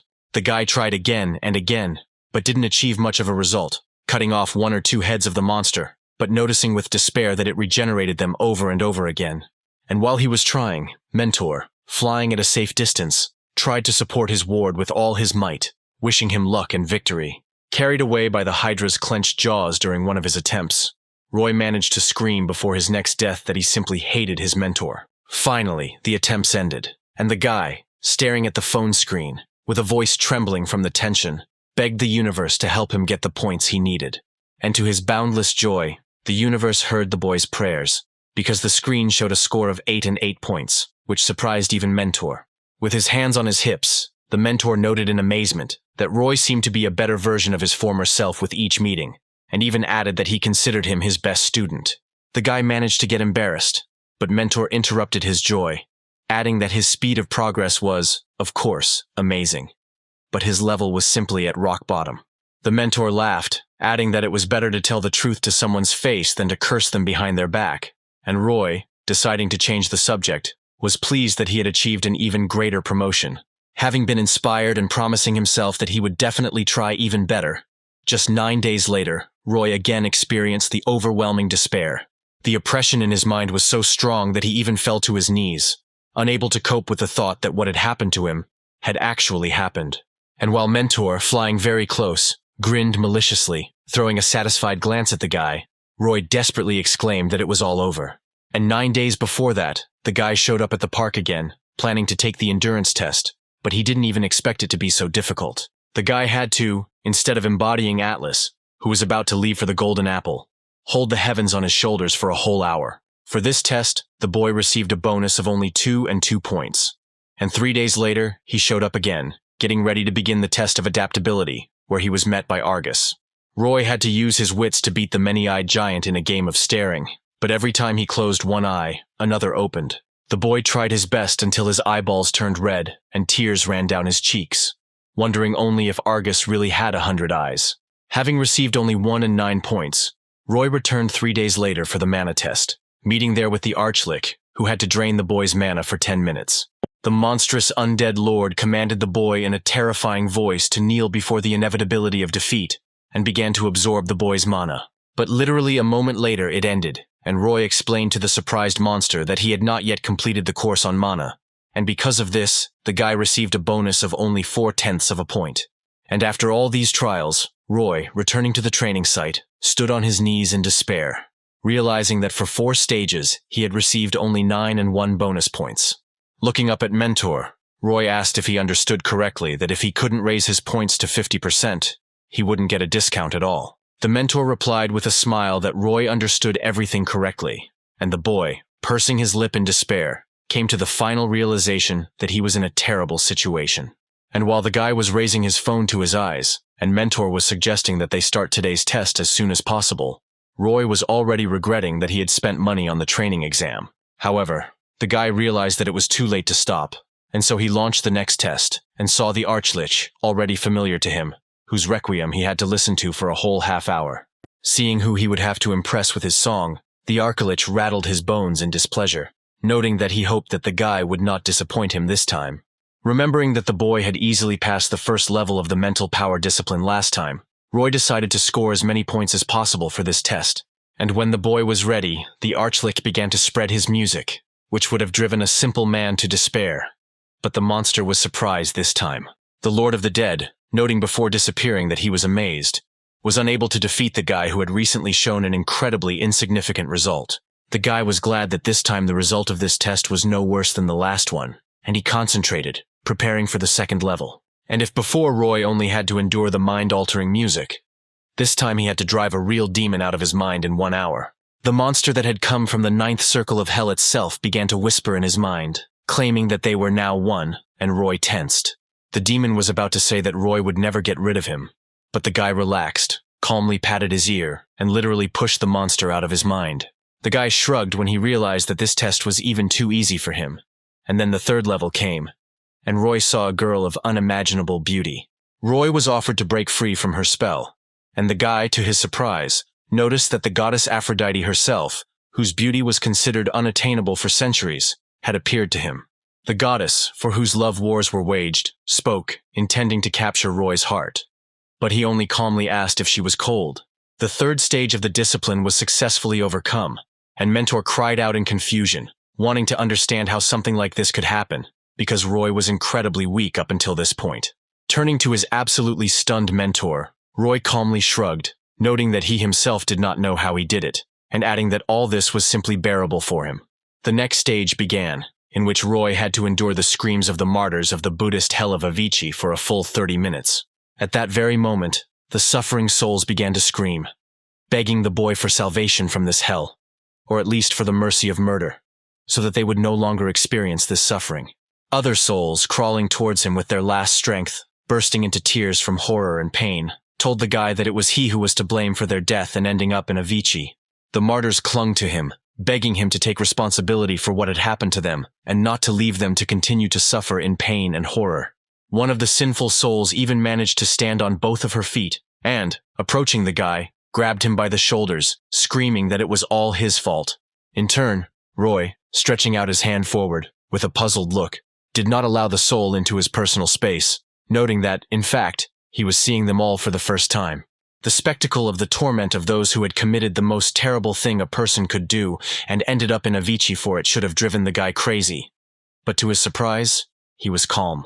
Finally, the fourth stage also came to an end, and the martyrs, scattering to the wind, disappeared, leaving Roy alone with Mentor, who still did not understand how this was possible. The next stage began, and Mephistopheles himself descended from the heavens to Roy on his wings, offering the boy unimaginable pleasures that even Faust could not resist. Roy had to endure a full hour of temptation from the Demon King, who claimed that the 7 deadly sins were paradise, the embodiment of the 7 deadly desires. Turning around, Roy saw a vision of himself kissing Aura, and Mephistopheles revealed that the hell of adultery was a paradise that allowed one to live out their deepest fantasies. When Mephistopheles spoke about the hell of greed, which is a heaven where Roy can get whatever he wants, the guy saw mountains of money, barely containing himself. Hearing about the hell of gluttony, which is a paradise where food never runs out no matter how much you eat, Roy was salivating with the desire to eat all the delicious dishes that lay before him. Then the guy saw the hell of sloth, which was a paradise where even angels couldn't hold back their happy smiles, and the spearman had a hard time not falling asleep from comfort. Finding himself in a vision of the hell of wrath, which is a paradise where he can torture his enemies to his heart's content, Roy resolutely refused the torture instruments offered to him. The sixth vision was the hell of envy, which was a true paradise that allowed the boy to make up for what he could not get, and the spearman saw the happiness he could achieve. And unlike the previous stages, this one seemed really difficult to the guy. But 6 of the 7 visions were already behind him, and he tried to set himself up for the last sin. However, withstanding the temptation of the last vision turned out to be many times more difficult than the previous ones, and the guy strained all his willpower to emerge victorious. However, the guy saw the hell of pride, and this feeling instantly penetrated his consciousness, filling the simply immeasurable cup of egoism, satisfying the hunger of his egoism. The guy felt how pleasant it was, and how much his own inner demon was satisfied with the feeling he was experiencing. The guy realized that he was in trouble. After all, the thought popped into his head that he didn't care about all these trials and the future, because he was already the best and the strongest. And this thought brought a smile to his face. And a moment later, Roy took a deep breath, and his consciousness cleared, and he realized that he had returned to the real world, and all the visions had faded, leaving no trace of themselves. The incredible feeling of his own boundless greatness also disappeared, leaving the guy sitting on the ground in sadness from the realization that he had failed to resist temptation. Shaking his head, the guy looked at the screen, noting with a little disappointment that this stage turned out to be much tougher and harder than the previous ones. He tried to repeat it, being sure that at least once he would definitely withstand the temptation of Mephistopheles. But the attempts ended until he lost completely. Getting up from the ground, the boy brushed off his pants, sadly noting that he couldn't handle the hell of pride, while Mentor, with a shocked look in his eyes, asked how Roy got to the 5th stage. Shrugging his shoulders again and smiling at the Mentor, the boy repeated that he had been tolerant, and then added that perhaps it was all because of the progress of the Buddha course, and the Mentor asked to show it. The Mentor was skeptical, and the guy, seeing this, told his Mentor that he had increased his progress to 31%. Mentor's eyes widened in shock, and he immediately cried out that this was simply impossible, because last time it was only 15%, and now it was as much as 31%. Snatching the phone from Roy's hands, the Mentor shouted that he would never take the guy's word for it until he saw the progress with his own eyes. And when he opened the necessary tab and saw that the guy not only wasn't lying, but had also studied other courses to enormous levels, he exclaimed in amazement. The Mentor was much more surprised by the 53% progress on the Hercules course, and Roy remarked that he was just lucky, to which the Mentor asked if he was joking. Roy also said that the expression on Mentor's face scared him, and the Mentor cried out that it was simply impossible for a first year to have made such incredible progress. He added that Buddha's lectures were some of the most difficult to study, and Roy had raised his progress so much and so quickly, and the boy added that he was lucky here too. After 3 more days had passed, Roy passed the final tests and received a final score of 52 points, 22 of which the guy received for mental strength. Roy was incredibly happy that, thanks to the lectures of teacher Buddha, he was able to get a grade increase not by the planned 70, but by as much as 80%. And only now did Roy realize that he would finally do what he had wanted to do so much since entering the Transcendent Academy, and finally pay for Sun Wukong's course himself.